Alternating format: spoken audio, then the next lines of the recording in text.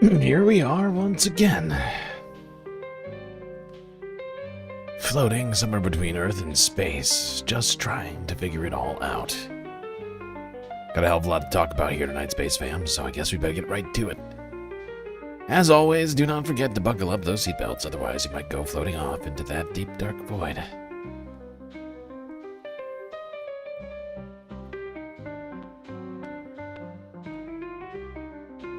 Alright, Space Fams, good to see you on this Sunday Funday.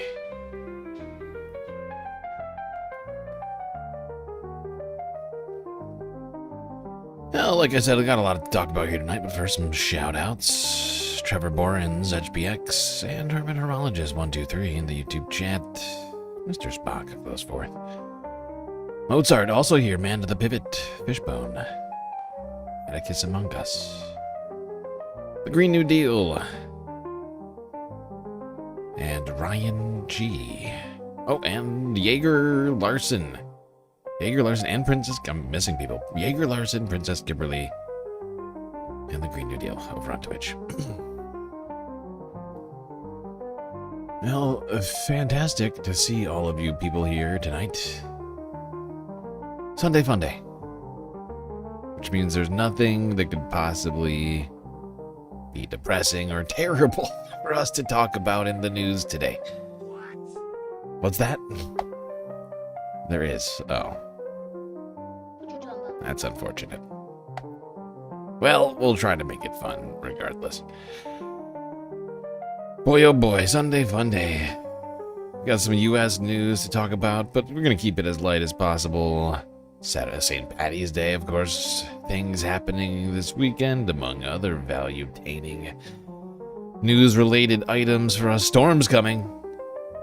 Oh, the storms are coming. Winter is coming to an end, and with that comes tornadoes and hurricanes.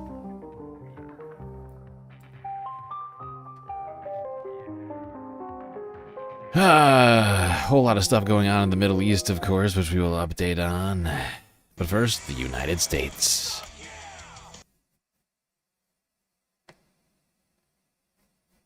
Mr. President, I know you want to move past all this intrigue over the Epstein files, but I do want to ask you to clarify something you said this morning. You said this was all a hoax. Has your attorney general told you this was a hoax? What evidence? No, it's not the attorney general. I know it's a hoax. It's started by Democrats. We're still talking about Jeffrey Epstein. I call it the Epstein hoax. People still talking about this guy, this great The Epstein hoax. Jeffrey Epstein. Epstein. I call it the Epstein hoax. That is unbelievable. I call it the Epstein hoax. This guy's been talked about for years. I can't believe you're asking a question of Epstein. This guy, this great. It's all a big hoax. It's perpetrated by the Democrats, and some stupid Republicans and foolish Republicans fall into the net. I call it the Epstein hoax. Then we see that time with a guy who obviously has some very serious problems, who died 3-4 years ago. And we like to say it like it is. Jeffrey Epstein. Jeffrey Epstein. Jeffrey Epstein. Jeffrey Epstein. Jeffrey Epstein. Jeffrey Epstein. Are you still talking about Jeffrey Epstein? I call it the Epstein hoax. Are people still talking about this guy, this great The Epstein hoax. Jeffrey Epstein? Epstein. I call it the Epstein hoax. That is unbelievable. I call it the Epstein Is hoax. unbelievable.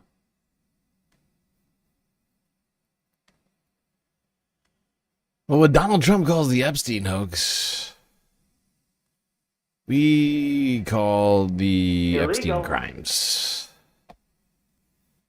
Call them the Epstein crimes. And, you know, today I was thinking Sunday Funday, why not take a day off? This is depressing and terrible, terrible news.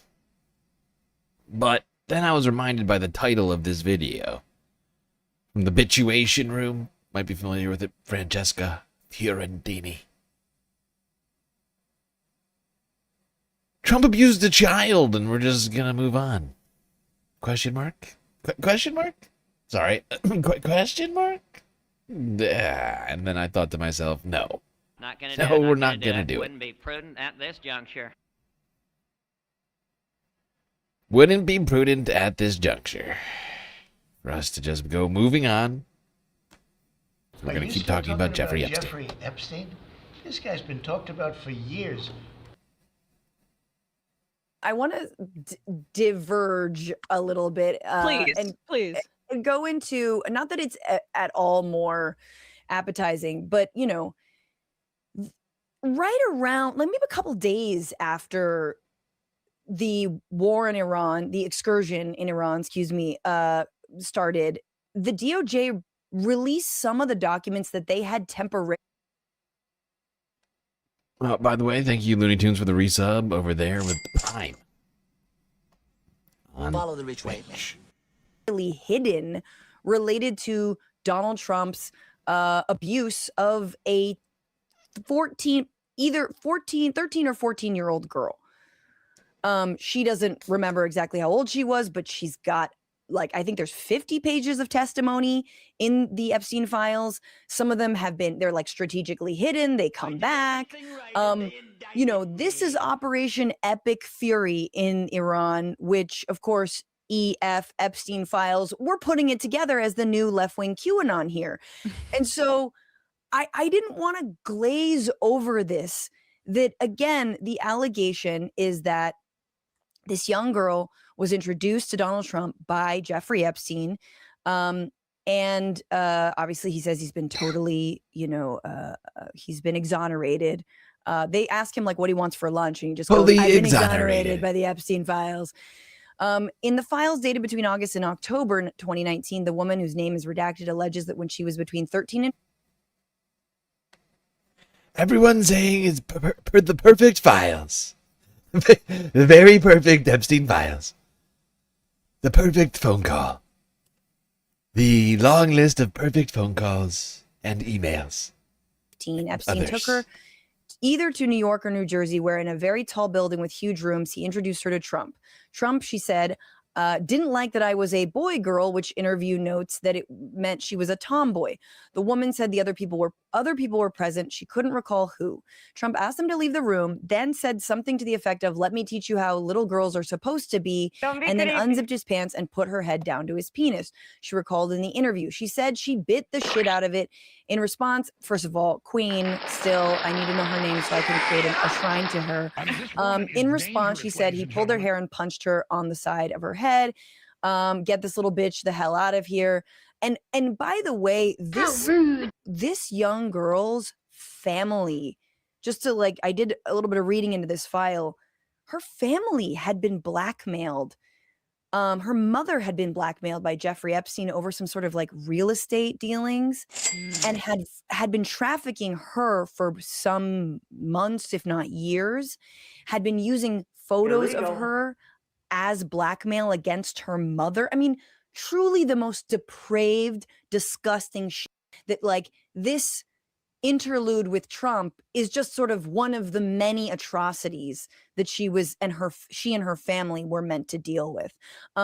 This fucker who had all the money in the world, had all the access in the world, and is still preying on the, families, mothers, people, who are sending them to jail. In this woman's case, sent to jail for real estate fraud, prison for real estate fraud, right away. Then traffics her daughter. And this, like, just, I don't know about you, Emma. Mm-hmm. I just gotta go through my days these days, just being like, he rapes kids. Our president rapes kids. Like, we're just supposed to move on. He rapes kids.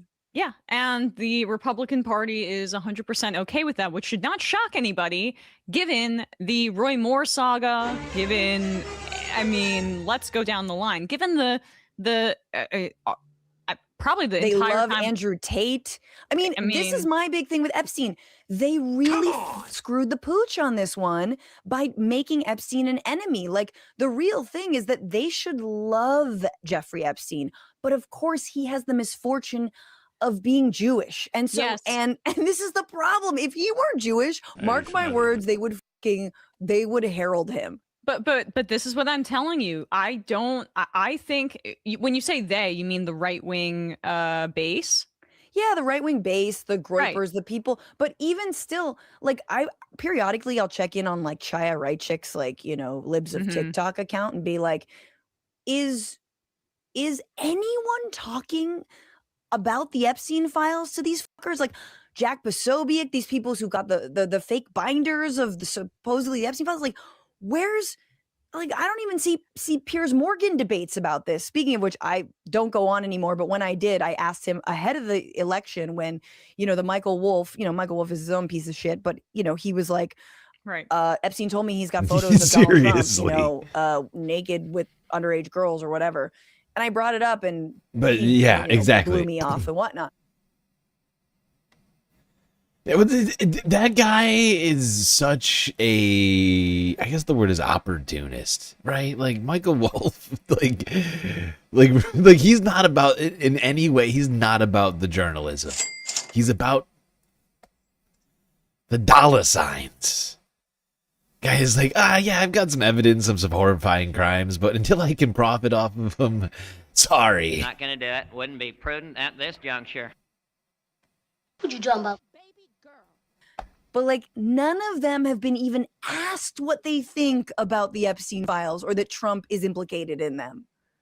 It really is astonishing, and it shows how, one, opportunistic these right-wing influencers are, two, how little they believe in anything, and three, also how their attacks on people who are LGBTQ people are so insincere. They don't actually believe that they're groomers. They're just projecting that onto them as a way to otherize them, or say even psychologically for themselves, if they're the kind of right winger that's attracted to young girls or to young boys. And let's be real, we know which states are trying to lower the age of consent so that children can get married, and it's like the reddest states possible. They project it onto gay and trans people just to kind of get rid of their rights and to otherize them, when in reality they're the ones that are purveying this kind of behavior themselves. They are predators, and they're hierarchical by nature. That's what conservatism is. And so how do you replicate that behavior? Through rape? Well, usually it's going to be against the person that is the most vulnerable in your sights. That's a way to dominate, through what is ostensibly a sexual act, but is really an act of violence against a child.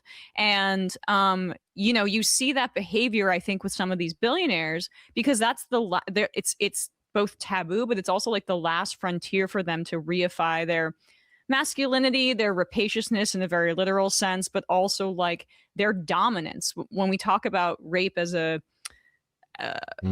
act of violence, that's what it's about. Or disconnecting it, I think, or disaggregating it from healthy sexuality is like, that's what is in the mindset of people that rape children like this. It's it's so about their internal dominance and hierarchical, play acting is not the right word, but just it's a display of that. It's an expression of it. And that's why I think religious people who are very invested in hierarchies are they're protected by those institutions. Yeah. How many priests? I mean, but again, billionaires, it's the same thing. Yeah. Oh, absolutely. I think that's very, very important to, like my stepdad, I remember when the Epstein started breaking. I mean, I think the word that Emma was looking for is fantasy. I think it's it's like a fantasy. They want to live in a fantasy, and that their fantasy is twisted and sick. Is like, is it just like men? Is it just like male sexuality? And I'm like, well, obviously, in my dictatorship, they will all be castrated, but it is much more about power, and it is much more about, I think, as you've talked about on the Majority Report a lot, the ability to, amass massive amounts of wealth, do whatever you want, do insider trading, have white collar crime all over the place. No one's holding you accountable for that. Why the hell would they hold you accountable if you're setting up trafficking rings vis-a-vis modeling agencies? Yeah, and I mean, looking back at model culture, it's been interesting. Because there's been Did you grow up? Okay, I'm going to pause it here. This is for this conversation. I mean, I don't know if goes off the rails is the right word. But absolutely. No, model culture is just something that is promoted. A lot of this twisted kind of thinking. And in fact, all these guys are involved in modeling, which is interesting.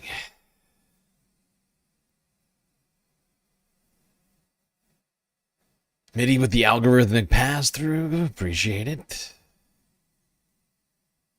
Appreciate it. We're just getting started here. I mean, we're only 20 minutes in. We're only one video in. This is the most fledgling beginnings of this stream. Got so much to talk about tonight. Gotta keep this moving. One last Epstein Files related clip. Also, Ian Neal with a 15 stream streak. Ricky Said with a 3 stream streak. And Green New Deal with a 40 stream streak. Wow, wow, wow. Impressive streaks all. Alright, CNN. Something horrifying. Let's take a terrible trip to Epstein Island.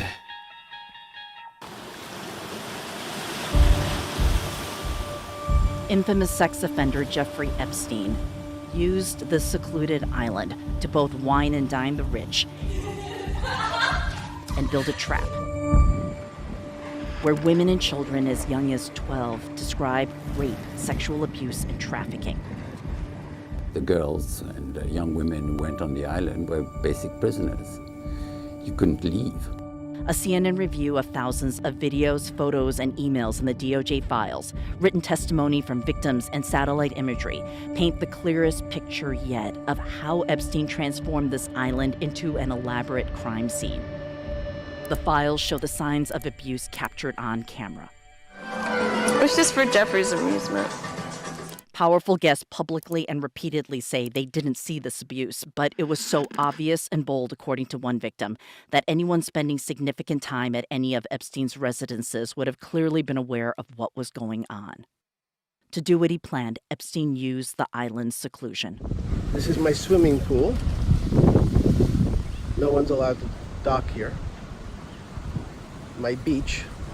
Helicopter or boat were the only way visitors could get to the island he purchased for about $8 million in 1998. In 2002, satellite images show the island, Little St. James, was barely developed. Just one main house here and a few small buildings on the northern tip of the roughly 70-acre island. Over the next 2 decades, you can see Epstein's building spree as he transformed it into a luxurious vacation escape, expanding the main home to the north. He built a larger pool, new cabanas, upgraded rooms, a dental office for some unknown reason, and this unusual-looking building, referred to in the files as a temple. He also bought a $300,000 antique desk and statues worth about $100,000. As Epstein developed his getaway, he wrote repeatedly in emails to business and government leaders, "Come visit me on my island." Even after Epstein was convicted in 2008 for sex crimes, including one involving a minor, the visitors kept coming. Like LinkedIn co-founder Reid Hoffman, who explained on a podcast late last year that he briefly went to the island while fundraising for MIT. He was a masterful networker. But beneath Epstein's business dealings, Virgin Islands prosecutors say Epstein coerced girls as young as 12 into sexual activity. One victim said she was trapped on the island. "I tried to escape Epstein and the others by trying to swim off after spending the day being raped."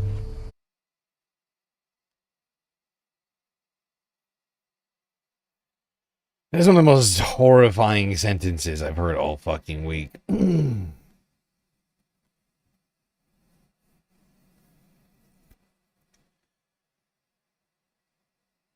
Ugh. Gross. I need a shower.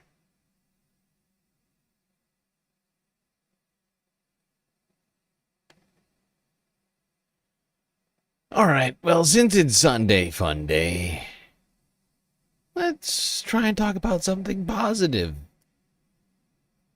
And seeing as it's Women's History Month, let's talk about women in the workplace. Specifically in the skilled trades. Things like HVAC and carpentry.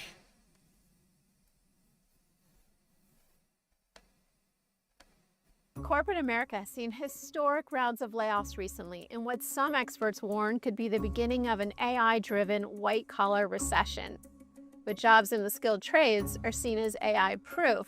A robot's never going to be able to do what we do. Trade jobs are never going to be technology-based. They're going to be human-based. At the same time, blue-collar industries are facing a shortage of skilled tradespeople as workers age out of the field. You have major industry in this country which cannot find people. For women especially, that creates opportunities for employment growth and rising salaries, potentially even narrowing the gender wage gap.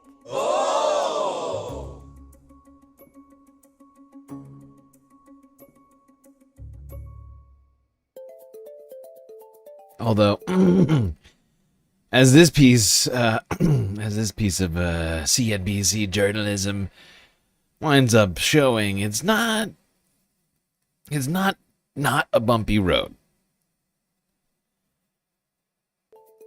The number of women working as electricians in the U.S. has increased over the past 2 decades, and the number of women working as carpenters has increased by 17% over the same period. But it's still a small percentage of workers. In 2025, women represented just 3.5% of electricians and 3.1% of both carpenters and plumbers in the U.S. Experts say that women who pursue this path are positioning themselves for job stability and economic security.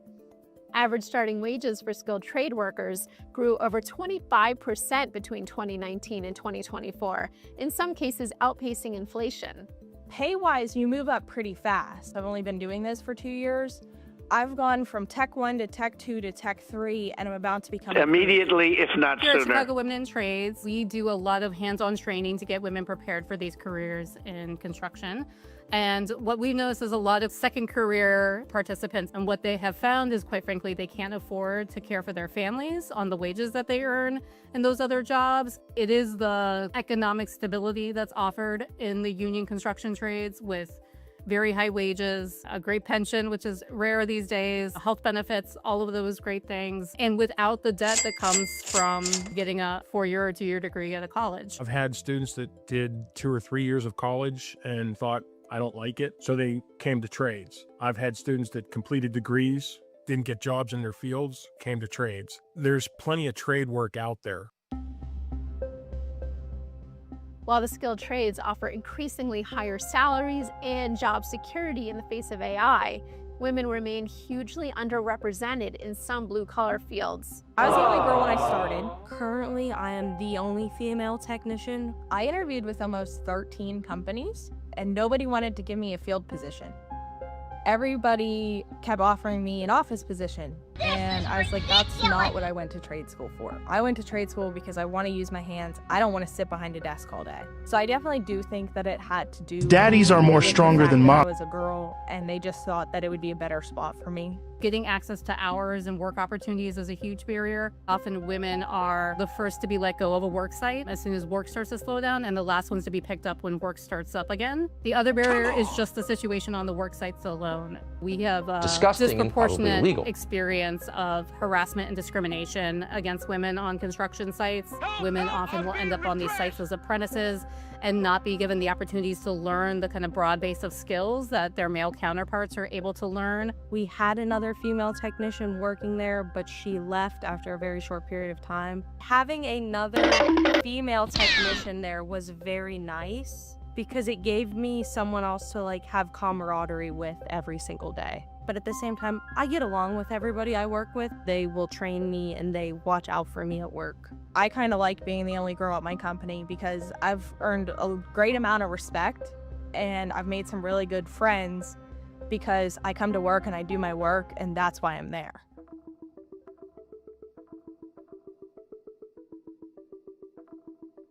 Many blue-collar industries in the U.S. are facing a retirement cliff as more tradespeople retire than new ones enter the field. For example, the construction industry needs to attract an estimated 350,000 new workers in 2026 to meet demand for labor. In 2027, the industry will need to bring in 456,000 new workers to meet demand. The economic impact of this well, there we go. working with your hands, a skill and a form of labor that is still greatly needed. Hundreds of thousands of jobs every year. We need more women taking up those jobs, whether it be HVAC or plumbing or carpentry or whatever else. Now, while women are only taking up about 3 or 4% of those jobs, one group of people who take up a lot of those jobs because they have the skills necessary to do them are immigrants. But some people, well, some people honestly don't think women or immigrants should be doing these jobs. You know them. You know the types. You know your Lindsey Grahams, if you will. Said the DHS hearing the House Oversight hearing on Thank DHS you very much. funding. I have a different view of things. Really appreciate the hearing. Obama deported 3 million people. I don't think all of them were criminals. Obama. They didn't use judicial warrants. Obama. What you're trying to do is make it impossible to deport people. If you have to go to a judge and get a judicial warrant to deport somebody, you effectively destroy the ability to deport. If you have to follow the law to deport people, you can't deport anybody, says Lindsey. What now? I just found this to be a fascinating claim from Lindsey. He's a weird guy. He's a really weird guy. So if you follow the law, you can't deport people, according to Lindsey. If you use the immigration system as is, if people, get due process and the ability to have a day in court, that's too much, says Lindsey. You can't do it. Can't do it. This guy is a deranged lunatic.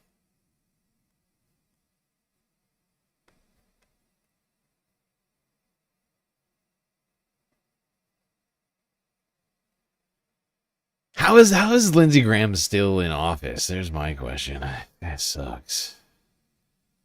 Now, people like Republicans and the Trump administration are very hateful bigots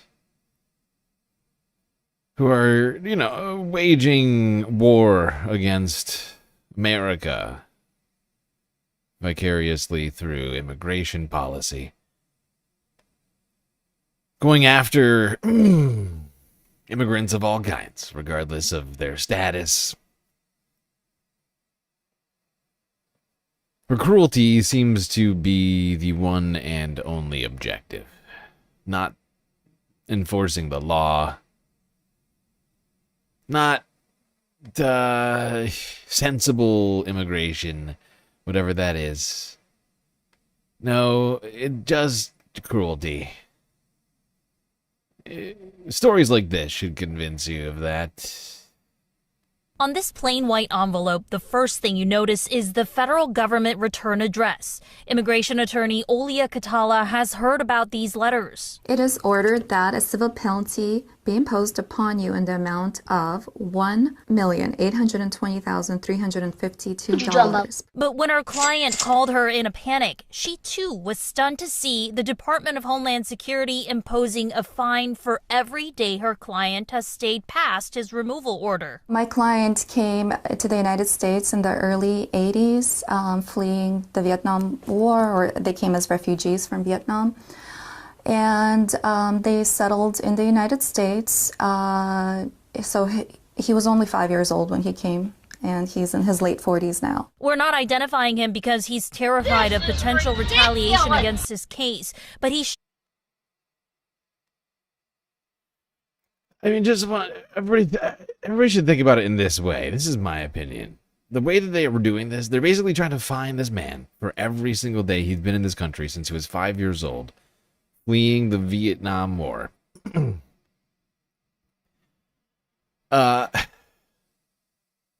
Basically, they're saying that at some point At the moment that that guy entered the country as a 5-year-old child, he should have been paying $500 a day. Like, someone should have gone to that 5-year-old child back in 1960 or whatever. 1970, whatever it was. Like, and been like, hey, kid, I know you're only 5 years old, but we're going to need $500 for you. Immediately, if not sooner. And we're going to need $500 from you tomorrow, too. So he was only 5 years old when he came, and he's in his late 40s now. We're not identifying him because he's terrified of potential retaliation against his case, but he shared old family photos. He was issued a final order of removal in 2007, but Vietnam doesn't issue passports to refugees. He does have a removal order, but he cannot leave. So he does have work permits, and he is here in the United States legally. He has had regular check-ins annually. So why the What's insane to think is that this man has been here for over 40 years and that he's not been naturalized yet. That's the failure of this system. This guy's been here since he was 5 years old. He's an American. He's an American more than he is anything else. And if you don't think that, then you're just a racist. Right? You're just a full-on bigot. And you should accept that. I think it's easier for everyone if you just accept that. Because this guy has been here lawfully this whole time, and somehow he hasn't been able to become a U.S. citizen for 40 years. Why? Tell me what that achieves. It boosts your ego, right? And that's because you're a racist. You're a small person. The Trump administration amended an old law last June, making it easier to fine immigrants. The federal law the Trump administration is using to impose these fines isn't new. It's actually been in the books since 1996, but was rarely put to use. Considering that the fines can go up to $998 per day, the $1.8 million fine makes sense math-wise, but practicality-wise, it doesn't. It's astronomical. I don't know anyone who has $1.8 million just laying around, and so surprisingly, you get this letter. It's a shocking number. Katala's advice? Appeal if you can. That's what Appeal if you can, people. $2 million. For being here since you're 5 years old. And contributing, you would assume contributing to America. You would assume this guy has probably contributed plenty to America of the 40 plus years he's been here. Taxes, things like that. Everybody understands that immigrants pay taxes, right?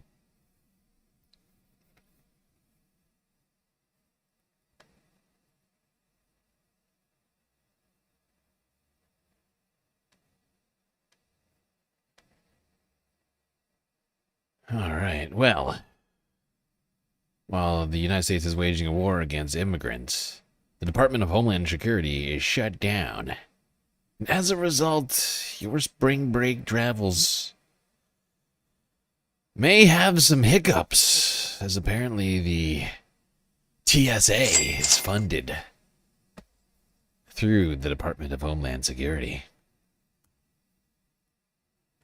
This morning, millions on the move, the spring break travel crush. Look at this. As the government shutdown adds fresh turbulence to already packed airports from coast to coast. Look at the line, y'all. Gridlock at this Austin airport on Friday. Currently in the Austin security line, and this is how long it is. Passengers say they're missing flights. Look, that's quite a line. is facing a growing crisis. Ooh. 60,000 TSA workers just received their first $0 paycheck with Homeland Security funding at a standstill. $0 paycheck. Since the shutdown began. That's just insulting. It's insulting that you would receive like a physical paycheck worth $0. Because you know it costs way more money to actually print that check and send it to you. Infinitely more money. Infinitely, technically, considering it starts at $0. Oh, 300 that's agents rough. have quit. Call-outs more than doubling. And now federal workers flooding food banks in order to feed their families. It hurts the pride when you have to go and stand in the line, to receive food and things when the only thing you've done is show up like you're supposed to. Single mother Nyrene Washington, a 19-year TSA employee in San Diego, says morale is at a breaking point. It feels like you are helpless. It feels like you're depending on someone else to make a decision about your life. Yep. TSA shut down, causing serious travel disruptions. This is as a result of the shutting down of the Department of Homeland Security. Now, I have mixed feelings about this. I honestly don't think that the TSA is necessary. I don't think we need to have, anal checks to get from one part of the country to the next. I don't think we need some sort of, quasi-military... Right, because everything through the DHS is essentially quasi-military, sort of apparatus. I don't think we need that. But if anything, of all of the things... Well, actually, not even all the things. Honestly, I think FEMA might be the most necessary agency of all of the DHS agencies. But really, all of these things could be done without them being part of the national security apparatus. We don't need some sort of federal, quasi-military, terrorist, focused shit. It basically makes every American the enemy, and I'm sick of that. I'm kind of sick of that way of thinking. And it's not clear to me that the TSA has ever prevented any sort of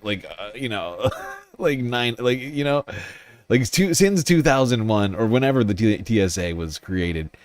I don't think they've prevented the next 9/11 from happening.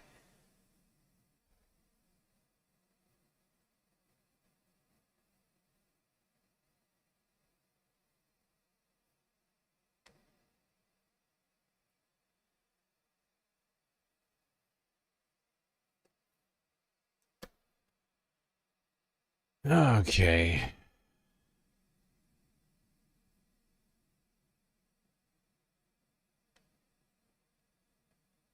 Now the immigration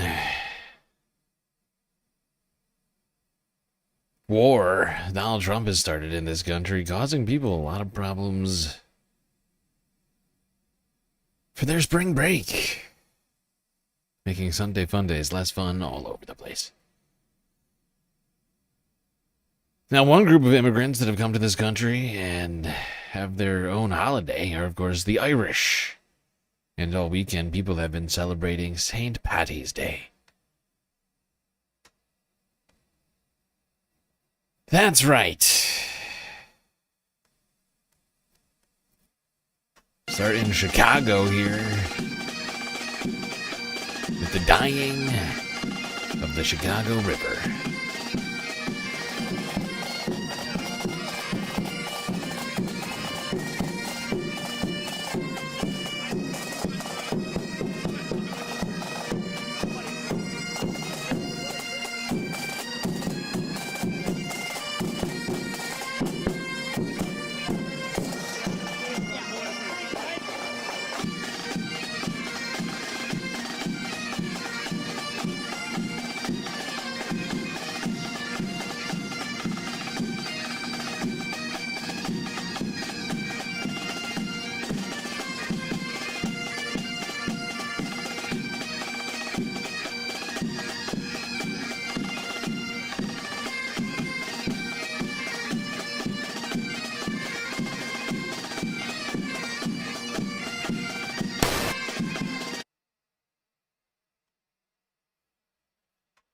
Well, there you go. The river is green.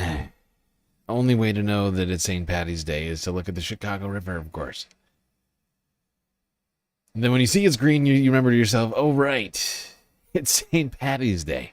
Because there's no other signs aside from that. All right, let's go to New Orleans. Who's gathered dressed in all green for the Irish was Channel going Parade down. in Uptown yesterday. Here's more on how parade goers took in the celebrations. Happy St. Patty's Day! I am very excited. This is a once-in-a-lifetime experience. New Orleans on St. Patrick's Day. I am loving this. This is the best. Marvelous!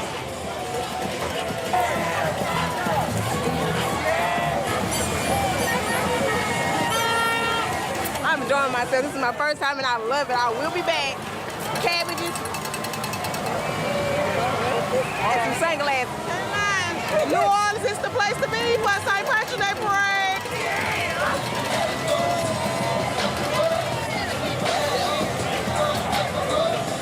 My nephew's getting married in New Orleans tonight. Are you kidding me? This is excellent.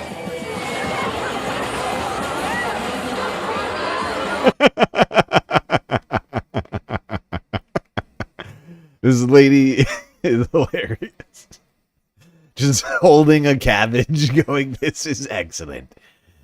Yes, yes, that much is clear. New Orleans just loves parades, don't they? They will get beads and floats out for anything. What?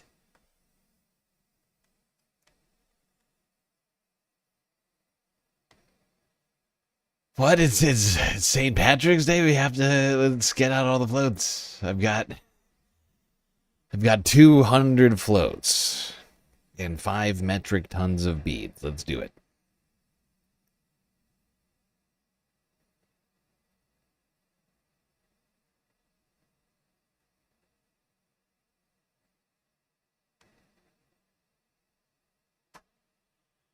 Now, New Orleans weren't the only ones celebrating St. Patty's Day. Let's go up to Nashville. They had an Irish. Now this weekend, Nashville is going what do green you- for I don't know St. what to call Patrick's it. Day, and right now in the heart of I don't East know what Nashville, they they're had a. What's I can't think of it. I think what's the thing to say on St. Patty's Day exactly? Now this weekend, Nashville is going green for St. Patrick's Day, and right now in the heart of East Nashville, they're gearing up for the annual Irish Network Nashville Parade and Festival. Our Eric Pointer is live in 5 Points, where it's going to kick off at about 10 o'clock this morning. So in just the next couple of hours, Eric, I mean, people are excited about this event today. Yeah, people are excited and people are getting ready. We actually moved over to Boston Commons, which is going to be one of the VIP areas, and there's also going to be performances happening out live here during the parade, so a lot to see from this vantage point. And speaking of this, it's a celebration of Irish culture. We have a pretty big deal here in Tennessee. We have Amy Sigenthaler, who is the Irish consul, honorary Irish consul here in Tennessee. So kind of walk us through what that means and how. Oh, the great Amy Sigenthaler, you say? Wow, what an honor! What an incredible honor! Everybody knows the great Amy Sigenthaler, the number one, the very best. Everybody's been saying it. All right, let's go further north. From Nashville, Tennessee to Buffalo, New York, WKBW-TV from 5 hours ago with the 2026 St. Patty's Day Parade.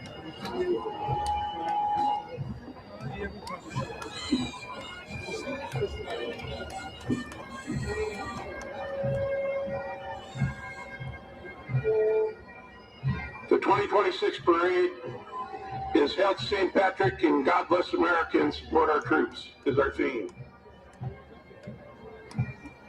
God bless our troops. That's the theme is God bless the troops. Jesus fucking Christ. I'm getting big Rockmore vibes from that. I gotta keep this moving. I can't believe what my ears just heard. God bless the troops. It's like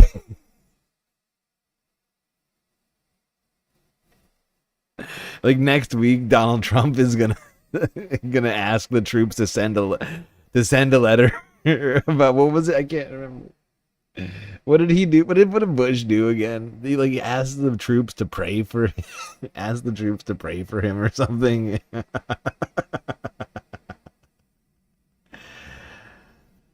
Please pray for President Trump.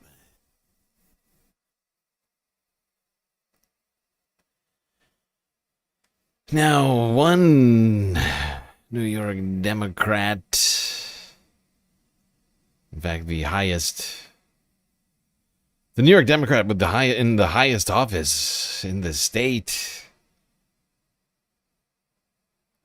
at least in state government, made an appearance at the Buffalo parade. I'm, of course, talking about Governor Kathy Hochul.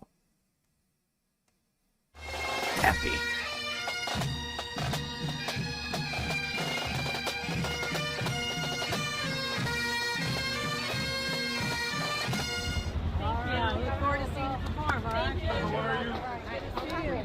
Our Grand Marshal.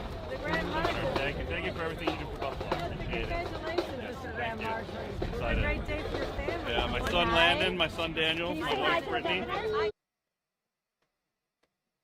Yay, Landon, Daniel, Brittany. Get to meet Kathy. Look at Kathy Hochul. She's having a great time. Green jacket. Green jacket still looks like she's having a great time. Like she's ready to govern the state.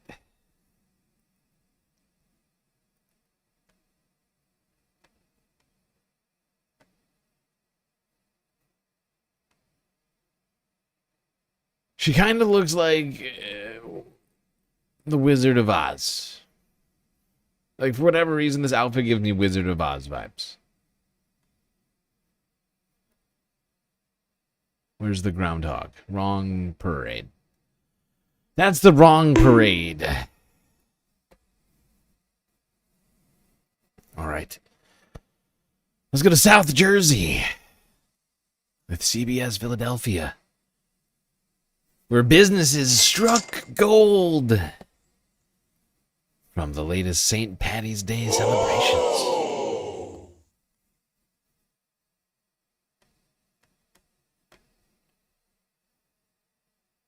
St. Patrick's Day celebrations are already in full swing across our area, and many businesses are feeling grateful. Thousands turned out for the first part of the annual St. Patty's Day pub crawl in Haddon Township. CBS News Philadelphia's Eva Anderson shows us the scene there tonight. The party stretched well into the evening, hours into a pub crawl along Haddon Avenue, where dance floors were packed, drinks were flowing, and even the tiniest partygoers made an appearance. My baby is 5 weeks old, so any chance to get out of the house, I'm gonna take it. This was baby Charlotte's first St. Patty's Day celebration. 10-month-old Charlie was getting into the spirit, too. How are you getting him acquainted to the holiday? Well, just don't drink till you're 21, buddy. Here we go. Just steps away. Okay, that's the cutest hat. That's the cutest hat. Hands down the cutest hat, this kid. Patty's right here. Day celebration. 10-month. Look at this. Look at this kid with the freaking hat. Aww. There we go. More people celebrating St. Patty's Day.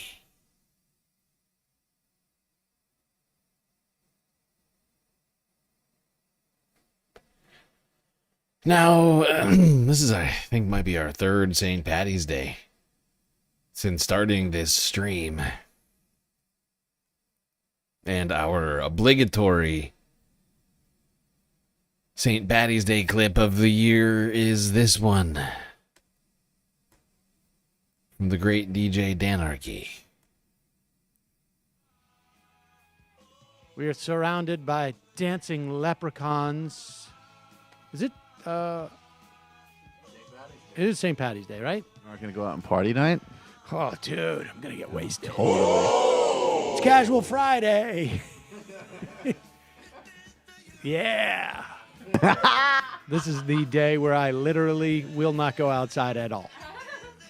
Look at Not all gonna those do it. people Wouldn't out be there present having at fun, this juncture. Saul. I used to be them. No, Many- not on St. Patty's Day because I would get punched all over That the is- face in classes, and I just wanted to read Social Security. But Irish guys who looked like Matt Damon would beat on me and call me all sorts of things.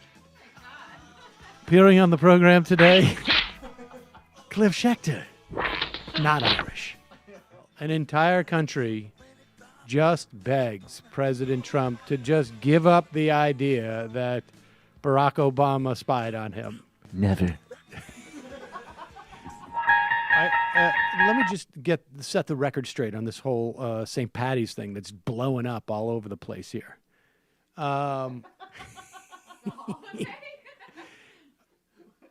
Back when growing up, like in high school and stuff, Worcester was obviously heavily Irish, and spent a lot.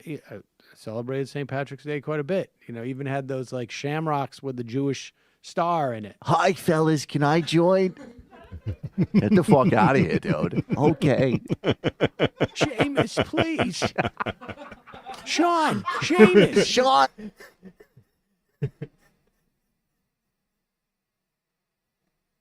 Yeah, I love the idea of the combined Star of David Shamrock. What do you call it? St. Patty's Day swag. I thought we were All friends. of those names are my cousin's names. No, that's everybody Sorry I know. that we They killed would have let you Jesus. join. Mary, Brian. I mean, all. You aren't just naming every family member. just naming Mickey. What about Mickey? And even like when I was in Boston a little bit, but the problem is that now, like those guys that I used to hang out with, now I see them as a problem. They come in from. They come in from. I'm not saying Irish people. I'm just saying like, 17 to 25-year-olds from the suburbs who come in and get wasted. I feel like, I don't. Everyone likes to party with those potato-eating, soft-head potato mashers, but they are a problem from a public safety and ordinance point of view. I've got news. I don't think all those people are Irish, and I'm not saying they're all Irish. I'm I've not said that. nearly as old as you, And Kelly was one. I consider them a complete and total problem, and I never actually was But one I of didn't them. say that I'm that old, and that's why I You're consider really them a old, problem. though. No. That's why. Listen to the ancient Jews speak. He is not wrong. He is Moses on this. I used to work every St. Patrick's Day. Actually, you know and what? make so much money. I bet. Come here, lass. We're decompressing from beating black kids in our cop job. Oh my god. I even saw two people It's St. doing Patty's- it. It's a nice time for the Irish when they can go out and get socially active by protesting the inclusion of gay people. Yeah, in their parade. wait, I want the goddamn Gainer parade.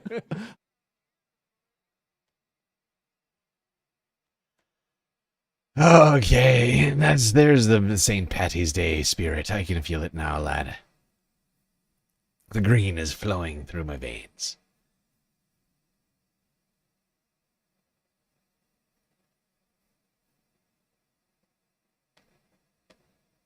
Columbia Rican with a sweet super chat.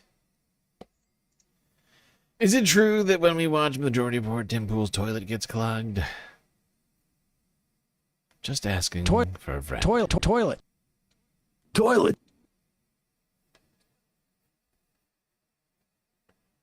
It is true.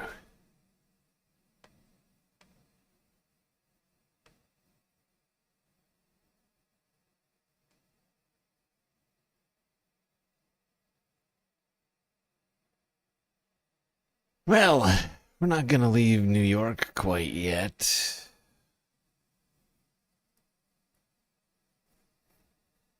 And we're gonna keep it valuetaining. Somehow. Many people find the sport of basketball valuetaining. And when basketball stars would seem preparing for a fight against one Zoran Mamdani.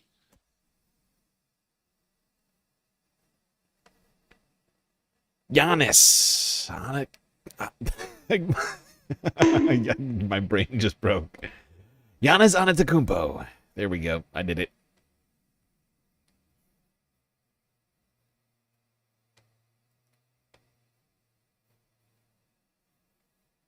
One of the NBA's biggest superstars, Giannis Antetokounmpo, could be gearing up for a big fight against Zoran Mamdani. That's because Giannis has a highly controversial side hustle as a financial investor and landlord. Giannis recently became a shareholder and brand partner for Kalshi, a company whose mission, according to its CEO, the long-term vision is to financialize everything and create a tradable asset out of any difference in opinion. And you know where Giannis also sees a big opportunity for financialization and wringing profit out of the things you hold so dear?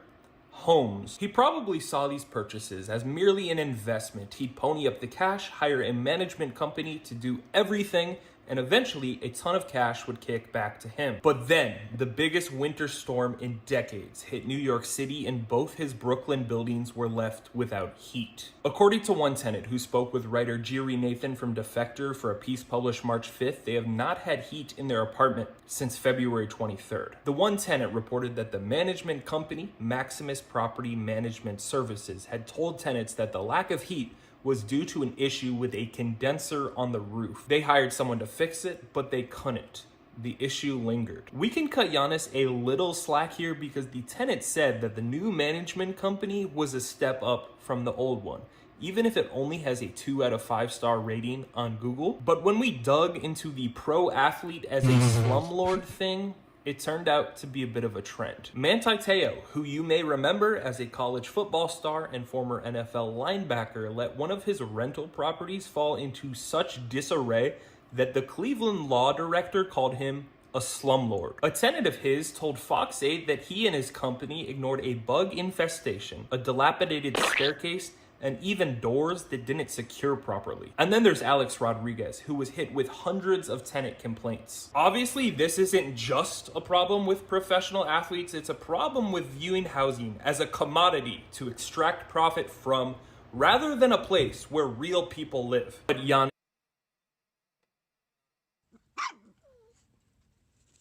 Oh, there you go.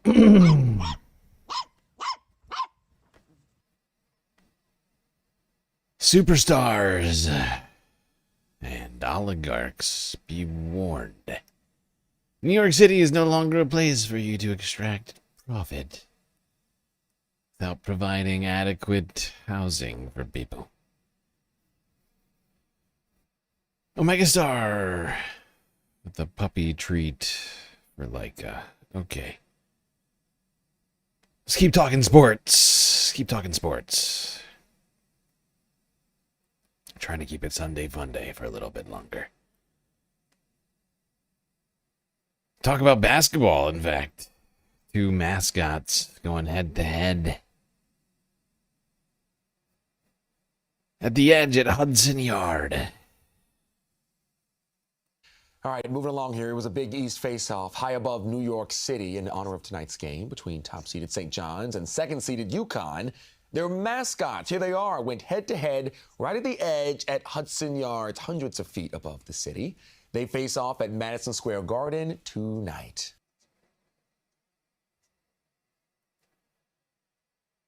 All right. Well, what's wow. as a 5K is now. Couldn't be more excited for that game. I missed it. I completely missed it. That's a lie.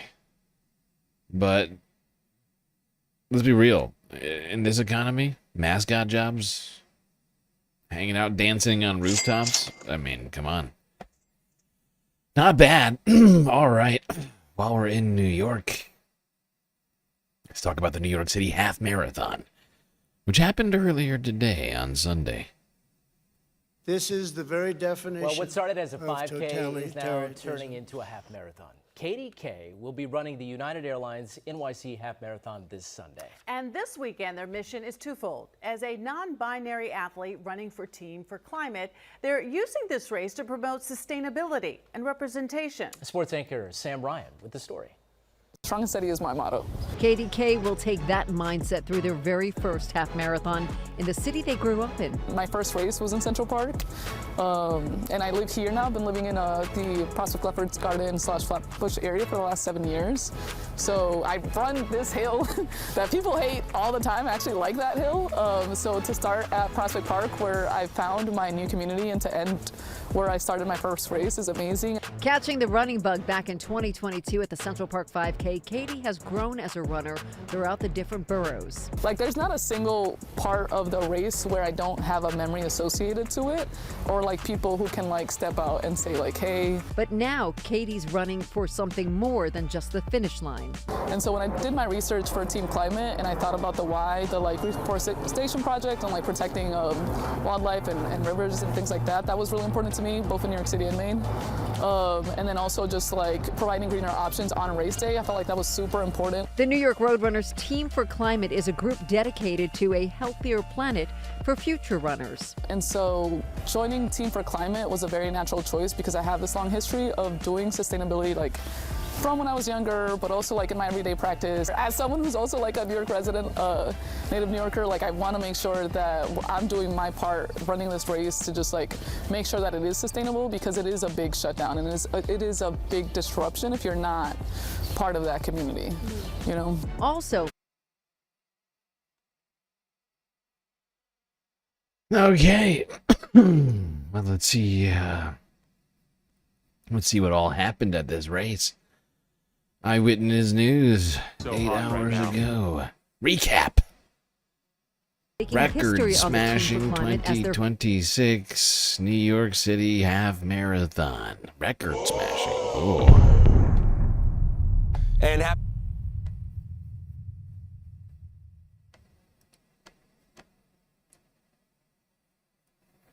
Well, all morning long, we've been following the New York City Half Marathon. About 30,000 people signed up for the race this year, including Eyewitness News anchors Liz Cho and Mike Marza. There's Liz.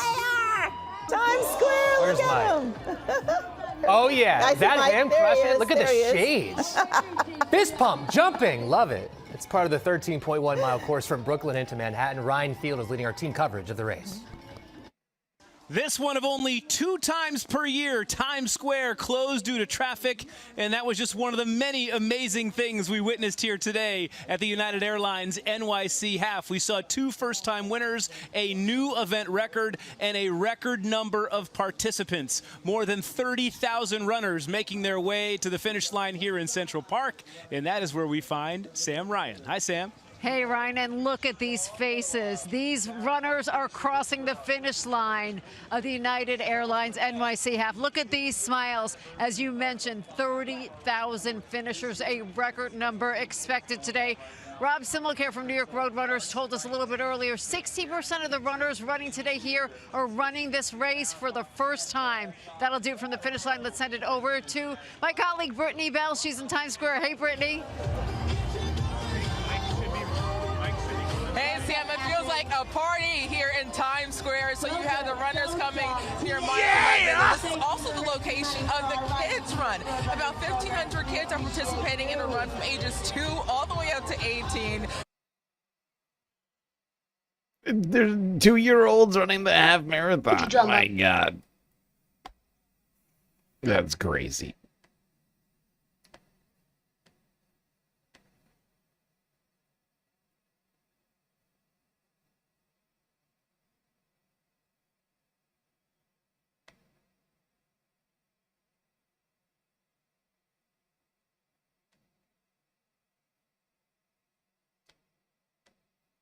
Big kids right now with Carrie Tullifson and Bex Gentry. And ladies, what a day of racing we saw here on the streets of New York. Oh, it was so cool. I loved every single one of them. I mean, really, to see an event record, but also to see these men's wheelchair races take off, it was awesome. And Daniel Romanchuk, Bex, again, the story on the men's side. Absolutely. Just coming back from that really, really upsetting injury in Sydney last year. He's taken his time to rehab, to get everything back together, and he took the win here. We are so proud of him. Evan Corral coming in second place. He knows that well. Yep, third time in a row.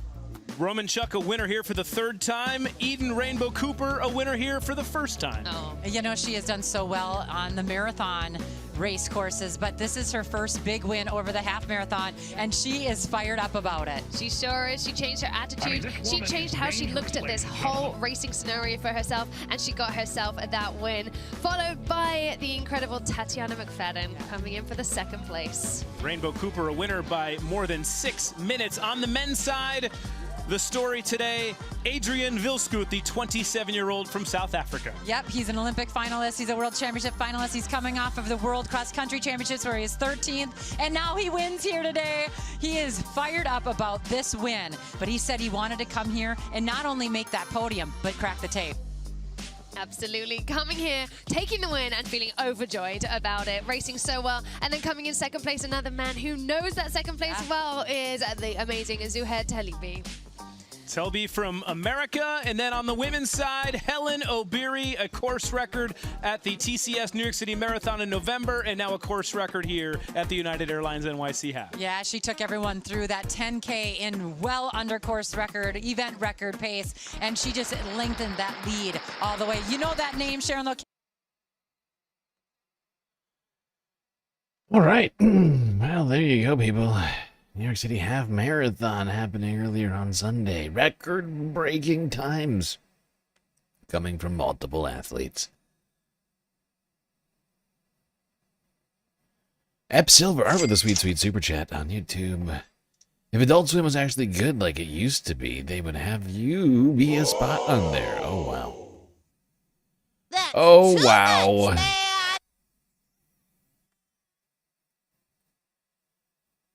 Wow, what a compliment.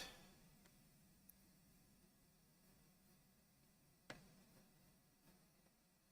think I'm too edgy for Adult Swim.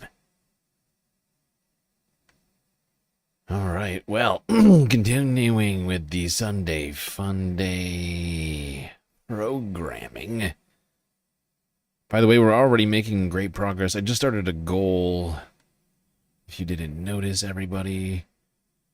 And even for whatever reason, it's not registering. I don't know what's wrong with the goal. We're at like 3 of 10 right now or something. Yeah. Right? Something like that. Already making great progress. That's the point I'm making. Let's go to LA now, where some finish line drama happened earlier this week at the 2026 LA Marathon.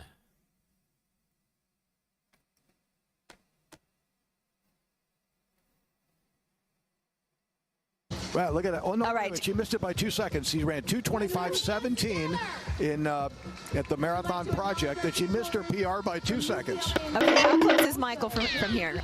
Is he within eyesight from us? He's in the last, I don't know. Here he comes. He comes right now. Here he comes. So let's get right back down to the finish line so we can watch Michael cross the line here. Come on, Michael Kamau from Kenya. Just over 2 hours and 11 minutes on the clock.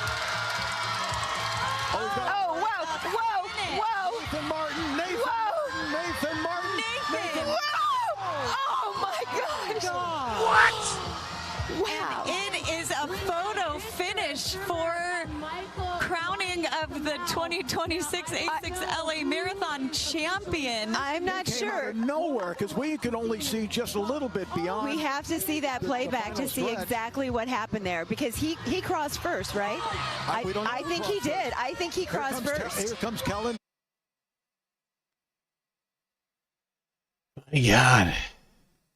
Big controversy here at the LA Marathon this week. A man out of nowhere comes flying. I mean, not nowhere. He was clearly in the race. But he stole the finish line. He just didn't stop running. That's the thing. You could clearly tell. Clearly tell the other runner was slowing down into the finish line. This guy.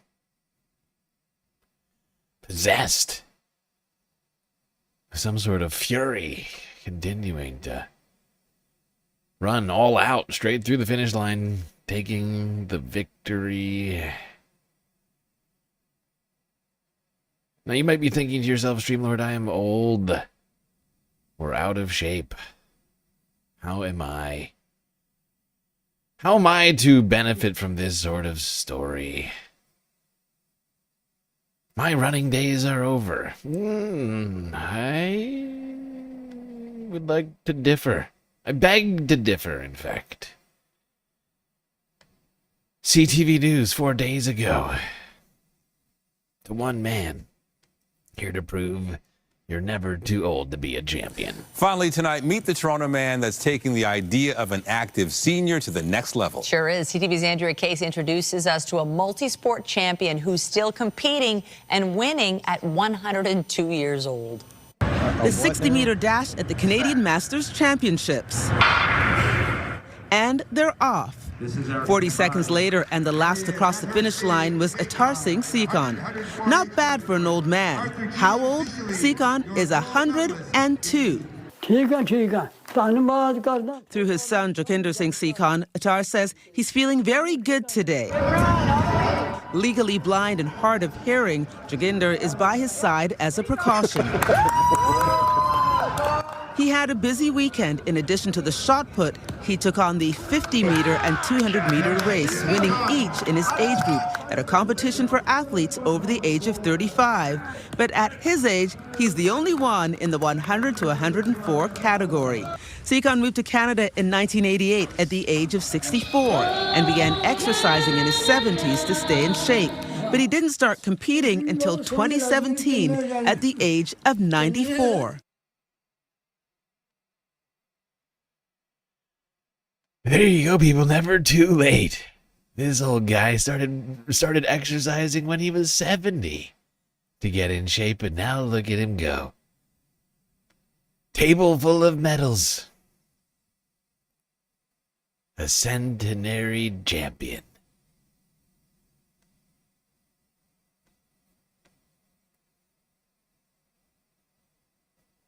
Look at that Sikh grandpa go. Now, perhaps you're thinking to yourself, StreamLord, it's not age or being in shape that's the problem. For me, it's the kids. Got a bunch of kids in tow. Well, perhaps you just have the wrong attitude or the wrong equipment. To the AP archive from yesterday. Let's talk about stroller technology on the cutting edge.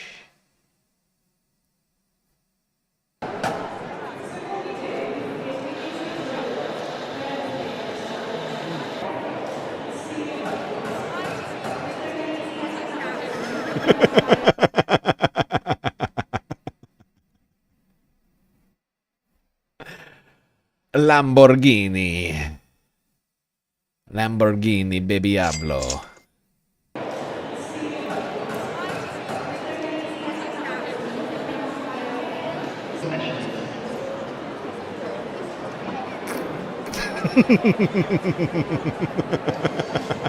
Automobili Lamborghini.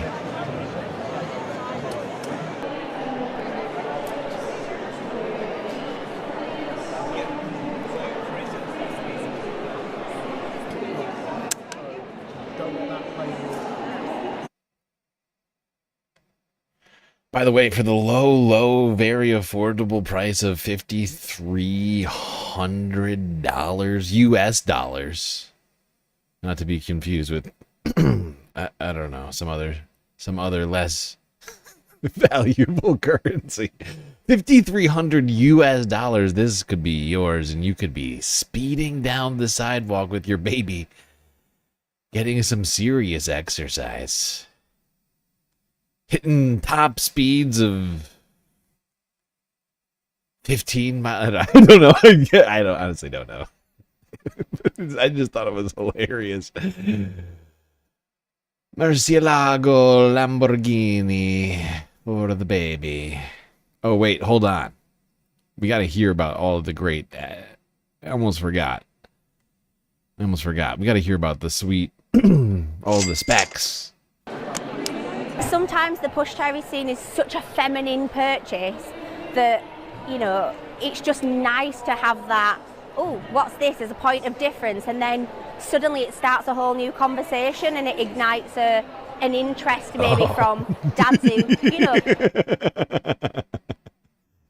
The $5,500 conversation piece for dads who are bored.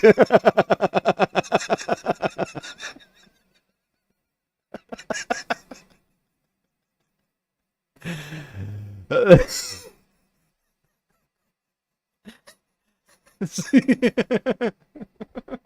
can just imagine the fantastic conversations that must go on when you show up at the playground with this puppy right here. All the dads probably want a selfie with this hot piece of stroller right here. Oh my god. I bet all the single moms are swooning.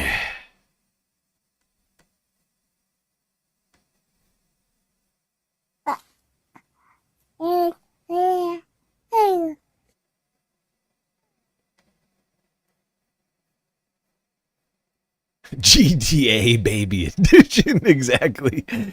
Exactly, Columbia Rican.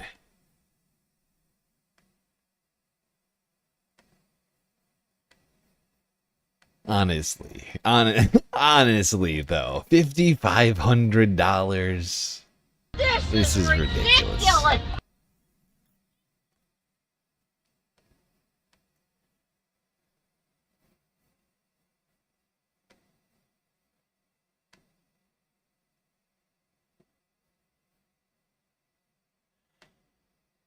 That stroller is like, I'm trying to think of who that stroller is for.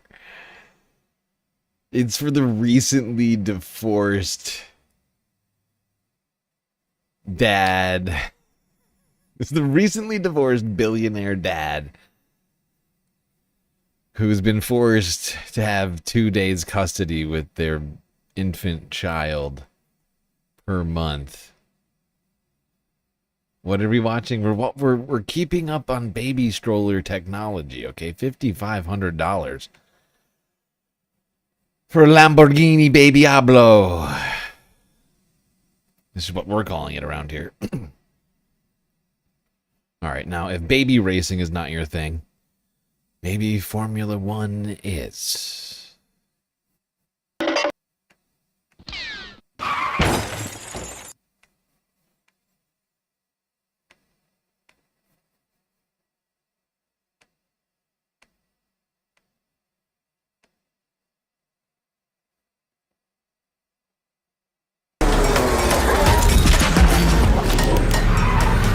The Woodlands' Jack Crawford taking to the streets of Houston in the Aston Martin Aramco Formula One car last year. My first year in the Aston Martin Aramco driver development program. It's been an amazing year so far. I've learned so much. Well, Jack's been on the fast track since he was 6. He got his start racing karts in Katy. By 8, his dad saw something in him, and by 12, it was off to Europe to chase his Formula One dream. You know, the competition has been so tough, but for sure a lot of fun, and I feel like I've learned a lot both by myself and also how to become a better driver. You're the third driver now with the Aston Martin Aramco team. That's kind of like being the third string quarterback. You got to be ready physically and mentally, because you never know when they're going to call your name. Yeah, exactly. It's the perfect way to put it. You know, I prepare every race like I normally would, like I'm going to drive, because, you know, I can't be, of course, caught off guard. Jack. There we go. One young Houston man headed to Europe to live out his F1 dream.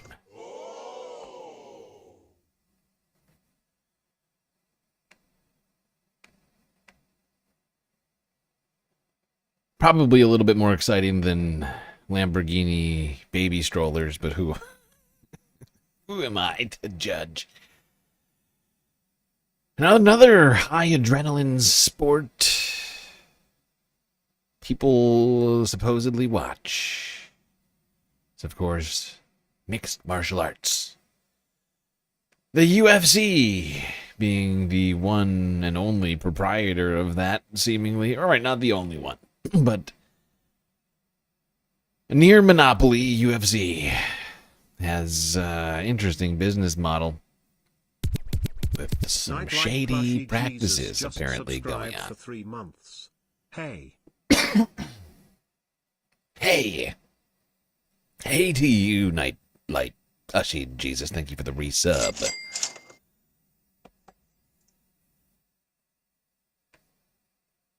More Perfect Union from last week with an investigation into the shady business practices behind the UFC.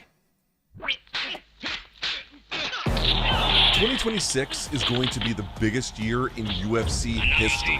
Coming off of $1.4 billion in revenue, they just launched a 7-year, $7.7 billion deal with Paramount and are planning multiple title fights at the White House on Donald Trump's 80th birthday. We're going to have a UFC fight on the grounds of the White House. We're going to take over Washington, D.C. the week of the fight. This is great news if you're a Trump donor or a tech mogul, but for your average fan, UFC's massive growth hasn't necessarily been so great. Ticket prices to attend fights are through the roof. Why do I need generational wealth to go to a UFC event? Last row in the arena, $500 each. And a lot of fans feel like the product is just getting worse every year. This is going to be so bad. And underneath all of the spectacle, a seismic shift in combat sports is quietly underway.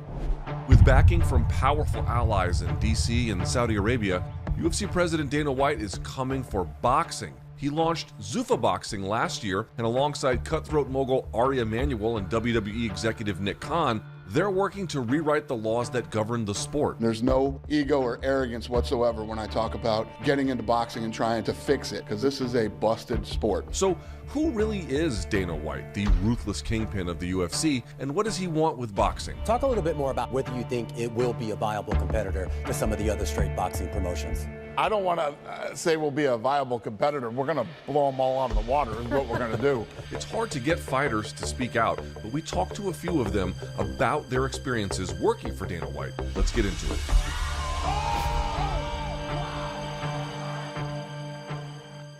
While reaching UFC is the pinnacle for MMA fighters, working for its boss hasn't exactly been a dream. In 2014, a group of former UFC fighters filed a class action antitrust lawsuit alleging the UFC had illegally monopolized the MMA market and suppressed fighter pay. The case dragged on for a decade. The UFC fought it every step of the way. In one testimony, Shane Carwin, a former UFC heavyweight, wrote that CTE has left him bedridden for days at a time, unable to hold down a job despite owning an engineering degree. Finally, in 2024, the UFC agreed to pay $375 million, but admitted no wrongdoing. They decided to settle the case out of court. So for me, that was a bit of a disappointment in that we didn't actually get to argue it. Right? We didn't get to call BS. So in 2025, a second lawsuit was filed, this time representing fighters from 2017 onward. Dana, meanwhile, can get pretty hostile whenever fighters or journalists bring up these lawsuits. If you want to be an asshole, let's do it in private. People have called us a monopoly and all this stuff for years. A monopoly? We're just the best. I love when people who have no fucking idea what they're talking about and don't know anything about the business give input. So is the UFC a monopoly or not? Well, despite what Dana says, his intentions from the beginning were very strategic.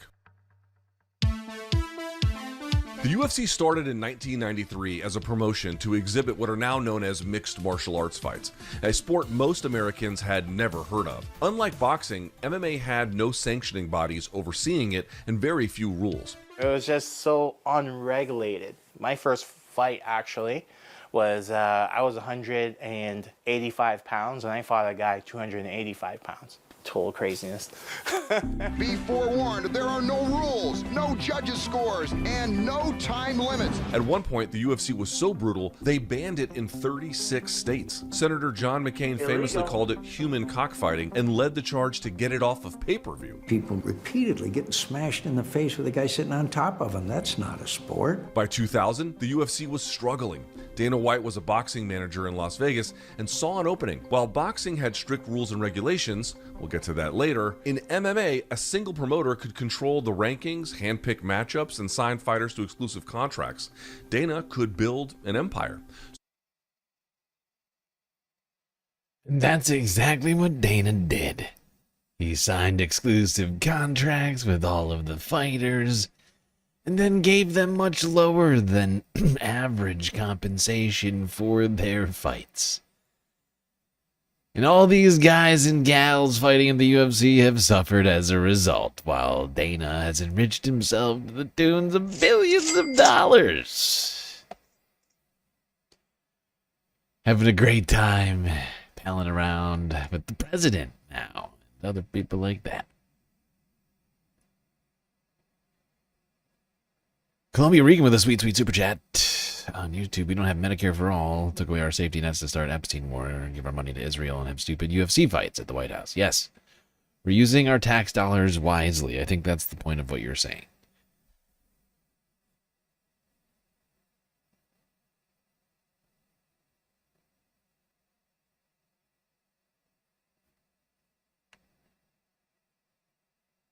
All right.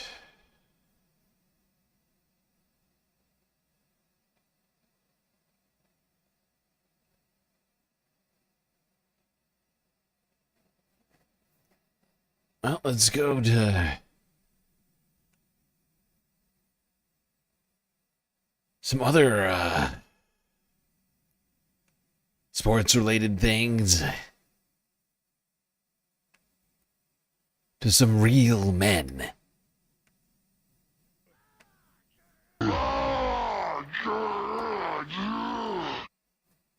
Daddies are more stronger than daddies are more stronger than mommies.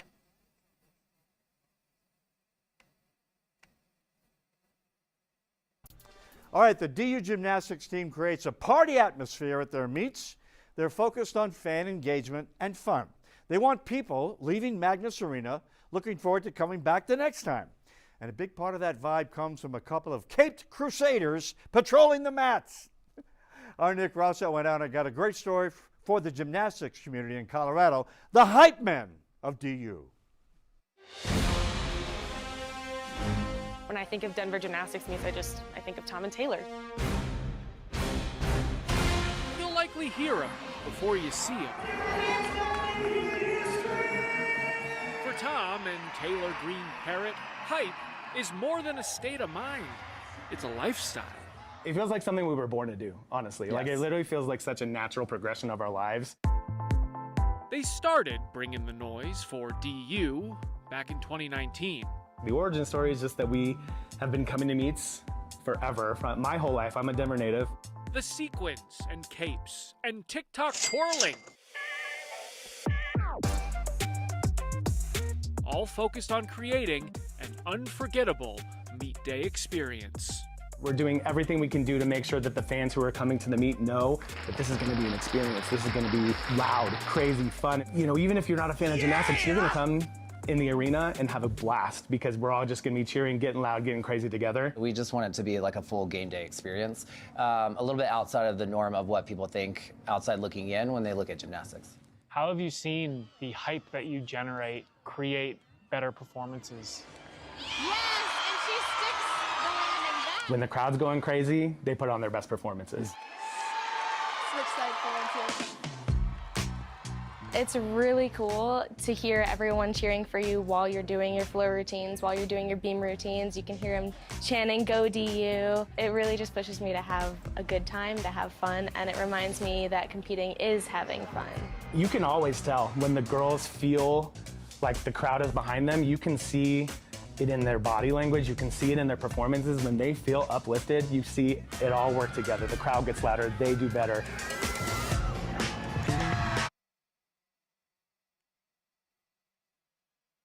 Okay, people, there we go. Couple of guys providing hype for Denver gymnastics.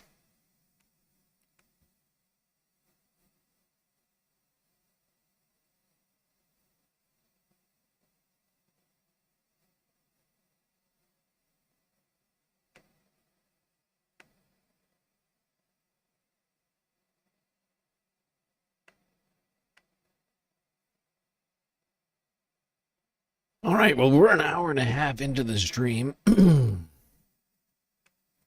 So we're going to take a quick break.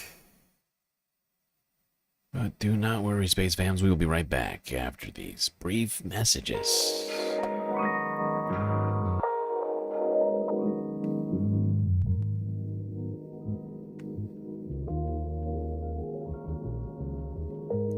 All right. I hope everybody's been enjoying the show so far. If you haven't already, hit the follow button on Twitch and the subscribe button on YouTube. While you're at it, do consider contributing to the Galactic News Network, as we are completely funded by individuals like you. A lot of great ways out there for you to show your support. YouTube, Super Chat, Super Stickers, memberships, gifted memberships. Could spread the gift of galactic love with the galactic membership gifts. If you're over on Twitch, you got the bits and the power-up subs, gifted subs, of course, there as well. Prime subs. Prime subs for those with Amazon Prime memberships. Cash App and PayPal for your money go directly to funding the stream rather than the bottom line of Google and or Amazon. Throne if you'd like to buy items, gifts, or at least contribute to those things that would eventually wind up on my doorstep down on Earth. But of course, the very best way to get the most space benefits for your Earth dollars remains Patreon, where for the low price of $3 a month, you can get access to a myriad space benefits unseen by the rest of the goddamn Milky Way galaxy. So many great benefits. I won't bore you with them now. Just click the link in my bio on YouTube or Twitch. All right, everybody, enjoy the break. Grab yourselves a drink, maybe a snack, and I will be right back.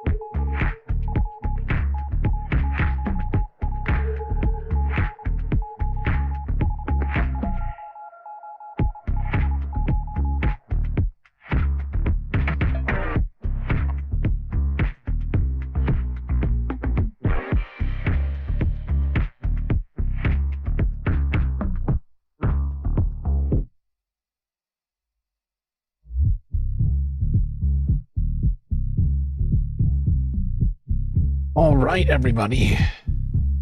The break is over, and the stream is about to begin once again. So, better get back in those seats, otherwise you are gonna miss it.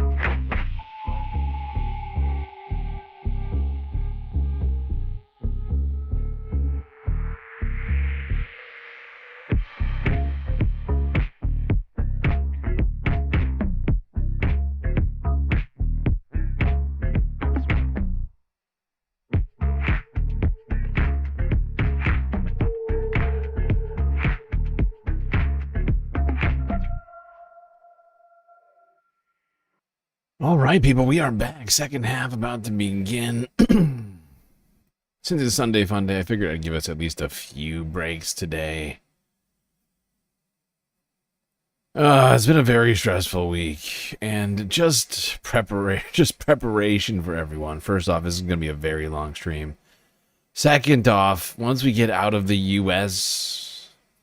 portion of this spacecast, things are gonna go awry real quick. Like, we're having a good time right now. We're talking about, St. Patty's Day and the marathon and sports and all of these things. Everything seems fine right now. But at some point in the not so distant future, things are going to take a turn. I can't give you an exact timing on that, but of course we're going to be talking about Iran and everything else. It's all the other things that are going on.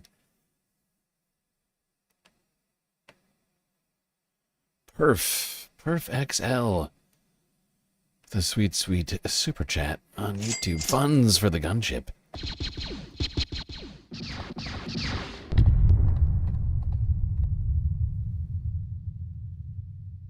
Thank you, Perf. Incredible generosity.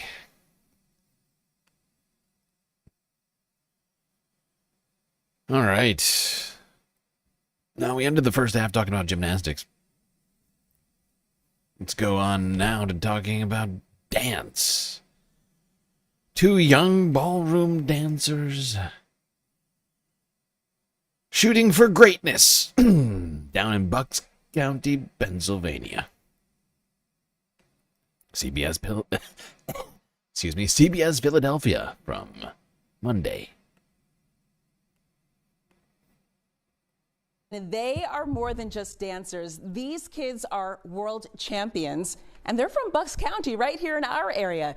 And this week, Spreading the Love, Waukesha Bailey introduces us to an award-winning duo redefining what strength, confidence, and competition looks like. Ballroom dancing a sport? Absolutely.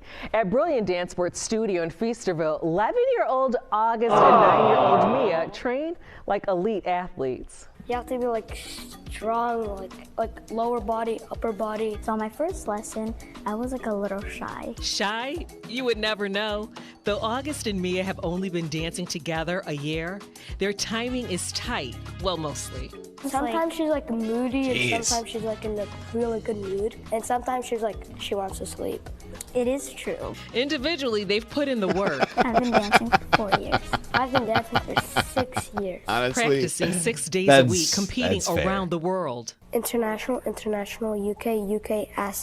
ASEAN, and Black Bull, 8. They've competed internationally, representing Team USA in dance sport competitions in the United Kingdom and the Netherlands. I'm sure those kids are perfectly,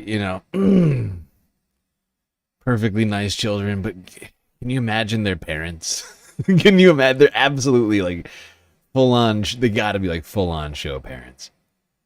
Oh, they must be nightmares. I feel bad. But those kids, I mean, the moves, they clearly know how to dance. They're like, I don't even know. I'm trying to gauge. With kids that young, it's hard to tell. For me, they're like, what, like 10 or something? Ridiculous. Ridiculous!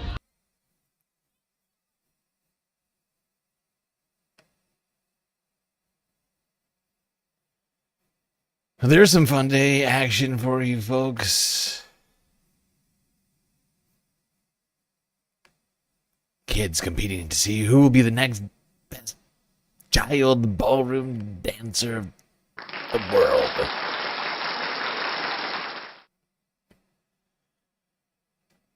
Uncle Zimrick with a super chat. Everyone, did you exercise today? The fascist did. Why happened to you? Oh, okay. Question. Good question. Everybody get exercising. Uncle Zimrick with the athletic suggestion for everybody.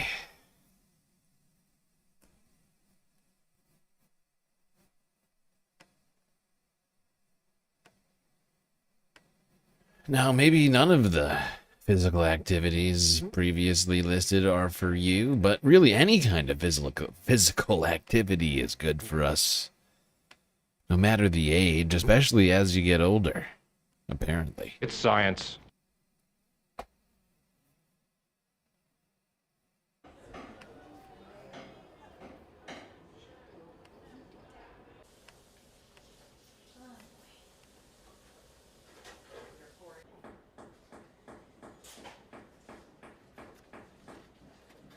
So brain health is multidimensional. There are many beneficial activities that one might engage in, and cognitive enrichment is one of those activities that complements diet and physical activity.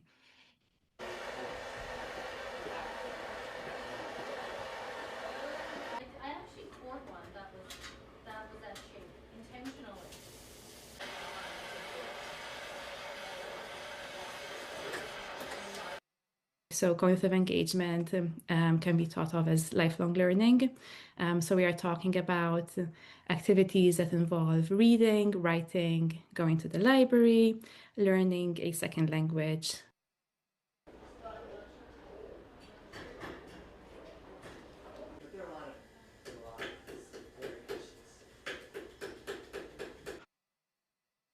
There are those two components of focusing your brain, using your hands, which is a different kind of knowledge than reading or writing. And then there's the social thing. I mean, I think I come here as much for that as for the making.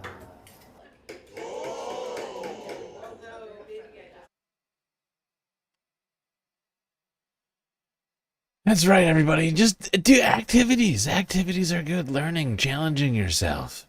All of these things. Good for your brain and your body.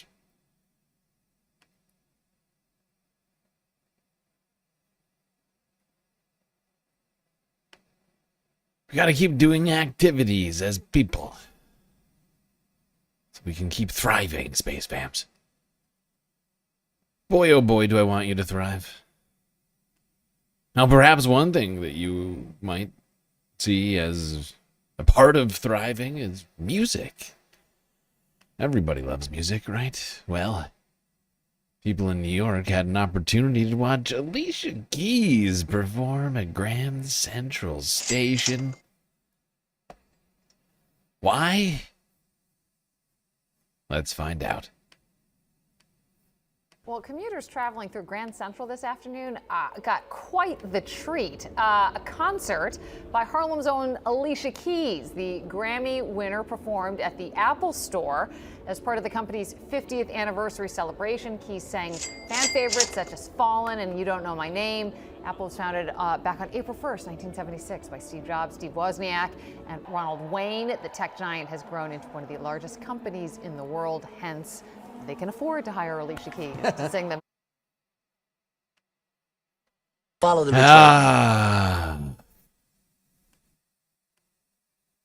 The rich white man hired Alicia Keys to celebrate his greatness.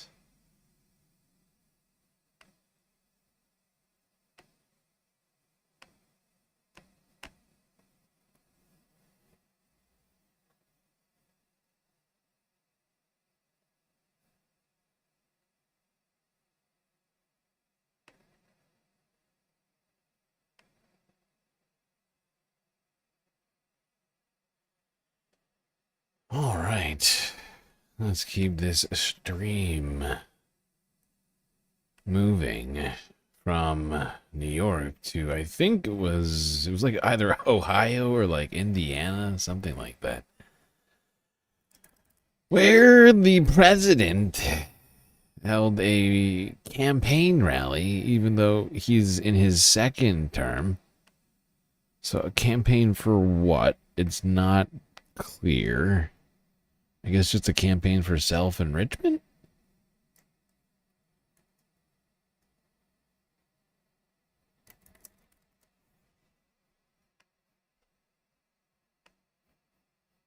Where there was something of a musical performance as well.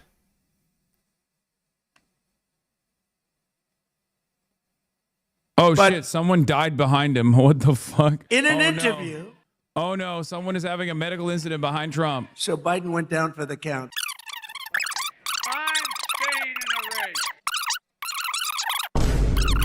Is it hot out there? What's going on? You have a doctor in the house, please? Doctor? Is there a doctor in the building? Is so funny. If there's one building where there is no doctor in that crowd, it's this building, okay? This is the one fucking room in Kentucky where it's the least likely for a doctor to be in, okay? Do you think the people backstage are listening to me? He fucking How hates about this shit.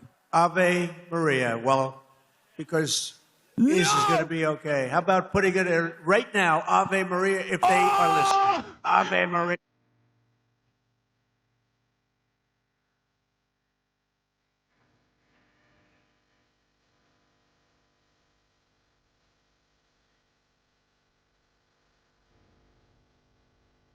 Hog down. Let's get some Ave Maria in here. Make America great again. Great patriot came here to celebrate how great I am. And now they're dead.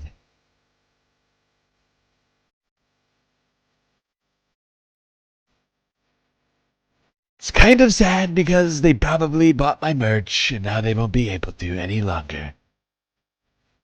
But have to go on. Shit.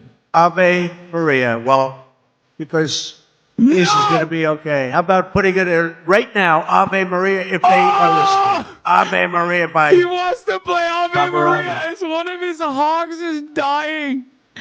Oh my God. Oh my God. Oh my God. Oh, he is so good. He's so good. He's like, that motherfucker's dead.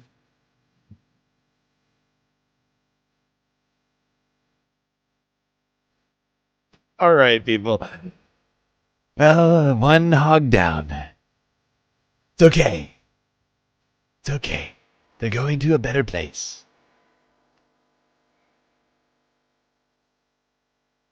Unlike me, the guy who's probably not going to heaven.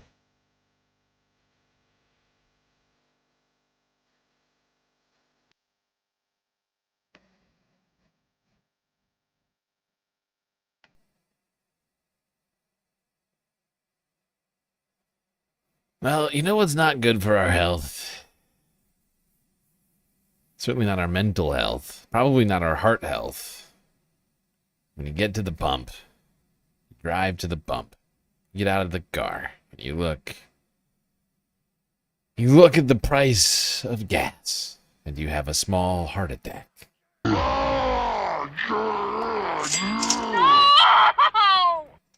on! On one hand, Jake Tapper is having journalists on who are working with a clandestine Israeli-Iranian group to sever the relationship with them and their regime, supposedly, whatever.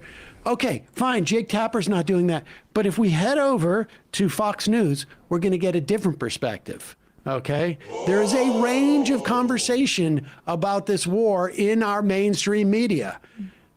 Granted, Jake Tapper sort of promoting this, but on Fox News, at least, we're getting a different message.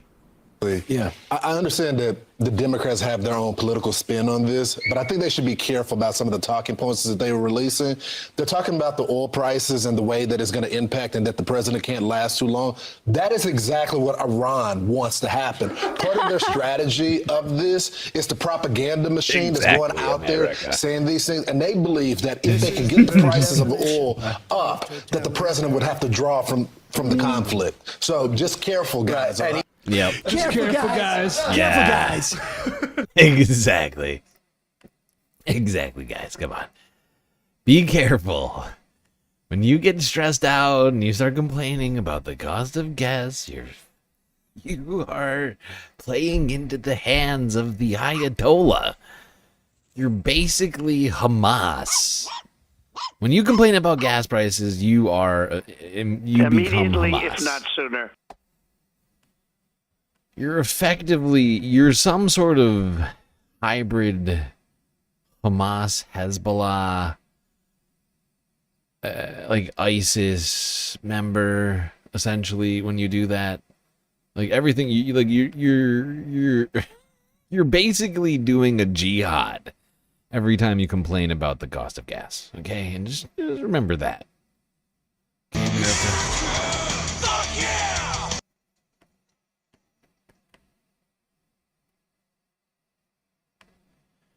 Thank God we have Fox News here to tell us that it's our patriotic duty to suck it up and pay for that gas. Stop complaining.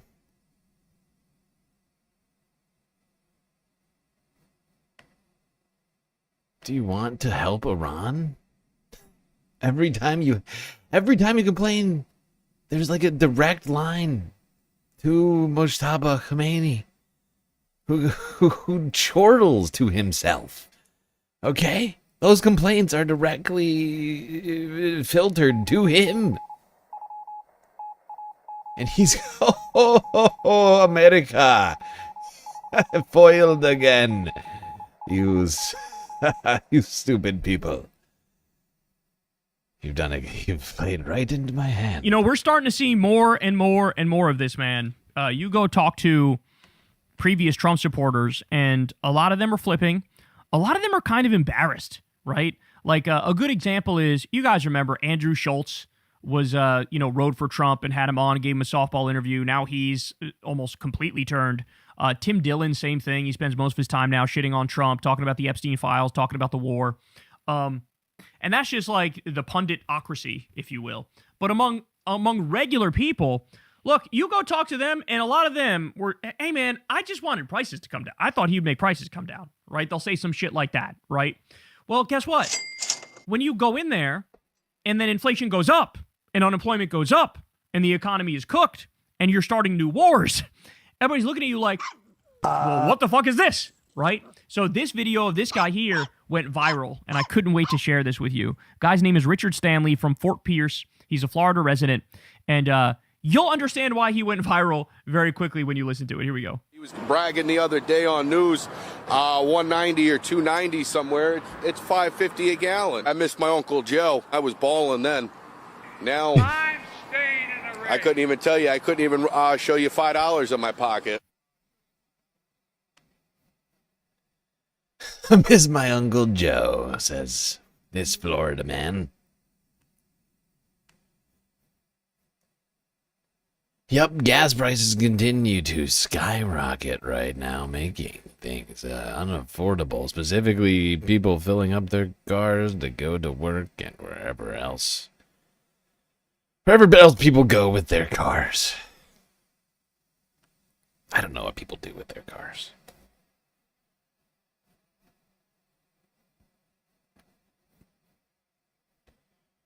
Columbia Regan with a sweet super chat. I don't care about what another country thinks. I just paid $4 a gallon here in Albuquerque. For regular unleaded gas. It's terrible. This is ridiculous. Ridiculous. Yeah, times are tough. Times are tough.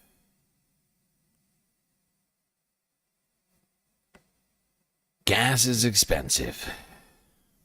And if you drive for work, that's really cutting into your livelihood. People like DoorDash drivers, like this man from Tennessee. Have struggled at one point in our lives just trying to make ends meet. When hospital bills enter the picture, it can make things even worse. That was the story for a Manchester couple until just this week, when they found themselves the focus of a viral moment. Our Kim Rafferty met with the couple today and the woman who's helped to change their lives. Brittany Smith's doorbell camera video of a man delivering DoorDash in Manchester has taken on a life of its own. Yeah, so I posted the video of the Ring camera footage, and it's got 2.3 million views. Wow. The man in the video is Richard. He didn't want to give us his last name, but they've faced a lot of struggles. He and his wife have kept working long after retirement age. And just losing that, we had to supplement it, so I started running for DoorDash, and the people were nice. DoorDash was good to me. Richard says he started delivering food after his wife lost her job. He works long days to help make ends meet and pay for his wife's medications. It's a medicine for kidney disease. I'm a diabetic, and that's what's keeping me off of dialysis. Sometimes you just look at all the things that you need to pay or need to do, and you know that has to come, because if it don't, you're going to end up in the hospital or somewhere with something even more expensive than that. Brittany started a GoFundMe when she learned about Richard and Brenda's story, and donations started pouring in. It is awesome. I have not spoke to him since yesterday at 3 o'clock. So she met them at Jiffy Burger in Manchester in person to show him everyone trying to help. How are you guys today? Brenda says it's harder for older folks to get hired. That's why Richard turned to DoorDash. Within a day, Brittany's social media post turned into hundreds of thousands of dollars for the couple. The donations could mean fewer hours on the road, a chance to breathe again after years of hard work. It's just really difficult to believe that there's that many people that are that generous to try to help us.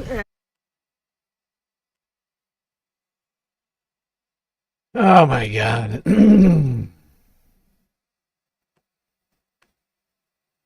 What a story. Honestly, I don't know whether to be like disturbed or pleased. I mean, I think I'm both, you know?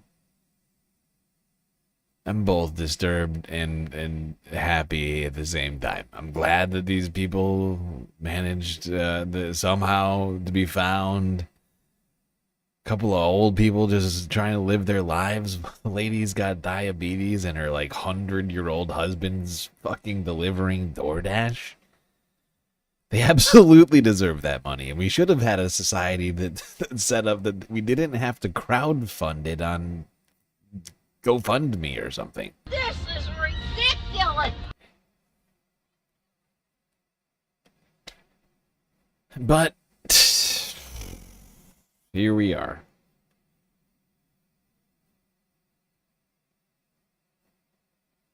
Speaking of crowdfunding, we're still running a galactic deficit right now, and if you want to help us out with that, Cash App, PayPal, Patreon are the ways for you to keep the lights on here in the Galactic Space Station. Every dollar counts, people.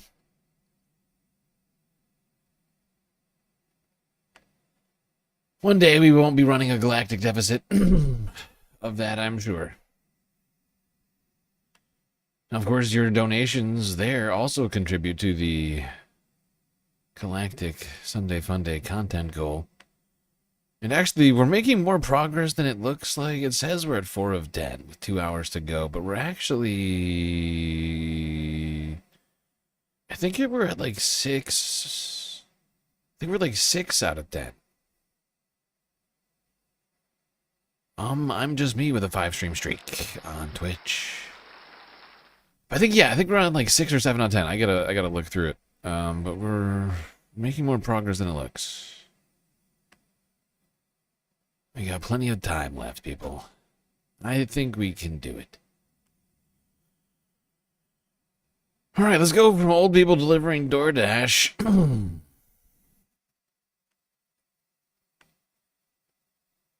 To a story from long, long ago. From an olden time. In Wisconsin. CBS Evening News with a throwback from the olden year of 1983. We're a speedboat sort of a country, as you must have noticed. We like going fast in fiberglass. In our time, in such a country, who would have the patience to build a great square rigger out of sturdy oak?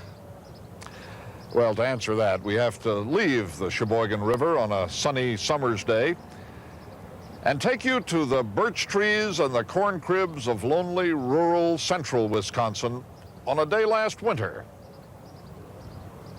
That's where we came across Ferd Nymphius, one of the last great craftsmen of one of the great historic crafts, building wooden boats capable of sailing the oceans of the world. Ferdinand Rudolph Karl Maria Nymphius cares not one bit about doing it quickly and efficiently. This guy has the exact right name for the dude in 1983 still making wooden boats. Say that one more time for me. Ferdinand Rudolph Karl Maria Nymphius cares not one bit. Ferdinand Maria, what? Ferdinand Rudolph Karl Maria Nymphius cares not one bit about doing it quickly and efficiently. Ferdinand Rudolph Karl Maria Nymphius. What a name. All he cares about is doing it right. Now this is a 47-foot Banks type schooner. The old timer with a double cabin. You got a step-up deck.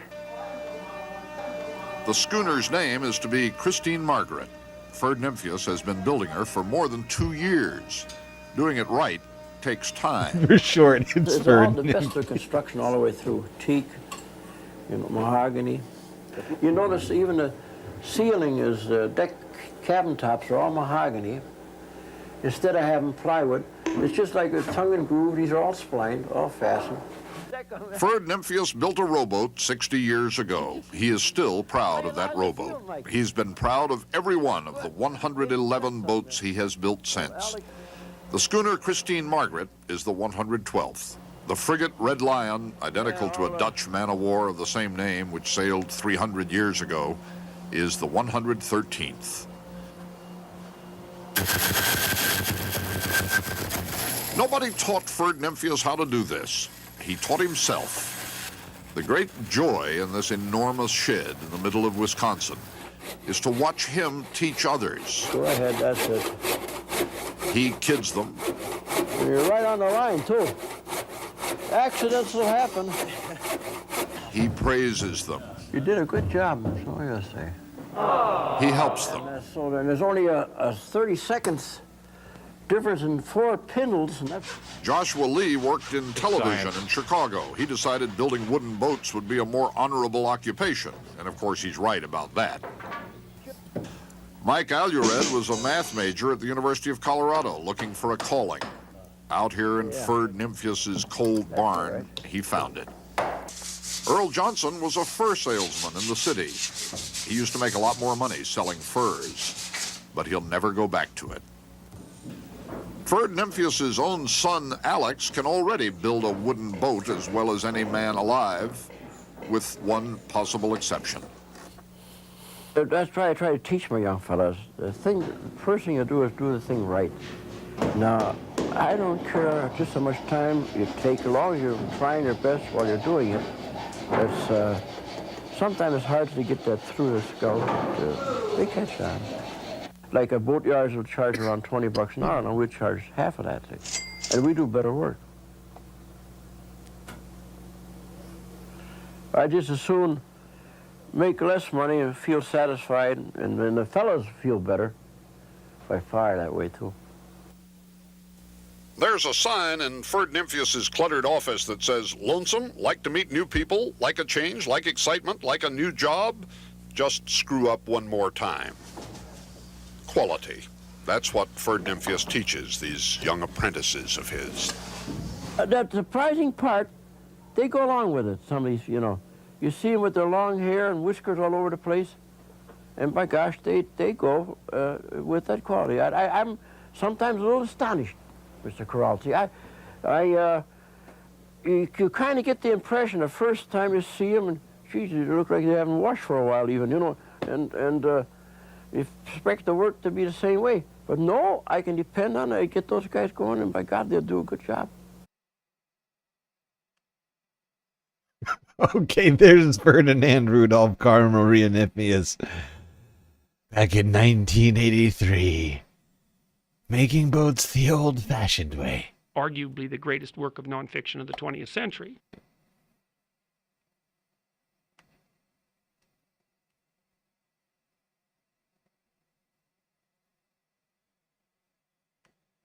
Less concerned with profit and more concerned with the community.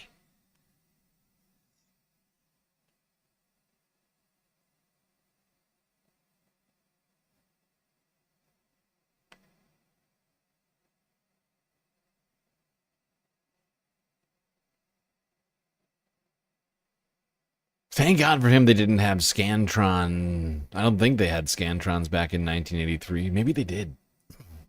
Although when he was a kid.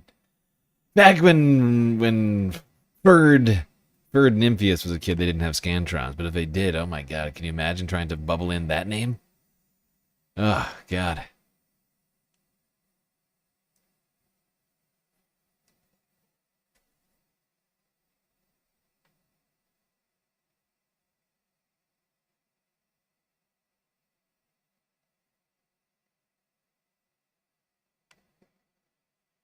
All right, is everybody entertained yet? What's happening? What do you need to be more? What can I do to value-tain you further right now? Ah, I know what. How about the Oscars? You're about to be value-tained. That's right, the Oscars were maybe still going on. I don't know, actually. The Oscars happened here tonight on Sunday.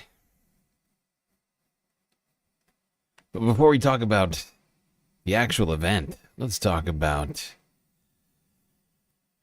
some historic Oscars landmarks.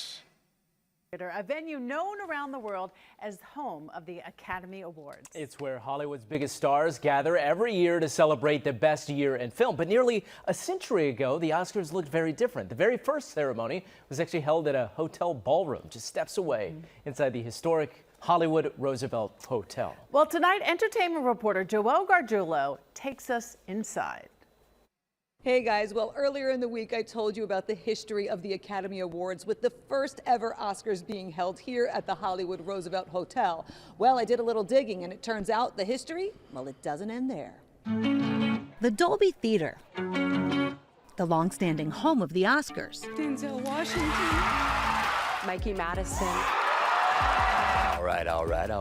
Where filmmaking has been celebrated for decades. But that wasn't always the case. Where are we right now? You are in Blossom Ballroom. This ballroom witnessed the very first Academy Awards in 1929. Let me paint the scene. The date is May 16th, 1929, inside the historic Hollywood Roosevelt Hotel. You had 270 people that night.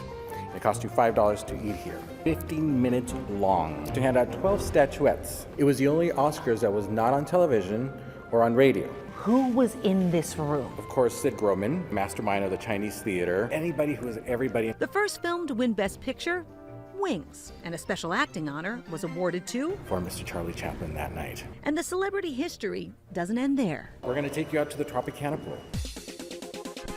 This statue was actually a gift to our hotel. Hey, Charlie.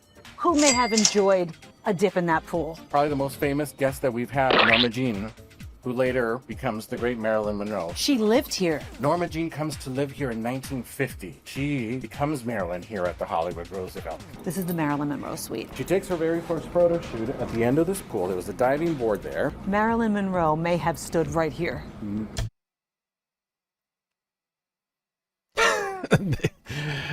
Wow. Incredible. Hollywood history. He has the name of a Habsburg emperor. I assume that's referring to the great Ferdinand Rudolph Karl Maria. I've already lost it. I've already forgotten what his name is now.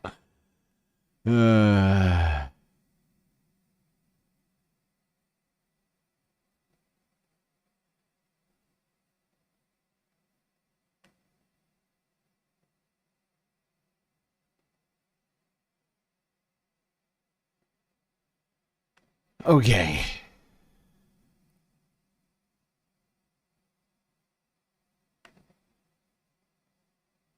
To the red carpet.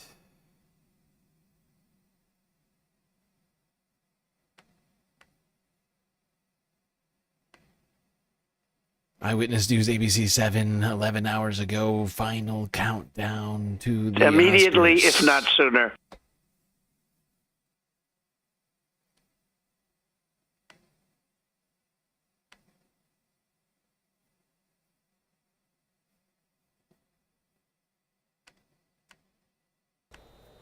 Well, we've been talking a lot about the Oscars, which will be here in a matter of hours. So much excitement and buzz around the show this year. Entertainment reporter Joelle Gargiulo joins us from the red carpet with what we can expect and what to watch for. Hey, Joelle, first of all, set the scene for us.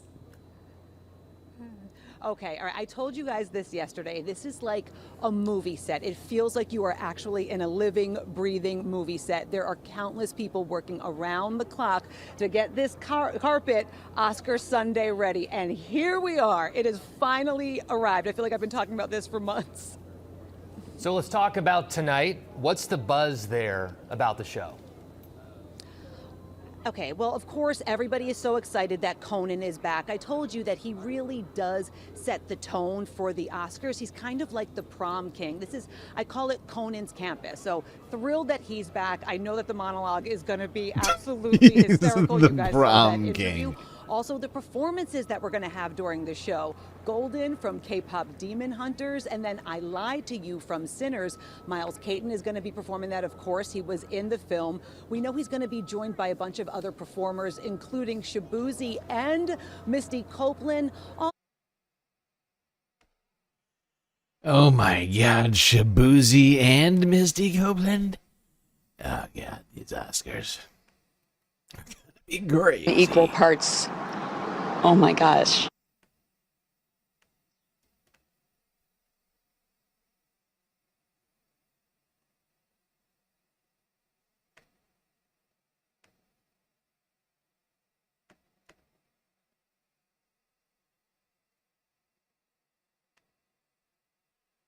All right, to the Associated Press live stream from 2 hours ago. Live from the Academy Awards. Crossing? Yeah, bravo. Hello. Right on that mark, if you would. Right on the mark. A little bit more.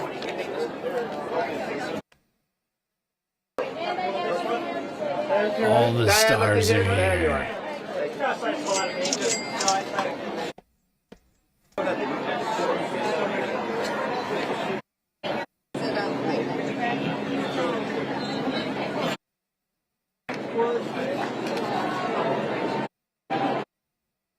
Gentlemen, to your right.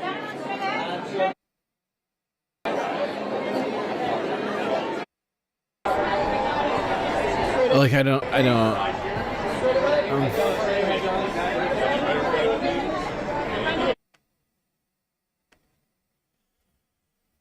don't think I've recognized a single one of these people yet. I thought they were going to be the big stars. It's just a bunch of Epstein class. Together right there. There you go.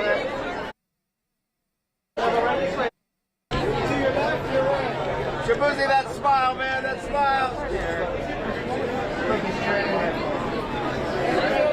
Shabuzi, that smile, there it is.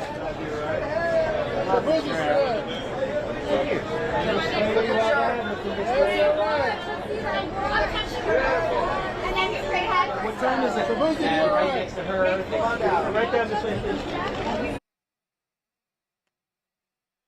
There you go, people. The Oscars. All the stars showing up for the Academy Awards.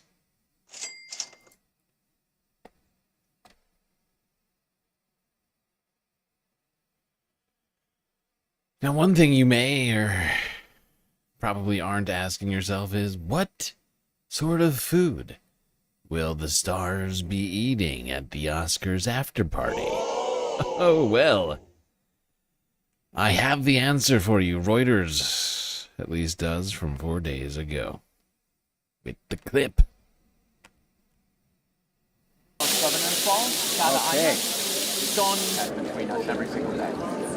Well, we have a lot of traditional dishes and also some new stuff which might be new to a lot of people and not to other people. But I think for us, it's new, or if it's traditional, it doesn't matter. It's all about the quality of the ingredients and the quality of the dishes. If we can do it really well, because we have to cook for 1,500 people. A lot of food gets eaten. We know about how much to prepare. Whatever is left, we pack it up, send it downtown to Skid Row, so the people who have nothing, we have some tables there and they can sit down and have dinner and pick. Okay, there you go. Wolfgang Puck cooking for the Oscars after party. And apparently the homeless on Skid Row. Because whatever they don't eat. For fuck's sake. Like, you just feel so, like, just saying it sounds so Hunger Games-y to me. Oh, God, whatever they don't eat, they give the scraps to the poor.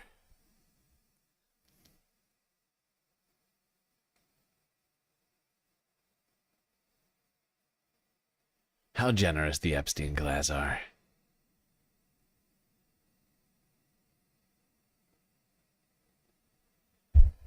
Well, while we're talking food, let's go to ABC 13 Houston in Texas from last week. Talk about a very old barbecue team from long, long ago in the 20th century. Arguably the greatest work of nonfiction of the 20th century.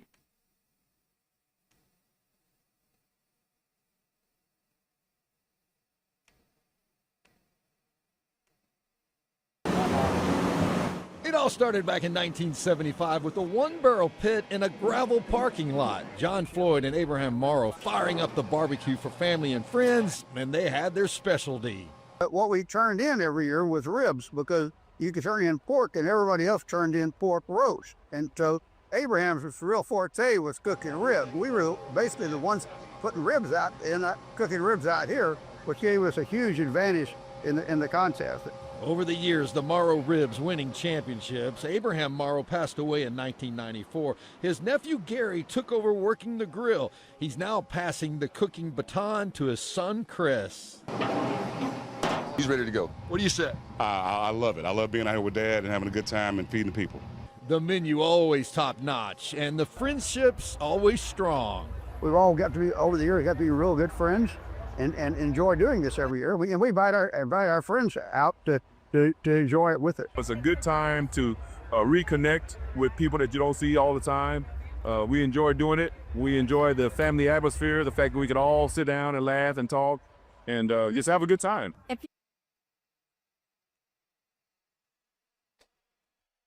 Well, there you have it. A 52-year-old barbecue team still cooking ribs down in Texas. Well, while we're talking about food, may as well talk about the benefits of joining a CSA.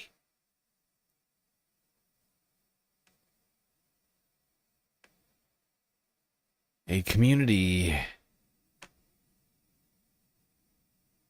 I always forget what the S stands for. Community something.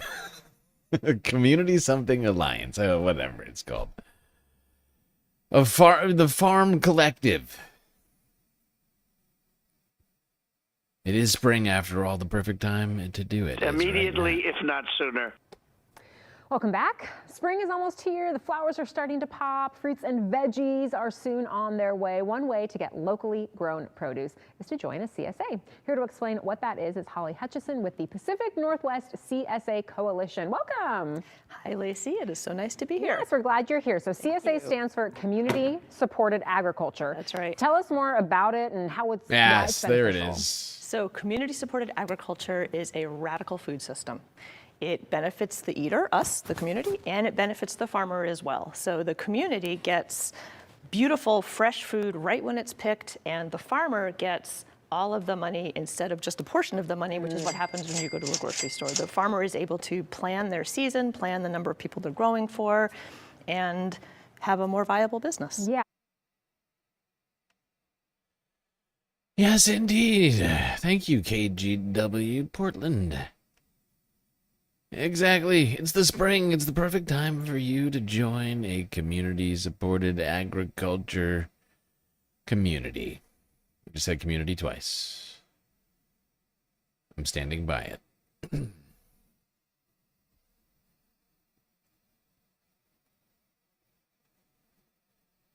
Honestly, though, get yourself some fresh produce, locally grown.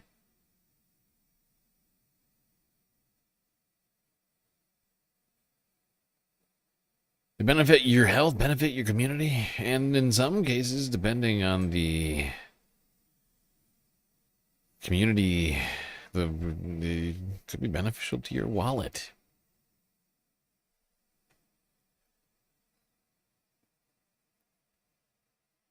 We're still talking food this Sunday Fun Day. From CSA to a very strange occurrence. Very strange occurrence at a Philadelphia macaroni restaurant. Would you jump up?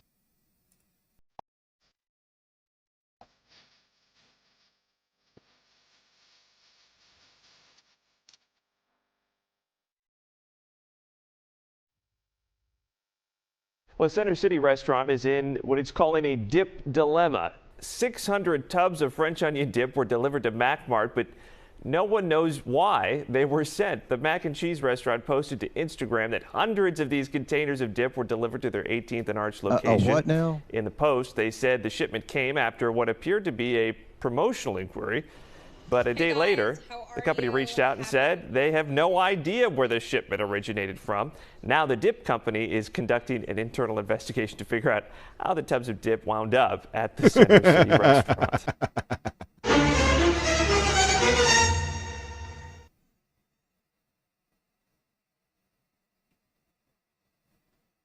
New here at 11, let's have a bit of fun. From dip dilemma to a cheesy conundrum, this caper has the internet sleuths working overtime. The owner of Macmart in Center City is trying to hunt down who sent her this. Hundreds of containers of hell of a good dip. But before you dig in, that company says it didn't come from them, creating a mealtime mystery. Action News reporter Brianna Gallagher is in Center City to dive into this unusual delivery. You could say it's been a hell of an interesting 24 hours for this small Philadelphia business here at 18th and Orange. This is Mac Mart. They are a mac and cheese kiosk. Oh.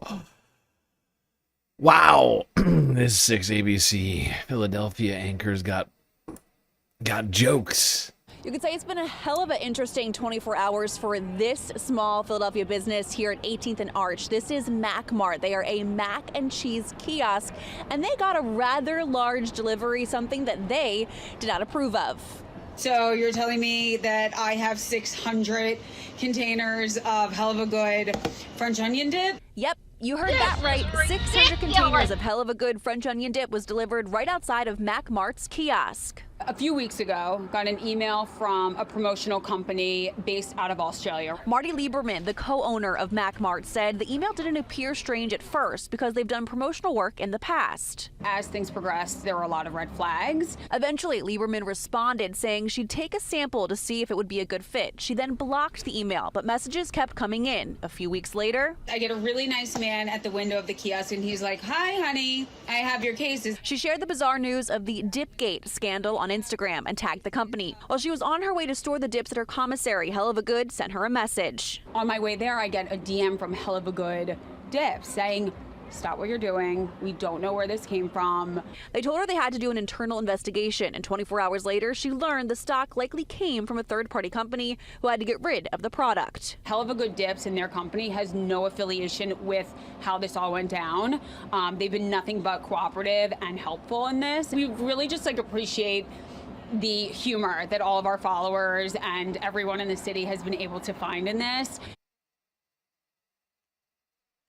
I mean, they run a mac and cheese shop. You'd think you could just make some sort of hell of a good French onion mac and cheese.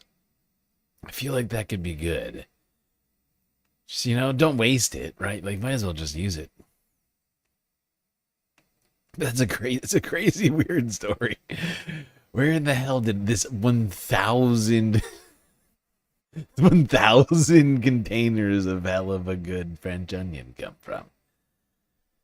Very strange.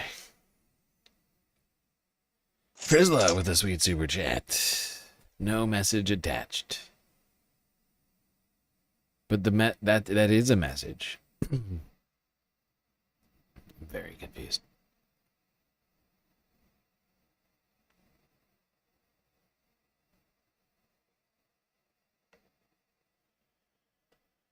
All right, one last food-related story. This next one's a real tragedy. Real tragedy for people in Portland. KGW News from 6 days ago. Girl Scout troop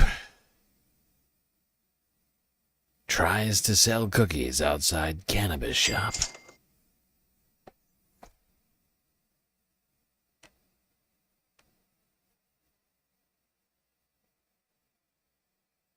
Unfortunately, those Girl Scouts were thwarted. A Girl Scout troop in New Jersey has been banned from selling cookies outside a marijuana dispensary. Despite overwhelmingly positive feedback from staff and customers, the dispensary's owner says Girl Scouts leadership told him they would not be back. In a statement, the Girl Scouts of Central and Southern New Jersey said, quote, Girl Scouts can set up booths outside of businesses that they would be able to enter or purchase something. Sorry, that wasn't Portland. That was KGW Portland, but that was in New Jersey. Wow, that's a real loss for society, those girls were clearly fulfilling a need in the community. God damn you, Girl Scouts of America. Why do you hate freedom so much? Freedom!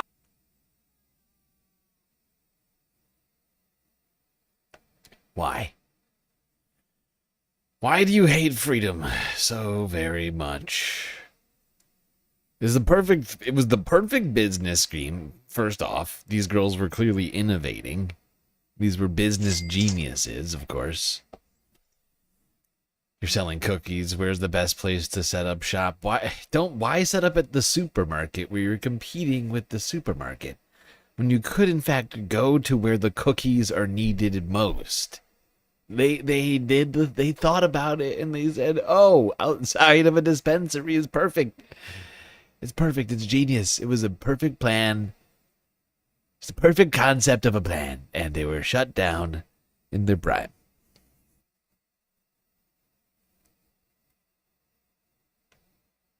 Shut down unfairly in their prime. Depriving both those Girl Scouts of an opportunity and of local potheads of snacks. Come on!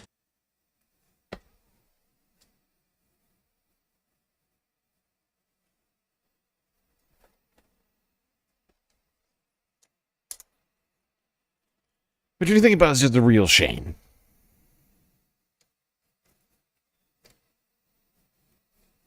Nobody was being hurt. Nobody was being hurt by this. If anything, it was benefiting society. It was reducing carbon emission. When you think about it, it's reducing carbon emissions, right? You go to the dispensary, you pick up your consumables, whatever it may be there, and then you're leaving and you're like, wait a second. I could drive to the store, or I could prepare myself right now for the half dozen boxes of Thin Mints.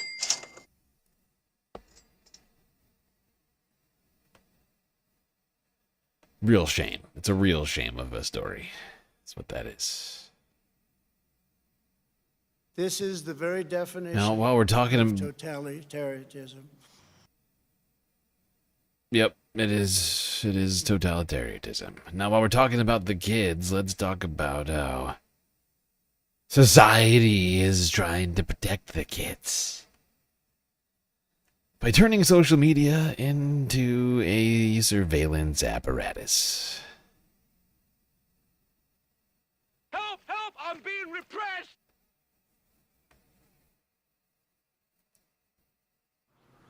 As governments worldwide ramp up efforts to keep minors off social networks, some teenagers are coming up with ways to get around it.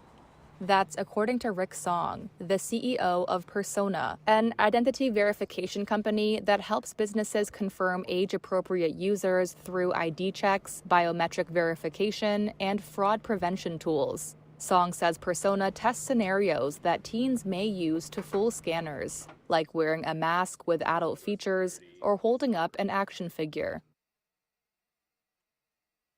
Yeah, of course, they were always going to do this, and that's why this is fucking stupid, and we should stop trying to do this. We should stop it. Just stop it right now. Stop with the fucking face scans. Stop with the goddamn surveillance state now in our fucking pockets, okay? Just makes me want to shut burn it down. This motherfucker down. Come on, Boogie, let's burn this motherfucker down! Come on! Boogie!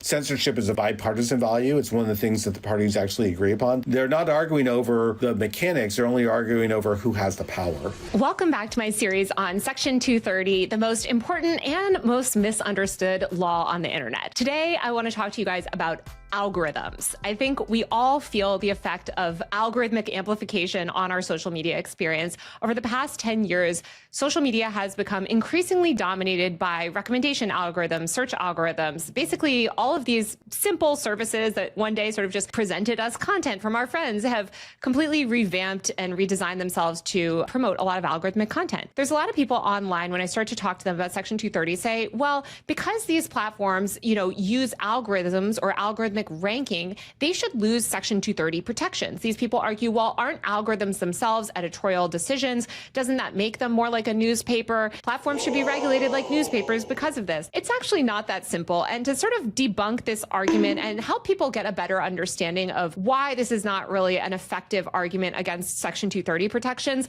I had to call up Eric Goldman. Eric is an icon in the space. He's been fighting age, identity verifications, and surveillance laws online for 30 years. He's the Associate Dean for Research and a professor at Santa Clara Law. He's one of the nation's foremost experts on Section 230. And today he's joining me to break down the nuances of Section 230 as it relates to algorithms and how, in a lot of ways, the way the tech companies operate and sort content today is not actually that different from what they were doing even 30 years ago. Eric, welcome. Hi. So to start off, I think most people, if you've watched this far in my series, probably have a good understanding of Section 230. But how do you describe Section 230 to other people, sort of in layman's terms, if it comes up in conversation? Section 230 says, to summarize, websites aren't liable for third-party content. It still leaves liability on the part of the person who's authoring or creating the content, but other people downstream from that person are not liable for it. I think that's a good, the shortest summary that you could give, probably. This description, which you just gave, which is also the description I basically give, makes a lot of people angry or uncomfortable. They're like, well, these platforms should be liable. There's a lot of bad stuff on there.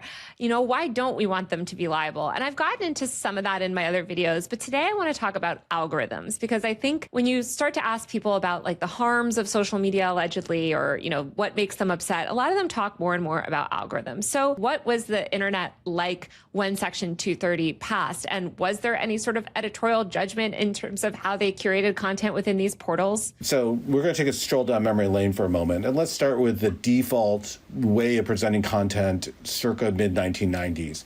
Much of that content was presented reverse chronological order, much like many of our email accounts are presented today, but almost everything was like that. At the top was the most recent item. And there were other efforts to change that, but those were at the margins. So for example, there might have been the most popular content would be presented, or the one that had generated the most comments, or sometimes editorialist selected items would go up at the top. Some editor was deciding this conversation should be moved up front. But obviously, we're far away from thinking that reverse chronological order is the best approach. And indeed, the studies have suggested that reverse chronological order as a sorting mechanism rewards bad content. It actually encourages the production of bad content. I do want to point out that reverse chronological order is about the dumbest approach to organizing content. It's as simple and thoughtless as perhaps any other approach, but it is still, and I'm going to describe it using a magic word, it's still an algorithm. It is still a formula for deciding how to rank order content. It might be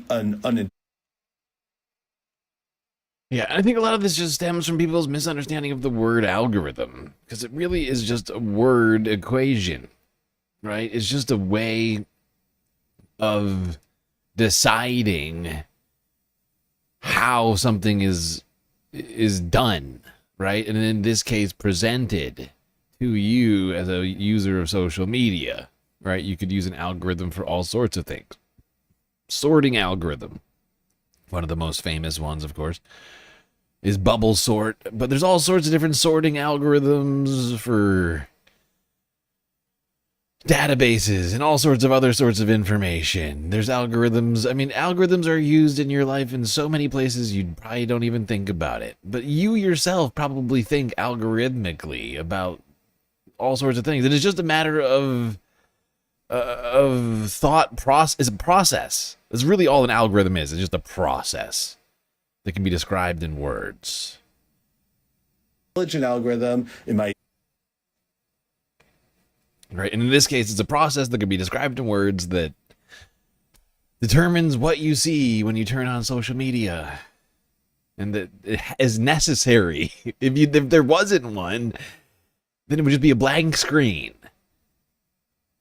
A simple algorithm that a 3-year-old could come up with, but it's still an algorithm. That's why we're going to struggle discussing about Section 230's application to algorithms, because no matter what, any form of content presentation and organization will be a form of an algorithm. The idea is that if you get a benefit to being at the top of the content order, which is the general payoff is you get the most attention, it encourages the production of more content. People are all flooding the zone to try to occupy that top space. And without having any other filtration process, you're going to get the unfiltered slice of humanity, which means that over time, as people are all chasing the limited attention zone, the bad people are going to be competing as well. That includes the trolls, the spammers, the malefactors.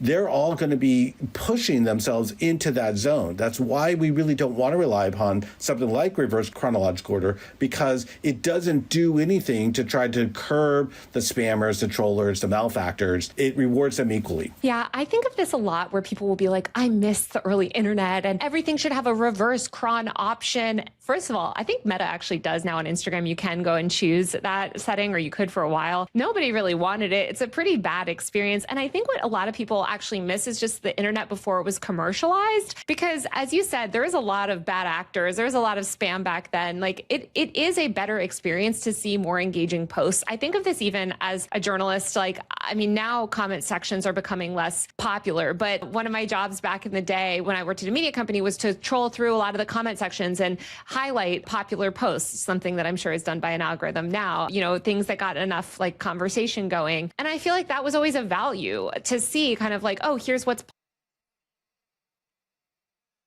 Also, though, I think people say that, but then they really don't mean it. Like, you wouldn't want to go back and start using ICQ again or AIM again. You wouldn't want to go back to using the old internet. Like, for instance, you wouldn't want to go back to using 56K dial-up connection, right? You wouldn't want to go back. Like, you wouldn't want to, like, people. Nobody's using Battlegrounds anymore, or E-Bombs World, or any of these things, because there's much better versions of that now, right? Like, what is the old? Like, people are just nostalgic for some sort of vague, better time, and it's a fair thing to do because we're continuing to slide into a dystopia. But that's because of corporate capture of everything, and not because of algorithms. Follow the rich white man. Popular. Here's what's interesting. Here's what people are engaging with. But I guess this idea of like algorithms really took hold. I mean, I guess it started in the public consciousness. ICQ is awesome. Yeah, everybody wants to go back to using ICQ in the chat. Is that true? Yeah. You think it was a superior product to what we have right now? Interesting. Terms of social media, I would say with Facebook introducing Newsfeed in 2006, I can't remember if that was reverse cron or it sort of immediately defaulted to an algorithm. But if it didn't immediately default, I think it very quickly became algorithmic because so many people were posting on Facebook. I don't remember exactly the history of that. I do remember there was a time that the default was reverse chronological order, but I don't remember when they switched over to some kind of algorithmic approach. And you can go in Facebook and do a reverse chronological order, but it's still curated. It's not all of the content that your friends have posted, reverse chron. It's still in the background there, picking the top 300 or 500 items or whatever the right number is. And then they're only presenting that content reverse chronological order. So it's actually quite hard to get the true content of your friends on Facebook. And I think most of us are okay with that at this point. Yeah, but you know who honestly benefits a hell of a lot from switching to like a reverse cron type system with no recommendation weighting? The slop tubers. The AI slop tubers who are just, you know, feeding prompts into Sora 2. Of the most trending possible stuff to get you to just mindlessly consume. To not think about anything in your life. Just be mindlessly entertained by utter nonsense. Unfortunately, AI is what many of these companies now want to replace all real content with. Forget effort. Forget effort or expertise or any of these sorts of things. You too can be a successful content creator just by putting words into a prompt box and posting it. Hey, you can even get an AI to do it all for you. Just tell one AI to tell the other. You get Claude to tell Sora to make content for you, and then get Claude to post it for you. You don't have to do anything. Oh my God, what a great future. Can't wait to consume that kind of stuff. But hey, maybe we can bring AI into the real world too. Maybe that'll solve some problems. Well, I'd like to introduce you to iMoochie. A what now?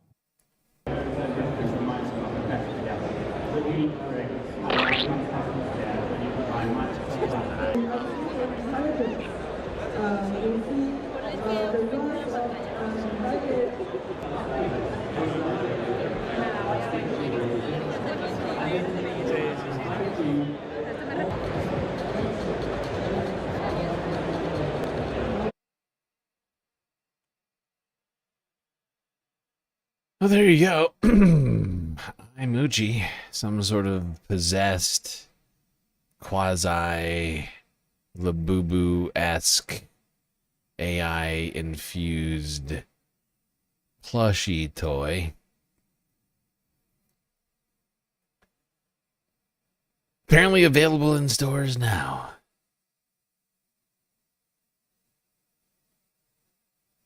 Launched at the MWC Mobile Fair.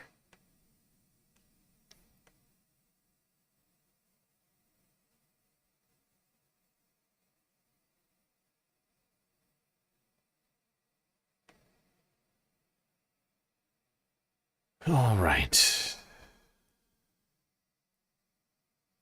One last AI story. Let's go to WWL-TV from 4 days ago and talk about a developing trend.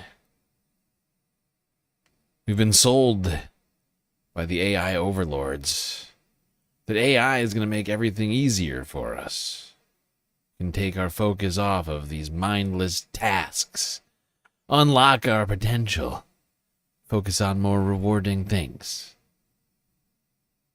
But a new study finds that AI may actually be leading to mental burnout. I feel like I'm taking crazy pills!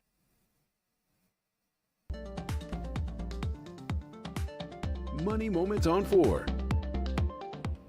In today's Money Moments segment, artificial intelligence is supposed to make life easier by having the machines do the work. But there's a new study that finds babysitting those AI machines is actually leading to burnout, a situation now being called AI brain fry. So let's dig into this here. The study published in Harvard Business Review surveyed about 1,500 workers and found that people constantly bouncing between multiple AI tools reported more decision fatigue and errors. About 1 in 7 workers said that they had experienced mental fatigue from juggling AI tools at work more so than on just a normal regular workday. The study found a striking paradox. AI can both reduce burnout and create it.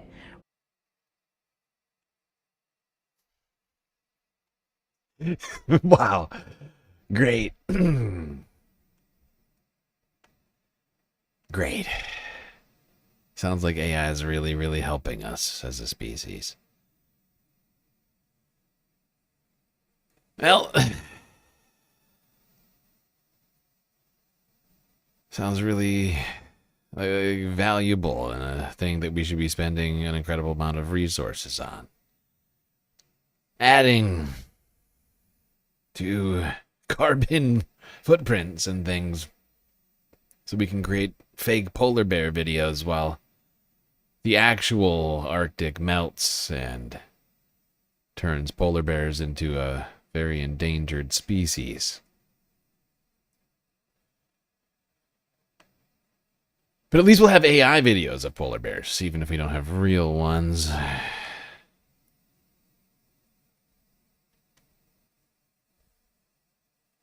right, let's move to the environmental news, people. Hawaii news now from 4 days ago. Talk about a project working to remove fishing gear and other plastics from the northern Pacific. New tonight at 5, an ocean cleanup effort that pays fishermen to pull debris from the water is touting major success.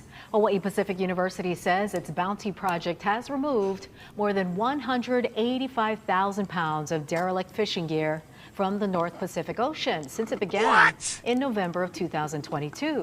The project pays commercial fishermen to pull derelict gear, also known as ghost gear, from the ocean during their routine fishing activities, so debris is removed before it reaches reefs or the shoreline.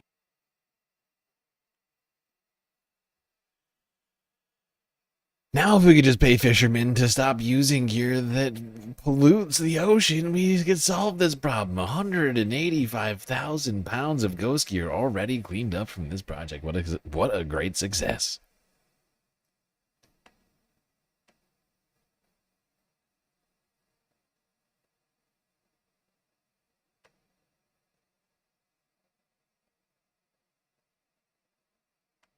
Great success.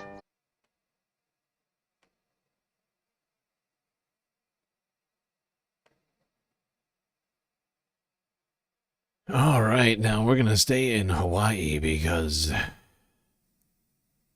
as I mentioned earlier today, spring is practically here, which, of course, brings with it storms. And Hawaii, in the last 24 hours, has been seeing a very powerful storm moving through the islands. Kayhan 2 News from yesterday. Other parts of the North Shore also flooded today. Nikki Schenfeld reports.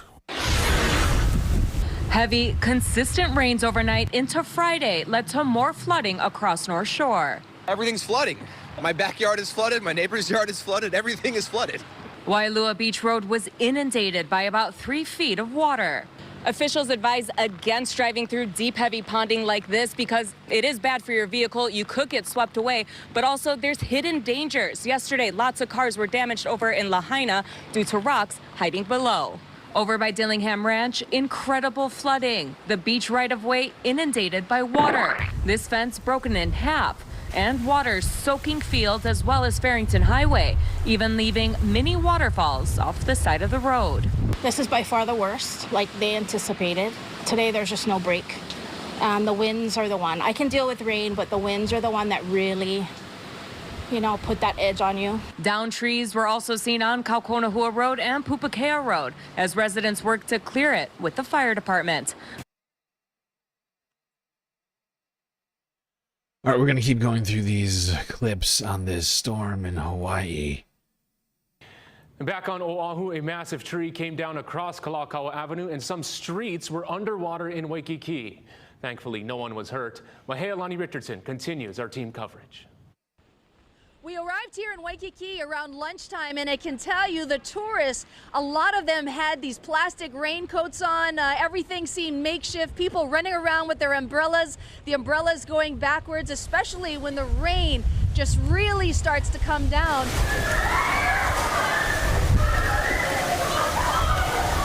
We're at the Hyatt Regency Port Cochere, and there's a ballroom across the street.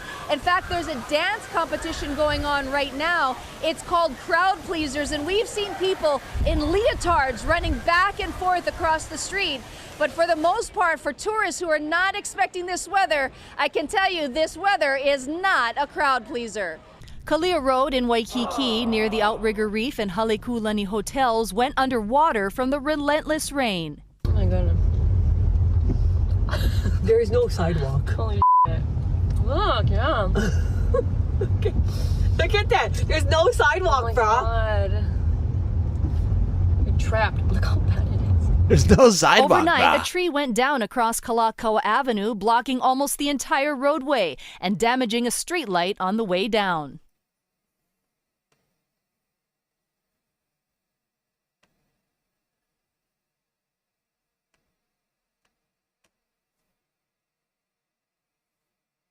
All right, I actually have a couple more clips of this. 17 hours ago, Hawaii. Right now, Maui is being hit the hardest by the storm. Our Chelsea Davis is in Kihei, and she joins us live with more. Chelsea. Yeah, Ben, we're along South Kihei Road in Kihei, where the road has turned into a brown river that you see behind me. I'm actually going to step out of the way just so you can take a look at this. And this is pretty much the entire South Kihei Road. For those of you who aren't familiar with this area, we're near Azeka's, and this area is usually bustling with locals and visitors, vehicle and foot traffic. But as you can see, there is no one in sight, and for good reason. It is not safe on the roadways, guys. So we are asking everyone to stay home, stay indoors. It is not safe out here. We want to show you some video that was captured from around the county from our friends. Take a look at this video by Tiana Lucas of South Maui, South Kihei Road. And can you imagine? Can you imagine coming out to your truck and finding a goddamn shipping container on top of it? That's not what you want. Take a look at this video by Tiana Lucas of South Maui, South Kihei Road and Kulani Hakoi Street, which is not too far away from here, actually. You can see brown gushing water that damaged multiple cars. And we actually saw some tow truck companies working hard to tow several cars that just a few hours ago. And check out this video from the owners of Ululani Hawaiian Shave Ice, where he was forced to shut down his business because of major flooding near his business on South Kihei Road and Uapo Road. And this is video from Kendra Vischer of the floodwater so powerful in the parking lot. Two Sheds, Arthur Two Sheds Jackson. Arthur Two Sheds Jackson.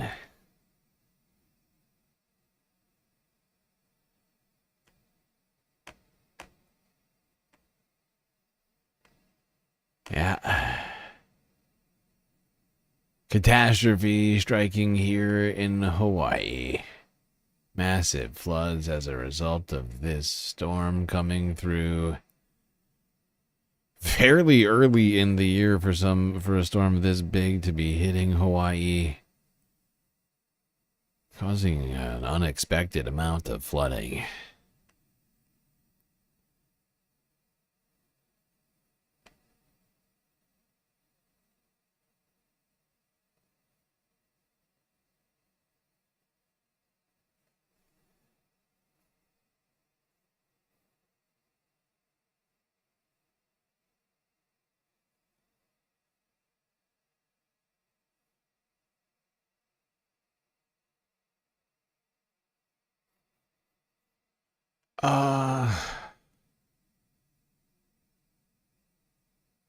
Let's go to the last clip I've got on this. Maui was hit the hardest by the storm today. Our Chelsea Davis has the details from Kihei. Yeah, I'm along South Kihei Road where it has turned into a river. I'm actually going to step out of the way so you can see exactly what I'm talking about. For those, we already watched this clip. I'm just realizing we watched this clip already. Okay. Screw it. Let's go to Canada. Global news from 2 days ago up in BC.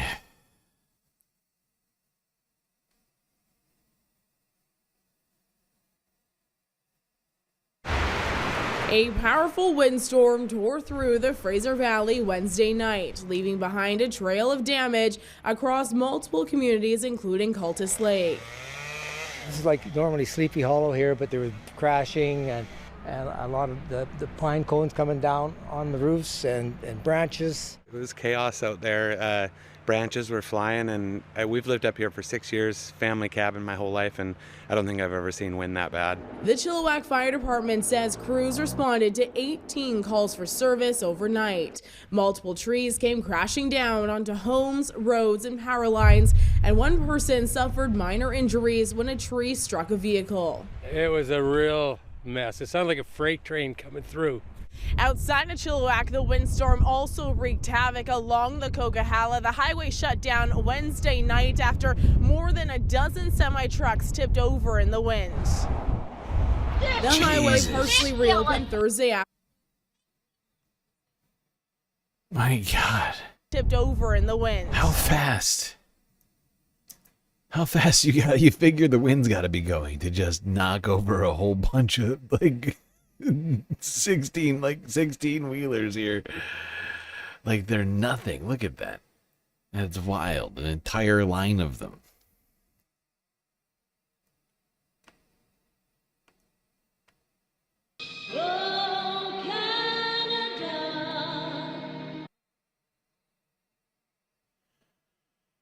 All right.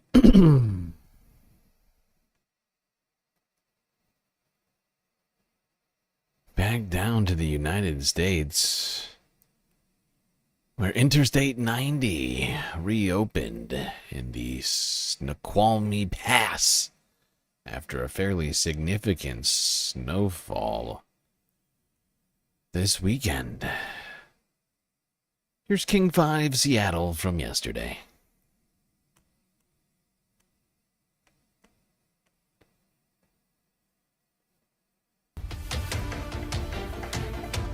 Taking a live look to I-90 over Snoqualmie Pass right now, and this is a breaking update. It is back open. This was after heavy snow and multiple spinouts. It was closed for a full 24 hours. We did see plows working throughout the night to get things clear. Let's get over live to King 5's Connor Board in North Bend. You were actually catching up with the folks hoping to be some of the first cars back onto the highway. That's right, Farah. People have been waiting here, some since yesterday, some since early this morning, hoping for this, for Snoqualmie Pass to open. We're seeing it happen right now. Now that it is open, we're seeing people, a lot of semi-truck drivers, very eager to get back on the pass. I'll show you a little bit of what's happening behind me here. We're at that milepost 34, which is where that closure starts in North Bend on the west side. So people are lining up. We saw people lining up earlier, but they actually got asked to move by Washington State Patrol. But now that the pass is open, people are very eager to get on the road. And you do need either four-wheel drive, all-wheel drive, or you'll need chains, which you see a lot of those chains on these big semis that are about to enter the pass. And we spoke to some people earlier who have been waiting since the early hours of this morning, hoping for the pass to open. Okay. Well, as the snow melts and clears off of roads, allowing for people to travel on them, that melting snow actually, I take it back. This isn't from the melting snow. No, I take it back. No. I think this is from an atmospheric river. I think the snow was actually a result of the atmospheric river, too. South of the Snoqualmie Pass down in Oregon, flooding forced residents to evacuate the Columbia County RV park. KGW News. Also from yesterday. Hey John, yeah, we're here at River's Edge RV Resort and Camping, where as you can see, there is still plenty of standing water, but just in the hours that we've been here, it has receded quite a bit. You can kind of see the debris line right here from where the water was to where it is now, so it is going down, but overnight, the owner tells me about 20 people had to be evacuated because of this flooding.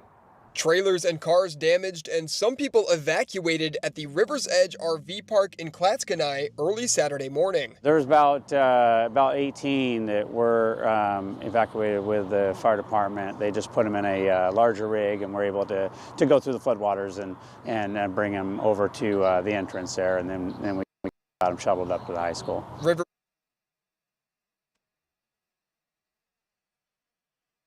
All right, well, there you have it. Flooding causing chaos for some in Oregon.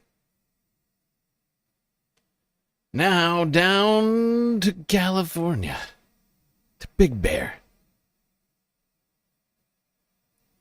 To talk about two very famous birds and their family. I am, of course, talking about the Big Bear Bald Eagle Cam. Now at 4:30, a big day in Big Bear at our favorite eagle's nest. Did you see that? After 12 weeks of watching her grow up, Sunny has taken flight. And now everybody, of course, watching to see when her sister, Gizmo, will do the same. All right, welcome back. We've been following the two newest Big Bear Valley residents for a few days now. Of course, what I'm talking about is those two eaglets that hatched this week for celebrity parents Jackie and Shadow. But with this winter storm Big Bear is currently experiencing, we are a little concerned about the little ones' health and their well-being. Our next guest says don't be. Big birds and the baby birds, they're doing great. The ultimate eagle expert, Sandy Steers, executive director of Friends of BigBearValley.org, is joining us today. We appreciate you being here with us. What a beautiful time. Oh, it's amazing. And if you haven't heard yet, we just had a pip confirmed in the third egg. What? Really? The third egg is hatching. Okay, so it's yes, breaking. Breaking news. Wait.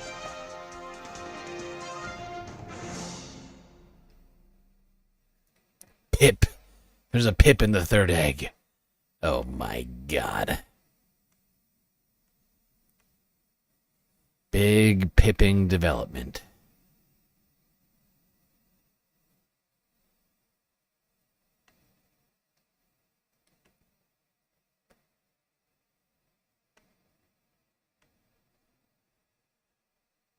All right. Well, Jackie and Shadow's family growing up fast. Soon they'll be flying off to make families of their own.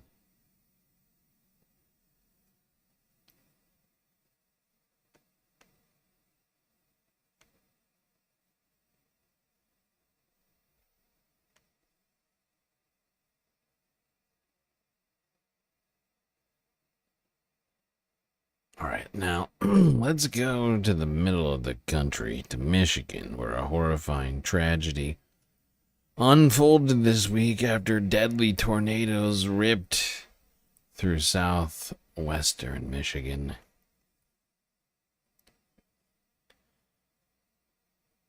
As well as other places, actually. Good morning, everybody. Welcome back to started Local 6 4 Live. days I'm Nick ago. Monticelli here. Technically, it started 6 days ago in Michigan. But over the week, I think Illinois and Indiana also hit. Good morning, everybody. Welcome back to Local 4 Live. I'm Nick Monticelli here just outside of Union City. This is Tuttle Road, and behind me is the worst hit area by that EF3 tornado. 3 people were killed just along this road on Friday afternoon. In fact, I'm going to step out of the way so our photographer Darius can zoom in and show you some things. It's quite astonishing and devastating to watch and look at some of the stuff. In fact, Darius, if we can zoom in a little bit further, you can start to see vehicles that are flipped over. In fact, if we go even further left, towards our left, you'll start to see a fireplace that is off in the distance. You'll start to see homes that are still kind of standing over there, but barely. It is just a horrific scene, and you can really understand how 3 people were killed. All 3 of them were in mobile homes. I also want to show you some video that was taken from our drone 4, and other sources throughout the last couple of days. This area, again, hit by that EF3, 150 mile per hour winds that came in here about 4 o'clock on Friday. Tornado sirens were going off. However, this area is a very, very far northern edge of Branch County, so it's likely you couldn't even hear them out here, although there were a lot of cell phone alerts going off that alerted people. Those warnings and watches actually have become a point of contention for Governor Whitmer. She was touring this area yesterday in the Michigan State Police helicopter, looking at all the damage, and then she also started talking about her frustration with what's going on and the lack of warning. The statement reads, the National Weather Service exists to monitor conditions and inform Americans of severe weather in their communities. The fact that the service did not issue a tornado watch is troubling, especially with the loss of life in Michigan. Yeah, well, maybe we shouldn't defund the National Weather Service if we want it to work. There's a thought. Maybe if we want government agencies to function, we should give them the necessary funds with which to do so. Rather than giving billionaires tax breaks and funding secret police, should have functional weather alert services and things like that.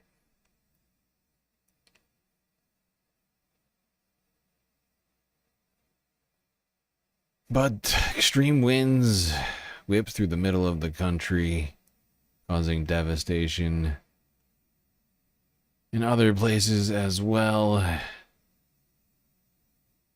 Here's ABC 7 Chicago next. Yeah, we are actually in Aroma Park. We are actually on the Sandbar Road. Let me give you an idea. It's very dark out here, still very rainy, so you should use a lot of extra caution if traveling around having to. What we've also noticed is that some homes have electricity and other homes don't. Let me show you what's on the road here. If you can make this out, we're again on Sandbar Road. This is a tree that has downed some power lines. Now we are back at a safe enough distance where we are not in any kind of danger. The road is basically clear of debris and also vehicles. This is the kind of damage that's happening down here. Now, Aroma Park, for those who don't know, is about a little bit south and a little bit east of Kankakee. This is where some of this dangerous weather ended up striking. Now, of course, search crews worked into the night looking for people who may have been trapped by the damage from the tornado or suspected tornado that hit Kankakee. As I mentioned, this area of Aroma Park was one of the places that was hardest hit. Powerful storms brought driving rain, gusting winds, and that resulted in some of these downed trees, which... Now, while we're watching all this, I just want everybody to keep in mind the fact that we are about a month away from the normal tornado season. Maybe a little bit more. It's like late April. So we're very far off from normal tornado season. And the fact that this first tornado that we started talking about was all the way north in Michigan is also odd.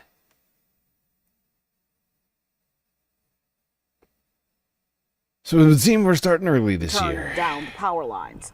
Some of these winds, of course, have been very, very dangerous, blowing debris throughout the roadway. Neighbors say at first they heard hail, then the storm became more intense. We heard like bowling balls. We thought it was hail. Yeah, and large we hail, 3-inch. Thought our roof was obviously coming off out of our bathroom and our safe space, and it was literally a freight train that came through. We stepped out and saw our neighbor's garage gone, power line in the next neighbor's house gone, both of our cars, my living room, our shed, gone. Now, the fire lieutenant says a man did have to be rescued from the basement of a home with heavy damage, but otherwise not heard of any serious injuries from the storm. Now, back here with this live look around along Sandbar Road, this is kind of what you're going to see, the damage that you're going to see. What we're going to do now is we're going to end up going a little bit further down on Sandbar Road, see what's happening.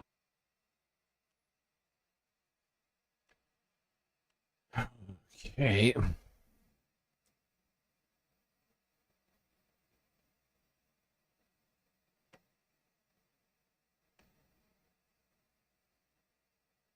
Let's go inside of the tornado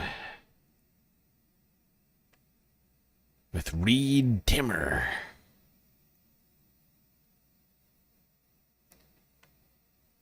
Tornado chaser. It's kind of bright. Matt, look at the camera. Bright green, clear slot. It's trying to ramp up. It's trying to produce right here. Rapidly rising motion. Jesus. Look at that We thing. need to definitely figure out where we're going. It's trying to produce. Big, bright green, clear slot on it. Rising motion. It might even already be on the ground, but...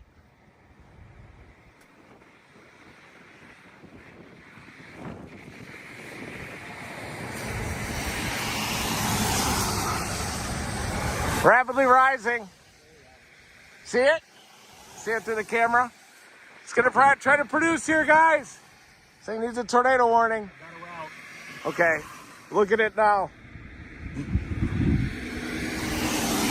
Should we take it? Let's start heading over that way. Okay.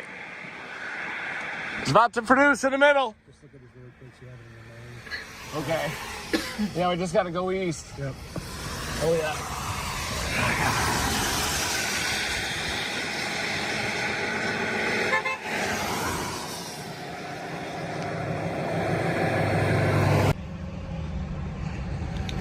Tornado watch has been issued and a storm is erupting right now just to the north of Bloomington, Illinois. It has a severe thunderstorm warning and it's moving into a very volatile environment along this warm frontal zone with southeasterly surface winds.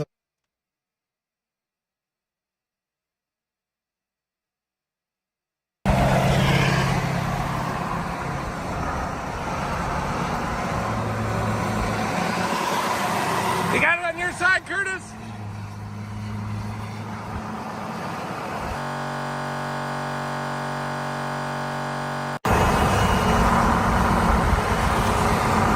Keep an eye on that navigation.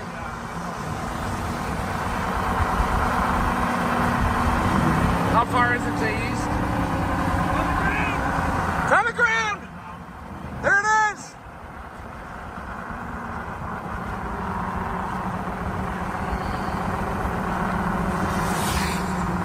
How far to the east?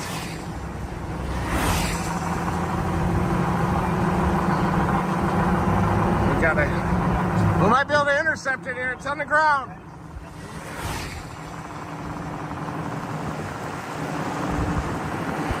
Two miles. We need to go east.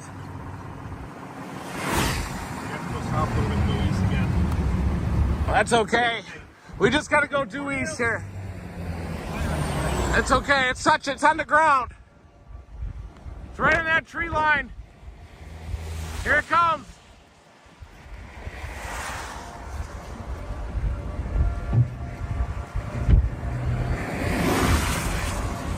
Can we go right Yes, there? Yes, you can. I got it teed up. Just that. Okay, that'll work. Perfect. 0.3. We'll wait on it. We might be able to intercept it here. It's planting. On the ground. Tornado. Right here. Okay, we might be able to intercept it on this road.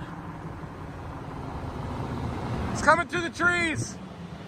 Do we have to go south, or should we intercept it on this road? We can do it right here, but this is the option to go south. Up here we have to go way up. We'll get it.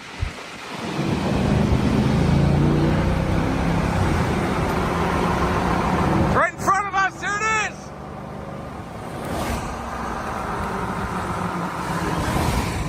It's coming in. Coming in. Debris coming in. Yep, we're in it. Big wind right here. Here they come. This is ridiculous. How far to the east? Option now.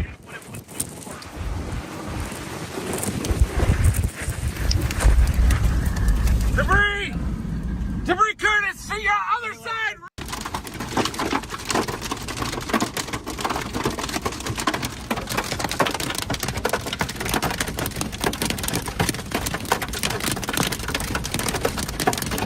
There it is!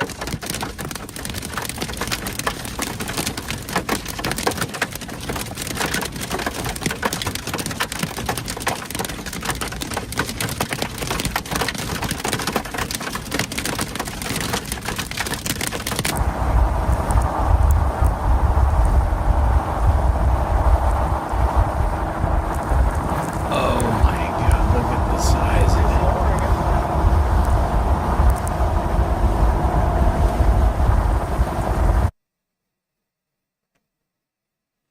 Now the other clip we were listening to said that at least one of these tornadoes hit EF3 status, which is insane.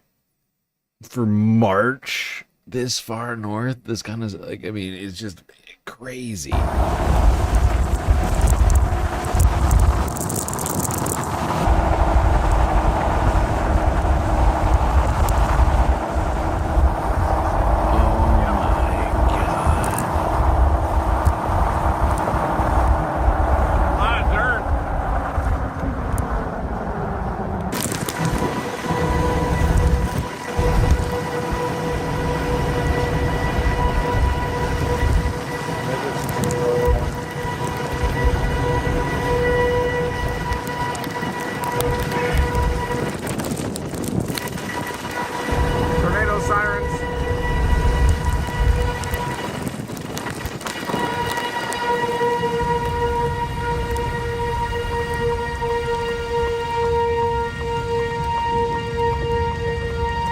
Just standing here having a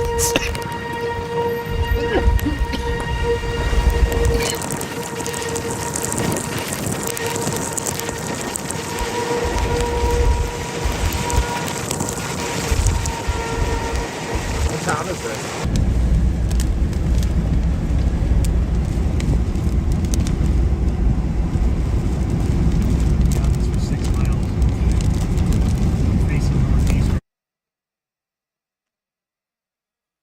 Well, crazy freaking weather here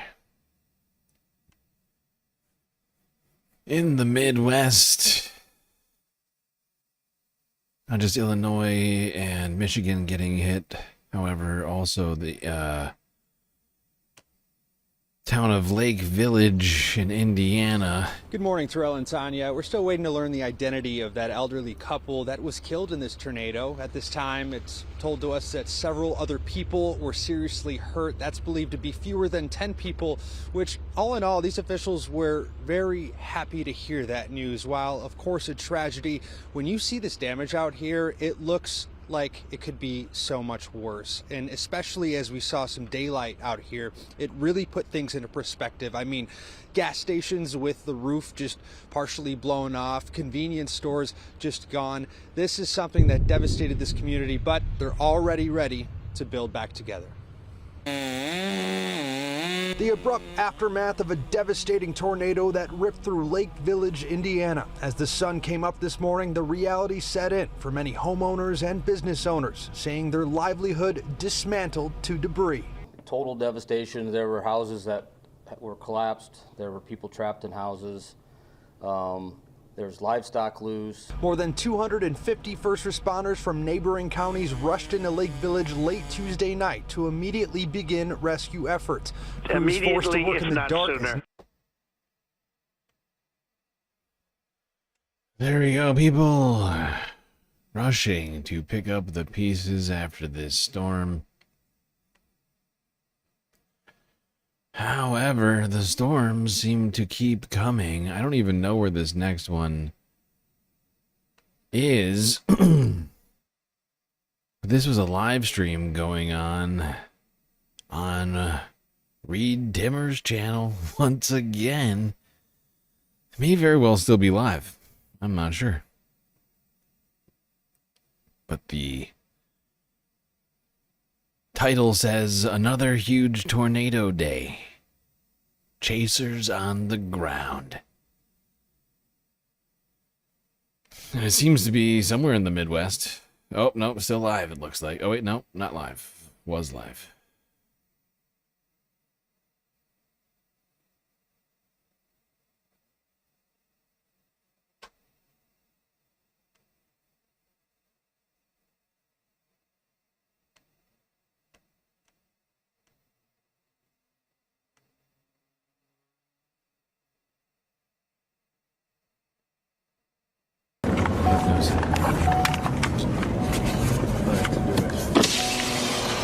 Bases over there. 72 degrees.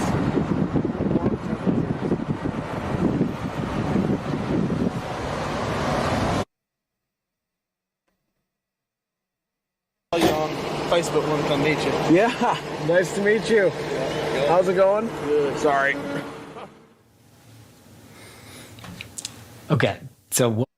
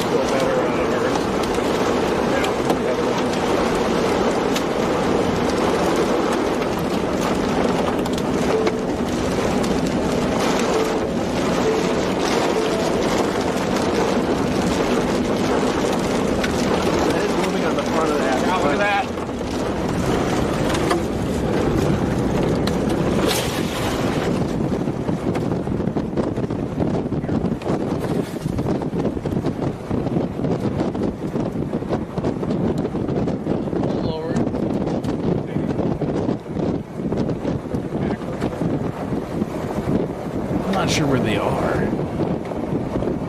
Is this Tennessee? I think this is Tennessee.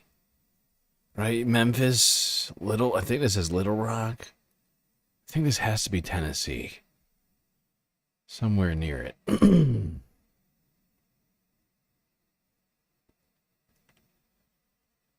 Pretty crazy looking weather. Well, I don't see any tornadoes. Oh, there's a tornado. I take it back. There's a tornado. Anyway, let's keep going through what we got to cover here tonight. Now, it's not just high winds and tornadoes all the way north in Minnesota. Another, perhaps the final winter storm of the year. It's coming through. WCCO CBS Minnesota. At the direction of Governor Tim Walz, the National Guard is standing by ready to respond to the storm. Their focus for now is in southern Minnesota, with Guard members now stationed at armories in Albert Lea, Fairmont, Owatonna, and Redwood Falls. We have the vehicles there necessary to rescue motorists if required from their cars, and we're prepared when the call comes. Connor White gives us a first-hand look at the preparation. He joins us live in Owatonna tonight. Connor. Derek, you'll notice, unlike Minneapolis so far, not much is actually coming down from the sky. We don't have any snow on the ground, though the wind is a little bit strong here so far. Behind me, that gate, crucially, is remaining open for the time being. That's what would block you from getting onto I-35 here in Owatonna if they decide to close the highway. And that's possible with the snow and the sleet mix that is slated to come down overnight. As for the National Guard, it's really up to Steele County to call them in if people end up needing their services. The folks that we spoke to around here say they're hoping to avoid those kinds of dangerous scenarios altogether. You came out before you get stuck in the house, right? A forecast-dominating conversation. We don't get caught in the storm. At the Timber Lodge Steakhouse in Owatonna, loyal customers came in Saturday for a last call of sorts, with the manager making the rare decision to close Sunday. I've been here 11 years, and I think we've closed like 3 times. Once they're done here, the plan is to get cozy at home. Just maybe watching TV, taking it easy. Members of the Minnesota National Guard have different plans. Right now, we're ready to go. Sergeant First Class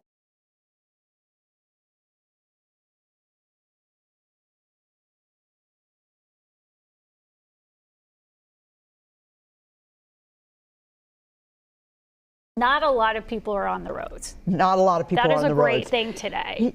We're going to go right now to Adam Duxter, who is down in Lakeville, to tell us what conditions are looking like there. And Adam, I feel so sorry for you because every time we come to you, it looks worse. You know, Esme, it's just all part of the job, but I think that what we're doing is just trying to tell people why not to be outside. Simply, if they can watch us, they'll say, it doesn't look like much fun. I want to give you an idea, just with the wind blowing off the snow, you can really see it just south here of Lakeville South High School. When you look at kind of the snowbanks and you see the stuff that's already landed blowing off of it. So again, it's not just the snow falling, it is the snow blowing from the snow that's already fallen, and again creating those big drift conditions that we've seen. This is not a drift. This is kind of a good accurate idea of what we're seeing here, and we are just shy of a foot of snow on the ground here. You mentioned cars on the road. It's dead when you look out here. Very few cars passing by. On our way here, as we're headed towards kind of the center of Lakeville, we did come across a poor woman. She said, I was just trying to get home from work. I'm so tired. Remember, people work overnight, and this is the end of their shift, and she was in a sedan and she was stuck. So myself and Grant, we both have shovels with us today because we knew what we were up against, hopped out and got her out of that snowbank and back on the road. So again, good guy. If you there you go, Minnesota plunged into a wintry wasteland once again. Hopefully for the last time this year, at least for this season.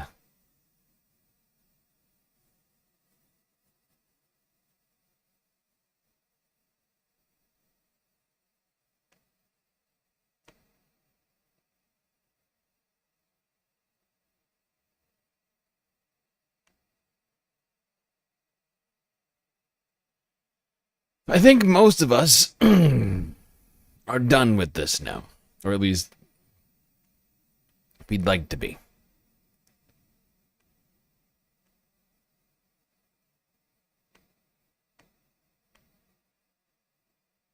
Thank you for joining me. I have a few words for winter. To quote a close friend, I am done with you. What the New Yorkers think, they're weighing in on your point.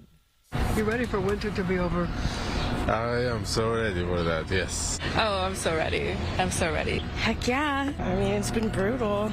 I'm sick of the cold and the snow. This winter's been horrible, and my kids have been sick from it. It's been terrible. It's too cold, and there was too much snow. The weather's really gloomy when it's winter. Like, it's depressing. It's been long and terrible this year. It's getting a little old at this point. I can't wait for winter to be over. How come? Because look at this. New York is the best when people are walking around. This has been the hardest winter in like 10 years. Was this winter worse than other winters? It was, for sure. I think everyone could agree. Much worse. Yeah, definitely. In what way? More snow. Because it was a lot colder. Because the snow, it was like 10 degrees for 3 weeks straight. I haven't seen snow like this for 10 years at least. It was normal. Not particularly. It was colder, more snow, but nothing bad. Not as bad as when I was in 3rd grade, but pretty cold. What happened in 3rd grade? We had huge blizzards, like 3 feet. What's the best thing about spring in New York? Spring in New York, it's just always, no matter if it's a bad day, if it's pretty out, you're going to be happy. There we go. Everybody in New York is done with the snow. Ready for spring.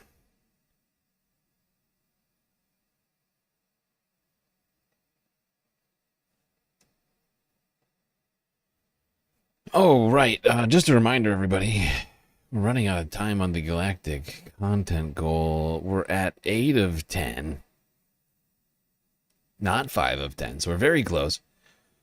And of course, you could help us out in multiple ways. Contribute to 2 goals with 1 donation on places like Cash App or PayPal or Patreon.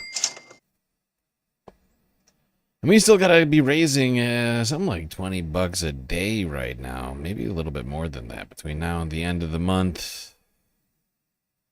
Actually, wait. Yeah. Yep, something like that. So do consider helping us out. Every dollar, every penny counts. Helps us complete that goal and ensure that we manage to keep the lights on here at the Galactic Space Station.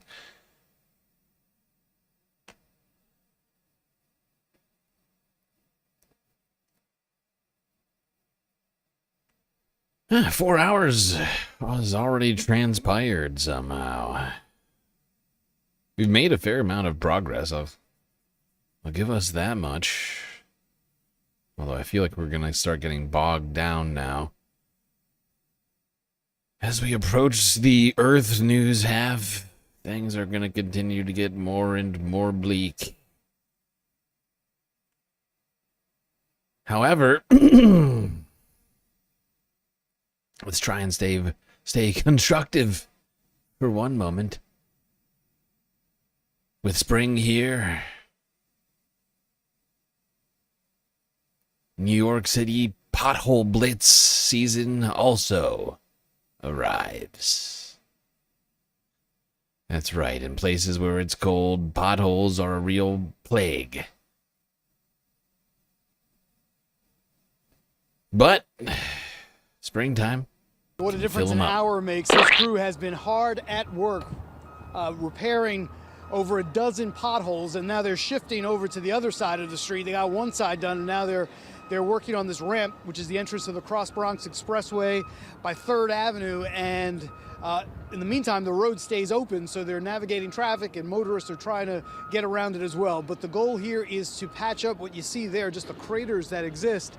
And this is happening throughout the 5 boroughs this weekend. Over 80 DOT crews will be out there across the city, filling in the worst potholes around. They are trying to get to 1,000 a day. They filled 10,000 last week alone, but there are so many out there because of this harsh winter that we had in the freeze-thaw cycle has really done a number on the roads. And so they are out there, they are working, they are trying to patch up the worst of the worst, and for motorists, it can't come soon enough.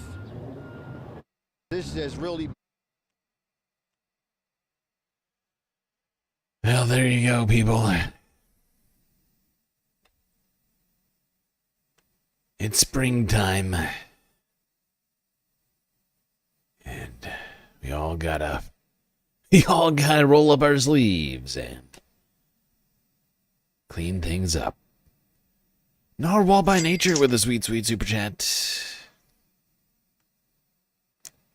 Thank you, Narwhal. I'm sorry, super sticker. Super sticker.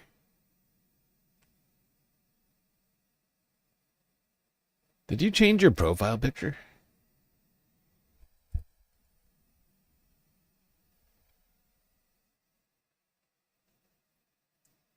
Is that like a one-eye horned gargoyle of some kind? It's hard it's hard to see.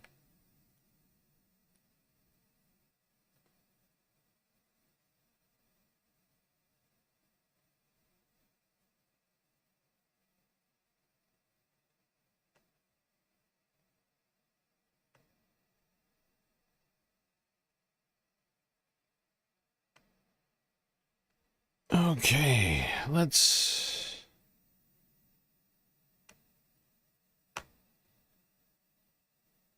go next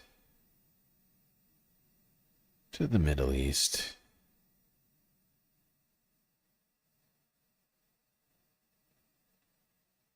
In Palestine. A horrifying sight.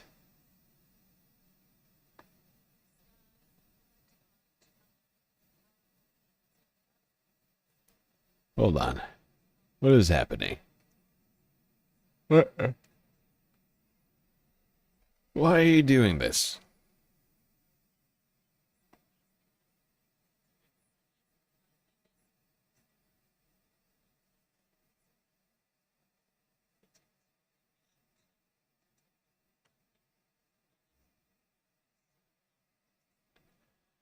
Sorry, everybody.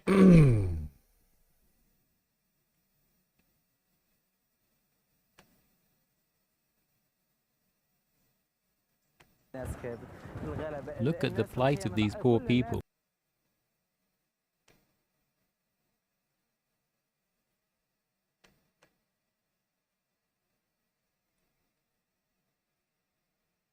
Well, my computer is doing weird things.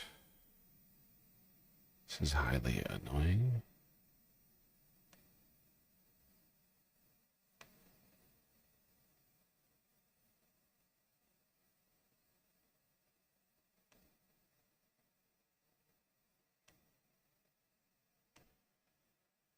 All right, to the Middle East.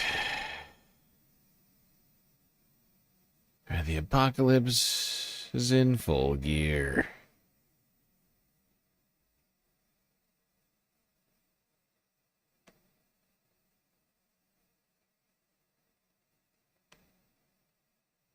Wait, what the hell is this?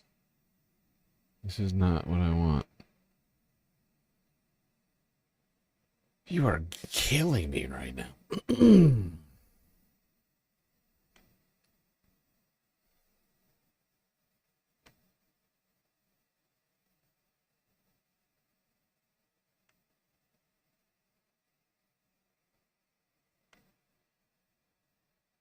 Wow.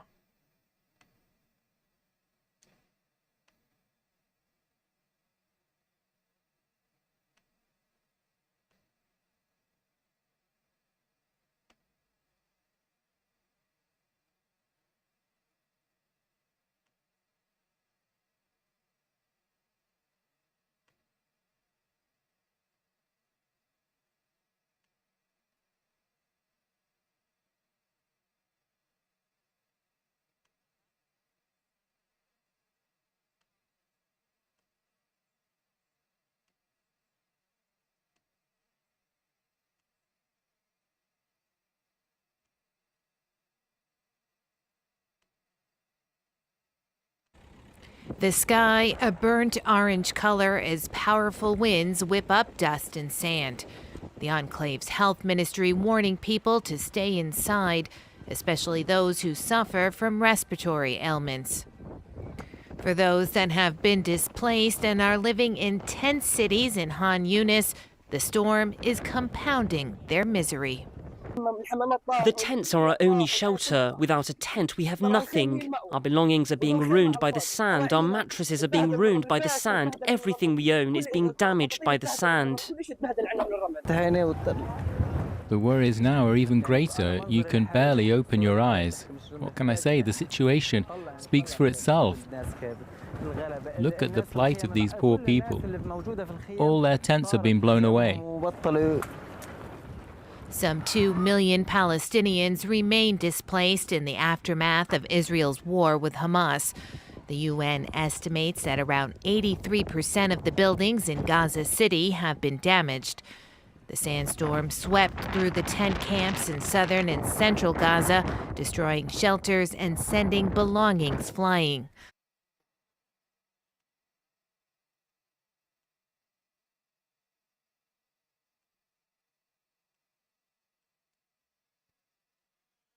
Just a horrifying sight. People already there dealing with enough suffering.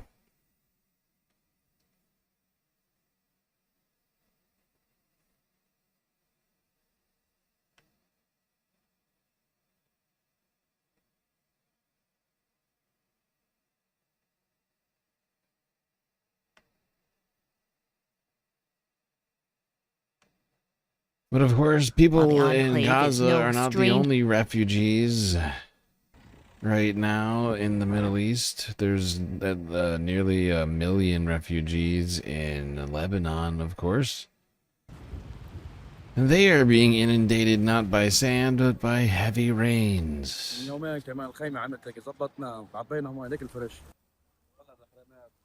2 days ago, the tent collapsed and then filled with water. Look at the mattresses and the blankets. They're all soaked. We brought new mattresses again, but it got filled with water once again, and then tried to fix the tent. I managed to repair it. Then it came loose and went flying. There was still water inside. We don't know when this will end. Orange color as powerful winds whip up dust and sand. What?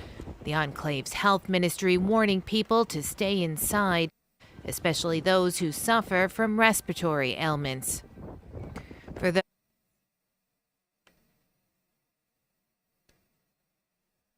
Hold on, I have to restart my browser. I think it's acting fucked up.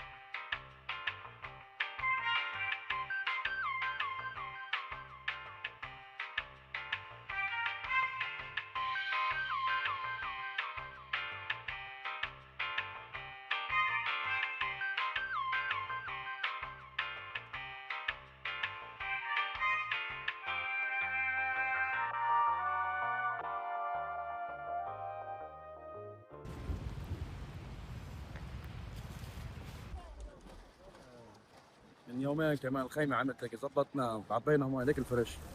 والله الحرامات فرش كلها مي. كيف رجعنا جبنا فرش رجعوا كمان تعبوا مي. هلا حاولت ظبطها زبطت بس على الهواء عم ترجع تفلت. عرفت كيف عم تقطع وكمان بقلبها مي. يعني ما مش عارفين لوين نوصل بعد.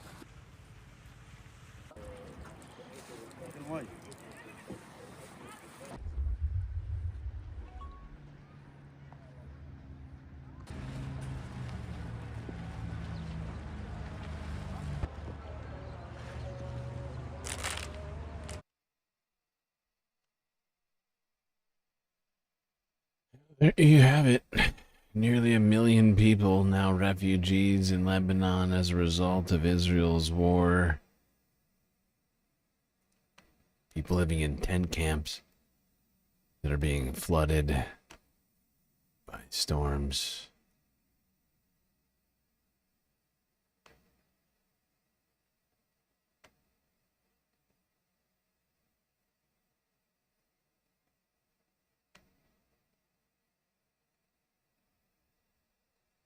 All right.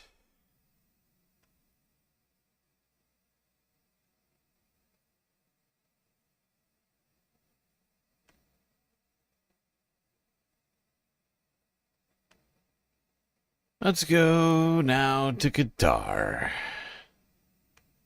where in this Gulf country they are turning to desert farming to boost food security.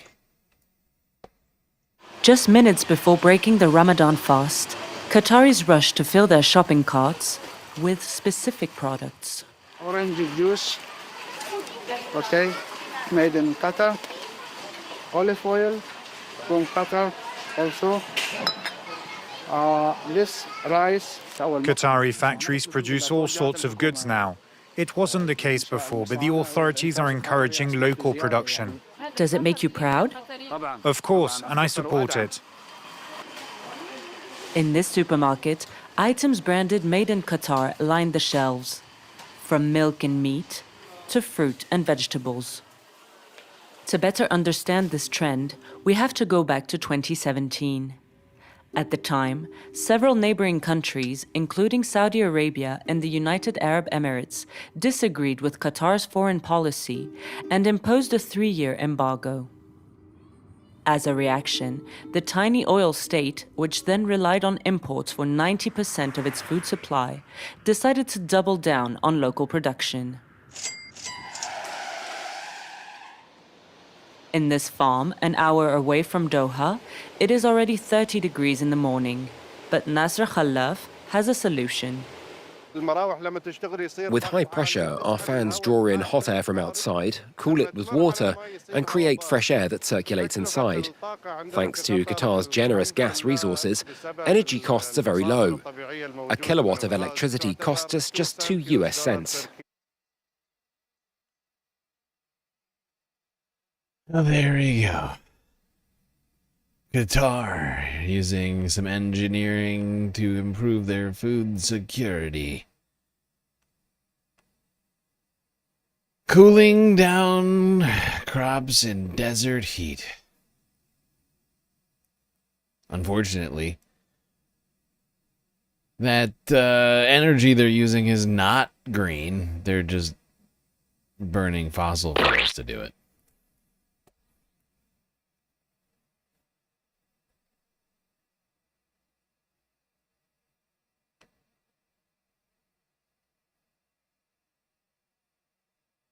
$1K for 2 cents? It's the Gulf.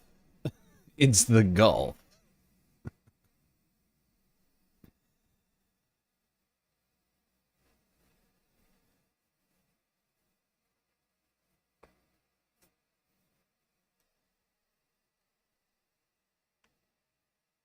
It's why all the fucking AI bros have been showing up with their data centers lately. Although they're, I think, all rethinking that right now.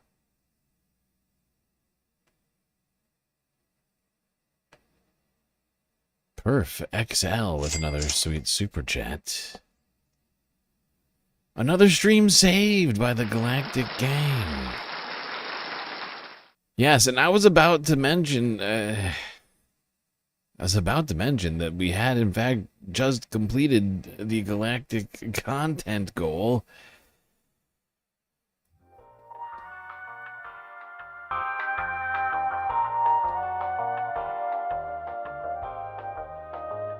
Before that chat, incredible generosity. That was not fast enough. But thanks to all of you, we have in fact completed the galactic content goal.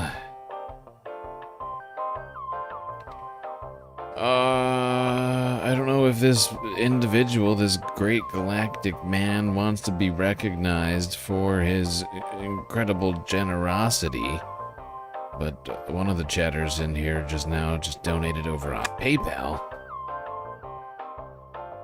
contributing both to the financing of the galactic deficit and the galactic content goal, keeping us on track to keep the galactic lights on and the spacecast, which you're currently enjoying, on the air. That's right, thanks to space fams like you.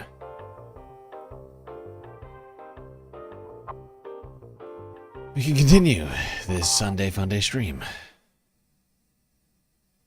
Alright, everybody, let's get back to it. And I think we're gonna... Oh, wait, no, break. Actually, we already skipped a break. I'm just realizing we skipped the second break. We're half an hour away from what should be the third break. Wait, are people buffering? Don't expose their government name. Exactly. That is the rule, Soul Life. If people don't tell me, if they don't put their name in a message with their donations on Cash App or PayPal, or respond to the Galactic Questionnaire on Patreon, I'm forced to not out them for their generosity. They can always make themselves known in the chat. We can recognize them that way.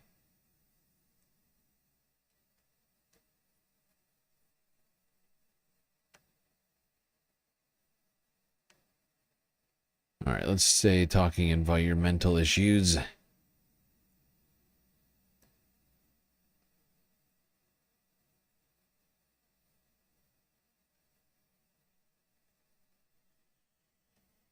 And let's go all the way now to Indonesia. Talk about a horrifying tragedy which happened on Monday at the largest landfill in the country. Why is everybody doing F? What is this? Why is everybody putting F in the chat? Come on! What is that? It looks fine. It looks fine to me. What are you people talking about? There is no F, you liars. You liars. It looks perfect. It looks perfectly fine. How dare you? Trying to trick me. How rude! It's very rude.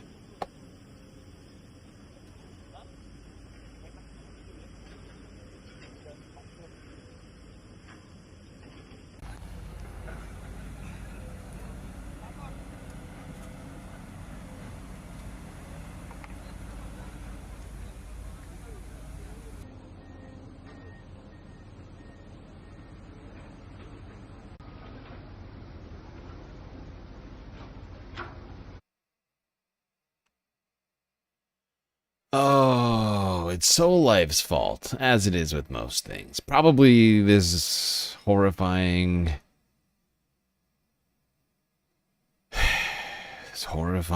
deadly avalanche in this Indonesian landfill is probably Soul Life's fault too.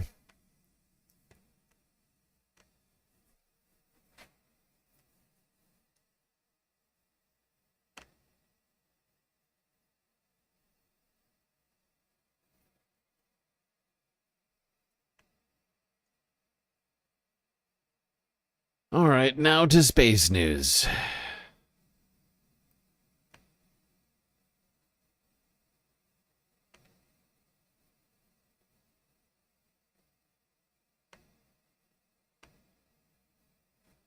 the space news.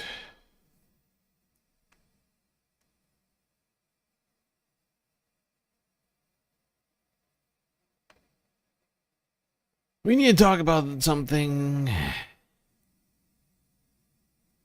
which is deceptively beautiful, but in fact incredibly dangerous.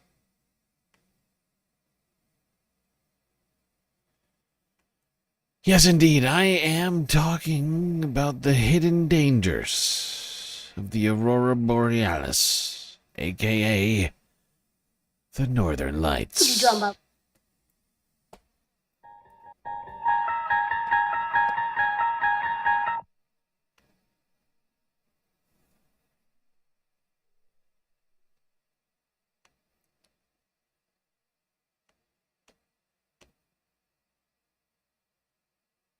Whoops. Is this the right one? 2, oh, yeah. 1, mark, T0.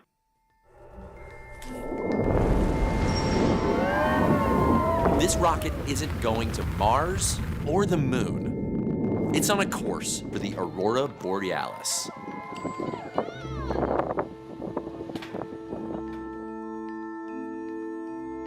Auroras are one of the most dramatic natural phenomena on Earth. But behind that mesmerizing beauty is something dangerous. A force powerful enough to disrupt civilization and plunge parts of the world into darkness. Auroras are fingerprints of the powerful electrical and magnetic activity swirling around our planet. These rockets are armed with advanced scientific sensors that can help us understand and be ready for what might come.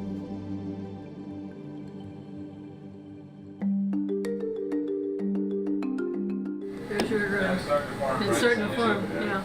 Christina Lynch is an experimental physicist. She studies the invisible forces behind the Northern Lights, like an aurora detective. She's come to the frigid winter of Fairbanks, Alaska, because if you want to launch rockets straight into the aurora, this is the place to do it. During winter, the nights here can last up to 20 hours, and the darker it is, the easier it is to see the aurora. I sort of pinch myself every day. It's like, you know, this is the dream job of most fifth graders, right? I get to launch rockets, right? That's pretty cool. Don Hampton is a geophysicist and studies how energy from the aurora interacts with Earth's atmosphere. So Poker Flat is near Fairbanks, Alaska. That's interior Alaska. That's underneath what we call the auroral zone. That's where the aurora happens on a very regular basis. But these scientists can't just launch on any night they want. They have a precariously narrow window to get their rocket off the ground. The moon has to be down, the skies have to be clear, and the aurora has to be out. 3 years worth of preparation and building custom scientific instruments has come down to this one moment. It's science. It's science, indeed. Scientists doing science stuff, sending rockets into space, trying to observe the elusive Aurora Borealis. Yes, indeed. People have thought of all sorts of things about the Aurora Borealis. It's a message from God, among other things, but of course, it is just electromagnetism observed. Its interaction with our atmosphere.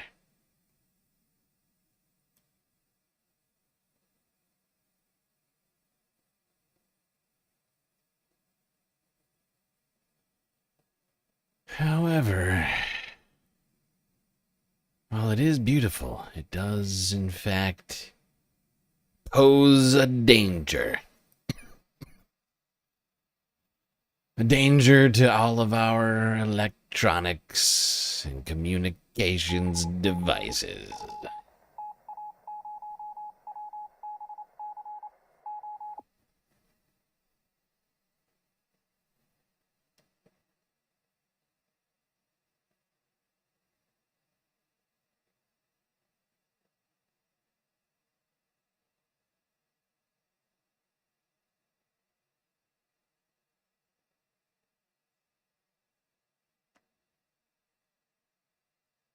Alright, now let's talk about another space problem. One which yours truly is constantly dealing with up here in low Earth orbit. And that is the problem of space junk.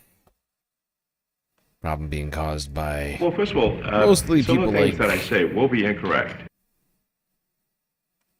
Elon Musk. However, there could be a future solution to this problem caused by the space oligarchy.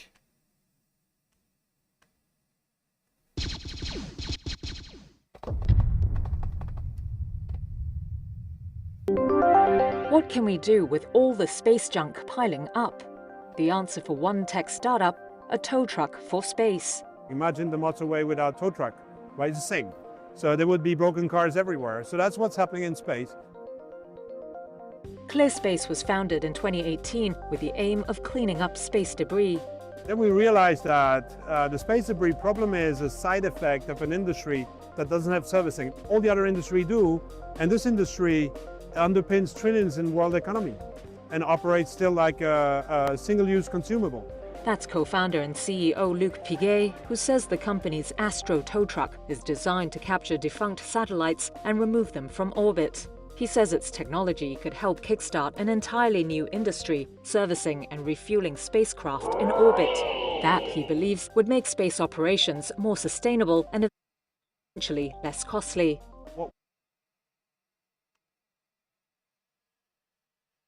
Oh, okay. Space tow truck. To grab debris in orbit. Interesting idea. Could work. Gotta do something about all this junk floating around up there. Up here, excuse me. Yes indeed. Okay. Well, that's enough space news, I think, for today. Let's get to the Earth news. And of course, last couple weeks, the Earth news has been completely dominated by Team America.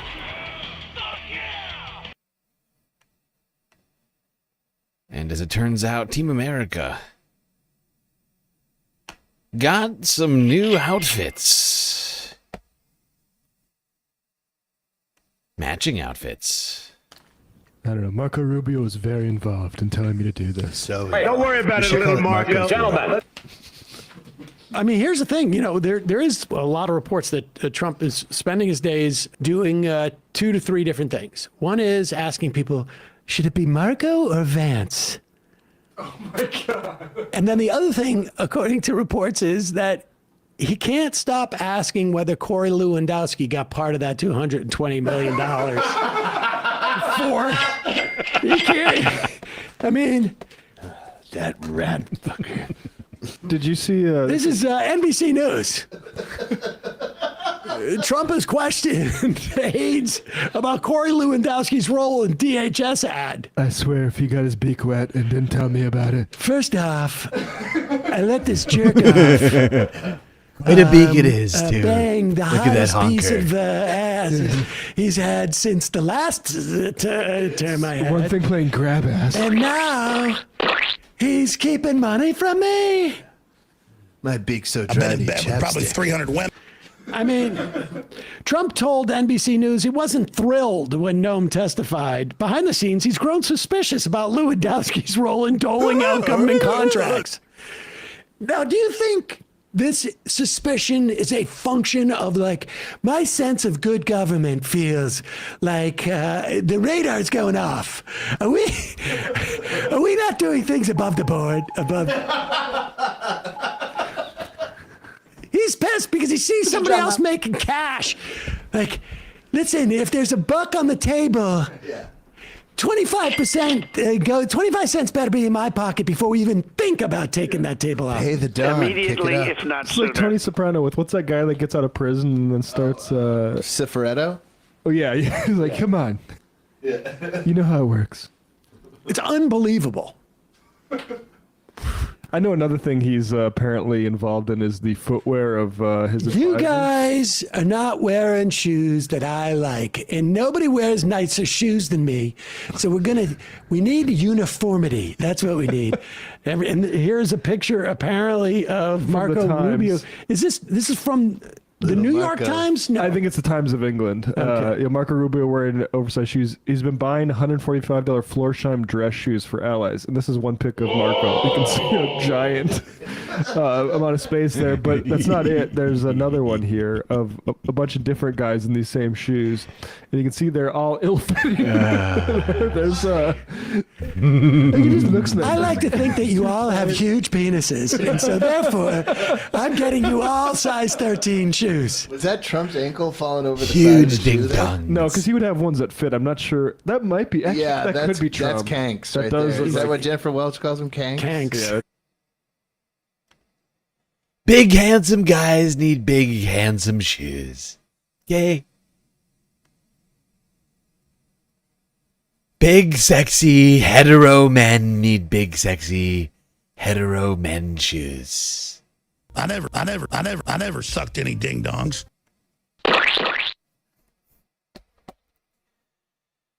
Now, what's maybe a little awkward for Donald Trump about this, I'm not sure if anybody has told him about this, but while he's buying Florsheim shoes for the whole team, this came out last week, March 12th, 2026. Trump's favorite shoe brand, Florsheim, is suing him.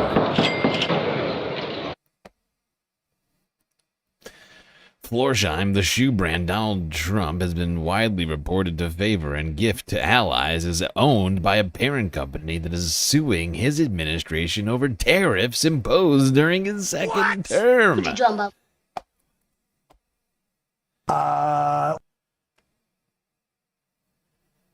Waco Group Incorporated, which owns Florsheim Shoe Company, filed a lawsuit in the U.S. Court of International Trade in December, challenging the legality of those tariffs and seeking refunds for duties it says were unlawfully collected. Newsweek reached out to Waco Group Incorporated and the White House via email for comment. That's fascinating. There you go. Look, I like the shoes so much I don't even care. Sue me. Literally.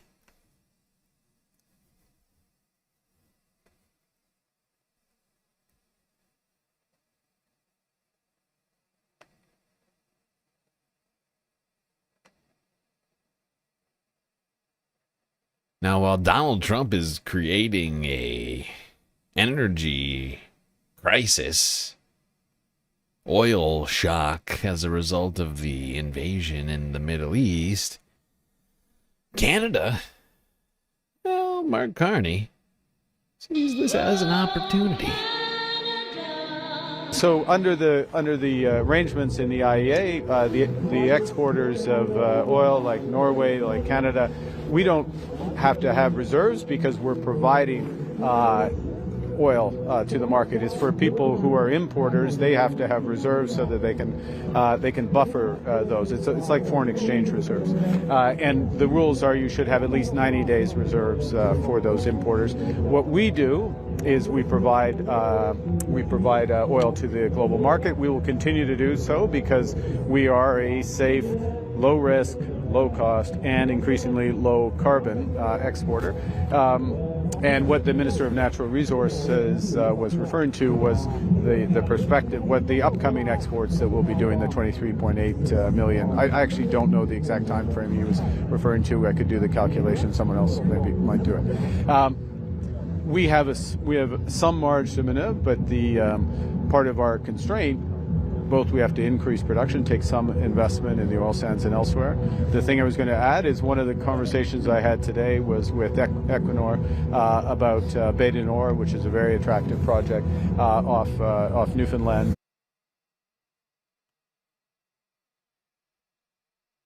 Mark Carney is super excited about Canada getting to export more oil.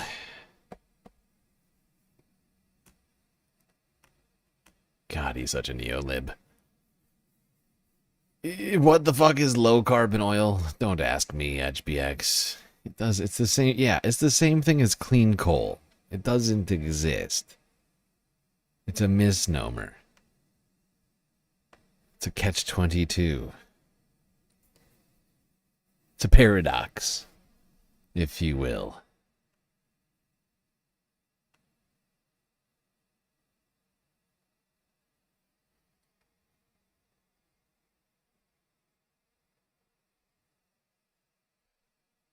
Do we take another break now? We're like 4.5 hours into the stream.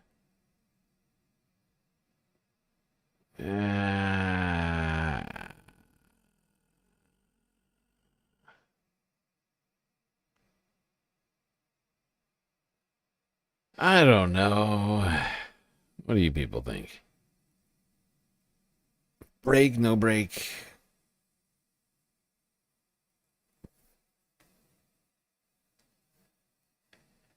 Really, either way doesn't necessarily bother me.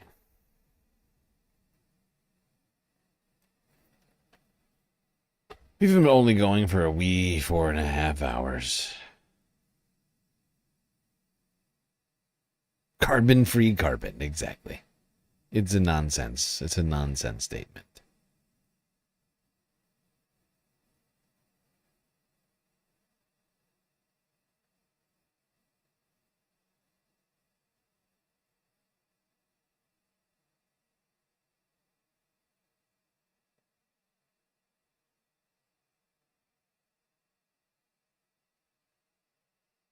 I don't need a break, though. That's what I'm saying. I don't need a break. So it's only if people in chat want a break, really. Screw it. I'm just going to keep going.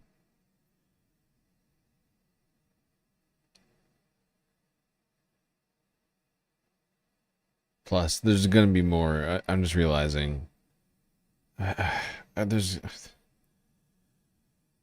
There's going to be more things happening. As I'm saying this right now, I'm realizing that there's got to be like multiple developments in the Middle East that have happened since I last checked. Yeah. All right.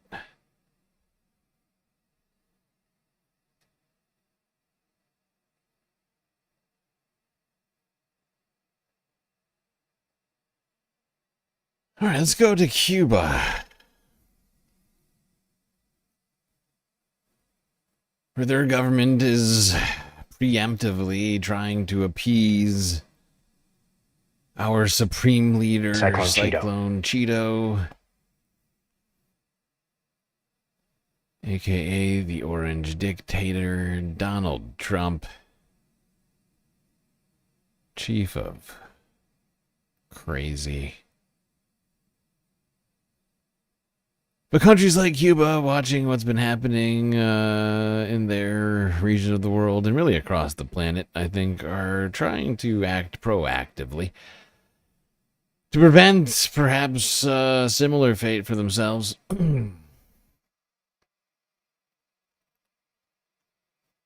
Cuba says it plans to release 51 prisoners as a demonstration of goodwill, following talks between its foreign minister and Pope Leo at the Vatican. This comes as Havana confirmed it's also been talking to Washington. President Donald Trump has made no secret of his desire for a change in leadership. These conversations have been aimed at seeking solutions through dialogue to the bilateral differences that exist between our two nations. The oil embargo imposed by the Trump administration following its capture of the Venezuelan leader has brought the island's economy to the brink of collapse. Cuba's president acknowledging that conditions in the country are dire. Today we can confirm that no oil tanker has entered our country in the last 3 months. And we have been working under very adverse conditions that have immeasurable impact on the lives of our people. Miguel Diaz-Canel said Cuba is running unlimited natural gas, solar power, and thermoelectric plants. Cubans seem open to the idea of negotiations. If all of this leads to agreements and solutions that will improve our lives, then it's for the better, because the situation is quite difficult right now. Cubans are desperate. You can't live without water or electricity. That's why we want a consensus to be reached. If there are talks, let them be productive. Let them achieve something good through those conversations. Earlier in the week, President Productive, he says. That's a fascinating concept.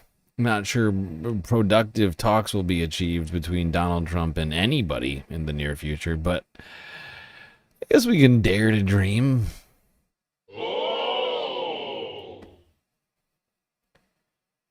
Nothing wrong with that on a Sunday Funday, I guess, if not just for a moment. I think it's highly unlikely, but, you know, crazier things have happened, I guess.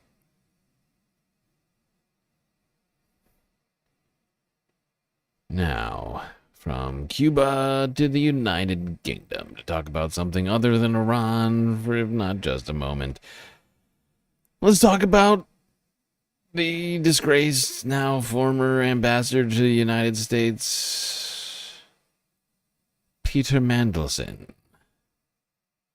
Are you still talking about Jeffrey Epstein? This guy's been Documents talked released about by the for British years. government show officials believed there was a reputational risk to appointing Peter Mandelson as the US ambassador because of his relationship with convicted sex offender Jeffrey Epstein. The concerns were raised in a document sent to Prime Minister Keir Starmer in December 2024, before he appointed Mandelson to the role, seen as vital to establish a good relationship with the Trump administration. The document also spelled out other reputational issues over Mandelson's work in a previous Labour government related to financial matters, including high-profile donors. Lawmakers have forced Starmer's government to disclose thousands of files about the decision to name Mandelson to the key diplomatic post at the start of Trump's second term. Authorities published 147 pages of documents on the government website on Wednesday. The government has said the files will show that Mandelson misled officials about the extent of his relationship with Epstein. Yeah, one wonders why a guy in the Epstein files would have been seen In fact, we're going to as dispel with the a headlines potential because Trump whisperer. You know? Like, why? Why is that? Why is it that Donald Trump appears in the files more than anybody else? And the guy who Britain thought would be the perfect fit to somehow woo President Trump, also in the files. It's weird. It's weird. I wonder what's up with that. It's weird. All right, to talk a little bit more about this, In fact, let's we're go going to to BBC. dispel with the headlines because we've had two major breaking stories in the last few minutes. But let's start with the one here in the UK, and that is the release of 135 pages, a document relating to the appointment of Lord Peter Mandelson, the former ambassador to Washington.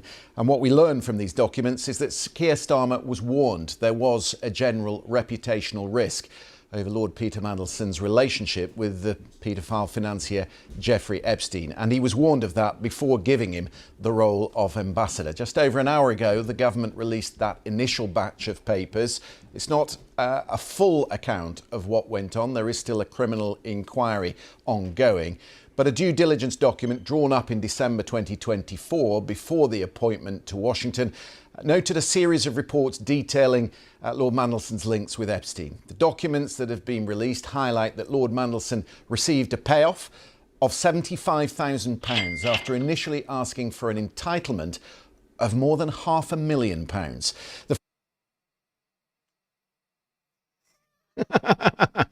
Entitlements, yes.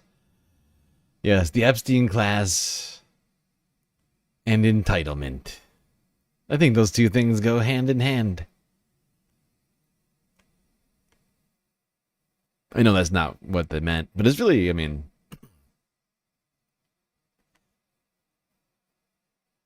just sort of the same thing, isn't it? Okay.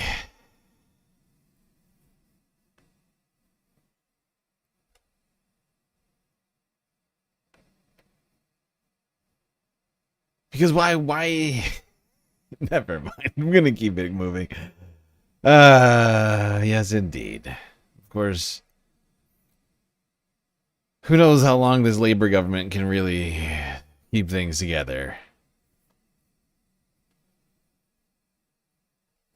Probably not that much longer. Speaking of keeping governments together, let's go to France, where Emmanuel Macron is still barely managing to keep French government from collapsing into chaos. Meanwhile, a local mayoral election in Paris is ongoing this week.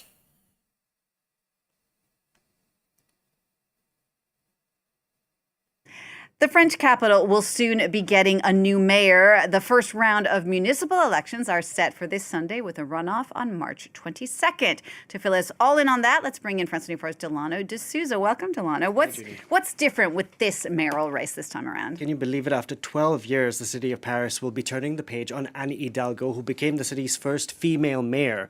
Now, the voting method this time around will be different, with Parisians asked to vote twice. The first vote will be cast for the respective arrondissement or district, and the second for the citywide council of Paris, which chooses the city's mayor. The polls have broad implications on the national stage as it comes nearly a year before the presidential election. All right, so who's the one to watch? Well, Rachida Dati, without a doubt. The city of Paris has been run by a left-wing mayor since 2001, and the right is desperately trying to return to City Hall.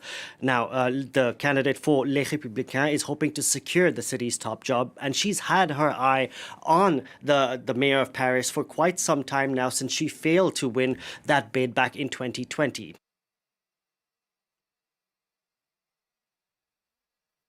Yeah, but let's hope the left takes over Paris, or at least in the mayor's office here. This is for the best, honestly. She's a full-on centrist. A liberal conservative. Truly means just a pro-corporate shill.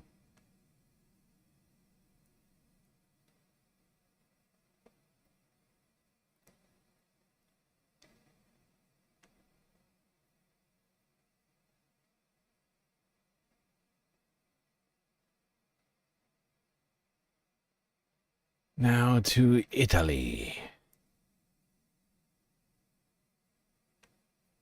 where protesters took to the street yesterday protesting the actions of the United States and Israel in the Middle East. Here is Forbes breaking news from 13 hours ago. In Rome,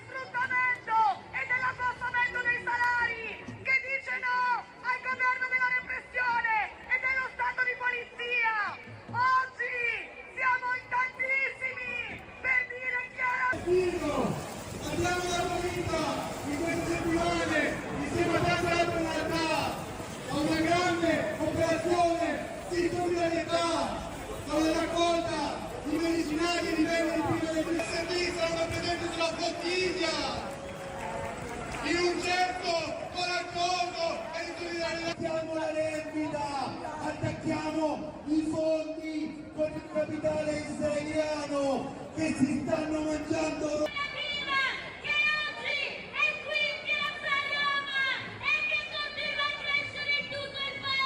Fuori dalle logiche di subalternità ai trattati dell'Unione Europea, ai trattati della NATO, per costruire un mondo di pace tra i popoli, di giustizia. Palestina libera! Palestina libera! Free, free Palestine! Free, free Palestine! Free, free Palestine!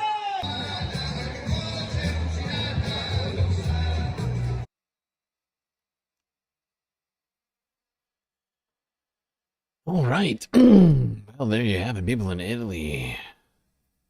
Quite a few people. It would seem thousands of people taking to the streets of Rome to protest the military actions of the United States and Israel.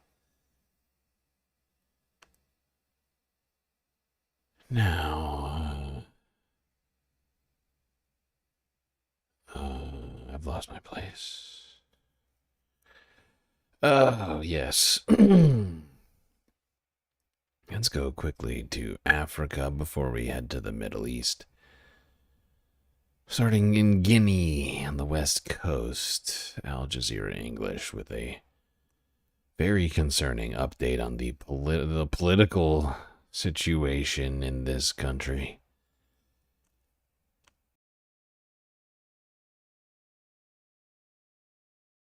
Opposition leaders in Guinea say the country is now effectively a one-party state. On Friday, the government issued a late-night decree that dissolved 40 political parties. The list includes Guinea's main opposition groups. If not sooner. A democratically elected government does not have the authority to dissolve a political party. There is a procedure that must be followed. The minister must follow the procedure.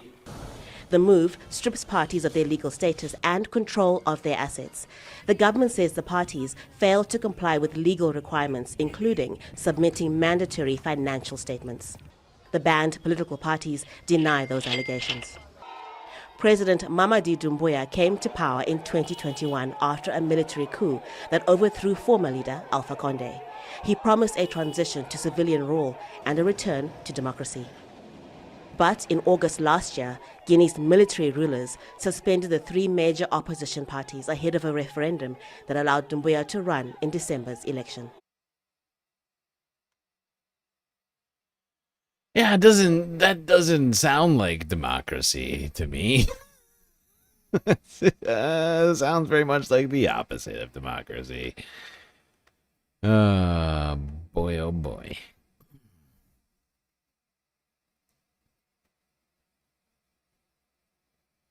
The west coast of Africa has a long and storied history. Of course, Guinea is one of a number of countries over there on the west coast that was effectively carved up by colonial powers in the 19th century.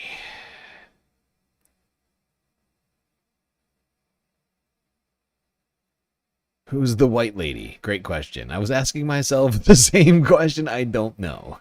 I have no idea who that white lady is. I don't know why she's here.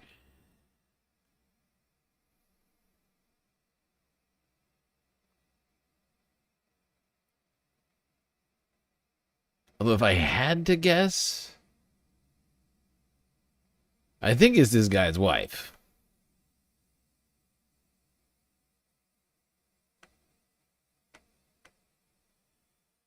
But yeah, 40 different political parties dissolved, disbanded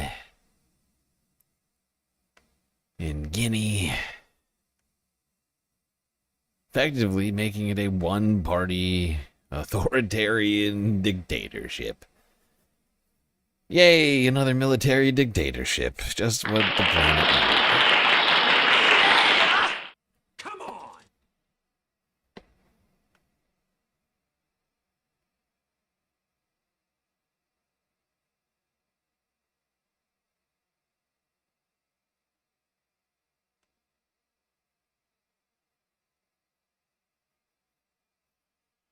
All right, now all the way south to South Africa.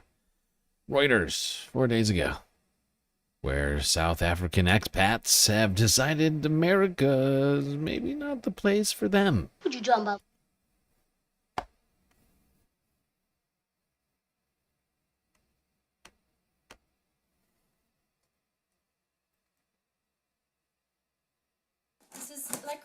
Naomi Sapphire was born in South Africa and lived for 2 decades in the United States. She came back home for a holiday and realized how much she missed this place. You cannot dictate what makes your heart happy. So you leave and then you come back because ultimately this is home. Last year, Sapphire left North Carolina for a seaside town in South Africa's Western Cape. Now, she says her 3 children spend more time outdoors, health insurance is affordable, and she prefers the schools. She's among thousands of white South Africans coming back from abroad, despite U.S. President Donald Trump's statements that South Africa's white minority is being persecuted by the country's black majority government. Terrible things are happening in South Africa. The Trump administration is ramping up its new refugee program for white South Africans, focusing on Afrikaners, the descendants of Dutch settlers, such as Sapphire and her family. About 3,500 South Africans have entered the United States as refugees since the program started in May 2025. Pretoria says there is no evidence of discrimination or persecution against whites. Many white South Africans and Afrikaners have welcomed Trump's support, but insisted they nevertheless want to remain in their country. Yes, indeed. People not really taking up Donald Trump's offer of asylum from that supposed genocide. I mean, look at this. Look at this horrifying genocide happening right now. White people watching basketball. Oh, God. It's a genocide. Help. I'm being repressed.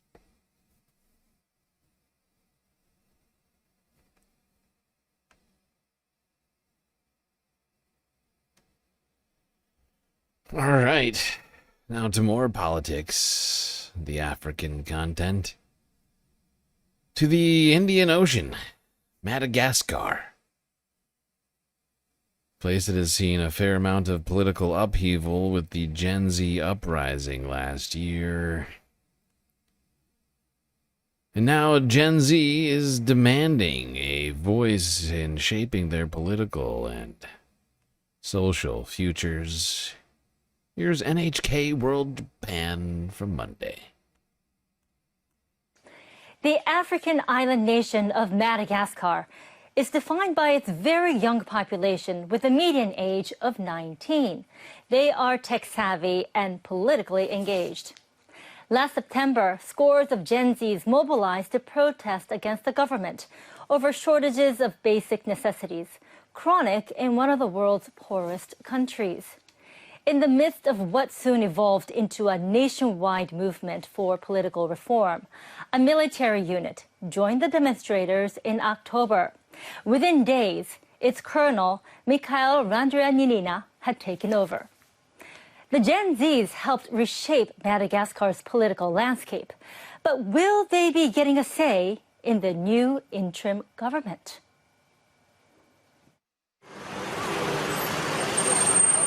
The capital, Antananarivo, hums as usual. But the scars of last year's demonstrations linger.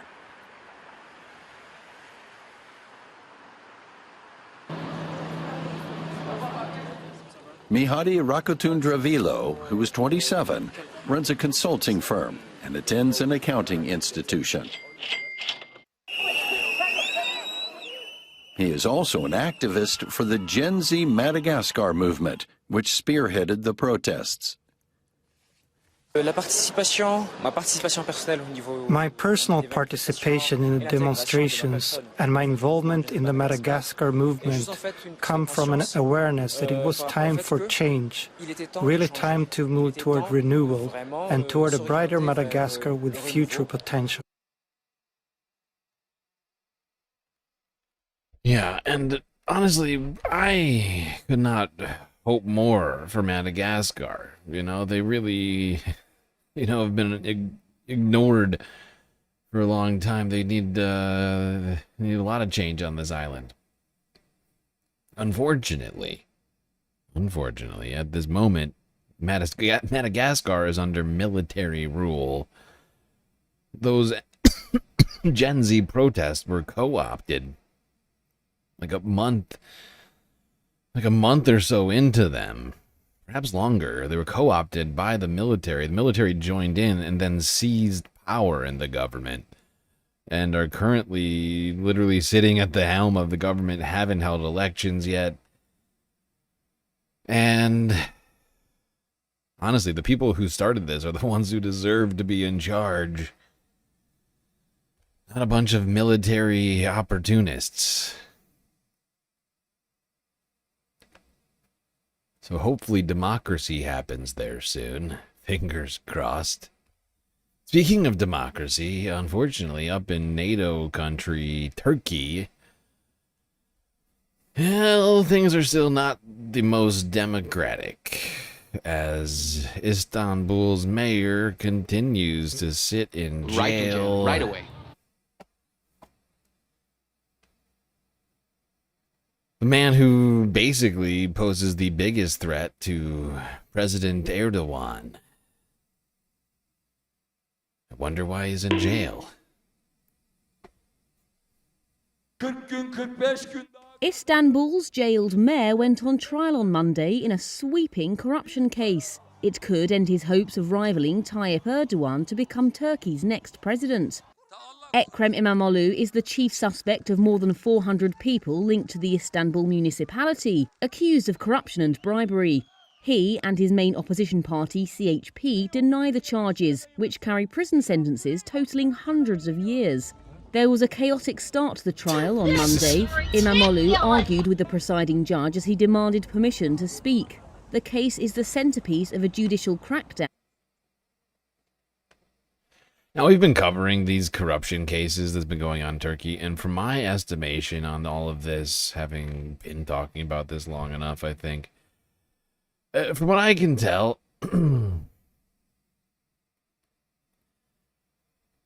these corruption charges are just a political weapon for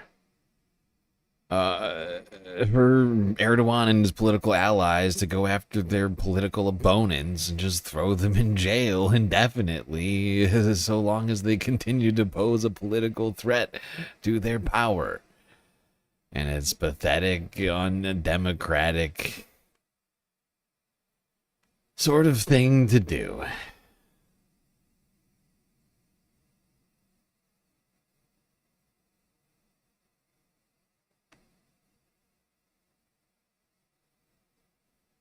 But while we're in Turkey, we may as well talk about a holiday treat. Seeing as it's Sunday Funday and still the month of Ramadan for, I think, a couple more days. I can't remember when, the 17th? I can't remember what day it ends. Let's go here to TRT World from 8 days ago and talk about a delectable beverage known as Ottoman sherbet.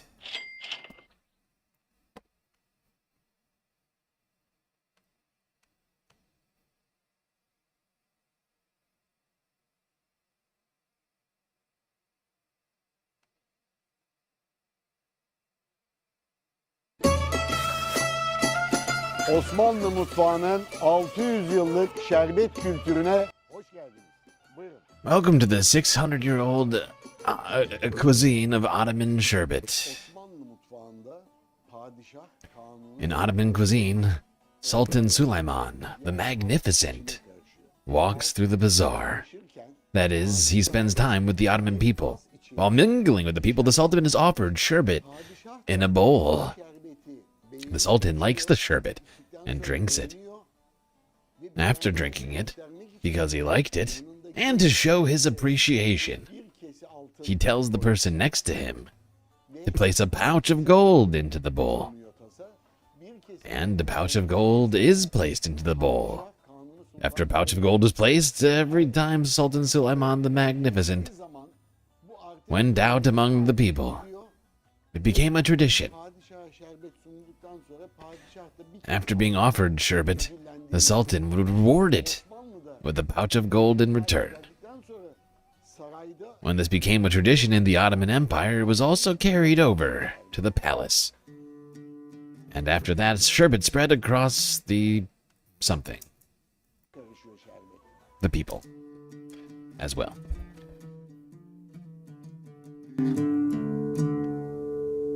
Osmanlı mutfağının en önemli içecek. One of the most important drinks in Ottoman cuisine. Yaklaşık 600 yıllık bir geçmişi. It has a history spanning around 600 years. Today, the harmful effects of carbonated drinks have been confirmed all over the world. When harmful drinks have been reduced minimum seviyeye to a minimum düşmüşken in all biz developed Osmanlı countries, şerbetlerini we should offer tüm Ottoman dünyaya sherbets sunmamız to the whole ve bunu world. insanlığın da içmesi gerekiyor. Çünkü And bu humanity should drink them, şerbetlerde aroma vesaire because these hiçbir sherbets şey yok. contain Bakın, no bugün flavorings or similar şerbet. additives whatsoever. İçinde gül yaprakları dans ediyor. Look, in this rose sherbet, rose petals are shimmering. En büyük And in my opinion, one of the biggest reasons they are preferred during Ramadan is that because of long fasting, people's immunity drops, susuzluk hissine their strength weakens, Osmanlı and they begin to feel thirsty. ayrı bir şifa deposu. We always say that each Ottoman sherbet is a unique treasury.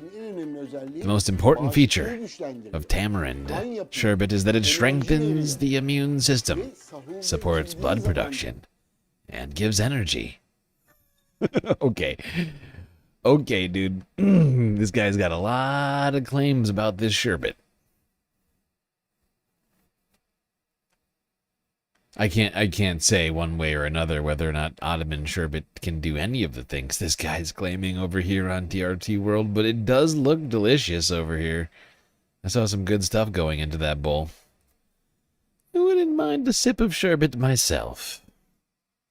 What's interesting to me is when I clicked the video initially, I thought it was going to be ice cream, because in my mind, I associate sherbet with delectable frozen treats, and not some sort of strange beverage mashed up in a bowl. But hey, I'm into it. All right, well, while people in the Middle East are trying to celebrate Ramadan, the United States is, of course, waging a war.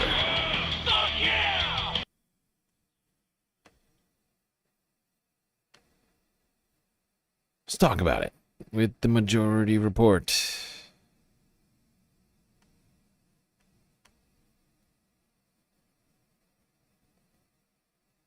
Kowalski from Nebraska. I missed the free half of the show because I was on a phone call with analysts that I follow.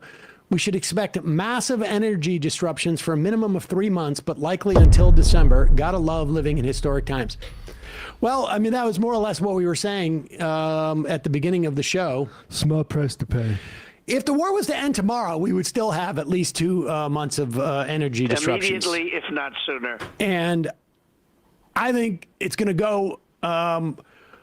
whenever Trump says the war is over, it's going to go for at least another couple of weeks, because the Iranians are going to measure and decide how much we are going to pay. But here is the other danger. Trump says, I have declared they have unconditionally surrendered. And Israel, of course, wants to keep going, although it's a little bit difficult, but there are more and more reports that Tel Aviv is getting hit harder now than it was at the beginning of this a week ago. So there may be, Israel may also have wobbly knees, as it were. And I don't mean to articulate in that a way that I think they've lost their resolve. I think that's a good thing. Their resolve is bad. But the danger is the Iranians, who want to make sure that this doesn't happen again. Remember, we bombed them a year ago or so. They want to make sure this doesn't happen again, and that there's a sufficient price to be paid by the United States and the world, frankly, for attacking them. They're not going to stop. And then the question is, okay, if they don't stop, how much humiliation can someone like Donald Trump withstand, or Pete Hegseth withstand, without saying, like, well, you know what we should do is actually just we should take over, this island off the coast of Iran, because that's where the Revolutionary Guard is based out of, and that'll show them. And that's when things start to really become a quagmire. And I suspect that's what Senator Blumenthal was worried about when he came out of a Iran briefing, because it is quite clear to anybody outside of a very small cadre of people in the White House that they had no idea what they were doing going into this, and they have even less of an idea what to do now. I emerged from this briefing as dissatisfied and angry, frankly, as I have from any past briefing in my 15 years in the Senate. I am left with more questions than answers, especially about the cost of the war. My questions have been unanswered, and I will demand answers because the American people deserve to know. And I guess I am most concerned about the threat to American lives of potentially deploying our sons and daughters on the ground in Iran. We seem to be on a path toward deploying American troops on the ground in Iran to accomplish any of the potential objectives here. And there is also, as disturbingly as anything else, the specter of active Russian aid to Iran, putting in danger American lives. Okay. I mean, literally. First off, no shit. I can tell you right now, there has not been one war that Russia has been involved in where we were not aiding the other side. They make movies about it. Charlie Wilson's War. Charlie Wilson's War is like, it's celebrated. What now? But you guys partying Are you fucking kidding scotch me? over it. I mean, he's trying to do this to get attention of the American public. But anybody who ever, like anybody who's even remotely associated, anybody who has access to that meeting, who on day one wasn't like, of course, the entire world is going to be helping Iran against this. Of course they are. We have bumbling fools who led us into this war. This is a different situation than it was in Iraq, because these people knew exactly what they were doing. And I would say Dick Cheney. Yeah, and Sam's absolutely right. And I am so sick of watching our leaders in Congress come at this situation from an angle of complaining about it on a procedural sort of level, like, oh, the president he didn't ask us about it. It's like, just object to the war. Just object to the war. Yeah. Like everything else Donald Trump does, he's doing it illegally. We all know this. Find a backbone and just object to the war, full stop. That even if Donald Trump did come to you, you wouldn't vote for it because it's objectionable. Because we shouldn't be at war, spending billions of dollars a day fighting a pointless war with Iran.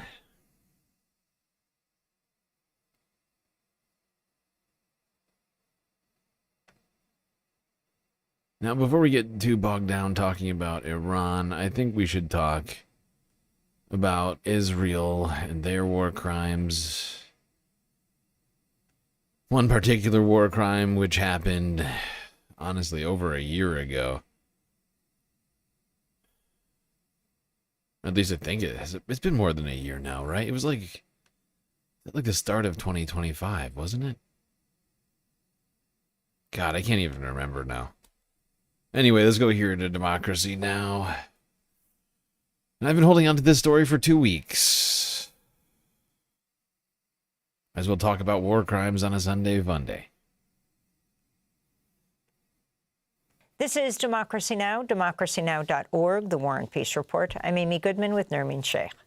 We turn now to Gaza, where almost 1 year ago, Israeli forces killed 15 Palestinian medics and aid workers in a sustained 2-hour attack on a rescue convoy and then attempted to cover it up.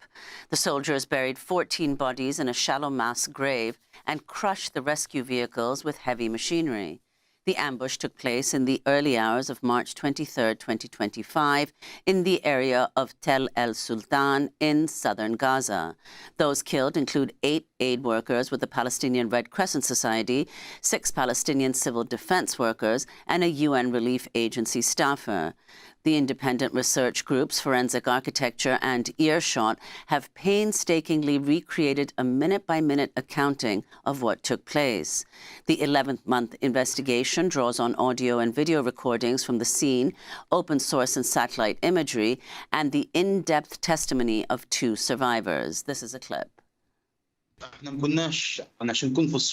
give you an idea, it was still dark. We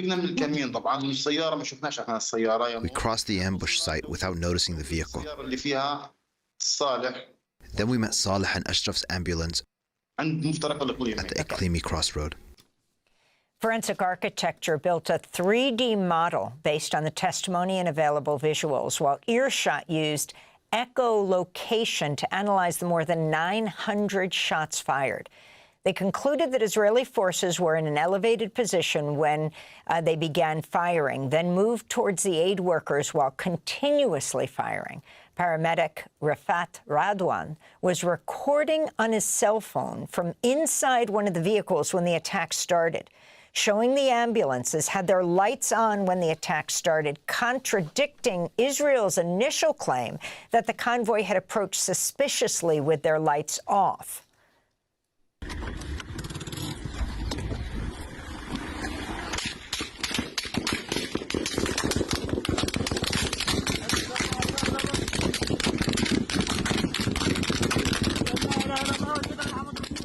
The sounds of Israeli gunfire were recovered when Rawan's cell phone was found after his body was exhumed.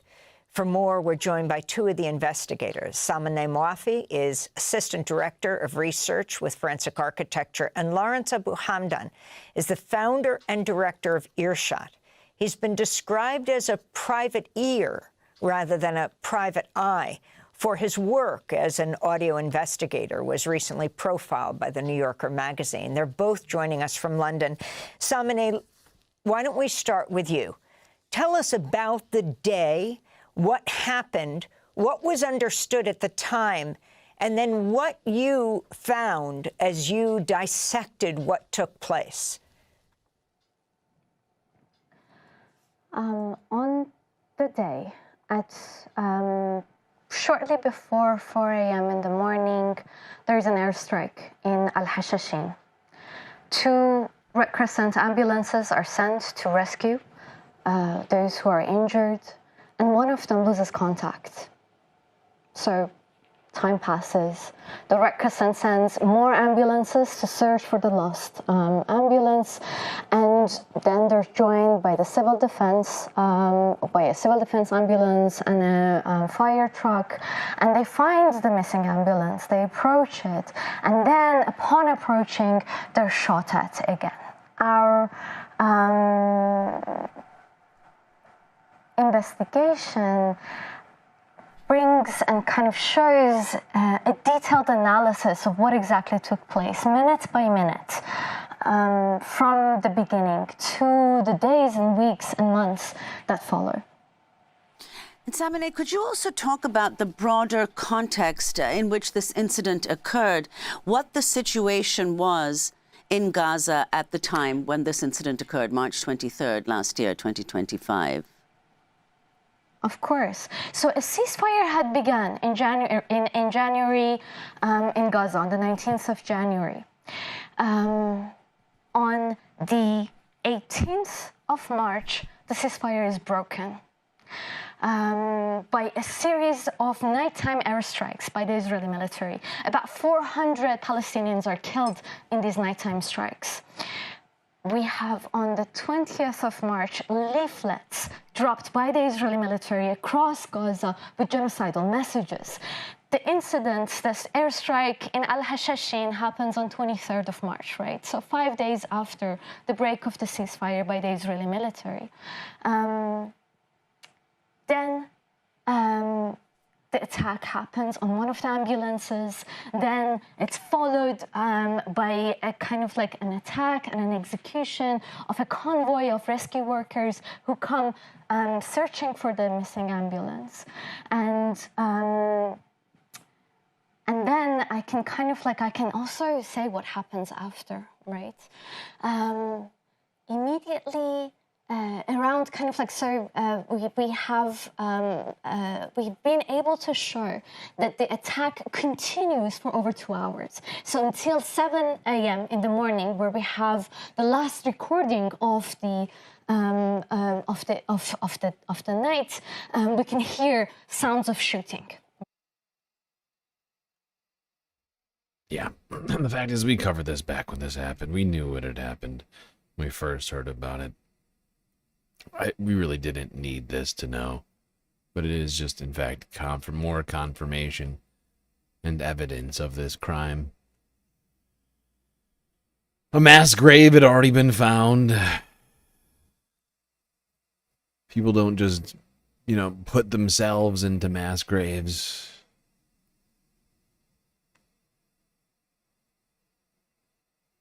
Now, in the last day, Israel has been murdering people in both the West Bank and in Gaza.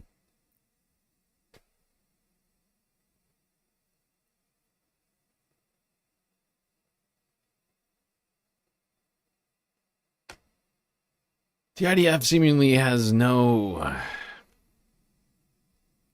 limit on its depravity. Willing to just indiscriminately murder and torture human beings into infinitum.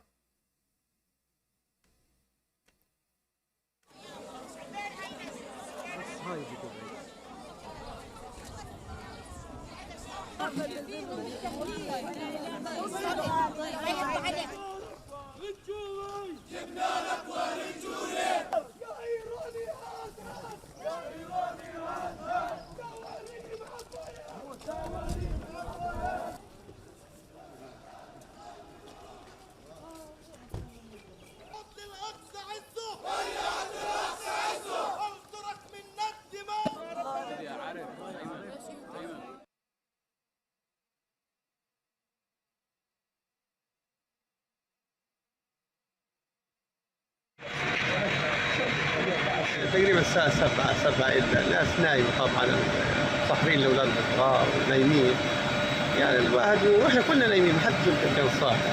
صار الضرب، يعني الضرب لما صارت حسينا يعني فينا يعني، بس فقد فيش حاجة، يطلع لأولادنا يعني، مبروك البيت نفسه اللي إحنا فيه مبروك.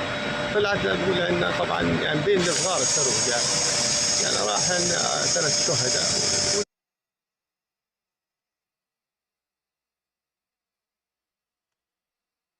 Yes, indeed.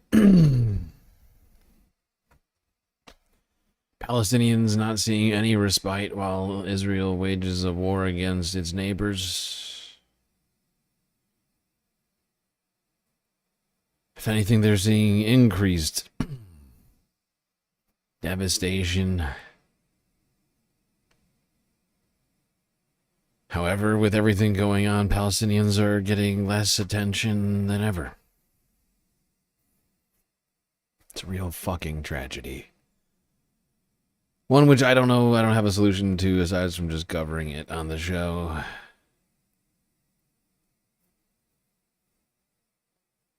What can I say?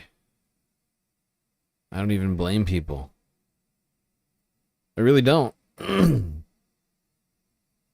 Fucking World War III just got started. I'm not shocked.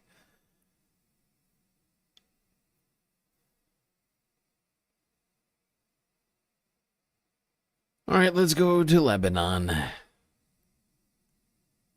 And for a moment on this Sunday Fun Day, let's try and find a way to use creativity and art to reflect on crisis.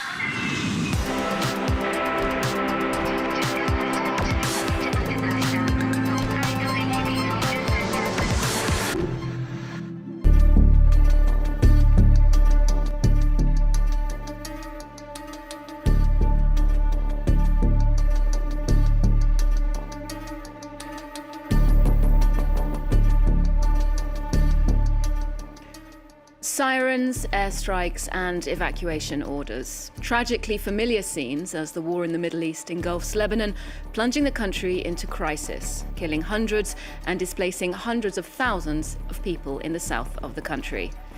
It's a harrowing reality that Lebanese people on the ground and abroad are having to deal with, including the country's artists. One of them joins me in the studio, musician and producer Zaid Hamdan. Welcome to the show. Thank you for having me. And filmmaker Wissam Sharaf is with us via video link from Beirut. Hi, Wissam. Hi, how are you? Well, these last few days for you in the Lebanese capital must have been extremely tense. How are things there at the moment? It's a day-to-day basis, actually. We're just following the instructions as they happen, and we can't do anything about them. So we're like useless spectators.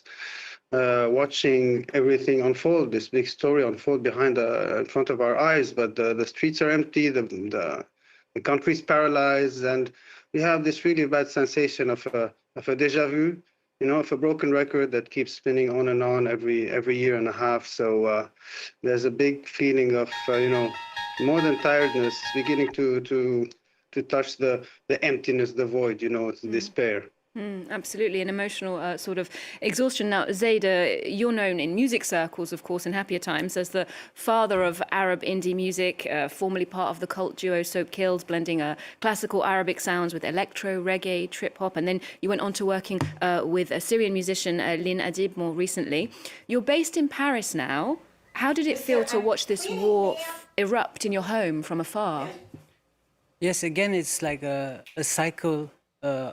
Unfortunately, a cycle, like we relive the same bombings of our country and the same worries and those same nights without sleep and torment. So that's what's crazy. How do we break this cycle, So those first few days are torment and shock. And then we have to go to practical matters, is how can we help, how can we support the families that are on the streets. So I think I'm still in this shock because it's so fresh. And of course, Zaid, Wissam, because you've worked together recently creating the soundtrack for his 2022 film, Dirty, Difficult, Dangerous. And Wissam, while this is a fantastical love story, this film, it is informed by the socio-political situation in Lebanon. One of your protagonists is a Syrian refugee. It's not a sunny picture at all. Since that bomb blast in Beirut in 2020, how have you seen conditions change for people in Lebanon? It has been a multi-layer crisis, actually. I mean, it would be even absurd or funny to count them, since the explosion, then the COVID, that we even had an earthquake, for a change, then the first war, then now another war. It's a multi-layer crisis that's piling up on us. So as artists, actually, we don't have time to process a crisis. And we have to intake another one. So it's too fast for us. Usually you have to take in events as they happen, then to process them, and then this process can take years of, rendering the events into an artistic form, and then giving it out in a form of film, in a form of music, or you name it. So it's going so fast that we don't even have time to process an event. So today it's very, very hard to concentrate, and to be able to think about anything. It has been going on since 2019, since 5 years. And this maybe explains also why many artists of the Lebanese scene have left the country, because it has been very hard, to create art, or to be able to even think or concentrate about an artistic view. We are like glued in the daily bad energy that's piling up on Lebanon since 2019.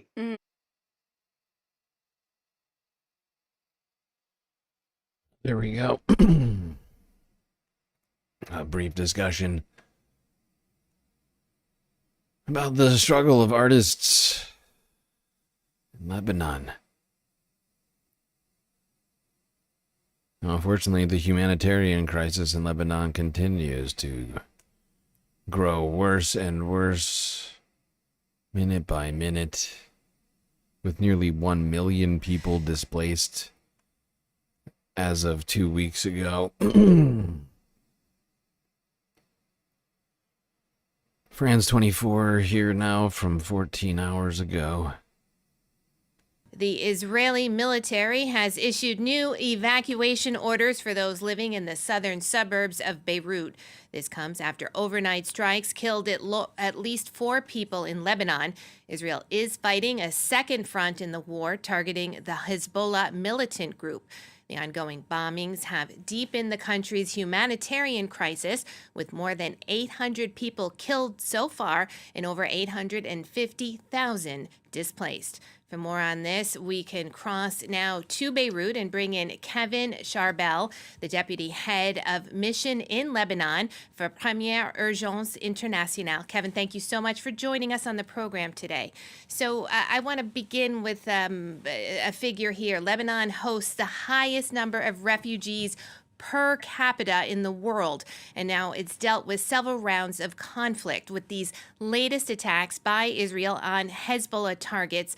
What's the scale of the humanitarian disaster that we're currently talking about? Seriously, fuck France 24. I'm so sick of their pro-Israeli fucking propaganda. Israel is striking civilian neighborhoods. They've been doing it over and over again. I'm so sick of them claiming, oh, they're just striking Hezbollah targets in civilian areas. It's a war crime. It's a war crime. France 24 is talking about war crimes like it's just normal shit. I mean, it's catastrophic at the moment, as you just mentioned. You know, we're at close to 900,000 civilians displaced, 100 or so thousand living in collective shelters at the moment in terrible conditions.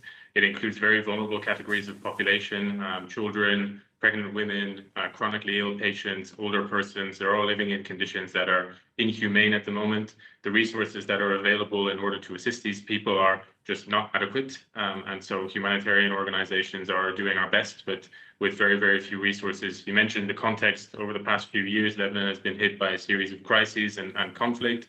And so once again, now it's compounding the civilian toll that this war is taking, as targeting seems to be expanding itself to notably civilian targets. Humanitarians are at risk. Health workers are being systematically targeted by the Israeli army, meaning that our access into those areas and our access to civilian populations are even further complicated despite the extreme vulnerabilities that they are facing right now. So we are seeing a very complicated situation on the ground. Yeah. Now, Kevin, in these types of situations, it's not the civilians, it's not the women and the children who are starting these wars, but it does appear, unfortunately, that is women and children that are disproportionately affected. Yeah, as always, as you say, it seems to be civilian populations that are disproportionately affected. The type of strike pattern that we're seeing now from the Israeli side seems to also be focusing itself in dense urban areas where obviously civilian casualties are inevitable.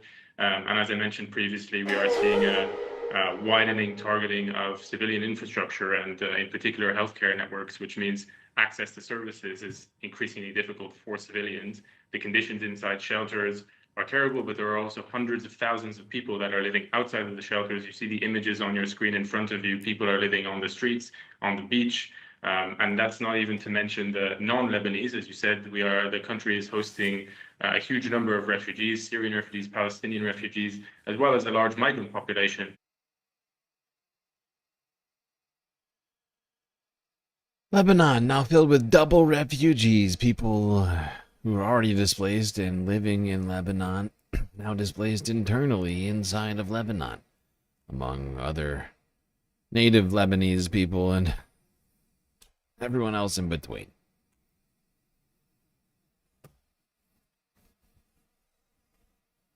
Is there any confirmation about Bibi? We have an update on the Bibi situation.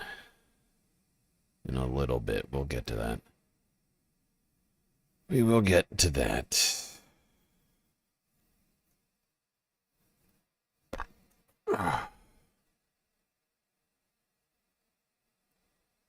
Okay, we're going to stay in Lebanon now. Continue talking about the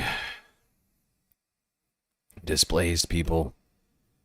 It's a clip from Forbes Breaking News on the ground posted 14 hours ago. That's on YouTube. That's on YouTube.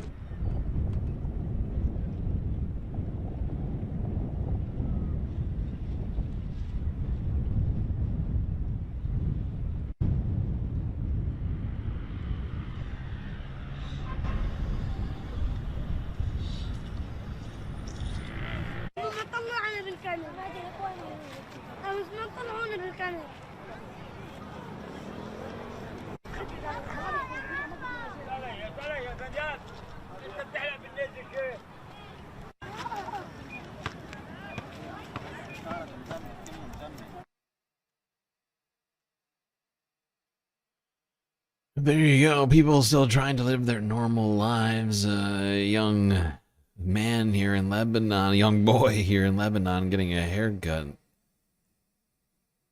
in a tent camp.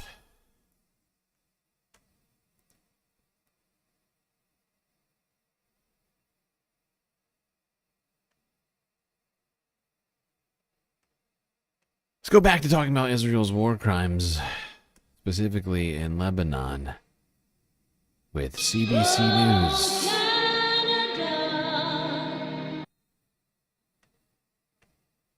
Today in Lebanon, there is more destruction in Beirut's densely populated southern suburbs. Israel continues to strike what it says are Hezbollah targets there. United Nations Chief Antonio Guterres has also visited the city and says diplomatic channels remain open to end the war.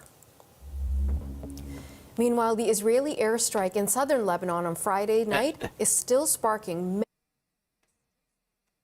Like, I gotta give CBC credit here. At least they point out the fact that this is just a claim being made by Israel, rather than just ad nauseum, just like the literal regurgitation of all of these talking points without any context, just reporting it as if it is fact. At least CBC is like, Israel says it. Like, that tiny journalistic decision, I respect the shit out of. Like, even, like, you know, like, Oh, by the way, thank you for the follows over on Twitch to Natty Bumpo and MJJ. As well as thank you, another thank you to Frizzla for the super chat, and Orb Rumor for the super sticker. Hey you. Oh, and another super chat from Frizzla. Free Gaza, free Iran, free Lebanon.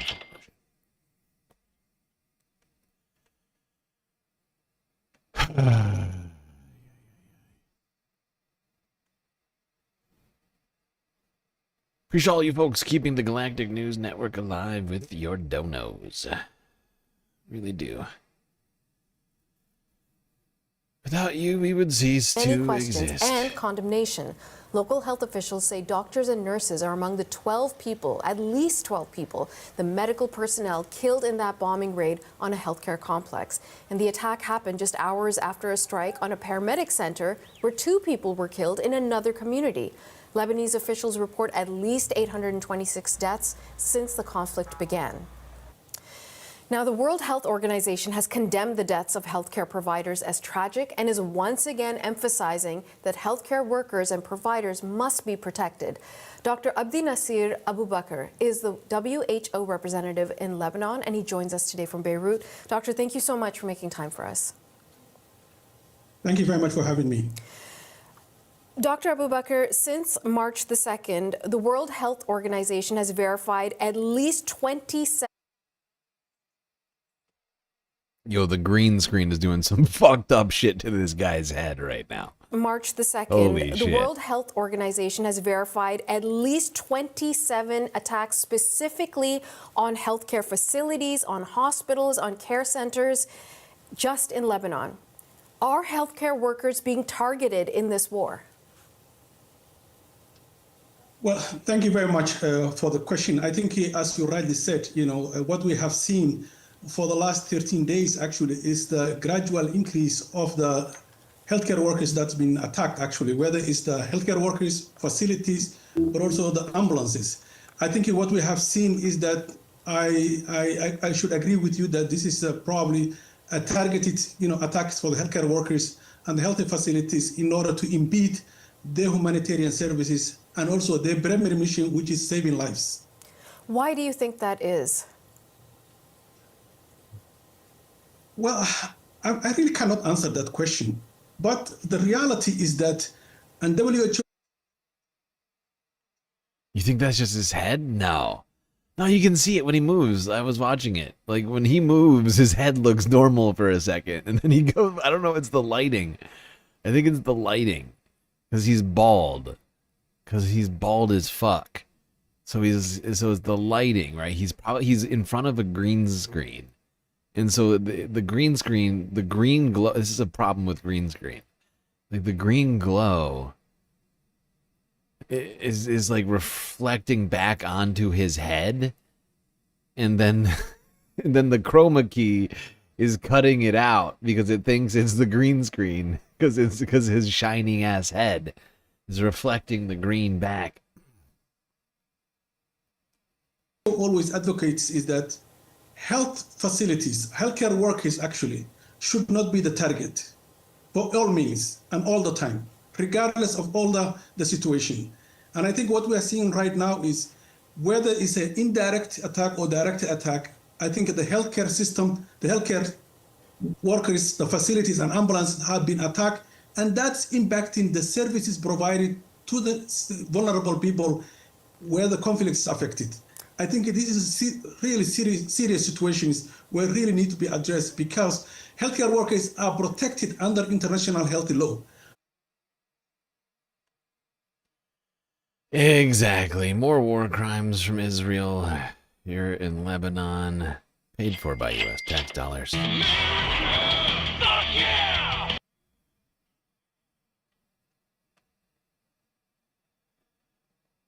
Yep. 1 million people displaced, 1,000 dead in Lebanon, and at least a dozen health workers, each a separate war crime, killed.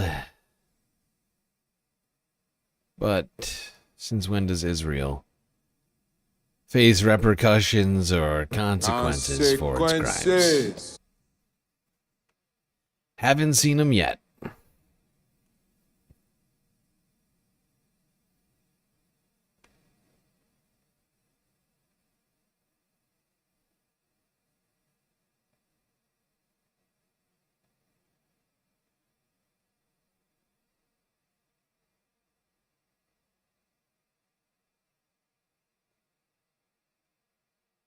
Trust me, Frizla.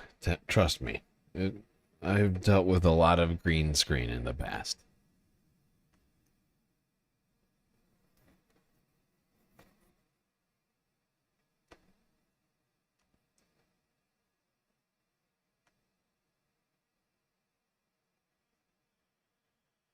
All right, let's go to Iraq, where on this Sunday Funday, people have been trying to enjoy long Ramadan nights while this war goes on around them.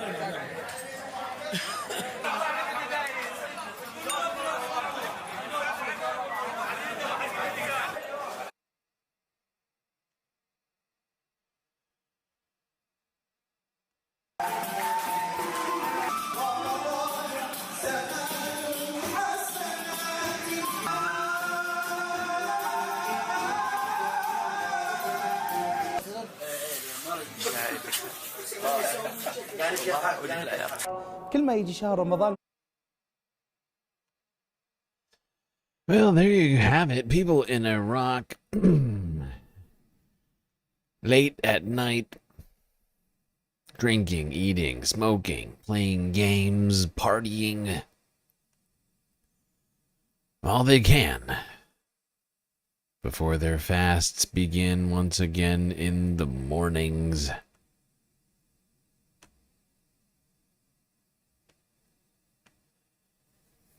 As Ramadan continues, I think, for at least another couple days.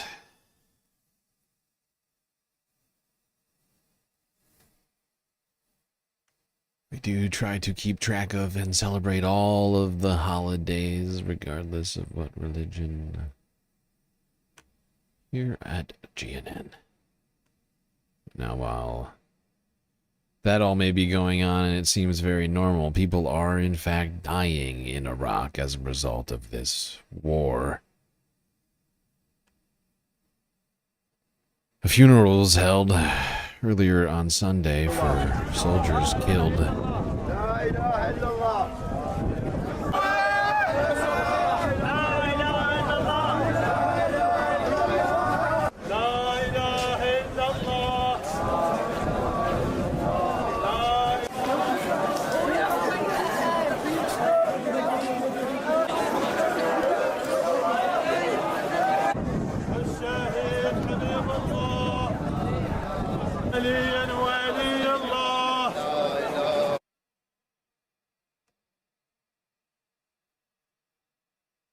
Yep.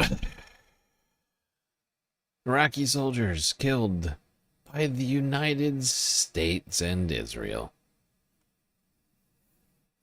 You know, people in Iraq already, I felt like, were doing a lot to accommodate the United States to some degree, especially Iraqi soldiers who have been working hand in hand with the United States on security for decades. I'm sure this won't cause any sort of problems. You know, aside from the dead people.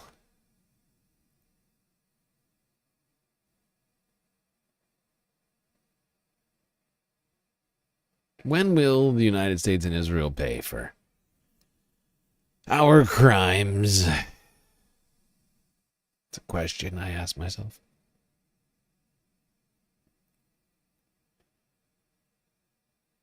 Now, while Israel's been killing people in Gaza, Palestine, Lebanon, and Iraq, they've also been killing people in Iran with the United States' help.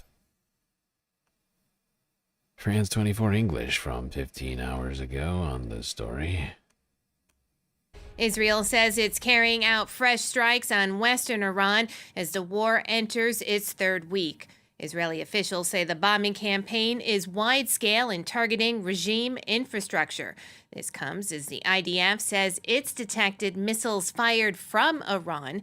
It marks the sixth wave in the space of 10 hours. Alerts have been sent encouraging people in affected areas, including Tel Aviv, to seek shelter. Meanwhile, President Donald Trump has dismissed making a deal with Tehran, saying the terms are not good enough yet. He also said the U.S. may hit Harg Island, Iran's critical oil export hub, a few more times just for fun, after military targets were obliterated. Let's take a listen. He's a completely deranged fucking lunatic. Maybe we'll just do it for fun. Just a few more strikes. No president should feel it okay to use the military for fun. It fucking disgusts me how little respect the president has for the military. It's not my favorite institution, I must admit. I feel we spend a great deal more money on it than we should. And we use it far too often. But under Donald Trump, it's fucking insane. That, that this man feels it okay to use the military as much as he does. And for literally no reason at all. At least in other administrations, the United States government has tried to justify its military actions to the people. In this case, Donald just doing shit on a whim. Let's do a few more strikes, just for funsies. People are telling me it'll be a really good time. Would you jump up? Now to some residents in Tehran. They hit us, we hit them. Ultimately, this is war. We've seen through the 8-year Holy Defense War and the imposed 12-day war, and this war will also eventually end. Iran is the victor. Iran is always the victor. This is not a good situation, but both sides seem to be testing each other, one being the West and the other Iran. But I hope they come to a conclusion fast because people are a bit under pressure. The businesses have been closed for a month or two, and no one earns an income.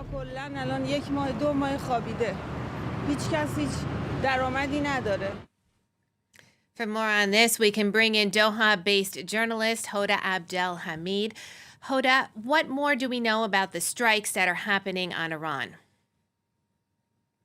Well, they concentrated on the west and the south of the country, mainly the historic cities of Isfahan and Shiraz. The deadliest attack was in Isfahan, where, according to the Iranian authorities, a bomb struck a factory and 15 people died there.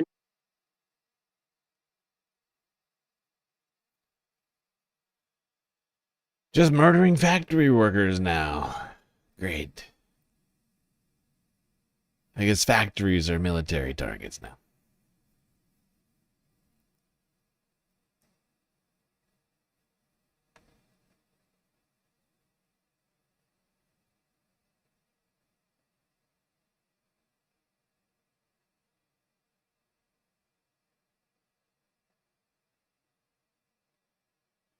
All right, let's go to the ground and see the results of some of these strikes, the devastation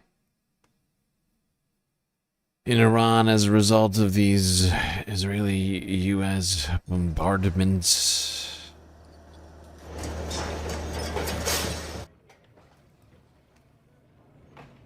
Looks like Gaza.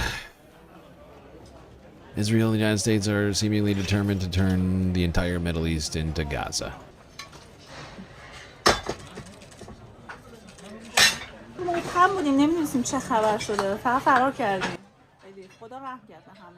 We were confused and didn't know what happened. We just ran away. God had mercy on us.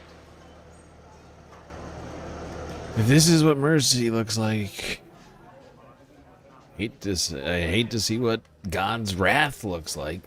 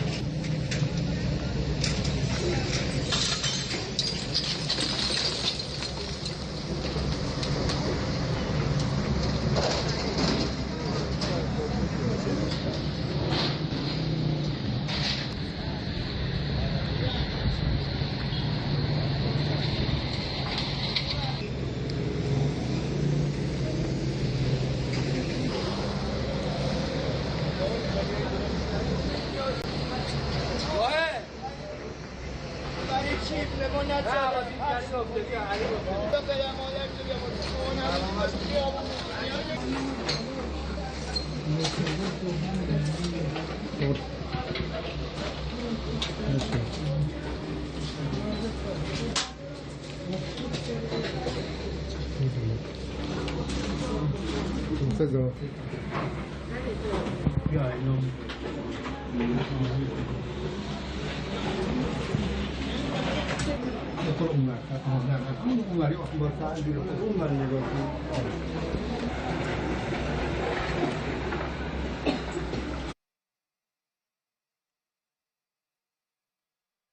United States' main export is human misery. That's what I've come to the conclusion of. You look at images like this, and there's no other conclusion that I'm capable of coming to.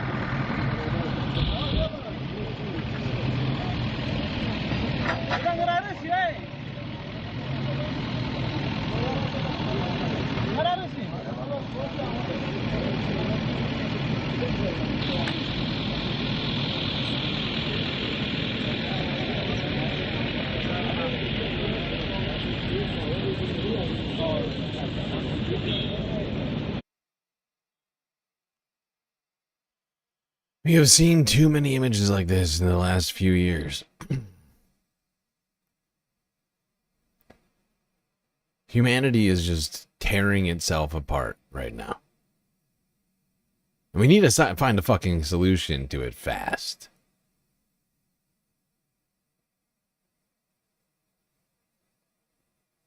I remember growing up thinking we were bound for great things.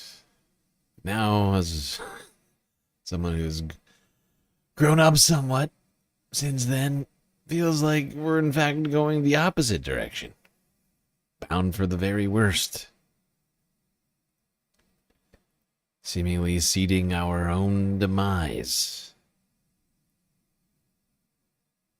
Making all the wrong decisions at all the possible moments.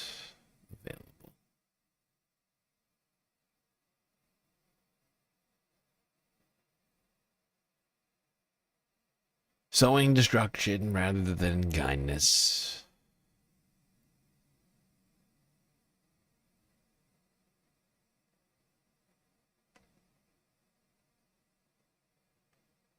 Hurting one another rather than helping one another.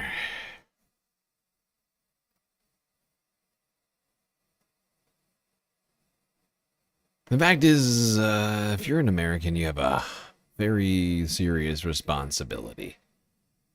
Whether you want it or not, you vote for a government that runs the world's largest economy and military. And our decisions are more important because of that. And I'm not saying that as some sort of like narcissistic, like, oh, America, great. Not an America great type thing, it's just an America fact type thing.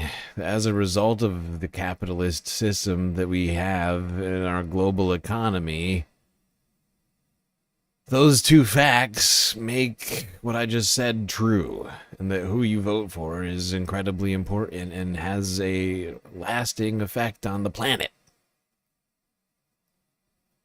You have the largest carbon footprint per capita in this country.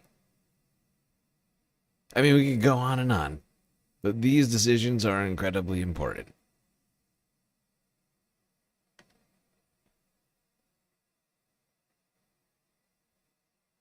All right, France 24 English next. So far, Iran has launched strikes across 9 countries in the region. More than 2,000 projectiles have been fired at Gulf states. Most of these attacks have been intercepted, but at least 19 people have been killed across the Gulf states. United Arab Emirates largely bearing the brunt of these attacks. Earlier this week, it reported over 270 missiles and 1,500 drones have been launched at the country since the start of the war.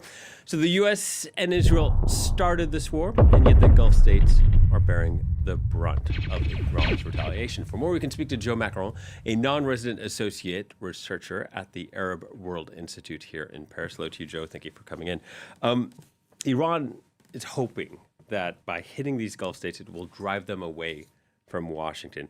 Meanwhile, the U.S. and Israel want them to join the war effort. So which scenario do you think is more likely, that they'll be pulled away from Washington and Israel, or that they will join the war?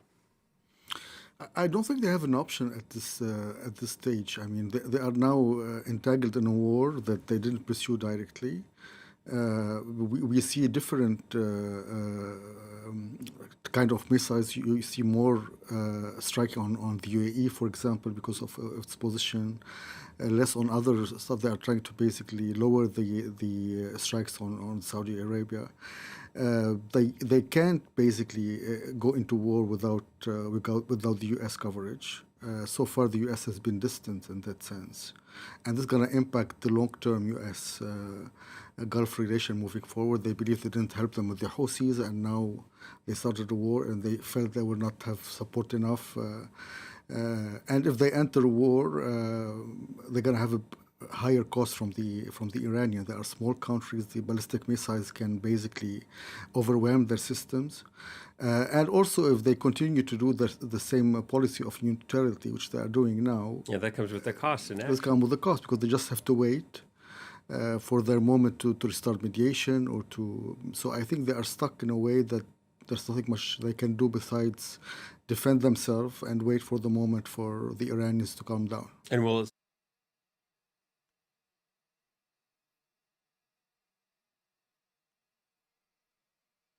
Right.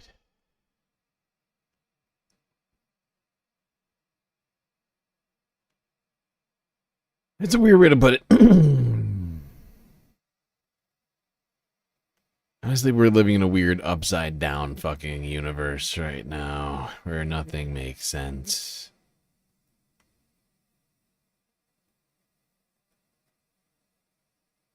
Let's go to CNN now, see what Volodymyr Zelensky, president of Ukraine, had to say earlier on Sunday. How worried are you that this war in Iran is going to divert attention and even resources from Ukraine? After all, a lot of American-made weapons were being bought by the Europeans and then given to you. Are you worried that these weapons will now all be diverted to the war in Iran? Yeah, of course we have big risks, I think so.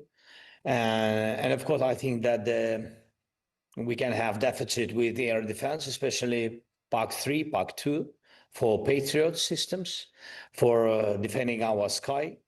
And, you know, after such difficult winter, such massive attacks using Iranian Shaheeds, by the way, 500 per day of Shaheeds, and dozens of ballistic missiles. And of course, for us, it's a very difficult, sensitive question.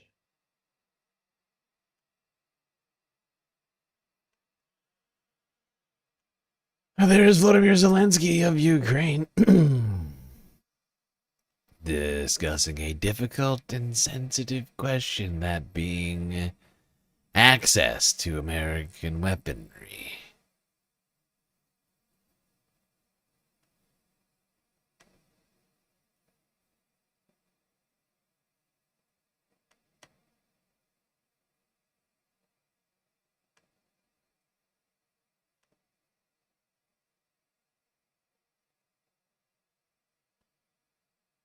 All right. Now, let's go back to France 24 English. Talk about Donald Trump's new demand. A new demand which completely contradicts a previous, claim of his. But that is his demand of U.S. allies and enemies to help defend the Strait of Hormuz. It's Iran's most effective retaliation so far to U.S. and Israeli strikes, blocking the Strait of Hormuz, causing unprecedented disruptions of oil shipments, leading to historic price hikes. U.S. President Donald Trump has urged other countries to step in and secure the strategic passage. Hours later, France and the UK said they were examining ways to ensure safe navigation through the strait, while stressing that the fastest solution would be de-escalating the conflict. It's in all of our interest to get the strait reopened. I will also say that we also need to de-escalate this crisis, because the best and most conclusive way to get the strait reopened is to get this conflict to come to an end. Meanwhile, Iran says it has been preparing for such a crisis around the Strait of Hormuz for decades, as explained by this former Islamic Revolutionary Guard Corps commander. After the Iran-Iraq war, we took steps to reduce our dependence on the Strait of Hormuz and on exporting oil from the islands. To achieve this, we built oil pipelines in different regions so that we could export oil easily by land and sea without relying on the Strait of Hormuz. Iran's foreign minister has also warned that American companies operating in the region could be targeted if Iranian energy infrastructure continues to be attacked.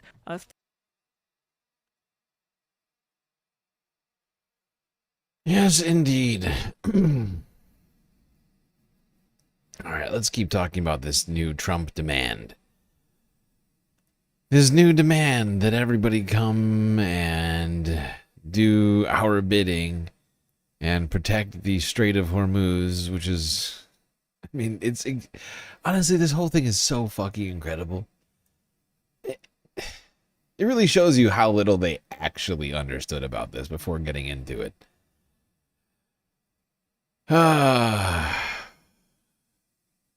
We have a demented, unintelligent person running the United States of America. Well, so far, no countries have publicly agreed to U.S. President Donald Trump's call to send warships to the Strait of Hormuz. British officials have told U.S. media the U.K. is discussing a range of options to ensure the security of shipping in the region. Also speaking to U.S. media, Chinese officials, embassy officials, have said Beijing is calling for hostilities to stop and that all parties have the responsibility to ensure stable and unimpeded energy supply. Japanese officials told local media Japan won't dispatch ships because Trump asked, saying Japan decides its own response and independent judgment is fundamental. And France has said it is not sending ships, posting on X, no, the French aircraft carrier and its group are staying in the eastern Mediterranean. Posture has not changed. Defensive it is. Well, to discuss this and all the latest development in this conflict, I'm now joined by Paul Musgrave, Associate Professor at Georgetown University in Qatar, and Salman Sheikh, who's the founder of the Sheikh Group and a former UN official. Good to have you both here on Al Jazeera. Salman, let me start with you. So President Trump's plan right now to reopen the Strait of Hormuz relies on this naval coalition. What's the likelihood of this coming together? Do you think any country is willing to risk being dragged into this conflict, even if it's to keep Donald Trump happy? No, they're not. They're very reluctant. I'm coming from London right now, and I don't see that there's going to be this grand coalition. Very different from Gulf War I and Gulf War II, where we had 40, 50 countries joining in this respect. No, the emphasis has to be on ending this conflict. They're not going to try to go into a situation which is going to bring immense harm to them and to their ships, whilst there's this gaping hole of still, which is producing more and more escalation in the conflict. I think that's where the focus has to be. And then, in that time, trying to put together a proper protection of the sea, of the Strait of Hormuz, and a free flow of goods and people. Yeah, Paul, with no international coalition yet for the Strait of Hormuz, what does it say about the Trump administration's credibility and influence in this conflict? Well, I would say that they have torched a good deal of what they had going in. And of course, since he came to office in 2017, President Trump has been forthrightly hostile to many traditional U.S. allies. And I think now that he's reaping the whirlwind, you have Japan, South Korea, France, the U.K., all at best saying that they are going to consider possibly sending some ships. That is really a blow to the Trump administration's belief that America is naturally a leader. Do you think Trump has lost control of this war, Salman? Yes, it's the wrong war at the wrong moment, without the right planning, and it's illegal. There is no mandate for it. And it shows, frankly, the limits of U.S. power now, not just in this region, but more broadly on the global arena. All right, we'll talk about the future of the U.S. power in this region in a minute, but I wanted to ask you first about the Iranians both. The calculations from the Iranians right now seems to be not who has a bigger bomb or bigger munitions, but who has the higher threshold for pain. Who do you think that is right now? Is it Iran? Who has the upper hand in the conflict at this stage, 3 weeks in? Well, it has the higher threshold for pain. The Iranian regime is fighting an existential battle, which is now becoming a nationalist struggle. So, for sure, and you see how Americans who have not really supporting this are measuring the pain of every single soldier that is hurt or killed. So, for sure, that's what the Iranians think. And they've put together a strategy of asymmetrical warfare, whereby which even if their military and conventional military has been severely degraded, they're still able to fight on and create the kind of pressure that they are right now. Do you agree with that? Do you think, Paul, that Iran has the upper hand right now? Or are they also starting to budge a little bit in terms of negotiating, perhaps? I think Iran has demonstrated a high threshold for pain. I mean, on day one, their government was decapitated. Since then, Tehran has been turned into a hellscape. But they also have to continue to demonstrate the power to hurt the GCC, Western Europe, the United States, and Israel. So far, we are not far enough into this conflict to say that Iran can do that. But let's be frank, the indications are that as long as they can keep the Strait of Hormuz closed, they will be able to deal a great amount of pain. Yeah. The GCC now, Salman, Iran's strategy right now seems to be to convince the GCC countries that the U.S. is not there to protect them, right? Do you think it's working, this strategy? Are the GCC countries now reconsidering their position vis-a-vis the U.S.? Well, for sure. We see that now in terms of the simple fact is that the U.S. has not been able to protect the GCC states. And in fact, there is talk and very much how the U.S. has focused on trying to protect Israel and the kind of missiles, salvos, which are directed more towards Israel than the GCC states. That's not to say that the GCC is not mad with Iran for what they've done. And we saw that with the UN action last week as well. And the Iranians have to be very careful, too. This is why I believe Foreign Minister Grahi has been trying to reset some of that conversation. But how united or divided are the GCC countries right now in their response, not just towards Iran, but also towards the US? Are they on the same page? Well, they're talking to each other, for sure.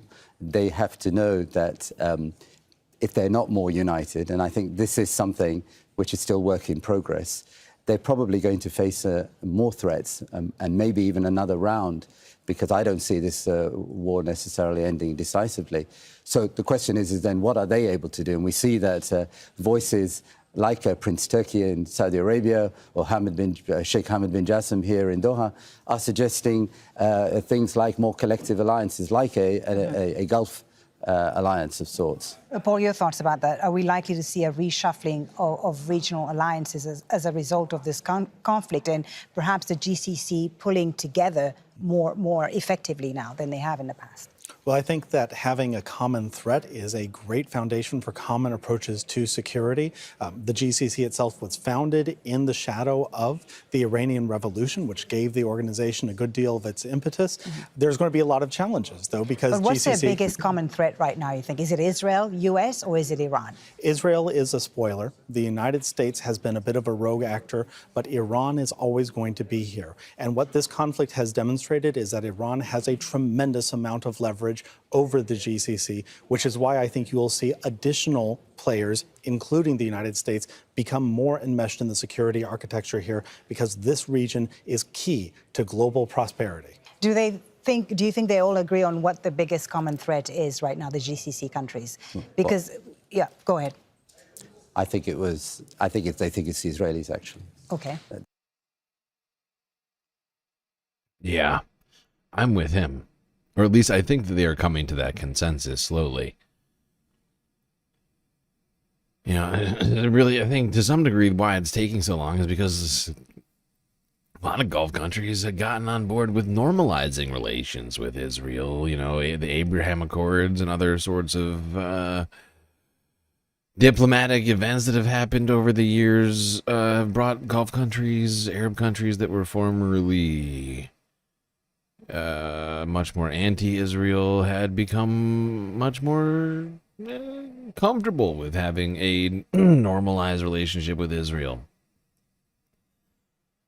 I think this is making people question that right now. I think it's making people ask if that is to what end is that? What is that bringing countries? It would seem the only thing Israel's bringing to the region is pain, destruction, suffering. The Israelis were the ones chaos who started this war of choice, and Netanyahu managed to push Trump over the edge in that respect. Iran, as Paul has said, is a neighbor that they have to deal with. Now, how they organize themselves, I think, is already showing what they've managed to do in order to protect themselves. I think is actually giving them a little bit of confidence, a fair amount of confidence, because they have taken a huge onslaught.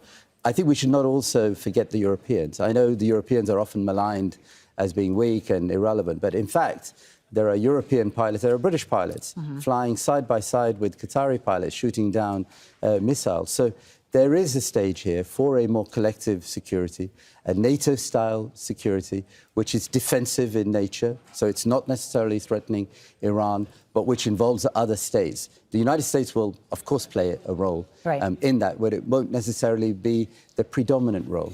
Paul, we've heard from Foreign Minister Arakchi, who's doing the rounds on U.S. media this Sunday, saying no talks for now. President Trump also indicating that he's not interested in talking to the Iranians. Do you see any realistic off-ramp diplomatically, a diplomatic path that could emerge in the coming days, or is that still out of the question? The coming days, no, but I will say that, standard negotiating, you would never say that you're looking for an off-ramp first. Anything is going to be very quiet until we hear something that breaks through. I know that there's a lot of people who are quietly optimistic that something might come, but I think that publicly we will continue to see something that looks very much like this conflict right up until the end. Finally, Salman, are you optimistic that there could be something diplomatically happening behind the scenes, or are we in for escalation for the long run? You started with the Strait of Hormuz. That's ground zero. Nobody can take the pain of this being choked for too much longer. And if the Houthis also enter with the Bab el-Mandeb Strait on which they haven't done so, which they haven't, but they're indicating they could, we're really in a catastrophe. Look, I think there is a possibility of a grand international coalition, which is the Europeans, others allied with the Gulf states, which are pushing for ending this conflict. And I think that is the way to go. And if they don't, yes, this thing is going to go more and more out of hand. Gentlemen.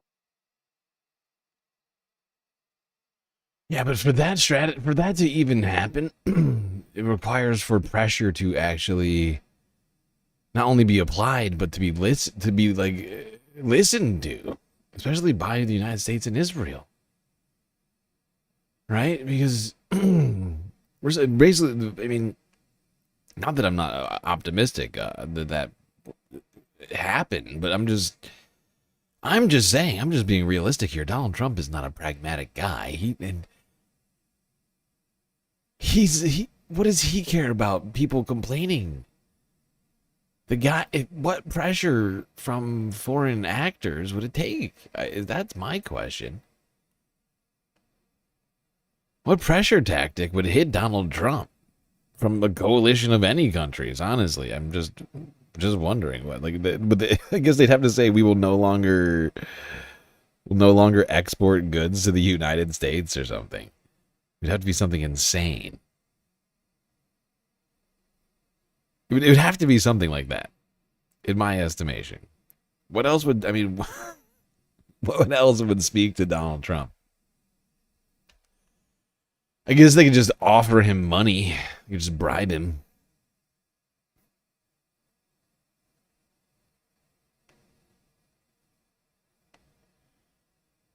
We know how receptive he is to that sort of thing.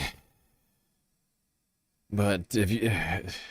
I can't remember if it was that video or another video where they say this. But I just want to say this about the Strait of Hormuz a little bit. Although we will probably come back to this later.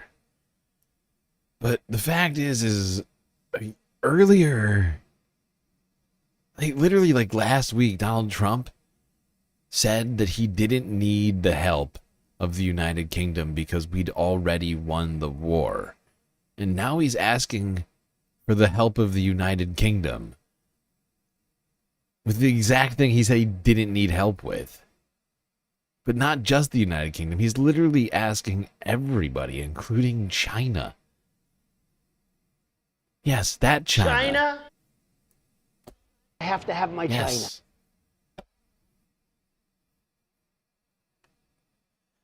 The same China that Donald Trump just waged a years-long trade war against. And is still we're still technically in a trade war with. Because tariffs are still not normalized. And until we go back to the level at which tariffs were before Donald Trump came into the picture, then we're still technically in a trade war with them. It's incredible for me to think about Donald Trump simultaneously waging a trade war against China and also asking them for help in the war against Iran. It is mystifying. Yeah, he really is an idiot. Proves it every single fucking day.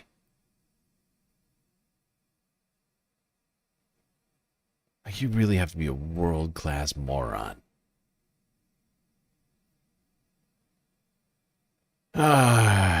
Unfortunately, we do have a world-class moron running the country.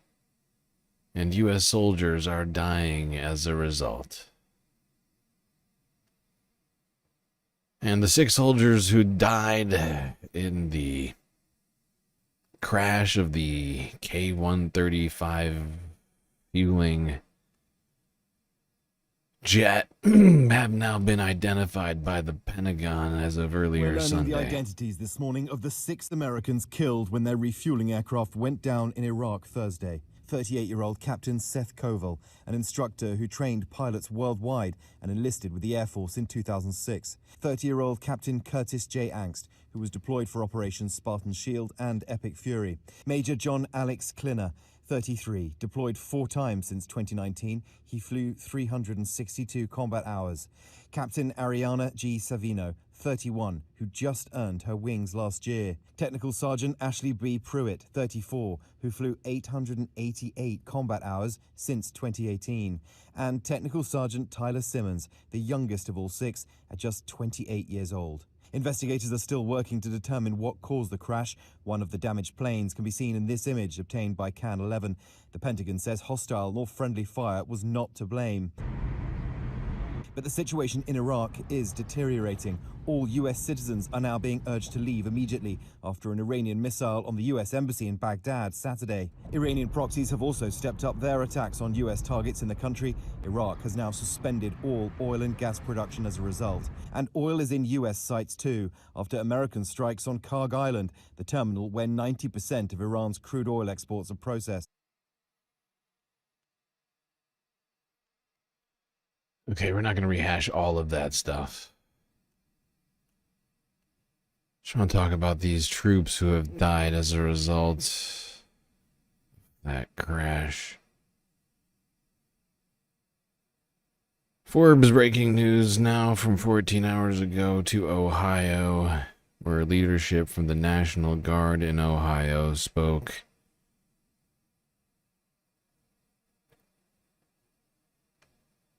About the loss of their fellow soldiers in Iraq. Our Ohio National Guard family is grieving. We lost 3 exceptional airmen in a tragic KC-135 crash in Iraq, and our hearts are extremely heavy. Captain Seth Koval, Captain Curtis Angst, and Tech Sergeant Tyler Simmons serve with dedication, professionalism, and pride. They are valued members of our team, and their loss is deeply felt across the 121st Air Refueling Wing and the entire Ohio National Guard. Today, we honor their service and remember the impact they had on the people around them. These airmen were more than just uniforms they wore. They were our teammates, our friends, mentors who helped make the organization stronger every day. Behind each of them is a family who supported their service. Those families and the teammates who worked beside them, please know that you are not alone. Our entire Guard family stands with you. This tragic accident has affected all of us. The most important thing we can do is take care of one another. Check in with your teammates, support those who may be struggling, and do not hesitate to reach out if you need help. Moments like this remind us how strong our Guard family truly is. We'll continue to stand beside the families, friends, and units most directly affected by this loss. We will remember those airmen for their service, their commitment, and the example they set for us all. The best way we can honor them is by continuing to look out for one another and carrying forward the National Guard values they lived every day.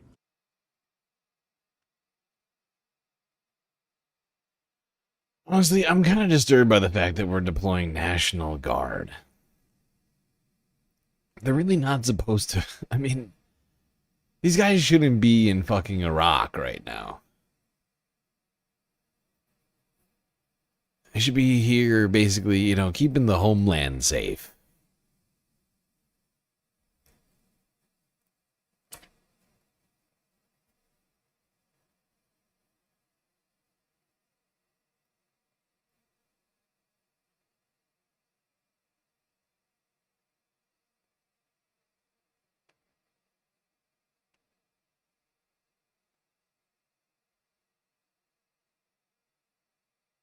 It's in the name, right? National Guard. They're not Marines.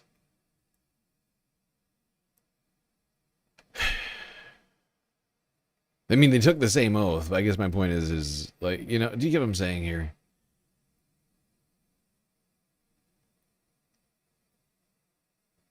The whole thing is a senseless waste.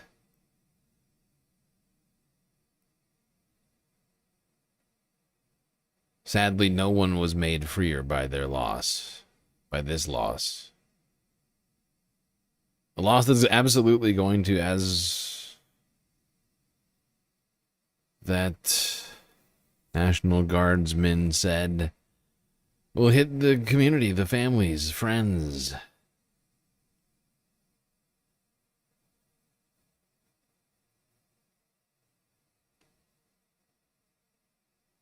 Probably the local economy, too, not to be crass. But, you know, National Guardsmen, people, you know, those guys tend to have also, like, regular jobs back at home when they're not on deployment.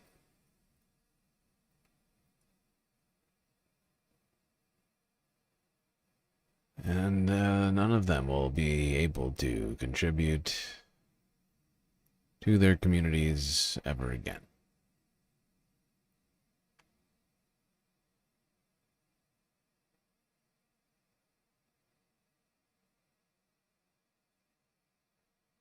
Now let's talk about some of the leadership responsible for all of this. Although I guess this guy no longer has the same sort of responsibility in this. I keep thinking he's the National Security Advisor.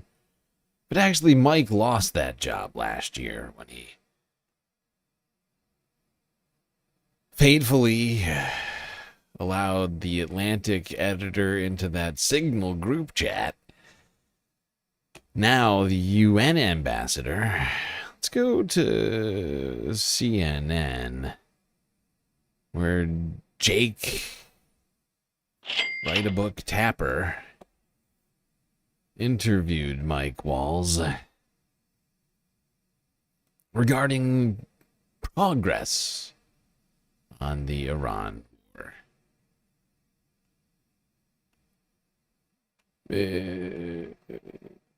Spoiler alert. Jake has a fascinating, sorry, I was going to say fantastic, fascinating journalistic perspective on all of this. Joining us now to discuss, the U.S. Ambassador to the United Nations, Mike Waltz, a former Green Beret who served in Afghanistan and the Middle East. Ambassador Waltz, thank you so much for joining us. The president just said that the U.S. has beaten and completely decimated Iran, both militarily, economically, and in every other way. Help us understand what that means, that Iran has been beaten. Does that mean that U.S. service members will soon be coming home?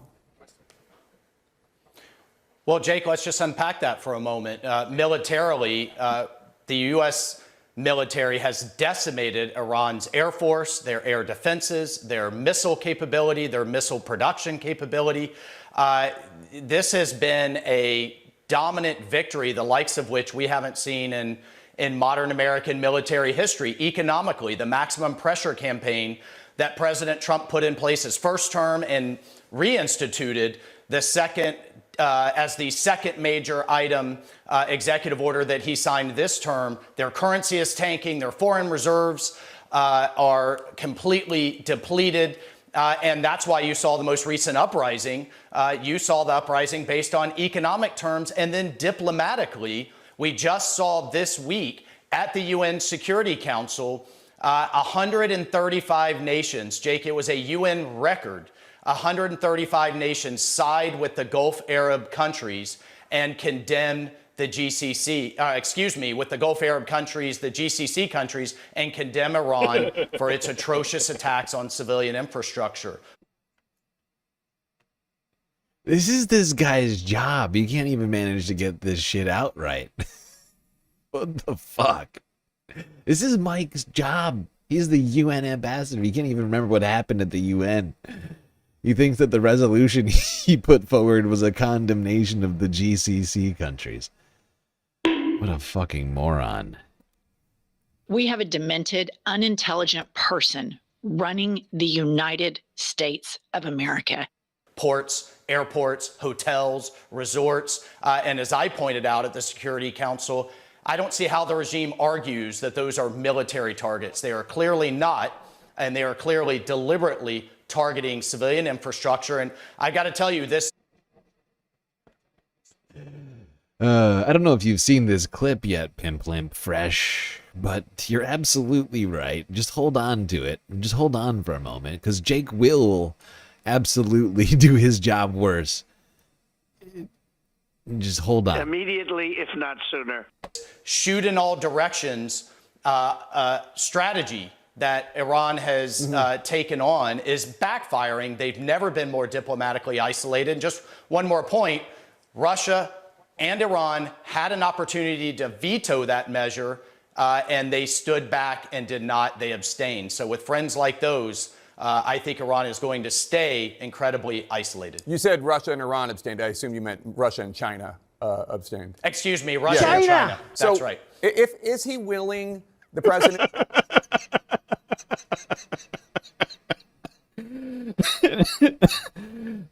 Oh my God. Mike really does suck at his job, though. So the fact that Jake somehow does outsuck him later is truly incredible. But this guy he can't even manage to say a single thing correctly. I never sucked any ding-dongs. It's insane. He keeps saying the wrong thing. He's a representative of the U.S. government and of the Trump White House. And he can't even ambassador properly. This guy used to be the national security advisor. He got demoted to UN ambassador. He still can't do that job properly. What can Mike Waltz do exactly? That's my question. What is Mike capable of doing, if not at least saying the correct words? Language, please. To accept an end to the war that leaves whatever of the regime is left still in place, the new Ayatollah as supreme leader, because it sounds like the way you describe it, it sounds like President Trump, with the exception of the stranglehold that the Iranians have of the Strait of Hormuz, it sounds like everything has been achieved pretty much, with the possible exception of a new regime, which was not one of the specific goals. Well, the president has said he's not happy with this new nominated Mujtaba Khomeini, who by many accounts is an incredibly hardline individual, a hardline cleric. We'll see if he's actually really in charge. As Secretary Hegseth said, he was wounded during the initial strikes, and it's unclear that he really has control of the country, if he's even alive at this point. So, look, I'll leave it to the president where he decides and when he decides and on what terms he decides as commander-in-chief to end hostilities. But I think the important point here is the United States has never been in such a position of strength, and the Iranian regime has never been in such a position of weakness when it comes to its options. Despite U.S. strikes on military targets on Iran's key oil hub of Karg Island Friday night, Iran says that oil production on the island is proceeding normally. If Iran does not reopen the Strait of Hormuz, is President Trump prepared to target those oil facilities, which, as you know, handle 90% of Iran's crude oil exports? And if so, are you worried that that could risk even more of an escalation when it comes to the Strait of Hormuz? Well, yeah, President Trump's not going to take any options off the table, Jake, and he pointed out in his truth where he announced the military infrastructure strikes in Karg, which...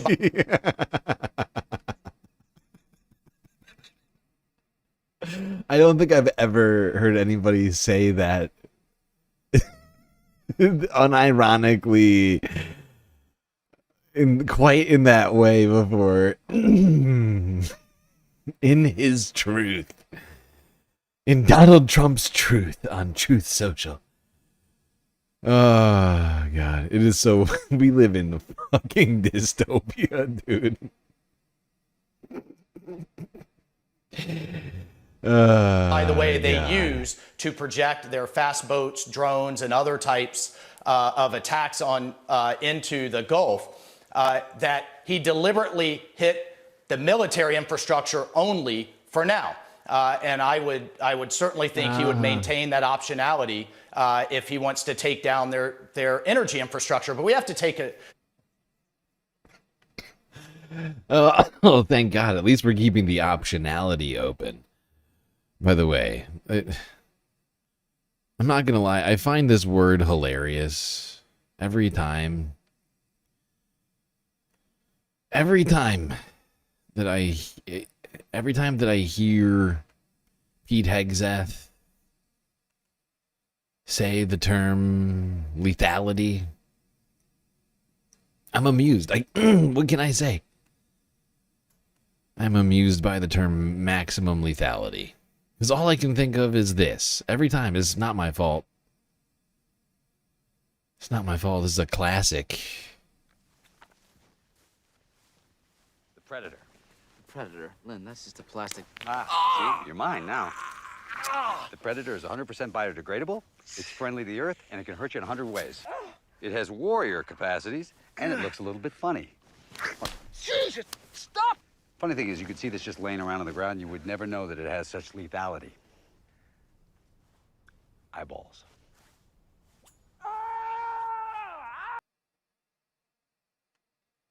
Step back, Jake. I mean, look at what they're doing to global energy supplies. Look at what they're trying to do in terms of constraining the world's economy with drones and boats. One could only imagine if they had a nuclear arsenal or if they had a nuclear weapon. That's what many of these Gulf Arab countries have woken up to. that they now realize, and why they've been so supportive and are standing with us as we seek to. Now, that's a weird claim from Mike Walls because, of course, Donald Trump and the Trump administration came out and said that Iran didn't have nuclear weapons and that we, in fact, knew with great certainty that they didn't because of Operation Midnight Hammer. So is he trying to say that within the last 6 months, somehow Iran may have created a nuclear weapon? And because we didn't know, because we couldn't know somehow, even with all of our intelligence, whether or not they had a nuclear weapon, that we just had to do it. That's a fascinating Sure, take this from regime Mike. can never have a nuclear weapon, which President Trump has been consistent about for 10 years. If not longer. President Trump said that the Navy, the U.S. Navy, is going to begin escorting tankers through the Strait of Hormuz, and that will begin very soon. And he said, quote, many countries will be sending warships to keep the strait open and safe, unquote. The administration's been talking about potential Navy escorts for more than a week now. Shipping executives tell CNN that all their requests for escorts have, as of now, been rebuffed. President Trump said, quote, hopefully China, France, Japan, South Korea, the UK, and others will send ships to the area, unquote. Is he hoping that those countries are going to send? Hopefully everybody I've been talking shit about for the last year and a half will come to the rescue. Ships, or have they committed to sending ships, and how soon will those naval escorts be ready? Well, I'll leave those, those conversations to him. The conversations are ongoing. I think there's an important point that's getting, kind of missed in the conversation, and that 80% of the oil coming out of the Gulf heads to Asia. Only about 7-8% heads to the Western Hemisphere. And thank God for President Trump's energy dominance agenda.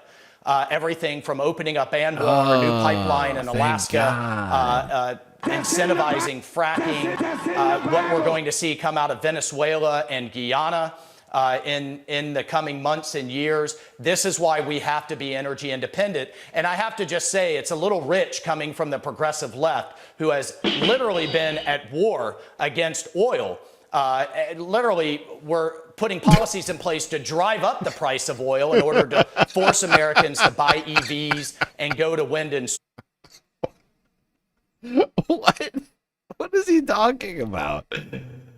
What is this deranged lunatic talking about? The progressive left has been at war?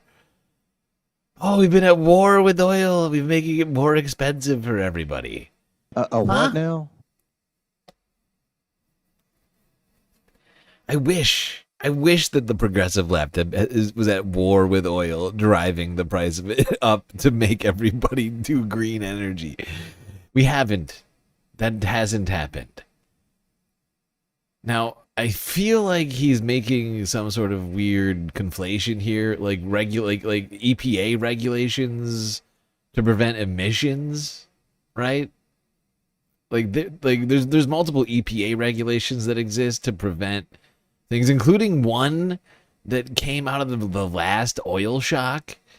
Like, one of the EPA regulations that exists relating to miles per gallon on cars and stuff like that, like requirements for MPG, it came out of the last oil shock.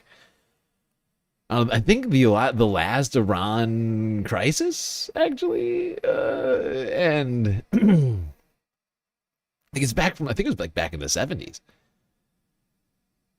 That this regulation was created, but it's just weird. Cause no regulations that have been created have forced the oil prices up. Nobody who's doing climate policy in the United States is doing any such thing, and it's a nonsense claim. And it also has nothing to do with what we're talking about here. Solar are now suddenly celebrating it or decrying the lack of it. Like I said, it's a little bit rich. We have the energy dominance in place. But to your point on escorts, look, back in the 80s, under the tanker wars, then the last time Iran tried to constrain global energy supplies, you had French, United Kingdom, even Soviet Union forces in there escorting their tankers out that were heading to their markets. And I think that's what President Trump is calling upon the world, saying the entire world is affected. Iran can't hold your economies hostage. And we certainly welcome, encourage, and even demand. The whole world is affected by our war, so come fix it for us. I did everything right and they indicted me. Their participation to help their own economies. And meanwhile, the U.S. military will continue to pound the Iranian military, and their missile, boat, and drone forces to keep the straits open. Sources tell CNN that Russia has been providing Iran with intelligence to help Iran better target U.S. service members. You said in an interview last week that President Trump will, quote, deal with it accordingly. Here's what President Trump had to say about this on Friday. You think Putin is helping him? I think he might be helping him a little bit, yeah, I guess. And he probably thinks we're helping Ukraine, right? China would say the same thing, you know. It's like, hey, they do it and we do it, in all fairness. They do it and we do it. Do you see an equivalence between the U.S. helping Ukraine defend itself and Russia helping Iran target U.S. service members? Well, Jake, we've known that Russia and Iran have this symbiotic, have this strategic partnership for some time now. I'll tell you what Russia has lost out of this. They've lost their biggest manufacturer of the Shahed drones. Russia's been licensing those drones for quite some time and hitting Ukraine with it. All the more reason why we need to defang this regime, and all the more reason that they cannot have a nuclear weapon. And I'll just point out, too, because a lot of critics out there are making hay of this, it was President Trump that put sanctions on Russia's largest oil producer, Rosneft. He also put sanctions on Lukoil. The Biden administration did not do that for many years. They only did a kind of a pinprick action at the very end of the administration. He also took tough action on India. And now he's put a temporary pause on that in order to calm energy markets. I think these are all pragmatic, common sense approaches while we deal with the Iranian regime. But surely Russia helping Iran target our service members is upsetting and distressing, and action needs to be taken. Well, I'm not going to get into... There we go. Full circle. People, at least some people on Twitch were waiting for that. Full circle. Mike Walls doing an utterly terrible job in this interview, trying to answer for the actions of the Trump administration. Just doing a terrible job as UN ambassador, as a representative of the United States and of the Trump regime. But Jake Tapper, supposed journalist, coming out and saying, but actually, wait, hold on, I almost phrased it incorrectly. Jake Tapper interjecting, but you should probably go to war with Russia, right?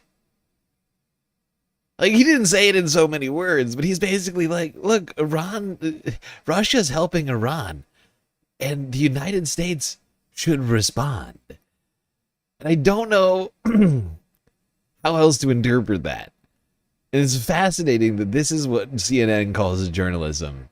People like Jake Tapper, who are so pro-war that in the middle of a war that's turning into World War III in front of our very eyes, he's like, don't you think you should respond to what Russia's doing right now? Dude is a fucking deranged lunatic. What is he doing? Fucking war. Exactly. Fucking warmonger psycho. Hey, you know how this is devolving into a war where more than a dozen countries are currently involved in this? Don't you think we should add more? And he's not even, I keep saying it wrong, or almost like, I mean, I finally said it actually wrong, because he didn't actually say, don't you think? He literally suggests it. He says, Jake does an editorial in the middle of an interview with the UN ambassador. He goes from asking questions to giving not even giving advice, but giving like he's like dude, do war with Russia. It's insane. Fucking psychos, dude.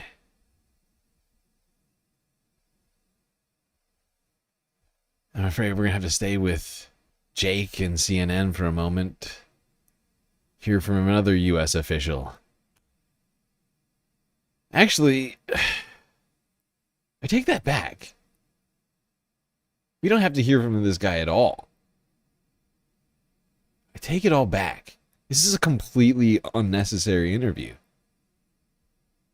I just remembered. This guy is not a U.S. representative. He's just a fucking weird... He's just a loser with a weird name. Pete Buttigieg. Okay, Buttigieg. We're good on you. For a second, I almost forgot. He's not an elected official, nor an appointed official. He's just some guy. I don't care. Two guys I could not care less about.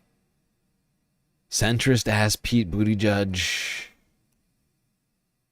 and warmonger-ass Jake Tapper.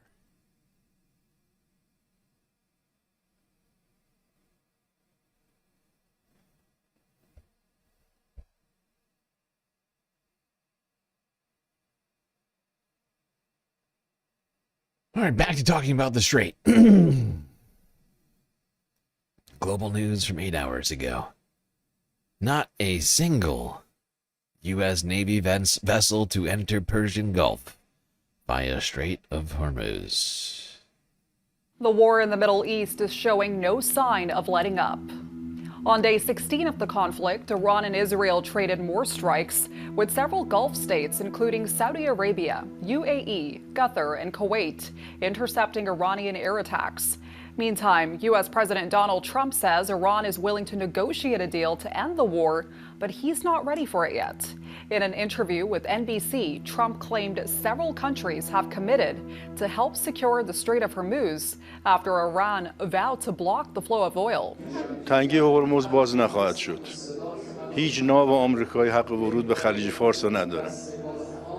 حضور آمریکا در خلیج فارس عامل اصلی ناامنی‌های 50 سال اخیر هست.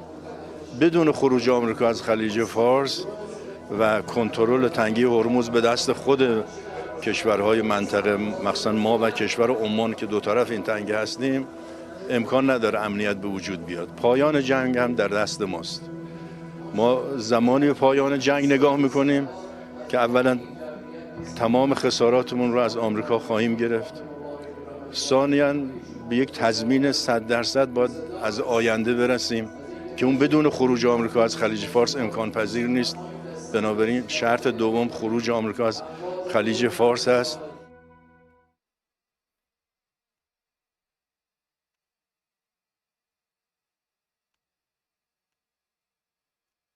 Okay.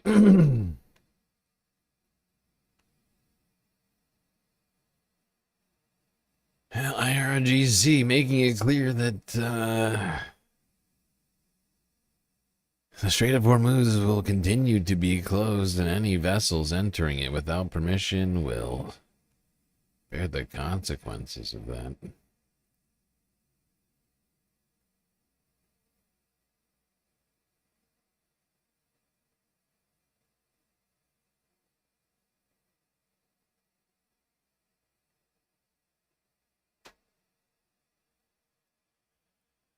Now, while Donald Trump is claiming that Iran offered a ceasefire deal, Iran is saying the exact opposite.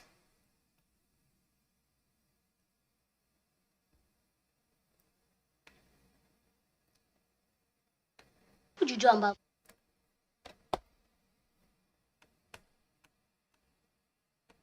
Since the war began just over a fortnight ago, the Iranian human rights group HRANA estimates the number killed in Iran is around 3,000, including 1,300 civilians. More than 850 are reported to have been killed in Lebanon, and 800,000 people have fled their homes there. Retaliatory missile strikes have killed 12 Israelis and thousands have been reported injured. 2 Israeli soldiers have also been killed in southern Lebanon. 30 people are thought to have been killed in Iraq. The United Arab Emirates Defense Ministry said 6 people have been killed there by Iranian attacks. Oh, I almost forgot. we went way over the break. Although I guess we don't need to take a real break. In lieu of a break, let me just remind everybody, if you're listening right now, if you're enjoying the show at all, finding it even somewhat informative, do consider following on Twitch and subscribing on YouTube. And while you're at it, do consider contributing to the Galactic News Network, as we are, of course, completely funded by individuals like you. YouTube, Super Chats, Super Stickers, memberships, gifted memberships, jewels, Twitch, bits, power-ups, subs, gifted subs, prime subs, Cash App, PayPal, Throne, and, of course, the very best way to get most space benefits for your Earth dollars, as always, remains Patreon, where for the low, low price of $3 a month, you can get access to a myriad space benefits unseen by the rest of the goddamn Milky Way galaxy. Now back to the show. Immediately, if not sooner. Deaths are reported in Kuwait, 2 in Saudi Arabia, 2 in Bahrain, and 2 in Syria. 14 US military personnel have died in the region, and a drone attack killed a French soldier serving in northern Iraq. Jonathan Rugnan reports now on the latest events in the Middle East as the Iranian government says it is not ready to do a deal with the United States.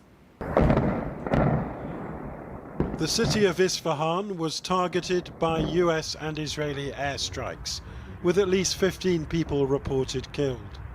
In Tehran, this was the Iranian Space Agency.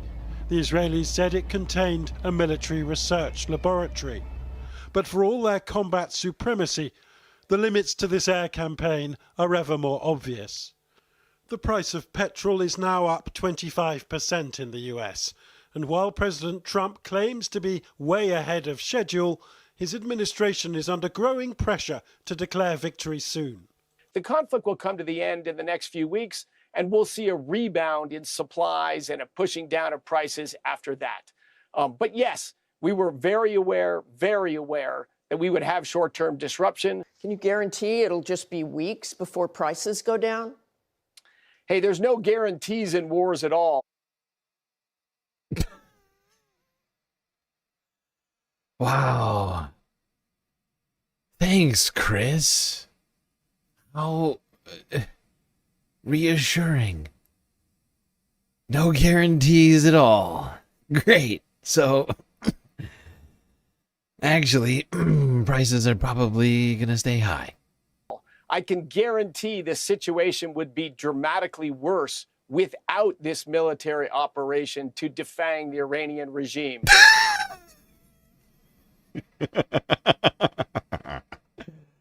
Really? If we hadn't gone to war, oil prices would be worse? That's weird, because oil prices are up like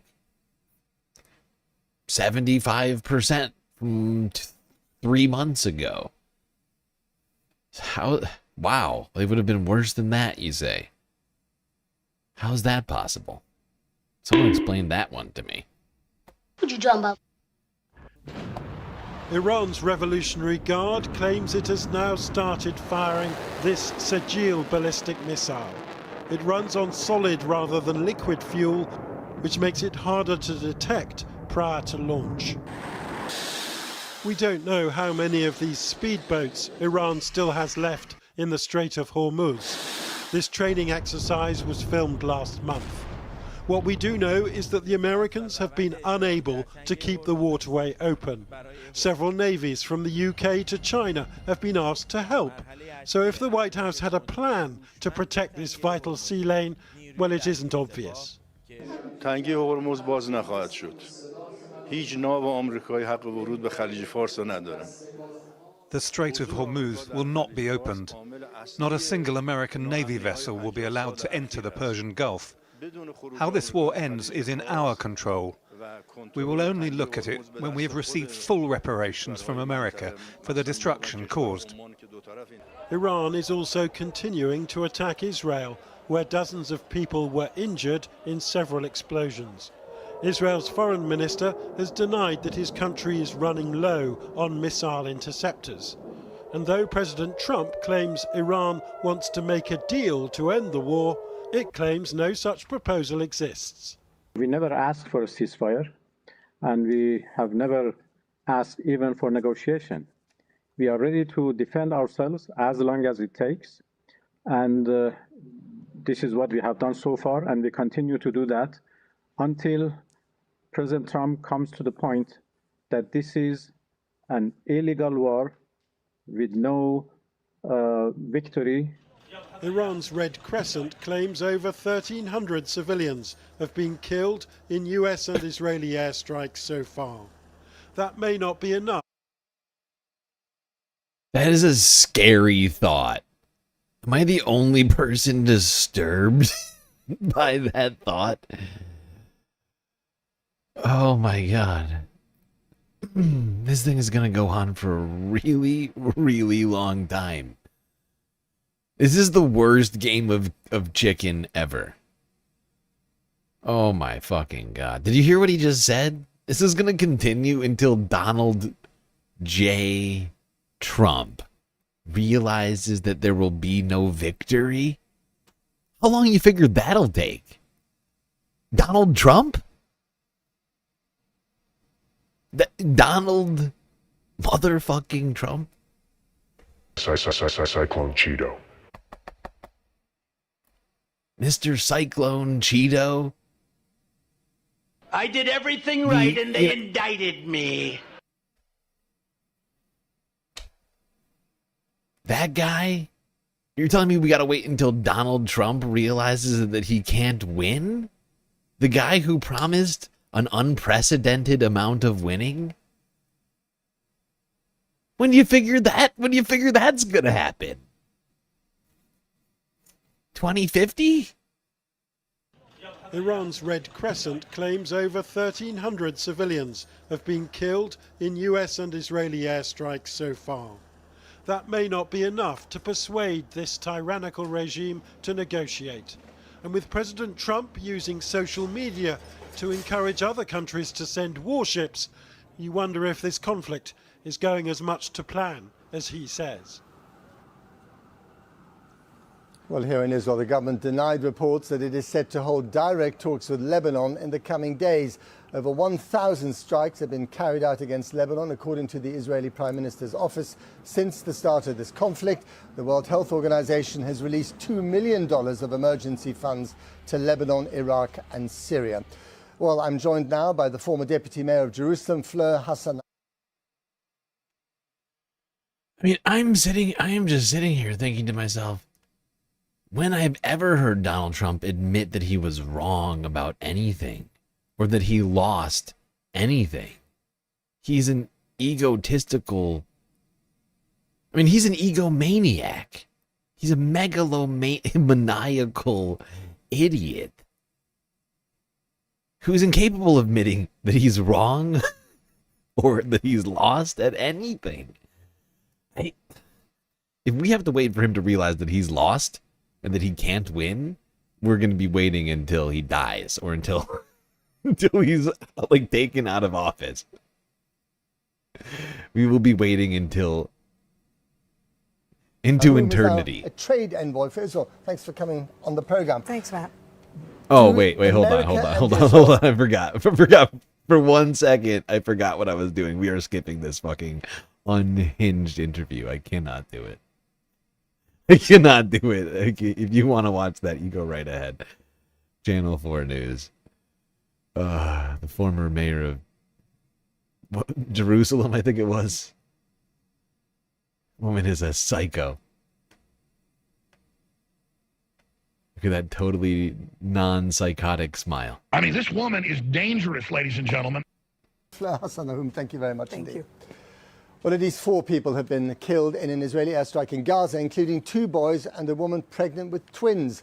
The health authorities in Gaza said the strike hit a house in the refugee camp of Nuseirat, killing a couple in their 30s and their 10-year-old son. A 15-year-old neighbor was also killed. And in the West Bank, Funerals were held for a Palestinian family killed by Israeli forces. The couple and their 4 children were traveling in their car in the town of Tamum when Israeli soldiers opened fire, killing all but 2 of the children. That's it from us in Jerusalem. Let's go to Aisha in London for the rest of the day's news. Aisha. Exactly. No, exactly, Bad Lefty. He still claims to have won the 2020 election. It's 2026. And he is still hung up on the 2020 election. And you're telling me this is going to go on until that guy decides that he can't win the war? Shut up. That is such a bleak future. This shit is so fucked.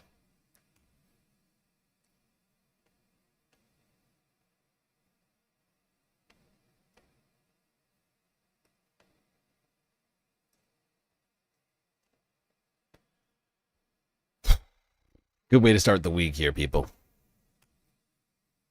What a Sunday fun day. Look, I didn't even promise fun today, okay? I made sure not to promise fun. I started this off saying this was going to fall off fun-wise very quickly. Sure. Is it more slightly precipitous than all of us would probably like? Yes. I don't control the news, okay? I mean, sure, I report it, but I'm just trying to be as even-handed with it as I can. And that's what this is what that looks like, okay? BBC, 9 hours ago to talk more about this fucking war.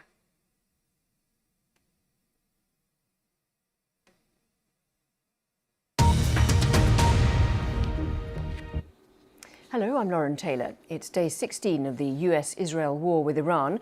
Over the next 10 or so minutes, we'll bring you our special programme looking at the key developments from today as the war continues into its 3rd week.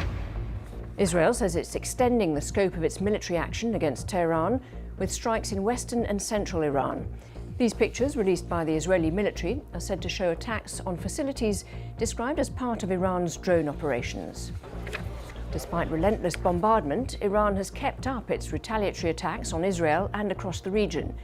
These pictures, filmed by a BBC team, show the immediate aftermath of a missile strike on the outskirts of Tel Aviv. It caused some damage, but no casualties. Iran's foreign minister says Tehran has not asked for a ceasefire with America and Israel. Abbas Araghchi told CBS News that Iran was ready to defend itself for as long as it takes.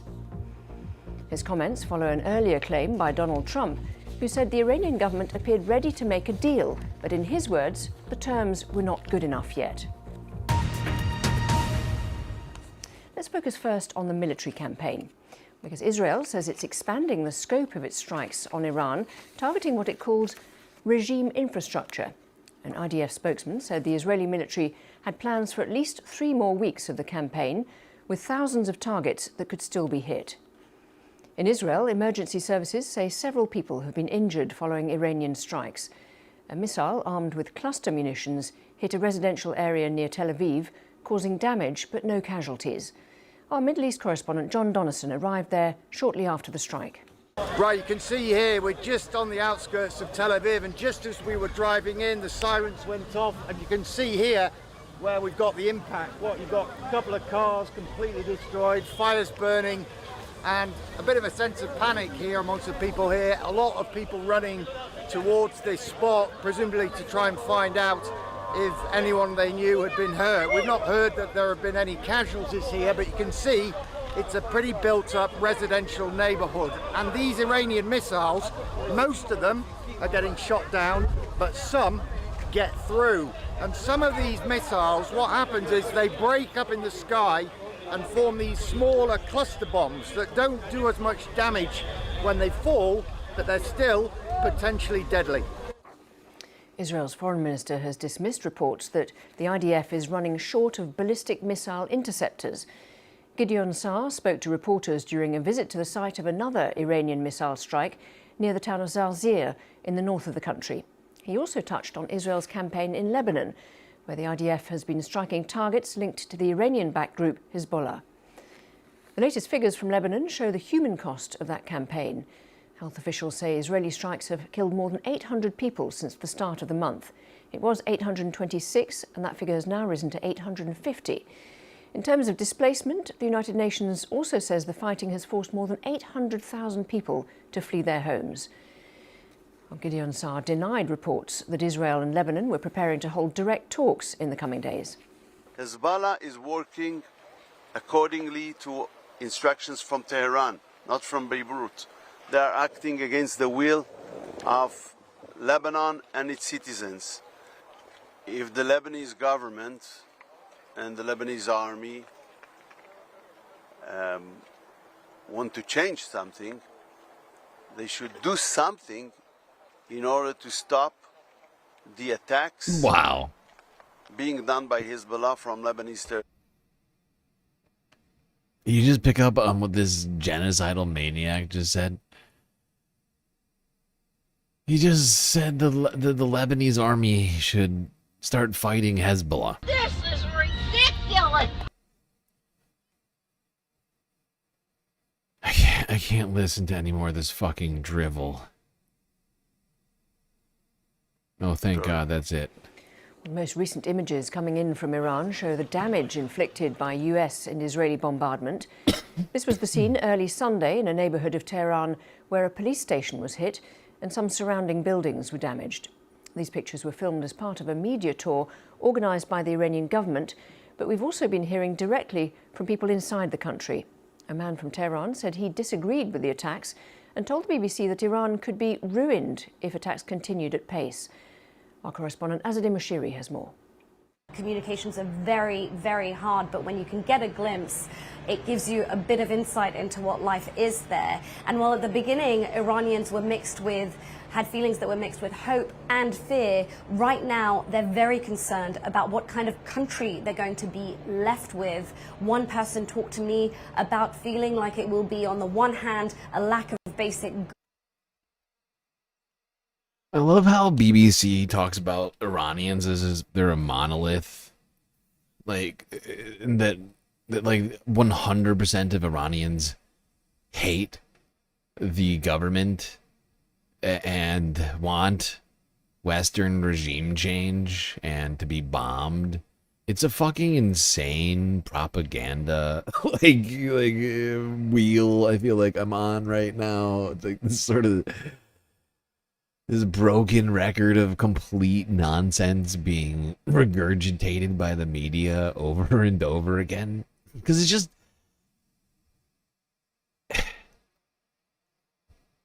It's so easily, demonstrably false. Right? Like, don't get me wrong. I'm not like some sort of like Ayatollah simp or something. I'm just here living in reality. And Iran is a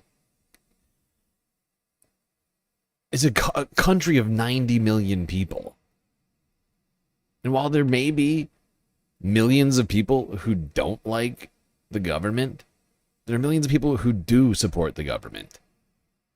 And while this, like, you know, depending on what numbers you want to look at, you know, you could say that less than a third of Iran actually supports the regime. A third of 90 million people is still 30 million people we're talking about here, right? And while we're talking about popularity of governments, the U.S. government, Congress in the United States, has a 19% popularity rating right now, right? Nobody in America likes Congress. The U.S. government has a very low popularity rating amongst its own people. Does that mean that China and Russia should do an invasion, do a little regime change here, bring communism? Communist China. Labor government's incredibly unpopular. I can't remember what their rating is. I think it's in the low 20s as well. Does that mean France should go across the channel and do regime change there? I'm just saying, like, who are we kidding right now? Goods, inflation in the economy, and potentially unrest and bloodshed, as he put it. And that after all of this, they will still be left with a regime that they hope they'd never see again. As the military campaign looks set to continue, what are the chances of a diplomatic way out of the conflict? The Iranian Foreign Minister Abbas Araghchi says Tehran has never asked for a ceasefire.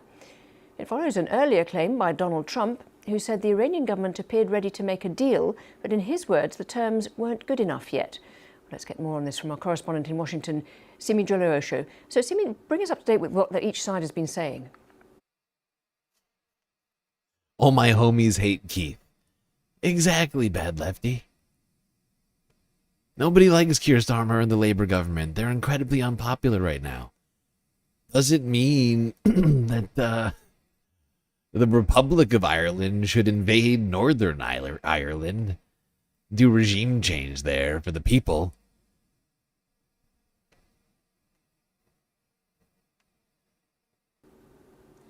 Yeah, well, President Donald Trump says Iran wants to make a deal, but that he's not ready to make a deal with Iran because it doesn't have terms that are good enough for him. He says that the terms need to be very solid, but he didn't expand on what very solid would look like. We know that one term President Trump would want in any deal with Iran is for the country to abandon any nuclear ambitions. On the other hand, you've got Iran's foreign minister who spoke to the BBC's US partner CBS News, saying that Iran never asked for a ceasefire and has not asked for negotiations. And he also said, why would Iran speak to the US? Because in the middle of negotiations, that's when the US struck Iran. He also claimed that 48 hours before the US struck Iran, Iran offered to dilute 440 kilos of its enriched uranium. He says right now, nothing. Like, honestly, all of these Western governments, like, the more I think about it, all these Western governments that are claiming that regime change needs to be done in Iran based upon popularity are incredibly unpopular in their own right? Or at least the media apparatuses of these countries like BBC and France 24. I mean, France? Are you kidding me? Emmanuel Macron? He's wildly unpopular in France right now. Don't give me ideas. Okay, very funny. No, but I'm just saying, like, you know, Emmanuel Macron is incredibly unpopular.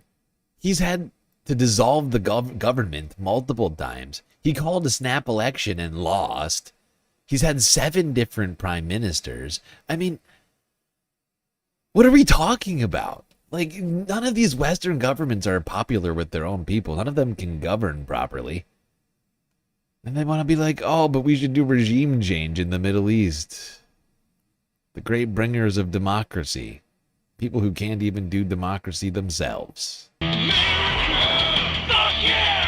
Is on the table between the two countries, and that Iran will continue to defend itself or continue fighting until President Trump concedes and says that this is an illegal war.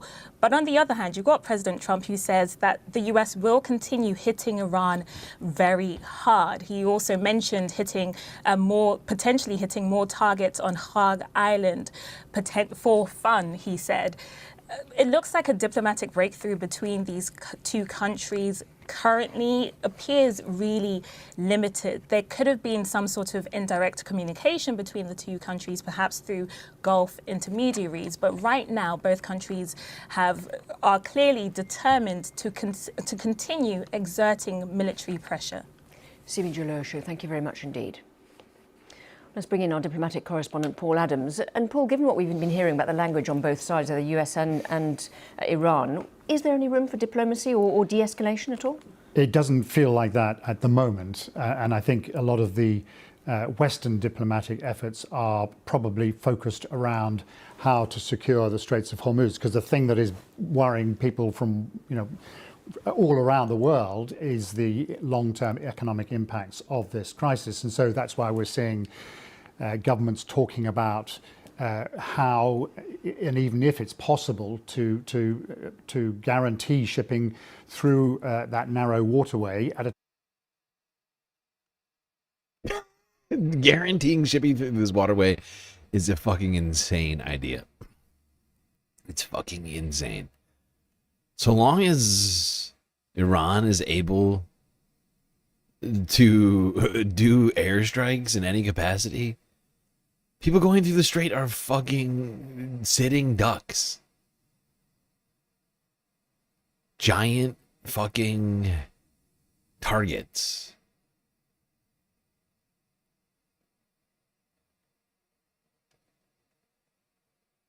Let's go to New Zealand. Talk more about the Strait of Hormuz. Here's a question for you, a question many of you have been asking, and you might want an answer to. Why can't America just seize control of the Strait of Hormuz? Well, there are a couple of reasons. First, geography. Think of the Strait of Hormuz as not a big open ocean, more of a narrow alleyway, just 33 kilometres wide at its narrowest point. That's roughly 10 kilometres wider than the Cook Strait. But the actual shipping lanes are even narrower, only 3 kilometres wide in each direction. For a giant oil tanker, these ships can reach up to 400 metres long. It's a tight squeeze, and the whole time you're being pelted with projectiles from the sidelines. The US might have the world's top navy, but it can't shoot what it can't see. Mines. Reuters reports Iran has already laid at least a dozen of them in the Strait, and the US Defense Intelligence Agency reckons they have a stockpile of 5,000 to 6,000 more up their sleeve. These aren't like old World War II mines, they are modern smart mines. They sense a ship's magnetic signature or water pressure and then explode. They can do serious damage, and clearing them takes ages. After mines were laid during conflict in the 80s and 90s, it was reportedly 2 years before it was safe to declare the northern Gulf mine-free. The threat isn't just in the water. Iran uses Shahed drones, which have been described as like flying scooters. They cost about 30,000 American bucks each. Cheap. The US is forced to use very expensive, think millions of dollars, interceptor missiles to stop them. We spoke about them with Sios Aerospace here in New Zealand last week.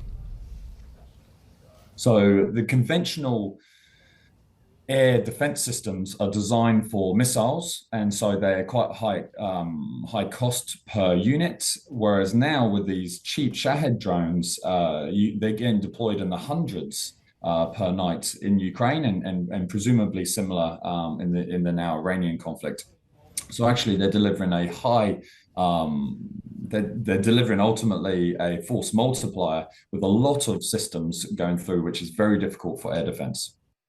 So even if the US clears the water, a swarm of cheap drones from the coast makes those billion-dollar tankers basically sitting ducks. Also, another big problem, the biggest problem, insurance. Even if Trump declares the strait open, commercial shipping won't move. Why? Because war risk premiums have gone through the roof. Shipping industry journal Lloyd's List says premiums for 7-day war risk cover in the Middle East and the Gulf region have increased tenfold since the war started. Many insurers have actually cancelled coverage altogether. Some have described the vessels as missile magnets. No insurance means no tankers, and no tankers means no oil. Trump can claim victory in the strait, but that doesn't mean the insurers and markets will take the risk of actually sailing through it.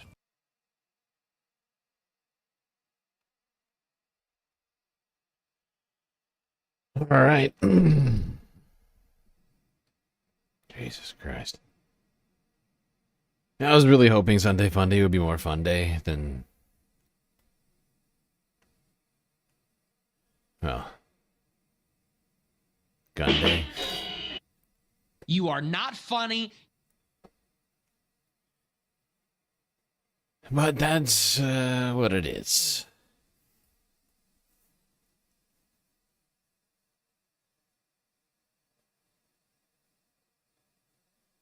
They're still allowing allied ships through. Exactly. No, we're right. We talked about that earlier.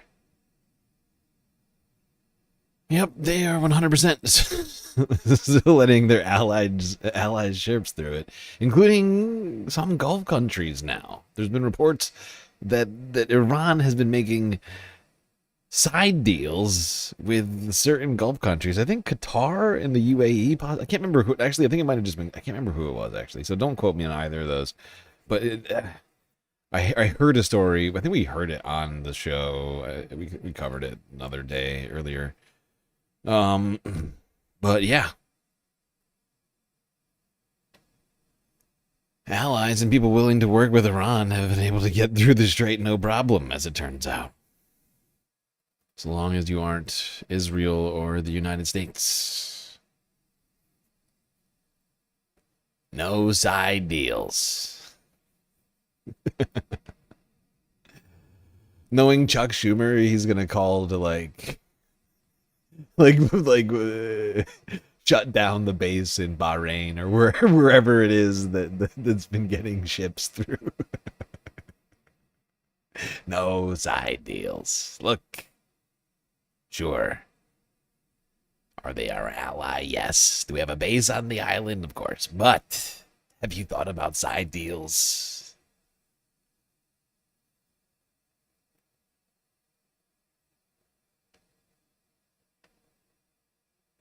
That's why I'm here. That's why I'm here to remind you about the importance of side deals. Thank God I was here to save you. Before you completely made a terrible mistake.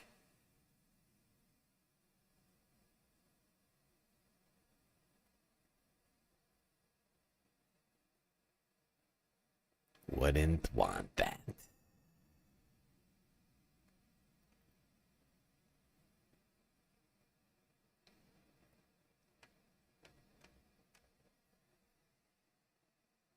I had been kind of thinking about this. I was listening to Jeffrey Sachs speak about how this is already a world war, and I don't see how you can classify it as any other way.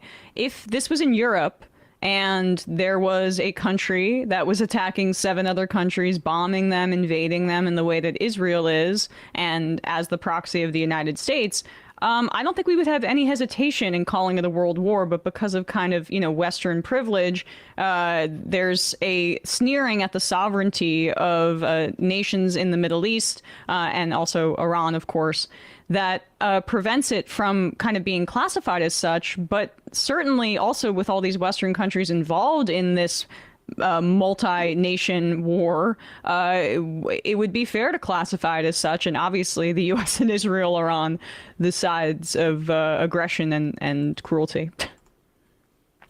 Well, yeah, it's also very important that a lot of these countries, like several countries being hit by Israel, several countries being hit by Iran now too, in the Gulf, the Persian Gulf as well.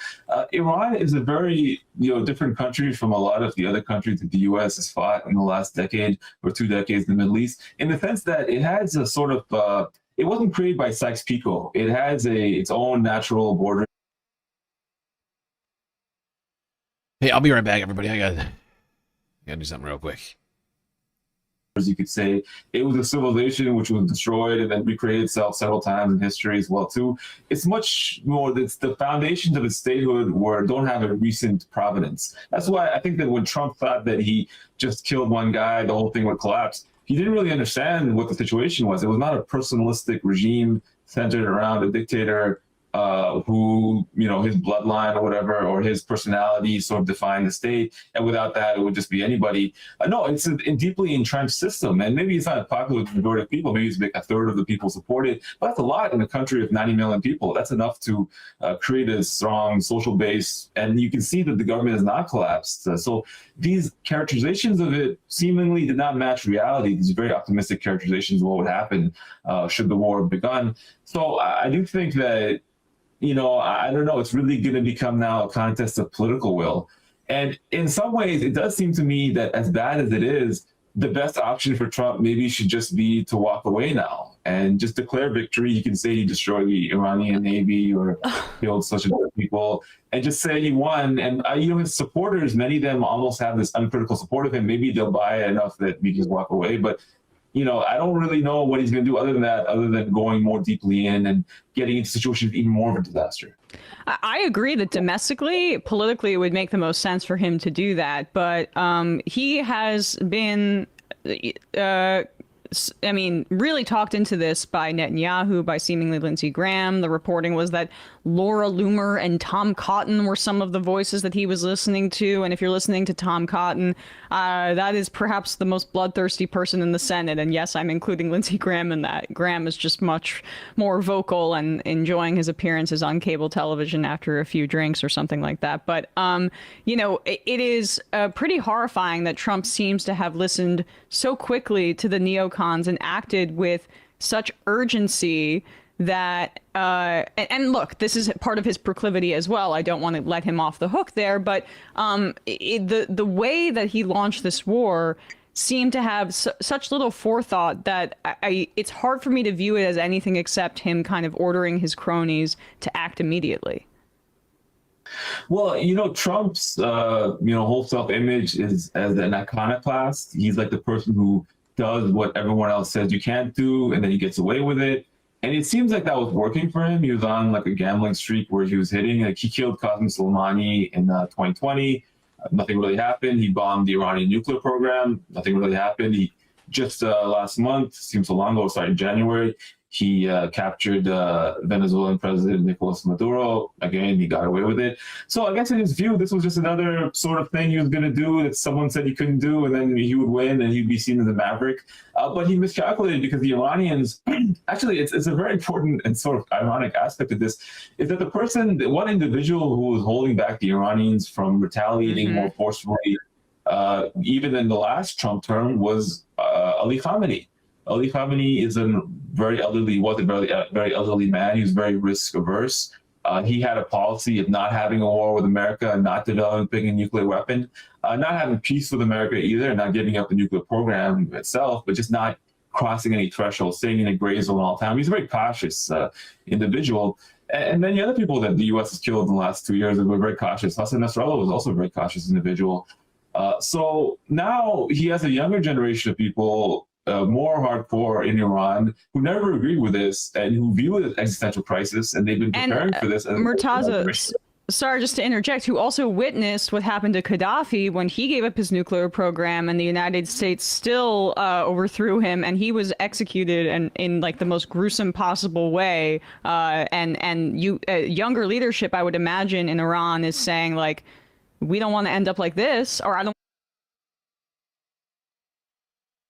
Yeah, abso-fucking-lutely, Emma. I am back, everybody. But she's absolutely right. And it's now at this point, it's multi-decades worth of evidence that's proving that somehow, I mean, proving the worst possible point, that actually having nuclear weapons is a preventative defensive measure. And if you want to be safe from imperialist actions in your own country, well, better nuke up.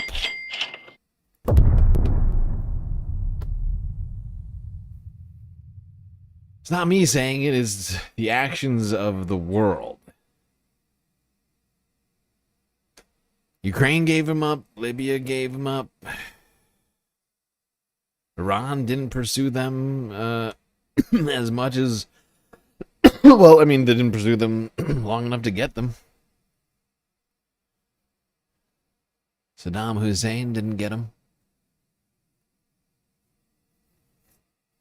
But North Korea has them, Russia has them, China has them. What do those guys have? Oh, that's right, their sovereignty.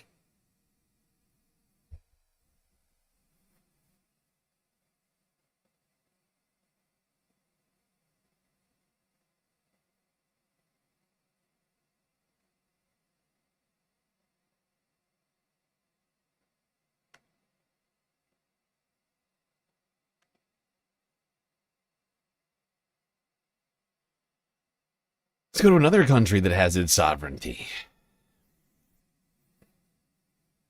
Another nuclear power. Down to the streets of Israel,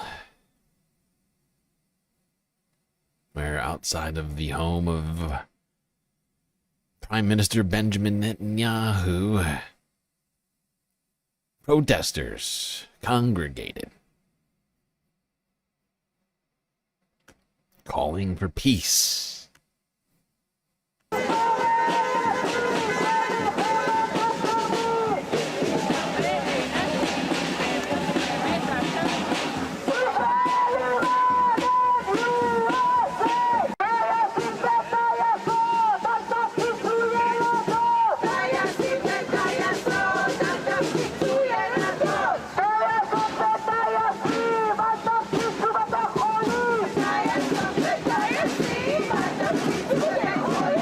ראש הממשלה נתניהו מסוכן למדינת ישראל יותר מאשר הטילים האיראנים. ואם חפצי חיים אנחנו, ואם אנחנו רוצים לדאוג לנכדים שלנו, לילדים שלנו, זה הזמן להיות ברחוב.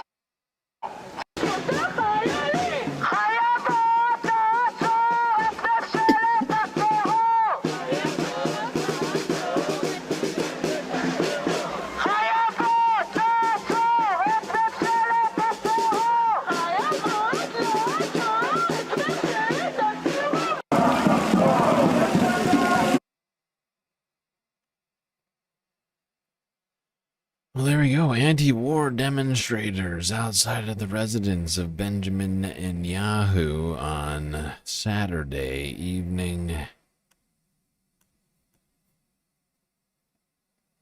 Now, one thing we were discussing yesterday on Saturday, around the time that this was all going on, was the whereabouts, what do you call it? The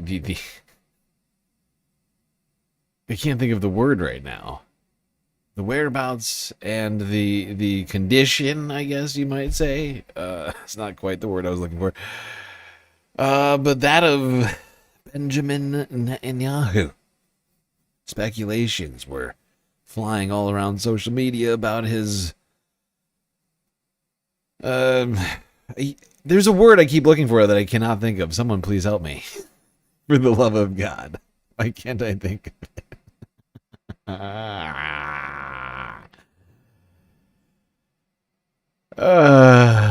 Well-being. The well-being of Benjamin. I think it's hard for me to think of that word because I don't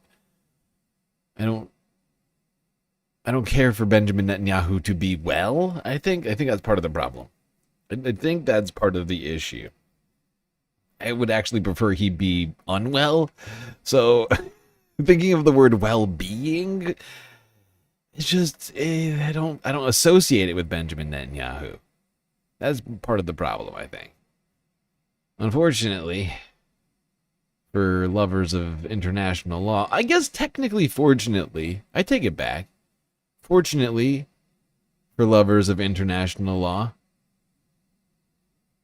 Benjamin Netanyahu could still face trial for his crimes, both in Israel and perhaps at The Hague one day. I don't know. What you talking about? Look, pie in the sky thinking on Sunday Funday is allowed. But as of now, it would seem Benjamin Netanyahu, well, not dead.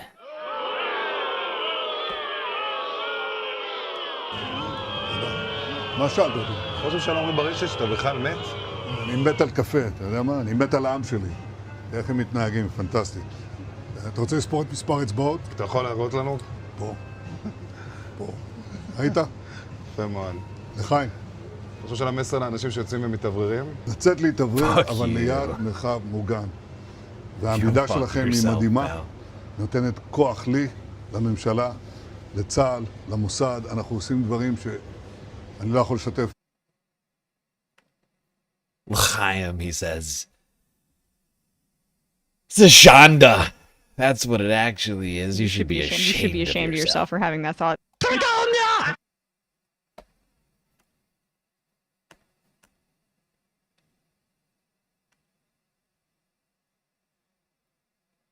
Now there's Benjamin Netanyahu getting coffee.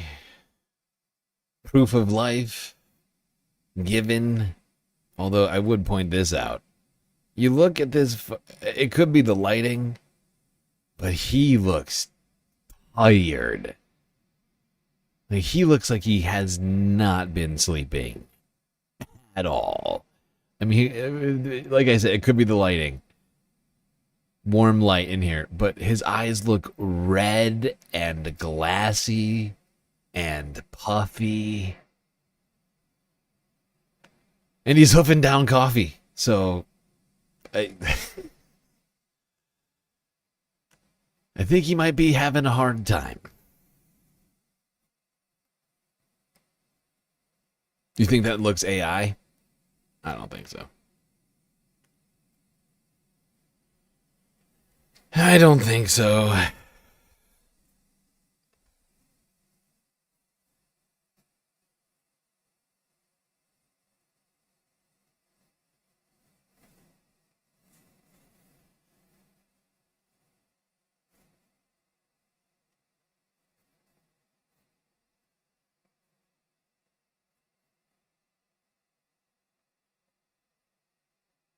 Ow.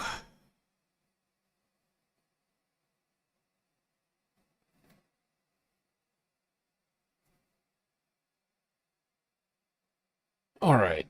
Staying in Israel.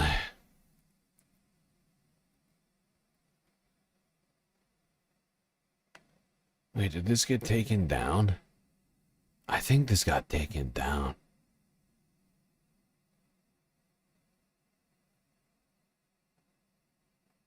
Oh my God. How did this get taken down? I'll bet you I know. I'll bet you I know how this got taken down.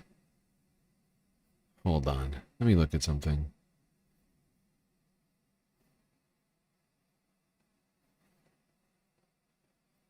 Dude, Israel is wild. Their propaganda machine is constantly working. They're doing everything they can to try and control the narrative. Look at the coffee inside of the cup. What's wrong with the coffee in the cup?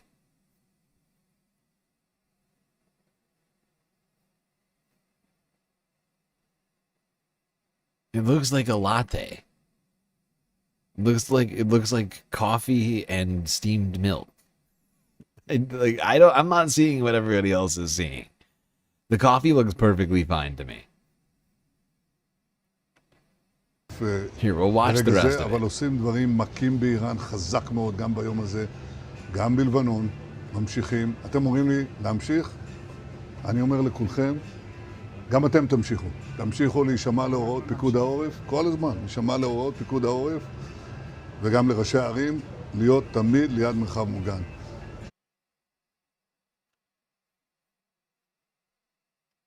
Like, I think I hate Benjamin Netanyahu as everybody else in the chat, but I'm not seeing what you're all seeing. that coffee checks out.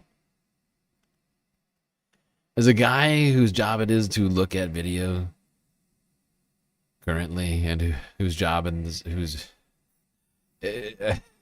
the past has been editing video and other filmography related tasks, it checks out to me. It looks legit.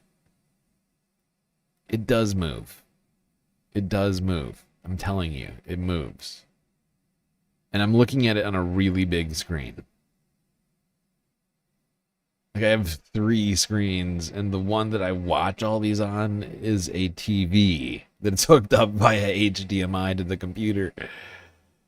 That's like 50 inches across. It's huge.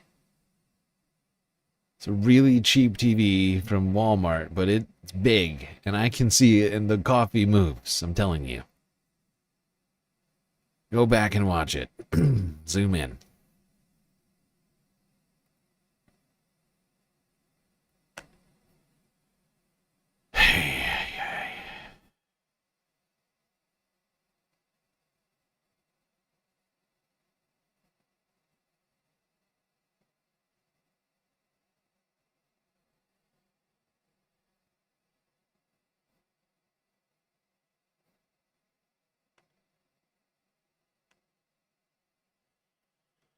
All right, Tel Aviv, where another airstrike made it through Israeli defenses.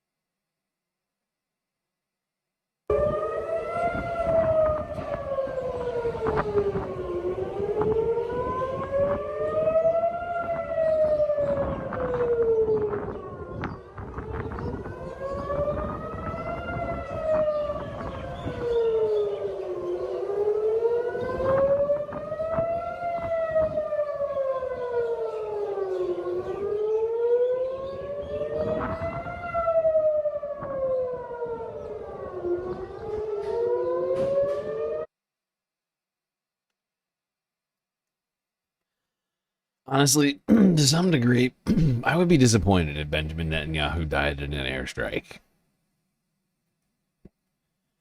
Mostly because I want him to actually face justice. Because considering the crimes that he's like for instance, like Hitler should have been at the Nuremberg trials, right? The fact that he managed to kill himself before it got to that is a tragedy, really, in terms of justice. I think it would be the same if Benjamin Netanyahu were forced to actually face justice for his crimes.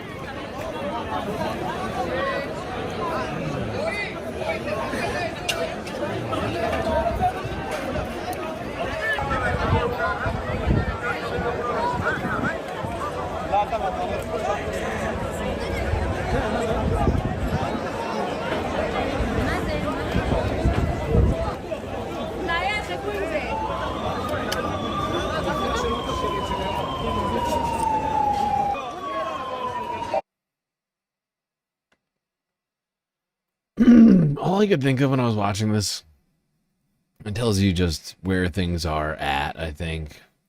With what, but all I could think of when I was looking at this scene was, what if Iran did a double tap strike?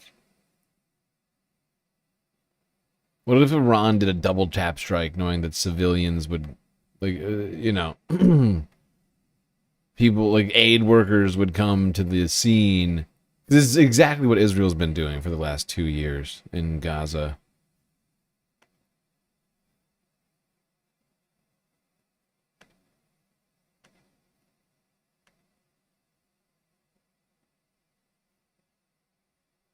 What would the world say? I think the world would be rightfully horrified.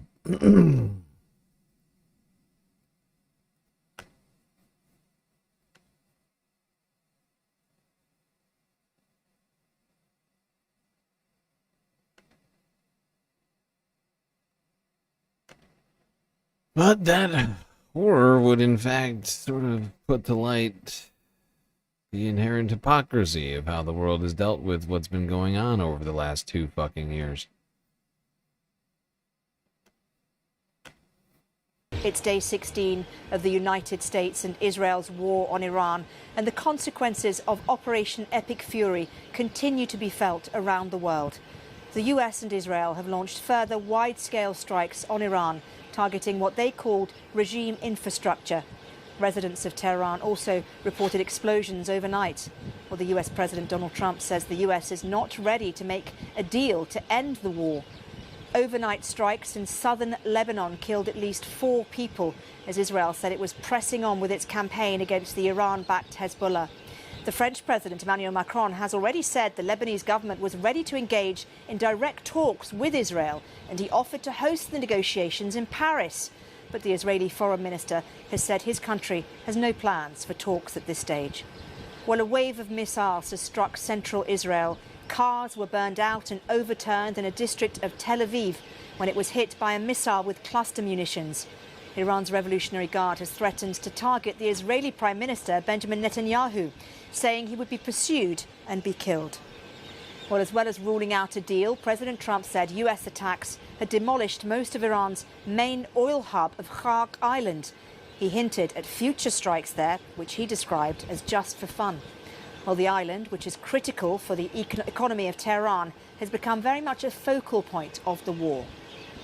Well, let's get the latest now from our correspondent in Riyadh, Frank Gardner. A US Air Force B-52 taking off from RAF Fairford this morning. Its destination, Iran. This war is now in its third week and showing no sign of stopping. These oil storage tanks were hit in Fujairah yesterday, part of the United Arab Emirates. While oil and gas tankers are backing up, unable to get through the Strait of Hormuz, without fear of attack by Iran. That, in turn, is driving up oil prices. I think it's a priority for the world that the strait is reopened. Obviously, the best and simplest way to do that is to de-escalate the conflict, and I think it's important to underline that.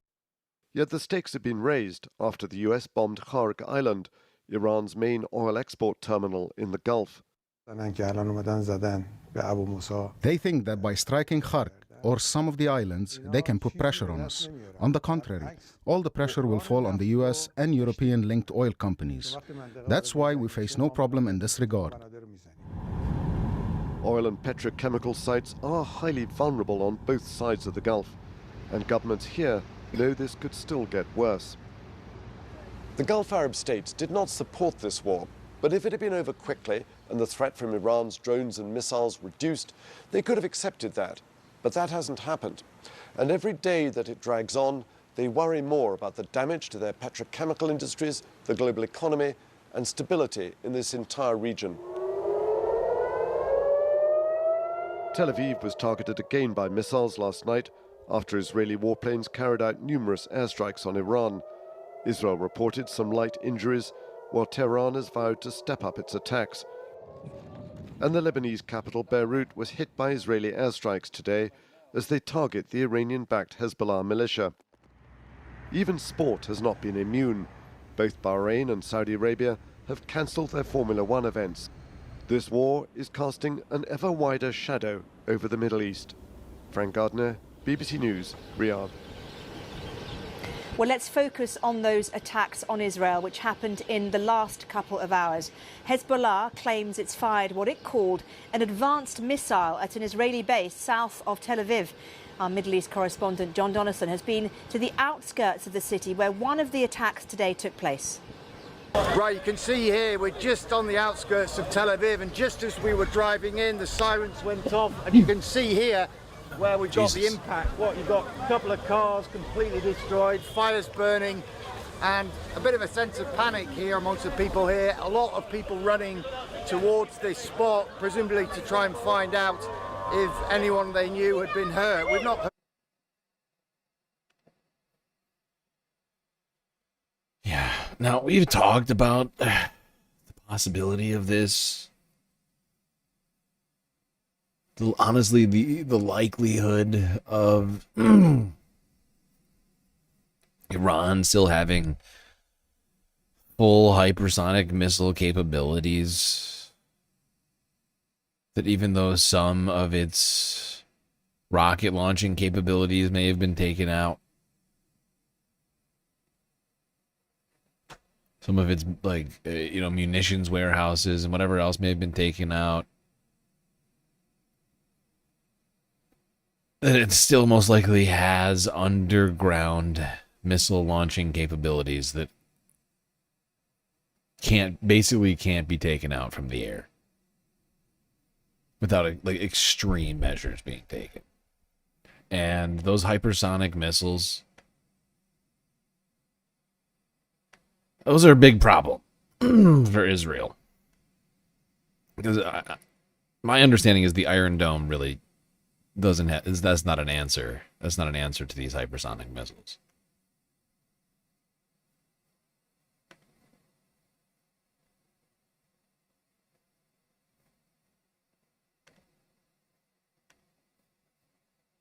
heard that there have been any casualties here, but you can see it's a pretty built-up residential neighborhood. And these Iranian missiles, most of them are getting shot down, but some get through. And some of these missiles, what happens is they break up in the sky and form these smaller cluster bombs that don't do as much damage. Oh, so actually this is not even that. I'm just realizing with this description he's just given, that is not even what we're talking about. This is the cluster munition strategy that Iran has still been doing. This is not even the hypersonic missiles. This is a lower grade munition.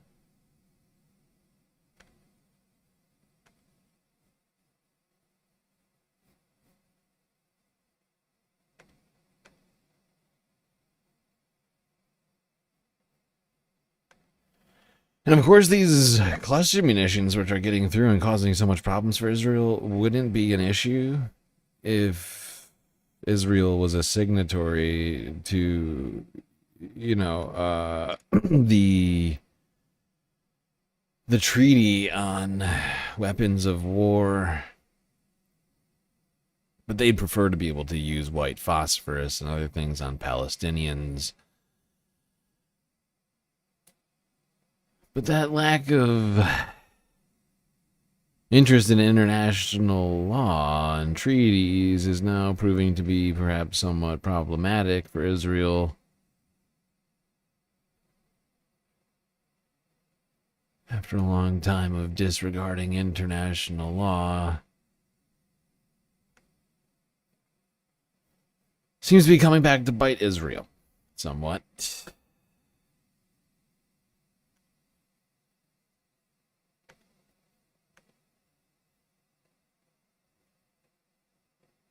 We are covering this story for you from Beirut, Washington, D.C., Amman, here in Doha. But first, we're going to take you to Tehran and our correspondent, Mohammed Val.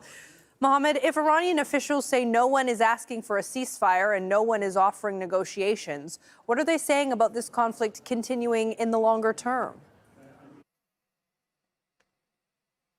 The Iron Dome was designed before Iran had drones or hypersonics, yeah. But there is a hypersonic that clusters right after it goes terminal. Is that true?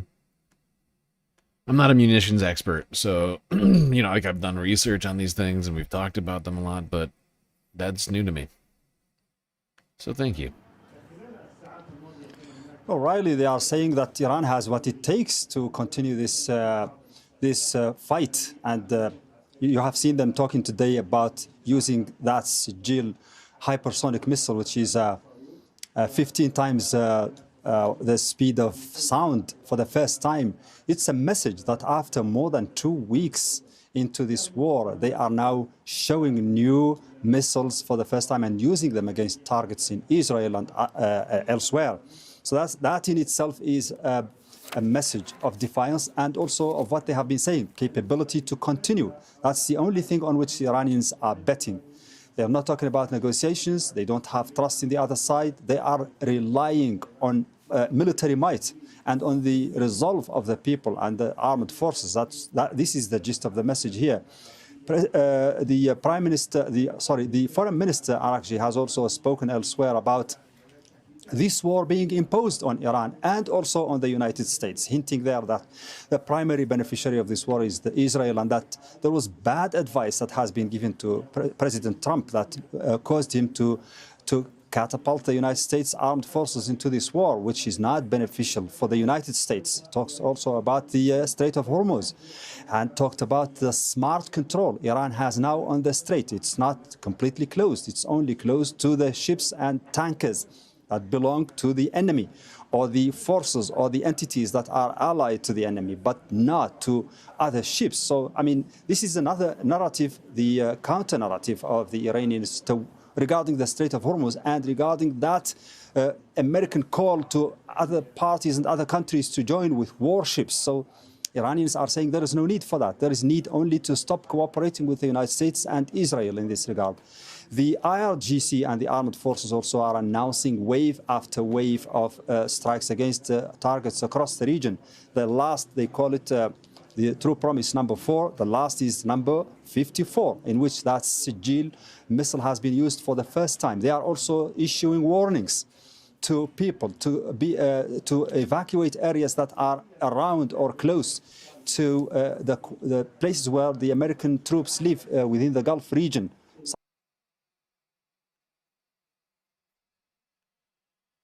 Oh, this war is expanding quickly.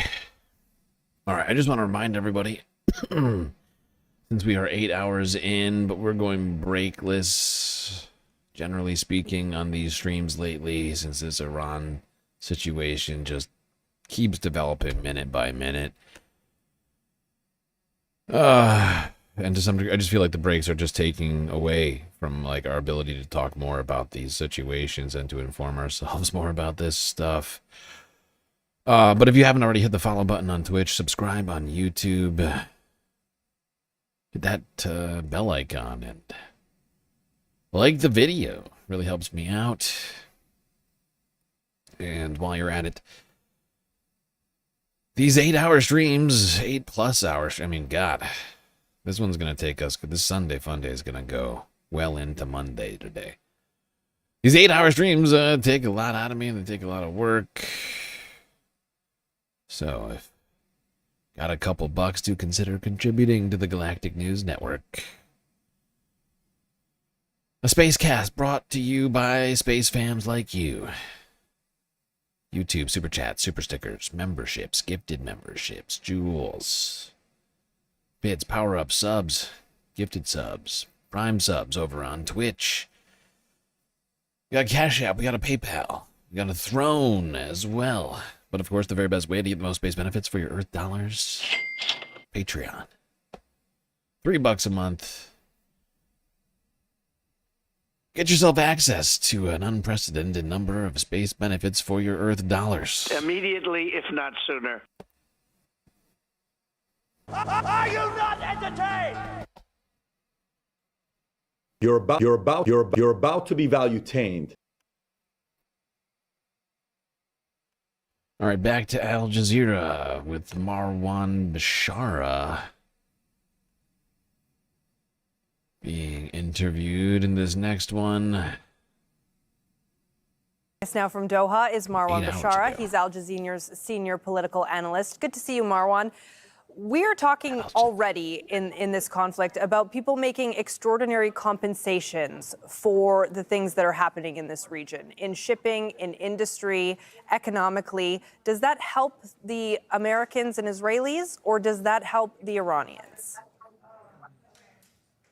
Well, it should help in the war, no matter who that helps or does not help. The most important goal for the international community at this point in time, for those with stakes in the region, whether security-wise, well-being, human rights, or a financial and economic interest, needs to be to end the war. Otherwise, what any global power getting involved in the shipping or the freedom of shipping and trade in the Gulf could only just facilitate more war, more American-Israeli aggression in Iran, leading to more Iranian aggression against the Gulf countries, leading to a further escalation and a cycle of violence and instability in the region, and perhaps widening the war towards more the likes of Yemen and the Red Sea, and that would be even more disastrous. Do you think that countries recognize that, and do you think perhaps that's why we haven't seen anybody enthusiastically join this coalition of warships that the president is asking for? You know, one of the things I've noticed is that, you know, with the exception of Israel, no one really supports this war. Not too many countries condemned the war. A lot of them opposed it, but for fear of American they decided not to condemn. But as you said, there is no appetite for another imperial war like the 2003 war, for example. There is no appetite even in the United States for another 20 years entanglement like in Afghanistan, for regime change like in Libya, for regime change like in Iraq. Because each and every one of those disasters led to huge repercussions in the region and beyond.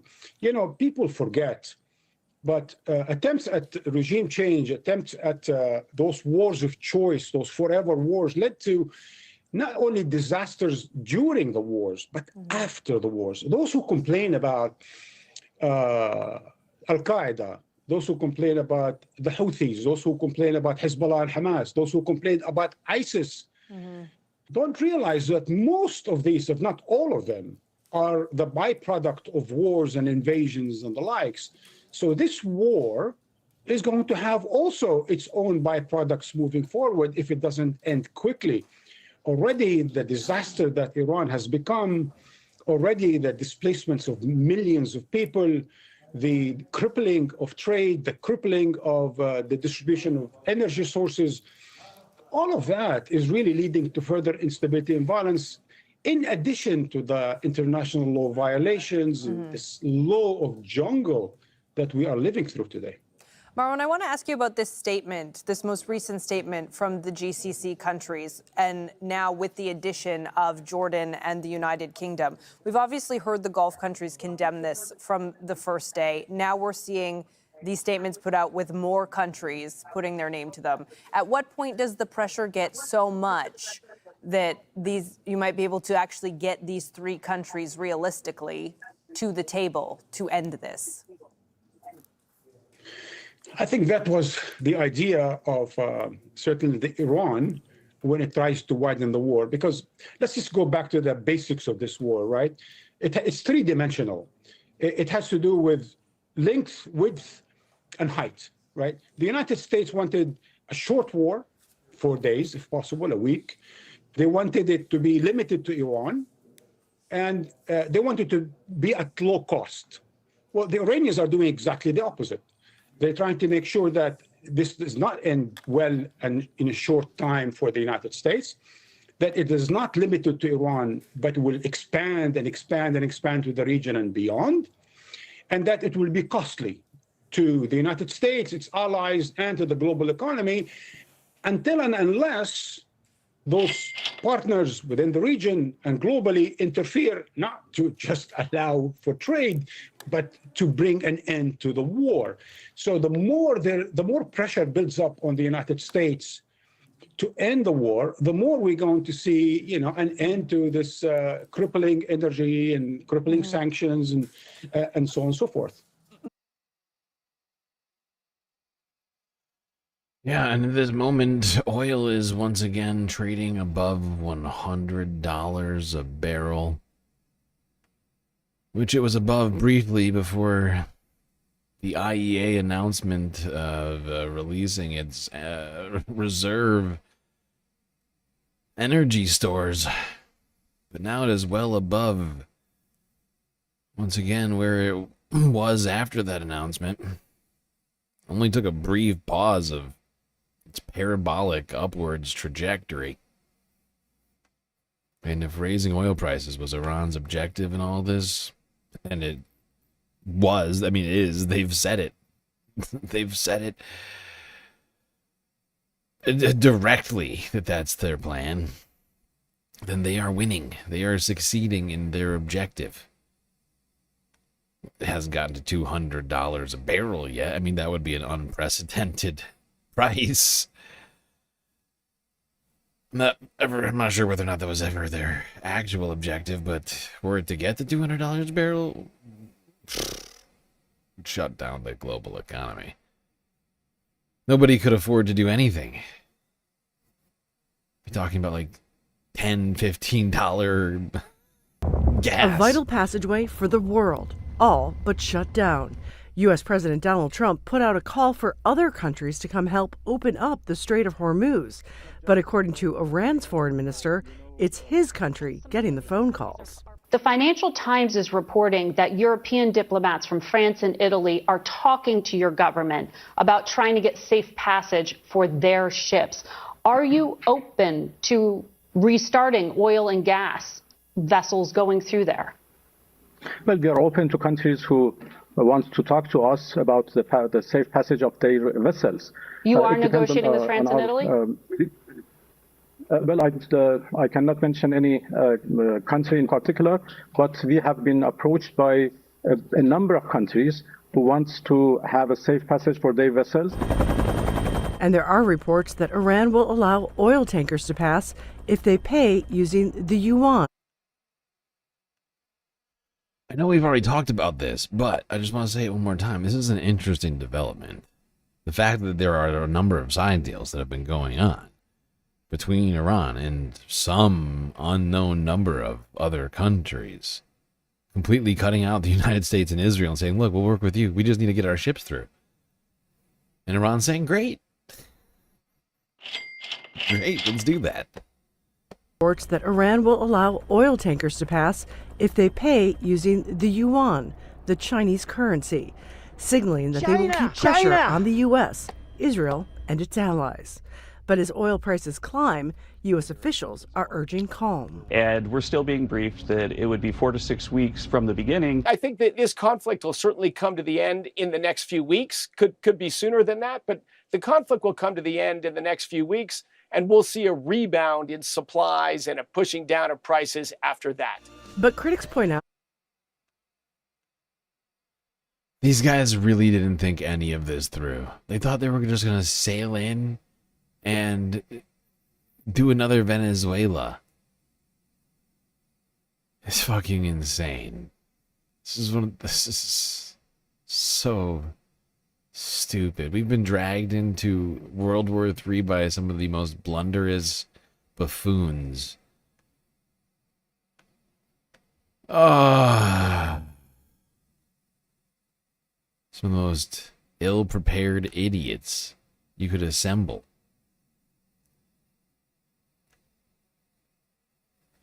The Injustice League.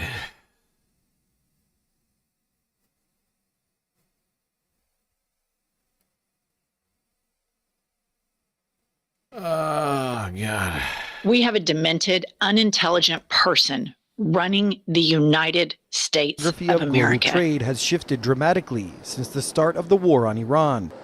Maritime routes that once carried trillions of dollars worth of valuable cargo are being replaced by land routes crossing Syria.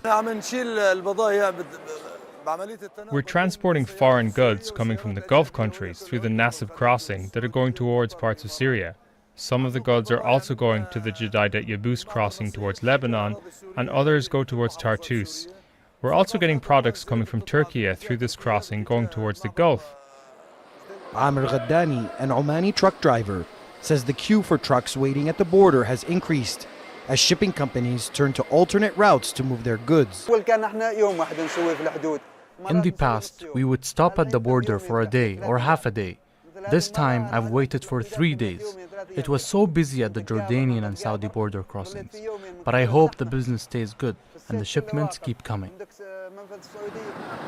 While hundreds of freight trucks queued on the border, Syria and Jordan signed a landmark emergency deal on Thursday to operate the border crossings 24 hours a day, granting an exception to the back-to-back rule for trucks carrying goods of Syrian or Jordanian origin, allowing them to drive straight through to their destination, and letting Syrian freight trucks access the port of Aqaba.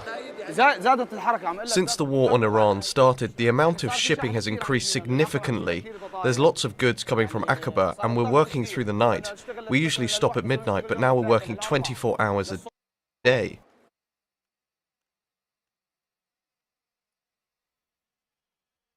Yeah, this war is causing chaos across the globe.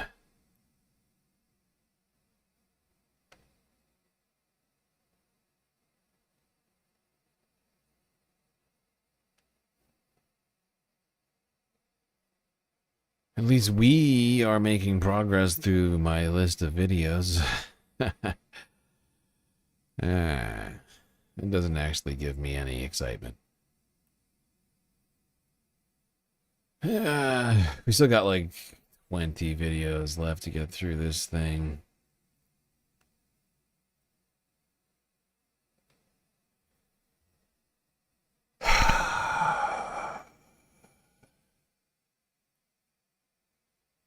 Remember when Biden was president?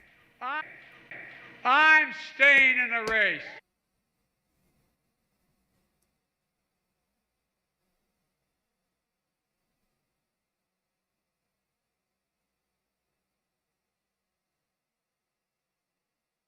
Remember when Biden was president? I mean, those, like, I don't know, like 3 or 4 things that we were complaining about. Oh, do I yearn for that once again at this point. That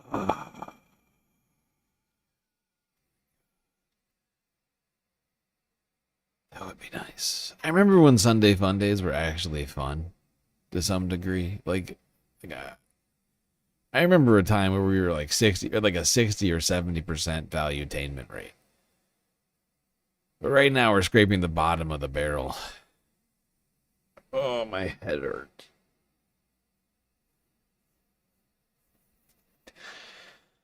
And I'm not being hyperbolic. My head actually hurts.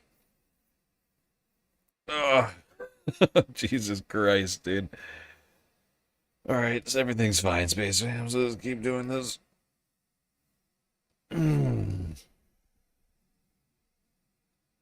Fun in this economy? Exactly, Bad Lefty. What am I talking about? We can't afford fun. Help! Help! I'm being repressed! What a stupid idiot I am. What a big stupid idiot. Who would even say such a thing? It's not fun. What a misnomer the title of this video really is. I set off on a truly quixotic voyage here. It's all my fault, Space Fams. I've led us astray. I should never have promised to you fun on this Sunday. Fun I could not deliver. Says false advertising. Illegal. I made a huge tiny mistake. Sparked a large fire. 5 people were wounded, including airport staff. Iraqi authorities say rockets also hit a nearby desalination plant. Well, Iranian-linked armed groups in Iraq have released video they say shows their recent attacks on U.S. targets. The images from the Iraqi Hezbollah brigades come from cameras mounted on drones, and they appear to show low-altitude strikes on Victory Base on Saturday. Well, across the Gulf in the past few hours, several countries say they have intercepted Iranian drones and missiles. Al Jazeera's Malik Trainer is live for us in Doha. Malik, so just bring us up to date with the latest on the strikes happening across the Gulf region. What more can you tell us? Well, just about 20 minutes ago or so, we heard from the Dubai authorities that they were responding to a fire as a result of a drone incident near the Dubai airport, in the vicinity of the Dubai airport. This isn't the first time that the busiest commercial airport in the world has been hit by attacks. About an hour ago or so, Saudi Arabia said that it intercepted 6 drones in the eastern region, and a little bit before that, we heard about the alarm sounding in Bahrain. Earlier today, there were attacks in Qatar, which the Defense Ministry said they intercepted all the drones in their airspace, and also in Kuwait, the international airport there was also hit, and their radar was damaged. Although it's important to know that the Iranians said that they weren't responsible for those attacks. So we're seeing these attacks across the entire Gulf, and we're starting to see a united stance by all the Gulf countries. Earlier today, there was a statement by the GCC, along with the UK and Jordanians, condemning the aggression by Iran and calling for a de-escalation. Just a little while ago, we heard about a call between the Qatari Prime Minister and Foreign Minister with the Saudi Arabian Foreign Minister. They talked about the escalation in the region and the dangerous repercussions on regional and international security and stability. And they talked about ways to resolve the disputes through peaceful means. They affirmed the necessity of an immediate halt to any escalatory actions, returning to the table of dialogue. And that's really a theme that we've seen across the entire Gulf. Just after that, we've also seen a phone call between Prince Mohammed bin Salman of Saudi Arabia and Mohammed bin Zayed, the president of the UAE. They also discussed the aggression and that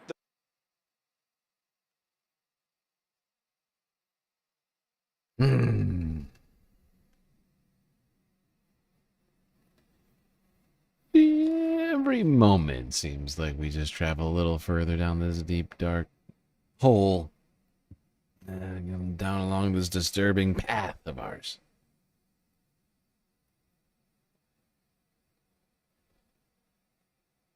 Secret tunnel.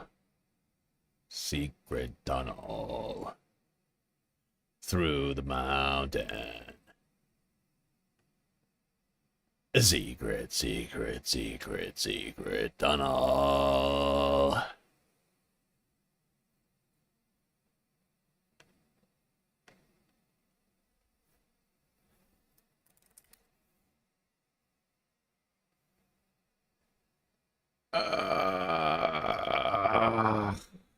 Why?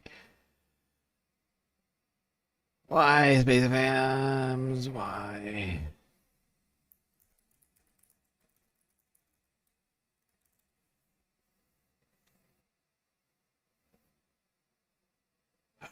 Everything's fine. Everything's fine. Next video. To the president himself.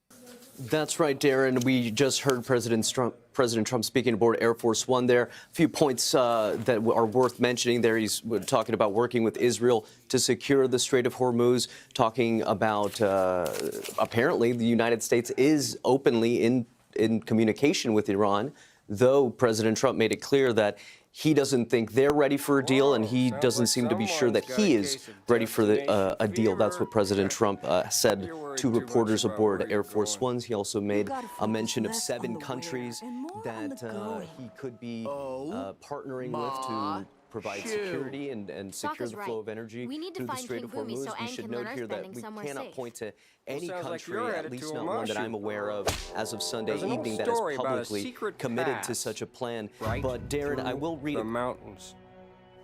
Is this real or a legend? Oh, it's a real legend, and it's as old as earthbending itself. 2 lovers forbidden from one another. A war divides their people, and a mountain divides them apart. Built a path to be together.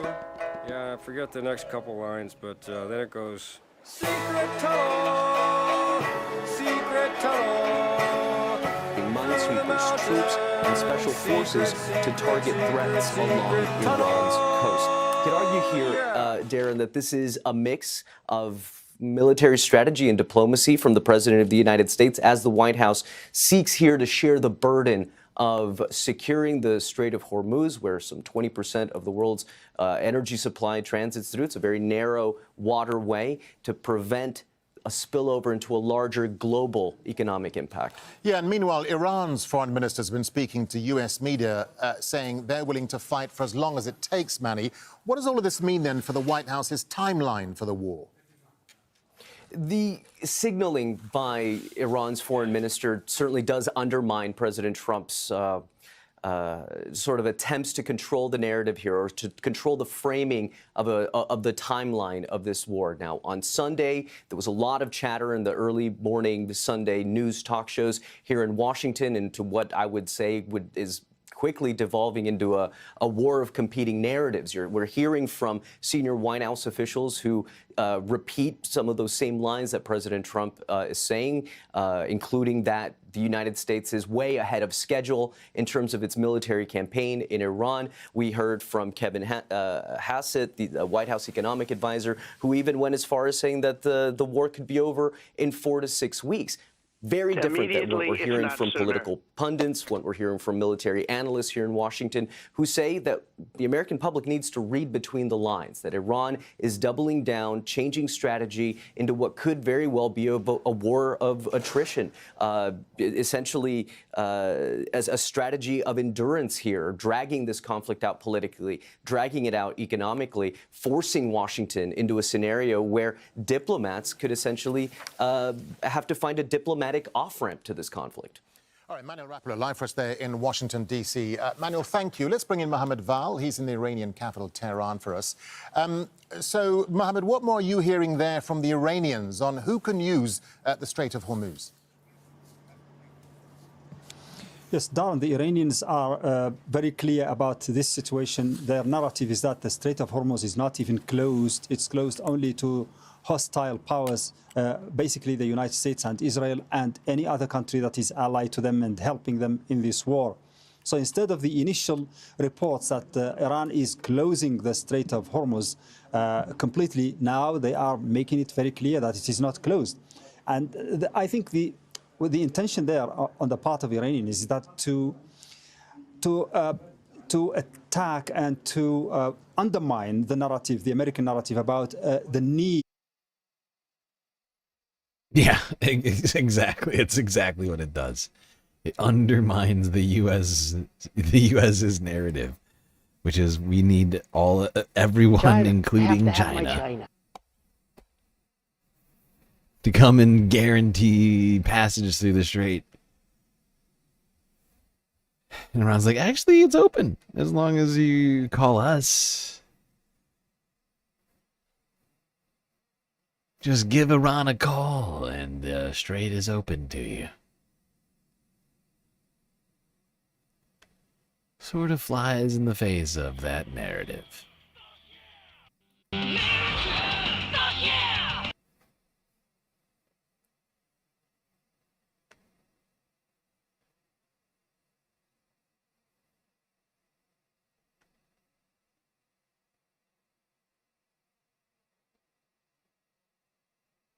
Keep talking about Donald Trump's desire to have countries like China and the UK. Now let's cross to Katrina Yu, come who's joining us live ships from in the Beijing. strait.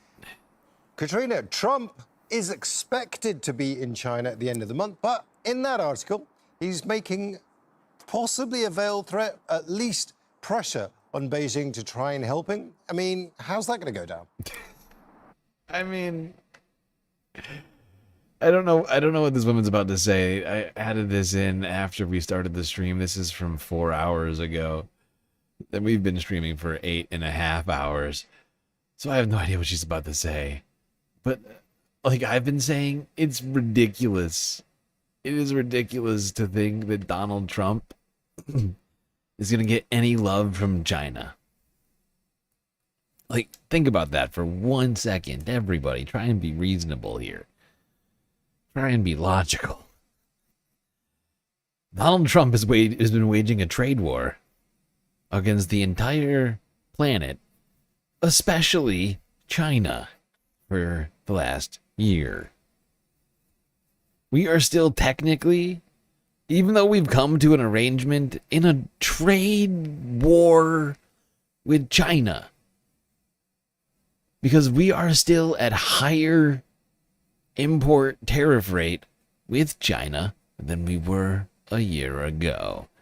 So why would China rush to do anything for Donald Trump?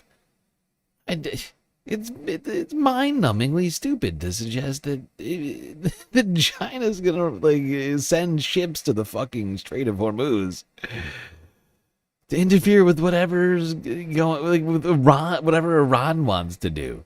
It's ridiculous. China!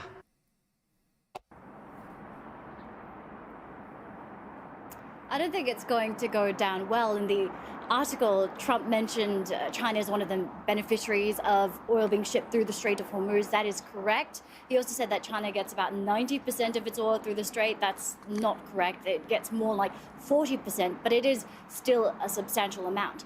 Now, as far as we know, that visit by Trump to China is still going ahead. In fact, over the last 2 days, today and yesterday, Chinese and U.S. officials have been meeting in Paris to discuss potential outcomes for that visit that Trump is expected to make. Yeah, and also just think about this for a second. Like what was just said in the previous video, Iran says that the strait is open to any of its allies, anybody who wants to reach out to work with them, right? And you don't think China and Iran don't have some open communications? They're in a literal economic partnership. I don't know if you've heard of it before. It's called BRICS. China's the C in BRICS and Iran's the I. You don't think that they talk? You don't think that Iran will make an exception for China? Come on! Come on.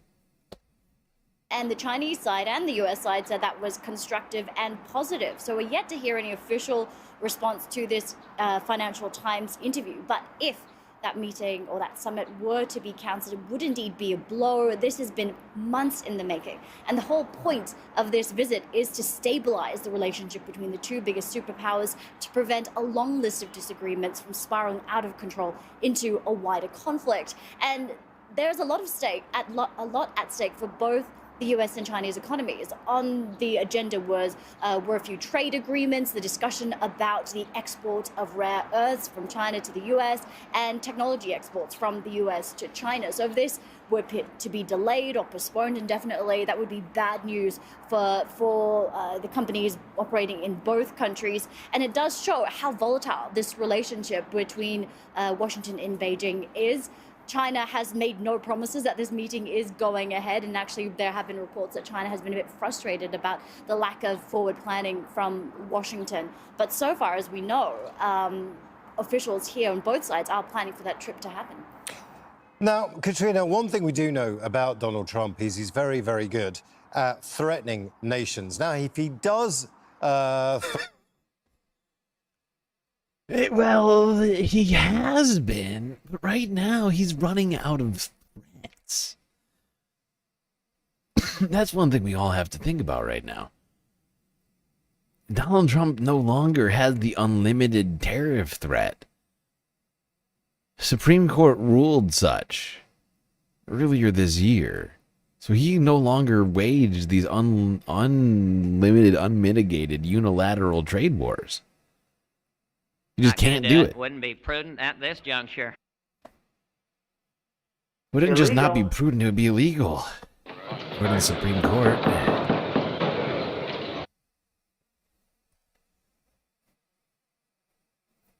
And so that's been his number one, if not only, threat. He has used tariffs to try and solve literally everything. If Donald Trump was a plumber, he would try and fix it with tariffs. But now he can't do that. So what does he have for threats? My question. Military threats? That's not great. You can't threaten everybody with military force. That's not a good plan. Eventually everybody's like, you know what? If we just team up, we've got no chance of beating us. Threatened to delay or cancel even. You get what I'm saying here? Like, you can only threaten so many people with war until even the United States, while it may have the world's largest military budget by far, like exceeding like the combined next, I can't remember it's constantly changing, but like, you know what I mean? Like we are the biggest military on the planet, but at some point the combined militaries of other peoples are in fact enough to defeat us. That's being seen right now, in fact. It's not even combined militaries, and our military is clearly... You get what I'm saying here? Like, there's limitations. It's science. The summit. What does China do then?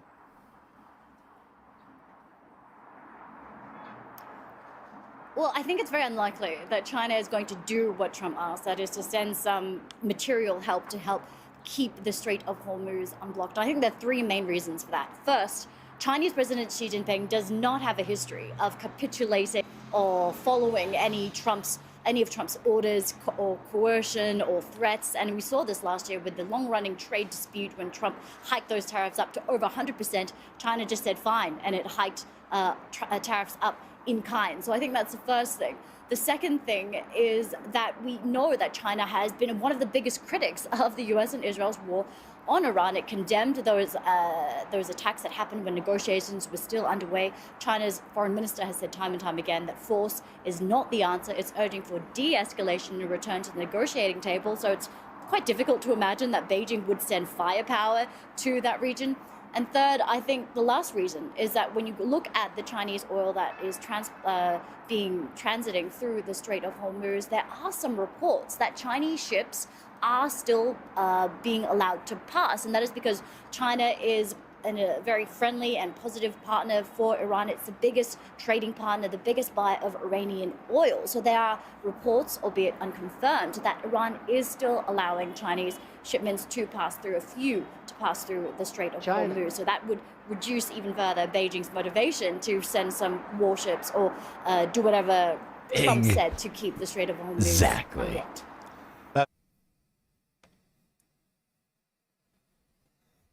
That was the exact thing I was just saying.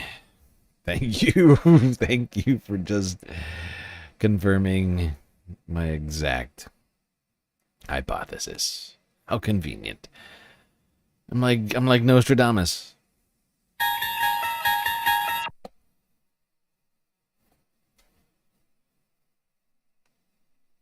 We are demanding that these countries come in and protect their own territory because it is their territory. It's a place.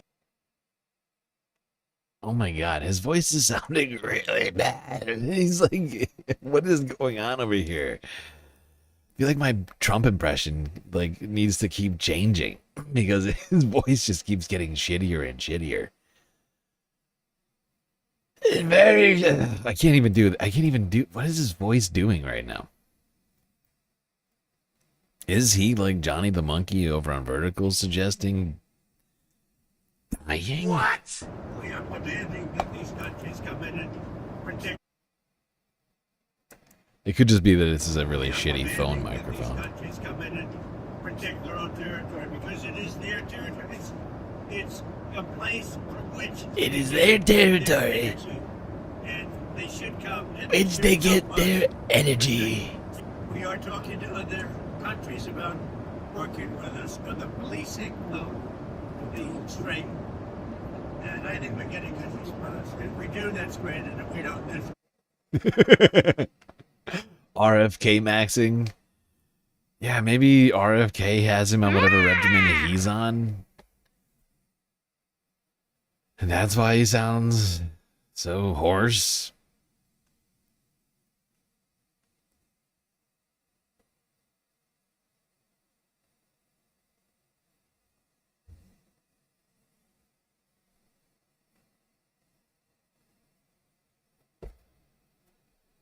Oh, yeah.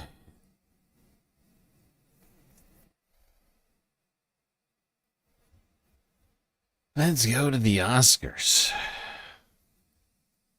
I know we already talked about the Oscars. Well, I think we should get into another aspect of the Oscars that was not discussed earlier this evening, and that is security. So apparently the 98th Academy Awards had unprecedented security as a result of the Iran conflict.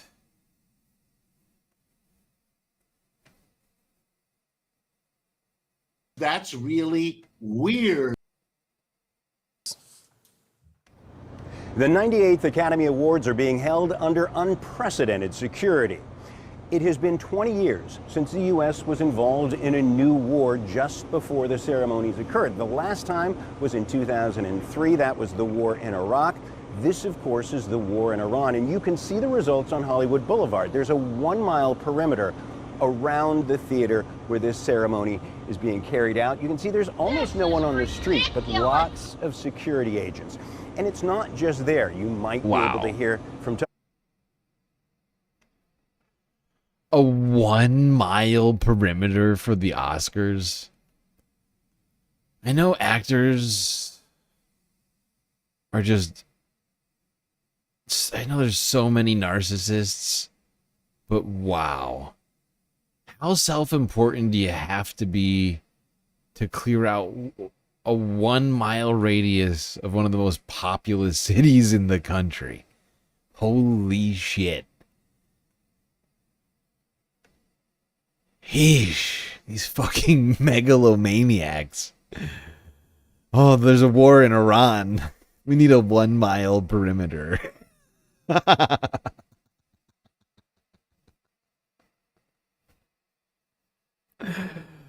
Oh my god.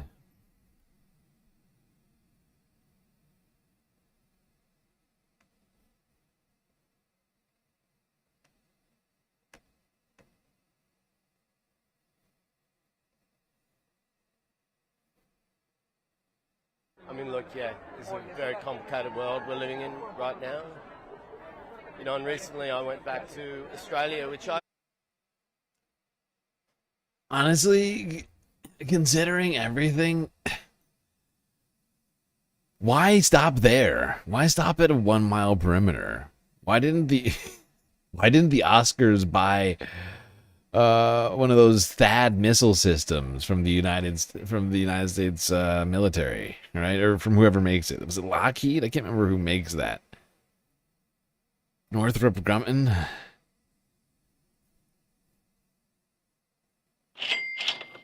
I mean, look, yeah, it's a very complicated world we're living in right now.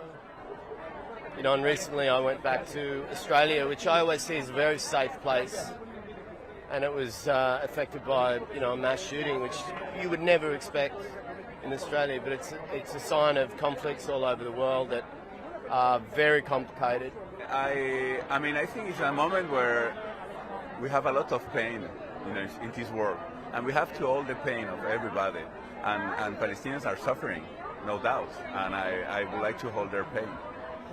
You know, we're here artists for ceasefire from Gaza to the West Bank, from Sudan to Venezuela, from Iran to ICE. You know, these crimes against humanity are all connected.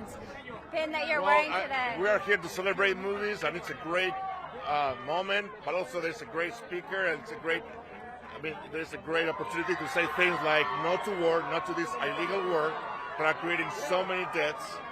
This is the same badge that I used in year 2003, 23 years ago, with the illegal Iraq war, and here we are in the same position. The world is in a very, very precarious, difficult place.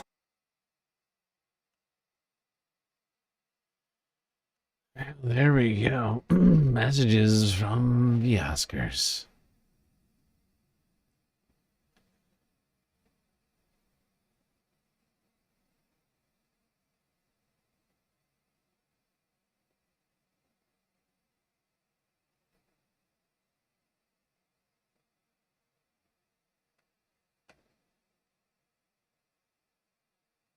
All right, all right. We're gonna leave the Academy Awards. I'm almost done with my Middle East war clips. Here's Al Jazeera from 4 hours ago. Another drone incident near the Dubai International Airport, damaging a fuel tank.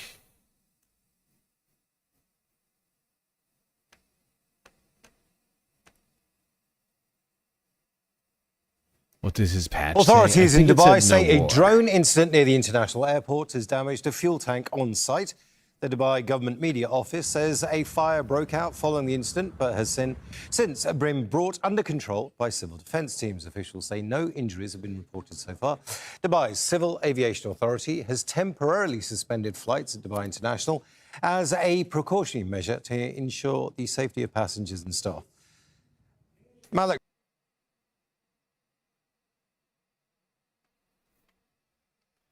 That was a fast clip. All right, might as well just go straight into the next one.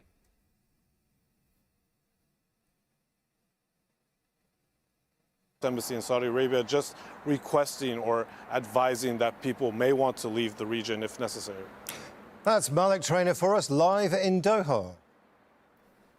Now, Israeli forces have hit Beirut's southern suburb yet again.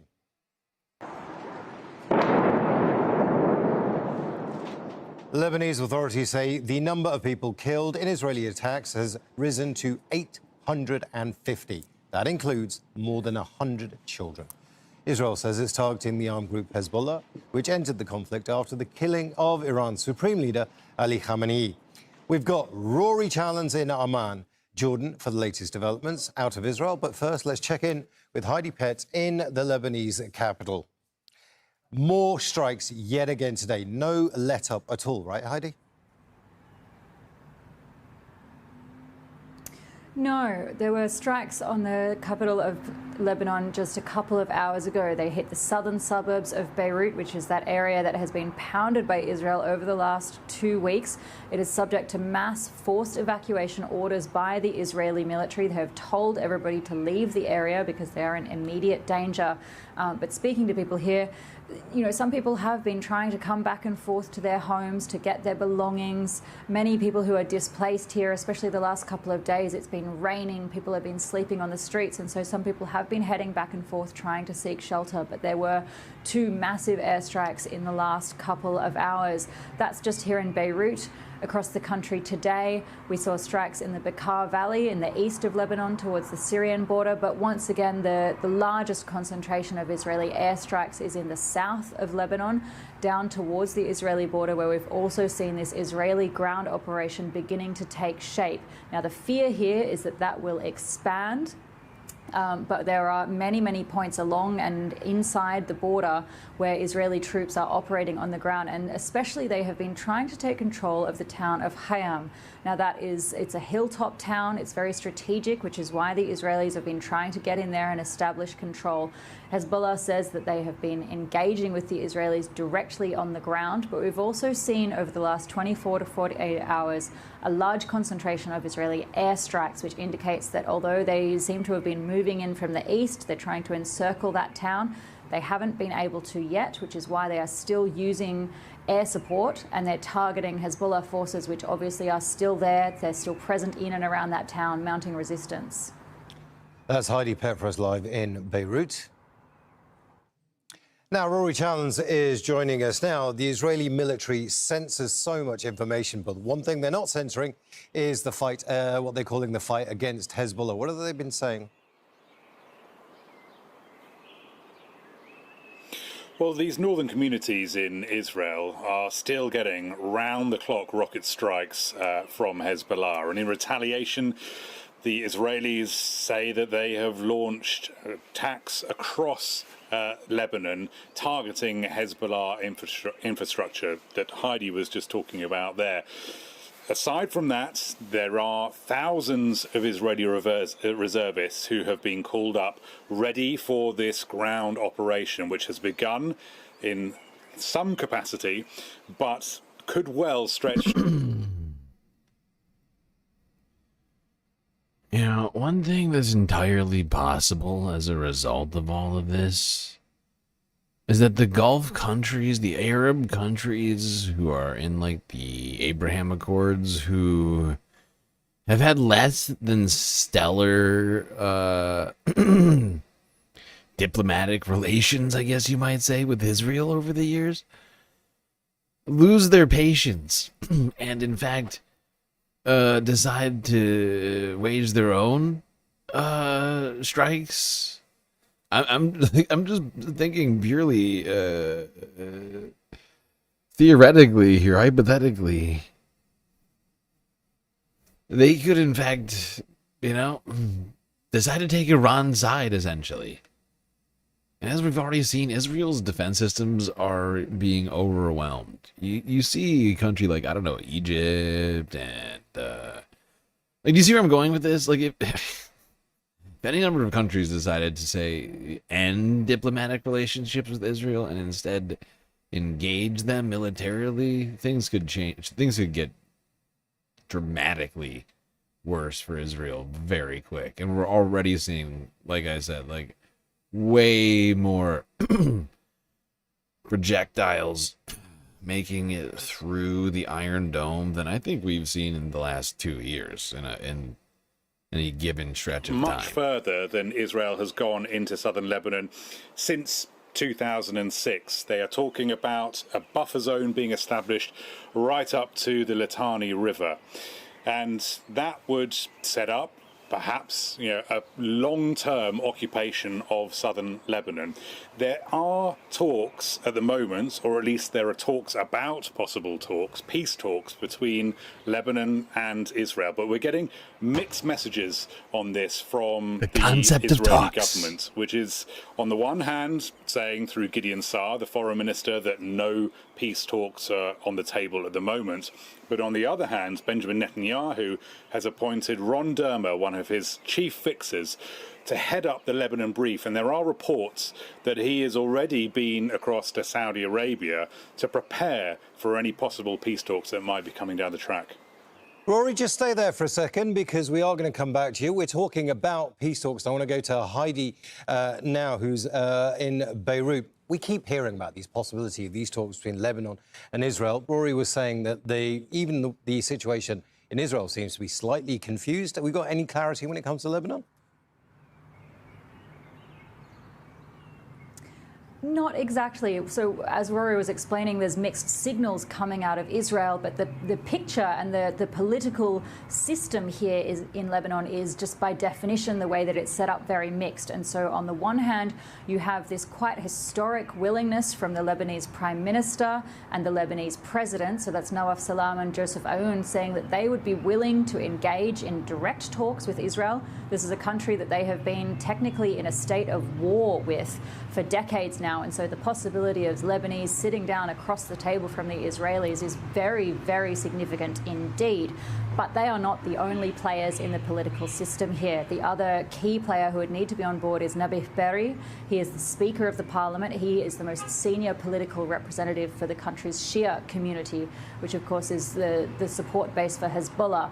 And he has said that he's not willing to join this negotiating team that's reportedly being set up because he doesn't find it appropriate to negotiate under fire. And so until the Israeli attacks on Lebanese territory, whether that's the ground invasion or the airstrikes, stop, and until the hundreds of thousands of people who are displaced are able to go home, that it wouldn't be appropriate to enter into negotiations. Now that's on the political side. Obviously the military force that it's engaged on.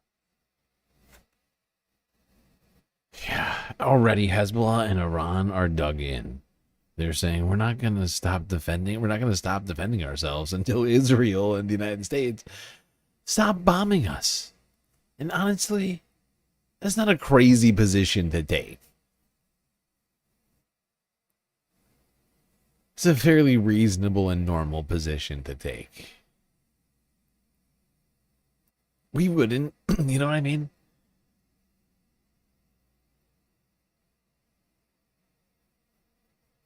Like, I think a lot of Americans would see that as weakness if we were under attack and Donald Trump went to the negotiating table.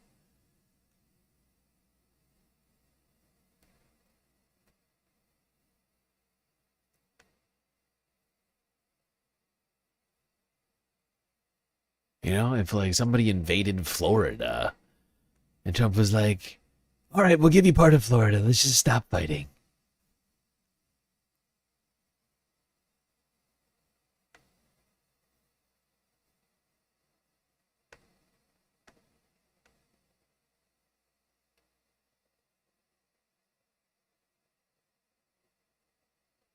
Authorities in Dubai say a drone incident near the international airport has damaged a fuel tank on site. The Dubai government media office says a fire broke out following the incident, but has since been brought under control by civil defence teams.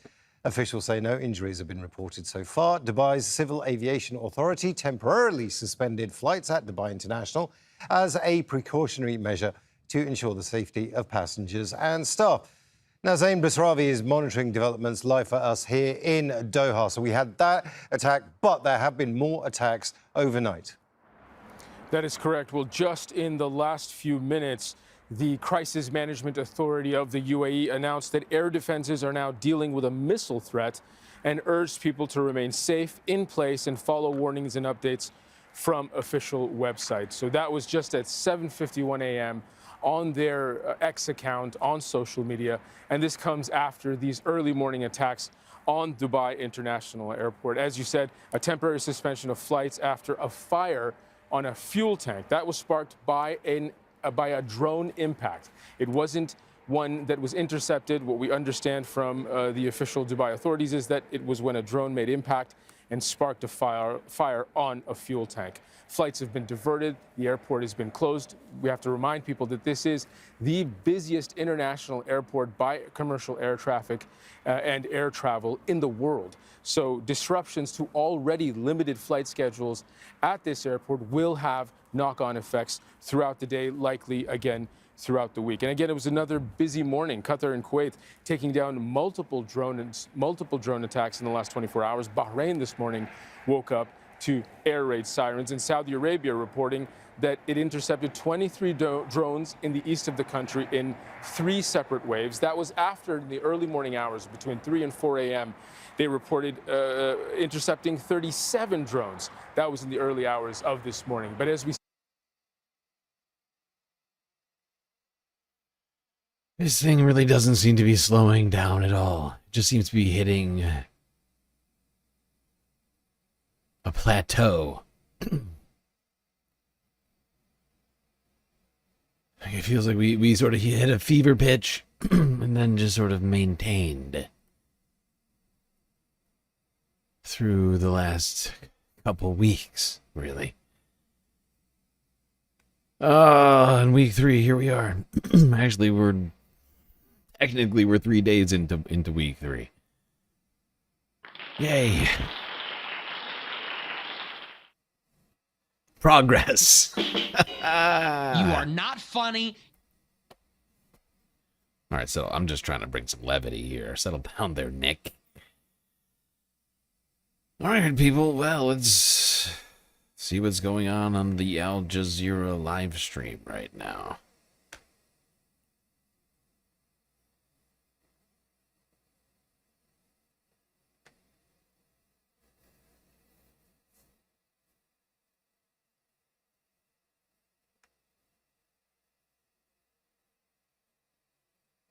Oopsies, what did I just do? Oh, right, it's the live stream. Close the chat.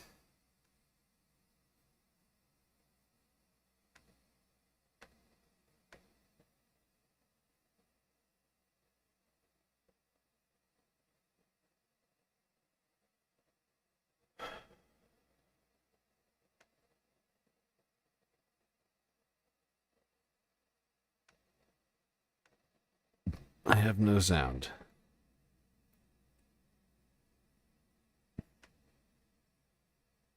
Let me ask you this.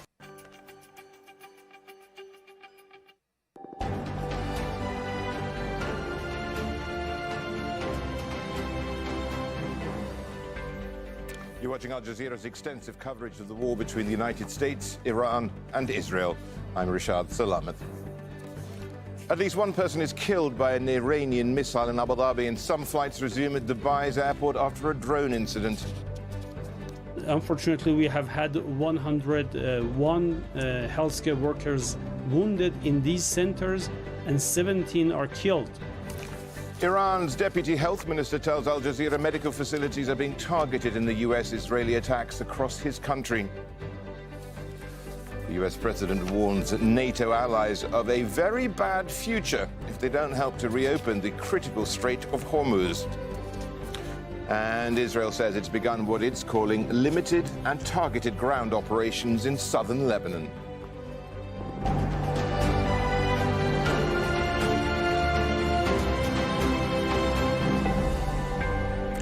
Authorities in Abu Dhabi say one person has been killed in an attack on the city's Al Baya area. Officials say it happened after a missile landed on a civilian vehicle. Earlier, a drone incident near Dubai airport set a fuel tank on fire. Flights were suspended but are now resuming. Meanwhile, US President Donald Trump is warning his NATO allies that they could face a very bad future if they don't help to reopen the Strait of Hormuz. Trump said nations relying on oil from Gulf states have a responsibility to protect the waterway. He said his administration is talking to 7 countries, but he did not identify them. Trump also said Iran wants to make a deal, which Tehran promptly denied. We're talking to them, but I don't think they're ready. But they get pretty close.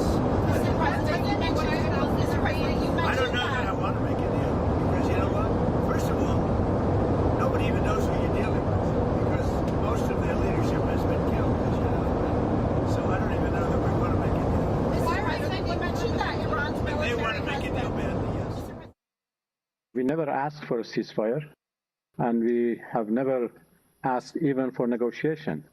We are ready to defend ourselves as long as it takes.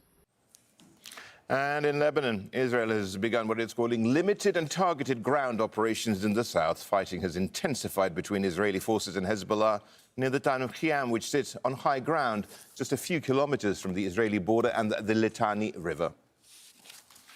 Now we're going to be live in Tehran, Beijing, Brussels and Ramallah. But first of all, let's get to Tawhid Asadi, who's in Tehran. Now, Donald Trump says Iran wants to make a deal badly. It doesn't seem that way with the way the Iranian officials are really characterizing that position.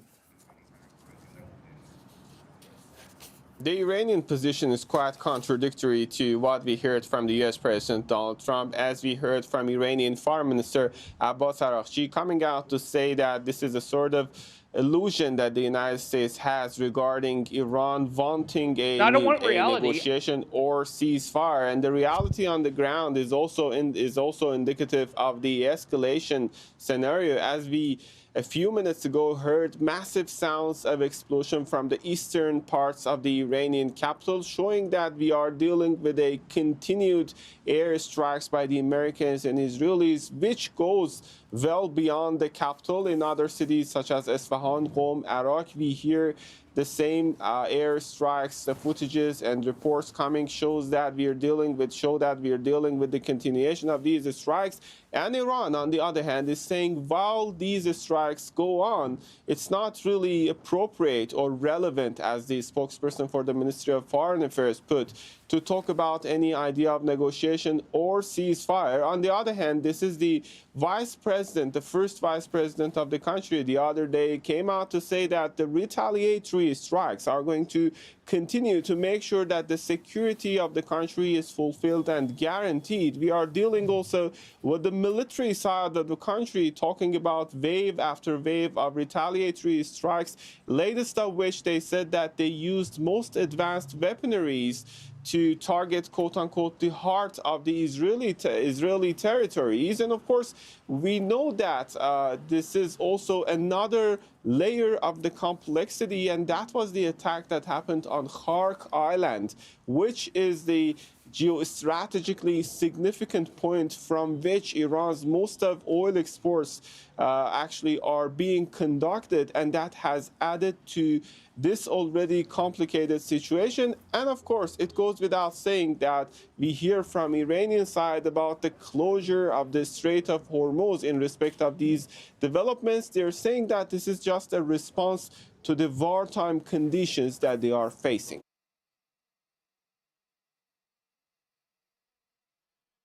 Okay.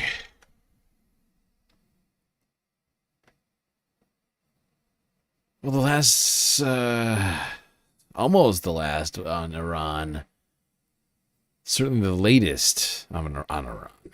However, I figured we'd end our discussions of this Iran war talking about who is profiting from all this.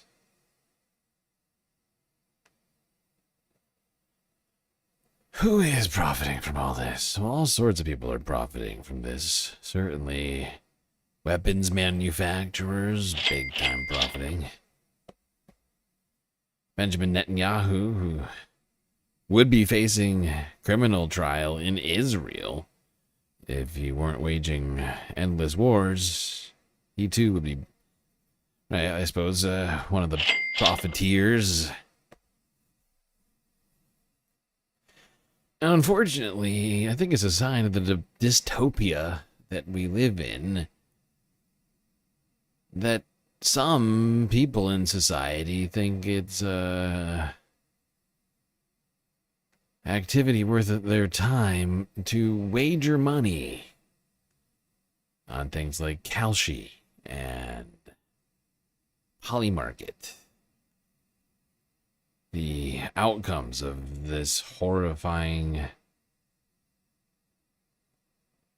debacle that is ongoing right now in front of our very eyes. In my opinion, it's something of a travesty.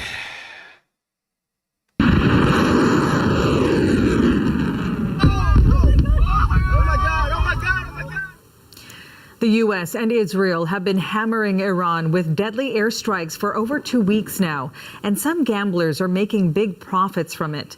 On the online platform Polymarket, a handful of gamblers made hundreds of thousands of dollars betting that the U.S. would strike Iran by Saturday, February 28th. Most of those wagers were placed in the hours before the first bombs fell. Many of the accounts only created days earlier. And it's not the first time online gamblers have profited in this way.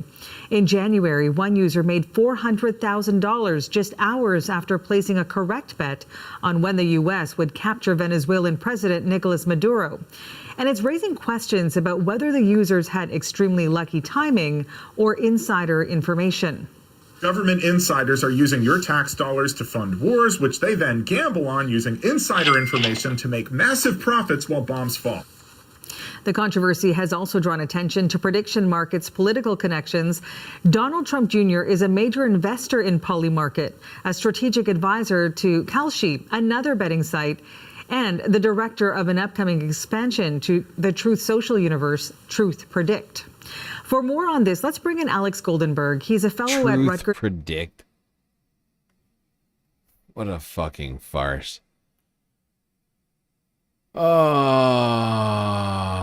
what a circus of stupid that we live in right now. Oh my God.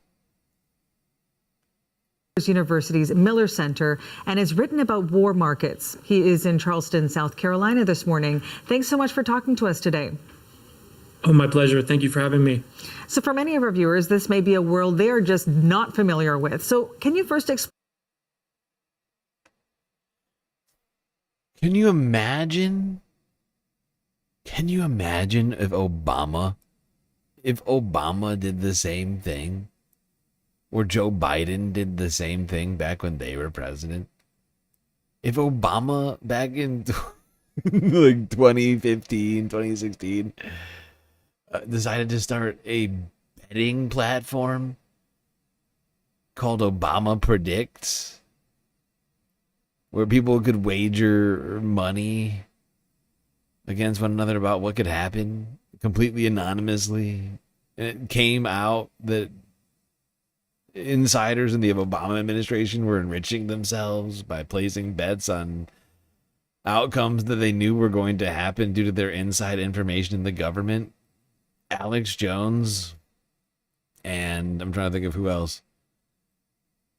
Alex Jones and crew would have stormed the Capitol immediately, if not sooner. Explain what exactly a prediction market is and how is it different from other online betting sites? Sure. Think of prediction markets like a stock market, but instead of buying shares in Apple or Google, you're buying a contract on whether something will happen. These contracts are typically priced between $0 and $1. Zero meaning there's no chance that something will happen. $1 means near certainty. So if something is trading at 17 cents, for example, the market is saying there's a 17% chance that the thing you are betting on happens. When the markets are liquid enough, they actually tend to be genuinely predictive, more accurate than polls in theory, because people... More accurate because people are using insider information.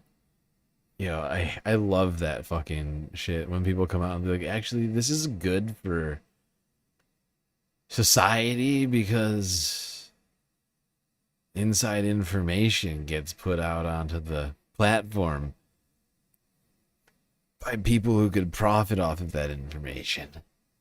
Then they do profit off of that. And it's actually encouraged.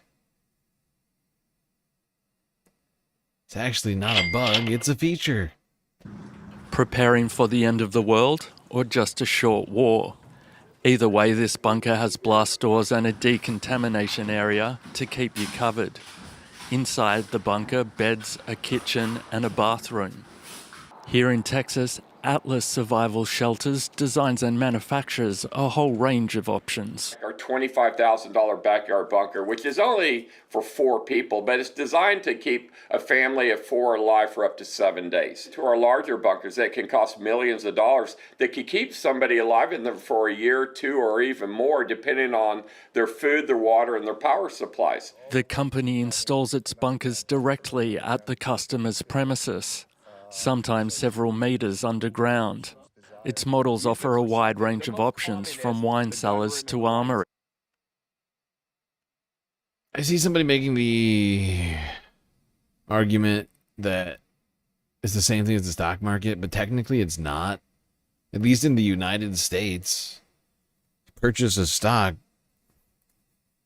that transaction gets reported directly to the IRS, essentially, you know, or the SEC or somebody. I can't remember which organization, but like your Social Security or whatever fucking entity purchases that stock, like its EIN or whatever else, like that transaction gets logged somewhere, right?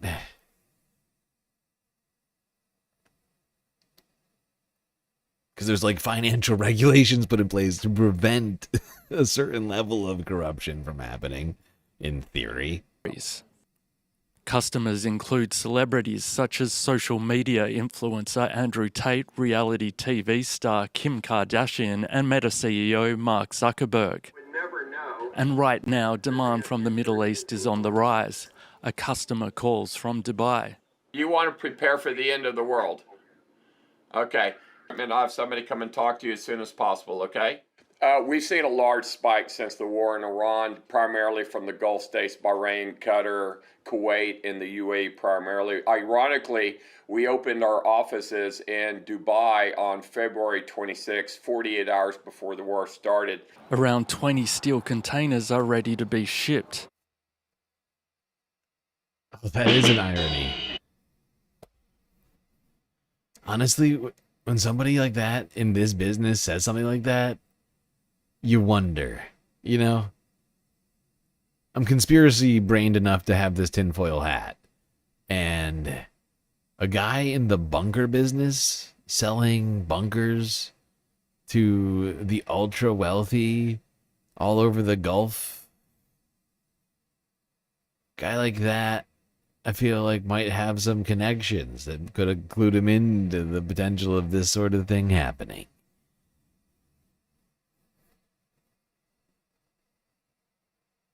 I don't think it's necessarily just an ironical happenstance. It's entirely possible that guy got clued in.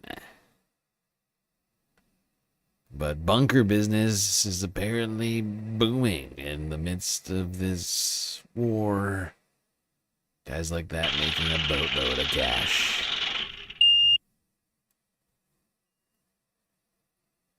But it's not just weapons manufacturers that are making big money. It's also weapons software guys. The AI intelligence bros. Your Palantirs. Your... Oh, my brain just broke. You get what I'm saying. Speaking of those oligarchs, just some of the companies, corporations that worked closely with the Nazis during Hitler's rule. It's important to point out that there will be many corporations and companies that are known, that will be complicit when we look back in this moment in history. But I'm not sure if there's one company and corporation that will be more complicit in Trump's crimes, both domestically and internationally, than Palantir. Palantir was a part of helping the IDF create their AI lavender bombing technology, kill lists in Gaza, where they had different programs, including one that was called Daddy's Home, where they would bomb residences with anyone that they suspected was a Hamas militant. and it didn't essentially matter if their entire family was there. Yeah, anybody they suspect of being a Hamas militant means any male from the age of 12 up. And we know from the Epstein emails that Peter Thiel was connected with Jeffrey Epstein, and then Epstein connected him to Ehud Barak. And that was conveniently when Epstein? Israel, shortly after that, ended up opening its Tel Aviv office and was a part of the Palestine laboratory experiment, where they essentially test out surveillance and weapons technology on the Palestinians in Gaza.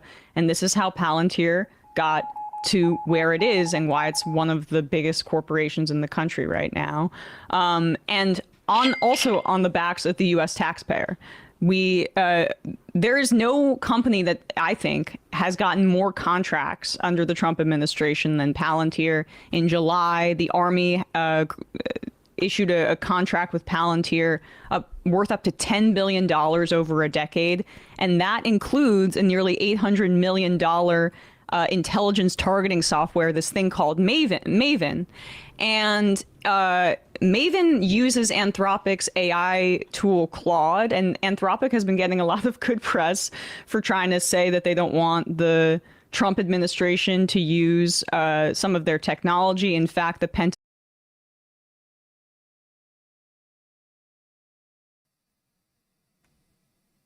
I love how incestuous the AI industry is. Not only are AI companies like OpenAI and Nvidia and Oracle getting into these weirdly circular business deals that is not clear action. Like, you know what I mean? Like, there are anything else other than just sort of funneling money to one another. Like, not only that, but they're also, their own products are just recirculated people, like products of their competitors. How are any of these people what is the usefulness of this? Like, did you hear it? Like, this program, whatever, Maven is just another program. It's literally just Anthropic. Fucking wild. What is the point of this? Like, really? Why is this like a multi-trillion-dollar industry? This is ridiculous! Wobegon ended up retaliating against them because they had some qualms about the use of their technology in wartime. Now, cynically, my view is that Anthropic is looking beyond the Trump administration to a new administration that might want to have the good AI on their side. OpenAI is angling in the same way as the Palantir gets richer and richer. But Alex Karp, said on CNBC that they're still using this technology. It's integrated into Maven. So for all of Anthropic's kind of public stance on this, their technology is still being used right now in wartime by Palantir. Palantir also, of course, we know has gotten billions and no bid contracts for ICE. And the number of federal contracts that they had doubled in 2025. So that's a company reliant on taxpayer money. They don't do anything else besides that. And here is Palantir CEO Alex Karp talking about why he supports Trump's war in Iran. I wonder why, given all the context that I gave you. He's was on CNBC this morning, and this is him lobbying for even more contracts from the federal government. You should view this appearance in that light. The total power of our fleet and all of our resources, and bring it to bear against adversaries and enemies, has shifted the way in which war is fought. And I have read that Palantir's Project Maven is the core backbone of that. And then I've also read that all the allies, Arab and non-Arab in the Middle East, may or may not be users of our platform as well, and that's expanding rapidly. I think the most important thing, leaving aside the heroism of our troops, which is the most important thing, is our adversaries and enemies are witnessing an ability to fight that they don't have. The most important thing is heralding our troops? In what context? What does that even mean? The most important thing is heralding our troops. Do I not understand the word heralding? I feel like I'm questioning myself right now. Doesn't even make it's a stupid. This guy is a moron. All of these tech geniuses are actually idiots. This is the definition of herald. Be a sign that something is about to happen. Heralding our troops is a nonsense statement. This guy is a fucking idiot. All these people are fake geniuses. Some of the things that I say will be incorrect. And they are going to find it very hard to acquire for a couple reasons. We have, for better or worse, as many know, I've been essentially an anti-neocon. I don't really believe in the wars we fought in the past, but because I don't believe in regime change, and that's one of the reasons I'm supportive of this policy that we currently have. But what you want is to have a capacity that no one else can replicate, and America is the center of the AI revolution. No. The large language models on the battlefield are only useful if powered inside an ontology, and that's our ontology. And yeah, I guess I've read we're at the core of everything, and maybe that's exaggerated. Maybe. Yeah, but, for investor pitch. Yeah, on CNBC. I found that amazing. I've not been supportive of regime change wars in the. Say. We are run by a literal cactus oligarchy. The dumbest, richest motherfuckers you could find. They're all profiting off of this insane war that Americans are paying for, and everybody else. Of course, gas prices are hitting people across the planet, especially hard in Asian countries.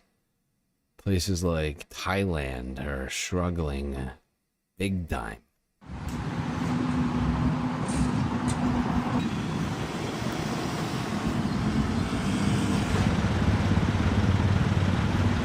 I have never seen something like this before. Sales are much higher than usual. The manager of the gas station has limited trucks to 5,000 baht, $154 per fill, and jerry cans to 50 litres.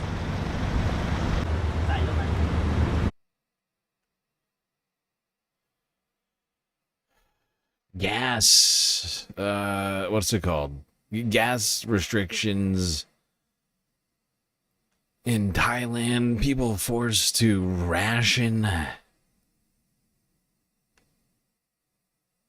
People waiting in lines to get their share.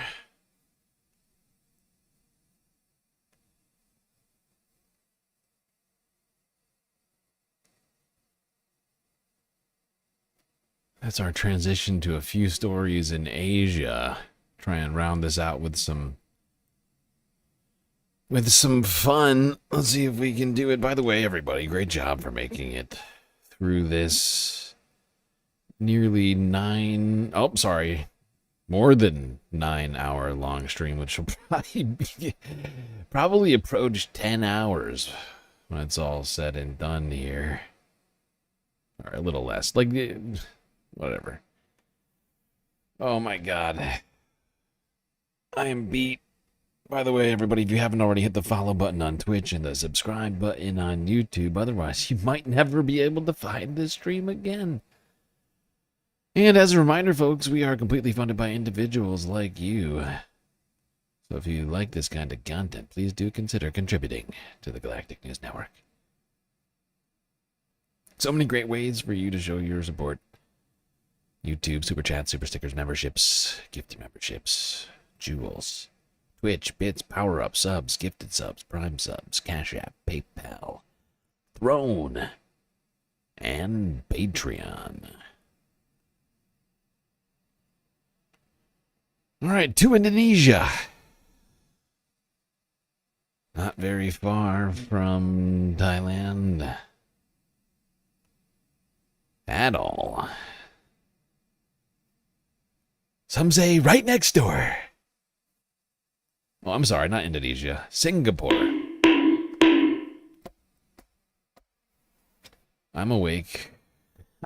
I'm awake and I'm fine. Everything's fine. Look, I get a little delirious, okay? Get confused between Singapore and Indonesia. Excuse me. They're only literally right next to each other. Jeez. Come on!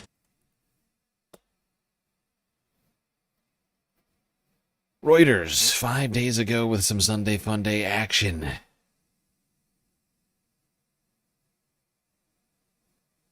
To the biggest cruise of the most wonderful place on earth. Disney. That's right. Disney's biggest cruise is set to sail from the tiny island nation of Singapore. Look at it.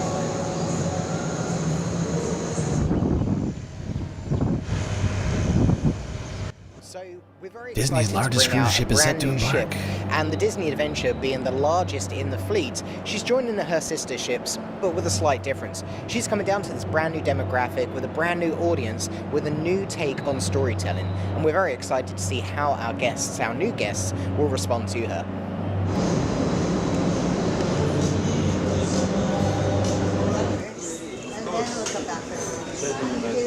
Our team's main goal in designing the Disney Adventure is to bring over 100 years of Disney storytelling to this region.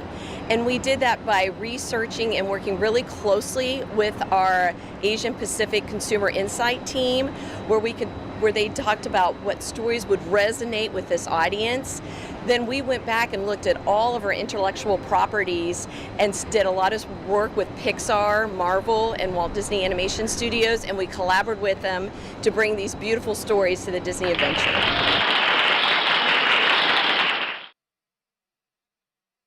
Well, there you have it, people. Disney Cruise, the biggest one on the planet, taking off from the small Southeast Asian nation of Singapore. Looks fun. I wonder how much that costs. Brasmo, taking the galactic plunge. Becoming a member on YouTube, much appreciated. Great life decision, pal. I appreciate you.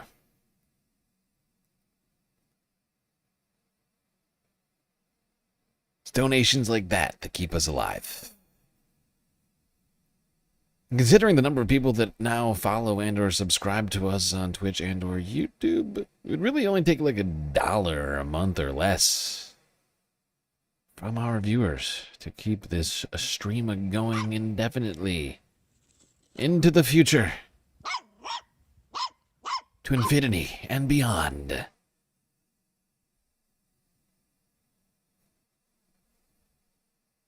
Dark Sparkle making sure Leica gets puppy treats before bed. Very thoughtful. I know she appreciates it. Alright, people. Last 2 videos of the night. To Japan.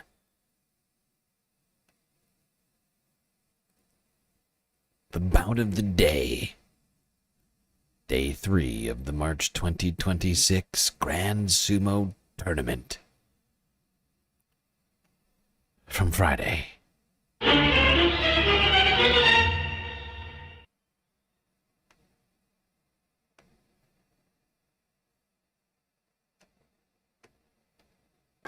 could be Fujinakawa's day. Be exciting for him to pick up a kimboshi in his first attack at Yokozuna. I like how they try and psych each other out by seeing whose stomach is louder. That's fun. Could be Let's watch that one more Fujinakawa's time. day. Be exciting for him to pick up a kimboshi in his first attack at Yokozuna. Now, just purely judging based upon loudness of stomach, I'd say light blue is likely to take this. However, dark blue is like twice the size of this guy. It's unclear whether stomach loudness has any bearing on ability to sumo. Let's find out. Attack at Yokozuna. Into the chest of the Yokozuna. One hand and pulls, and he picks up a Kimboshi. Oh! Three straight losses for Ono Sato. Hello and welcome to the land of the Yokozuna for Fujinokawa. Unprecedented quickness.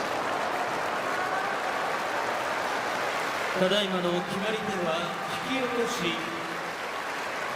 引き落として藤の川。 Apparently, stomach loudness does have something to do with sumo skills.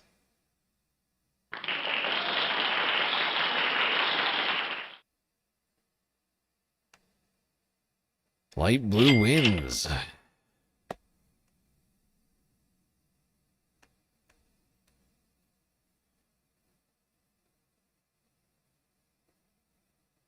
Apparently, there are no weight classes in sumo. What a surprise upset.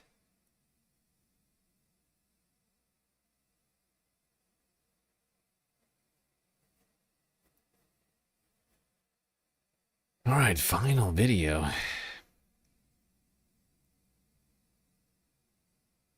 Well, whether you're in it for fun or you're in it for the money, Japanese trading card games have taken over the planet. NHK World Japan once again from last Sunday. Pokemon.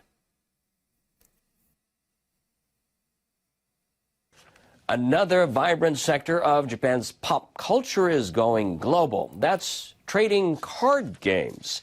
It was once a playground hobby. Now the cards have evolved into a serious obsession for players and collectors of all ages, including investors. NHK World's Igarashi Jun has more. A packed tournament in Tokyo. People of all ages turn up, armed with a deck of trading cards. They face off for intense one-on-one battles, unleashing the characters and their powers illustrated on the cards. Unlike many video games, this offline experience brings the whole family together.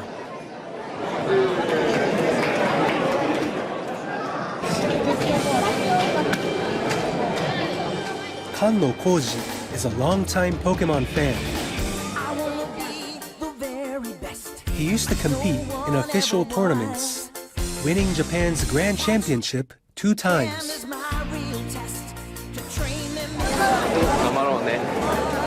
Now a parent, trading cards have become a bridge between Kanno and his children. My children always ask me, Dad, what's battle? We all really enjoy playing.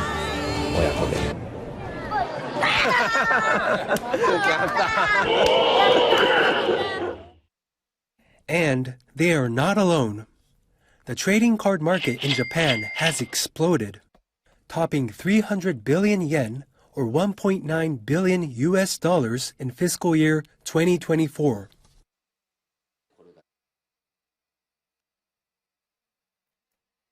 Well, whether you're in it for the fun or you're in it for the collecting, Japanese trading card games are the place to be. People love their Pokemon. Gotta collect them all. So I hear. Your Squirtles, your Pikachus, your Charmanders, Charmeleons, Charizards, your Jigglypuffs, your Alakazams,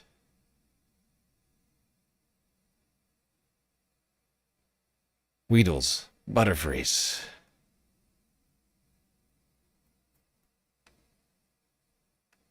There's so many options out there, really. Rattata, Raticate.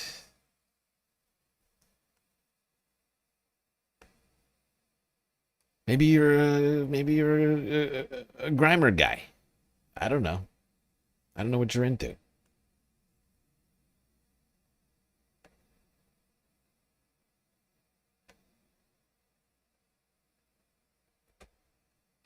I don't know what you're into, but I support it. Okay. Just remember that, Space Fams. Just remember that on this, the end of the Sunday FUNDAY stream. I support you. I appreciate you.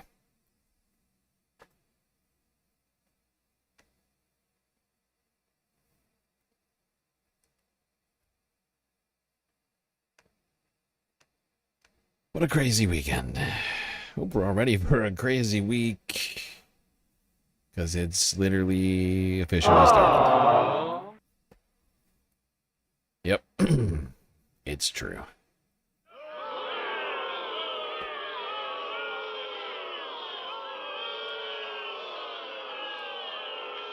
Come on!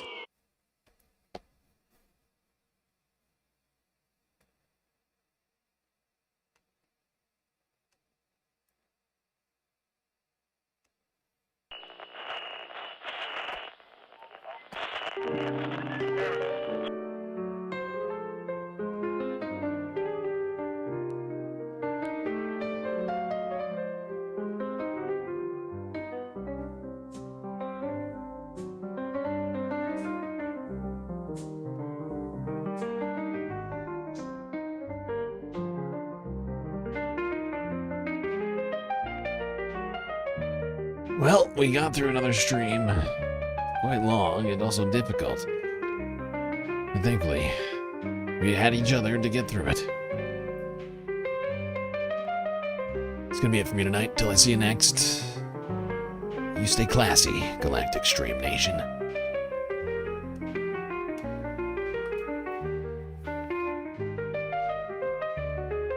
Can't forget this. These are your galactic patrons. Gabby, Goth Dogs, Aaron W, Schmegley, TB, Midi, Afroponics, Normal by Nature, Interplanet Janet, Godcat, Robot Cat, Disco Wolf, Callie Braiding, Sammy, Geo Dragon, The Anti-Corporatist, Obsessive Audio, Monoup, Nadia, Choki, Scouts, Selena, Omegastar, Sasha G, Pitchforks Dragon, Vincent Morales, Donald James X, Evan from Portland, Lovely Pariah, Mish, Becky, Decipher, Icebreaker, Columbia, Rican, New York, Will in Detroit, Sisyphean Task, BC, Free Palestine, Hermit Horologist, HPX, Manda, Lori Lunchmeat, Carl Gaslightocracy, Paige Larson, Frizzla, Benny Honda 99, Dark Sparkle, CJ from the Six, The Reference Frame, Glitchmaster, Social Butterfly, The Anarchist, and Winnie and Robin. That's right, all these people here have helped produce the show which your eyes and ears just got done enjoying. You can too, as it turns out. All for the low, low price of $3 a month. That's right, 10 cents a day on Patreon.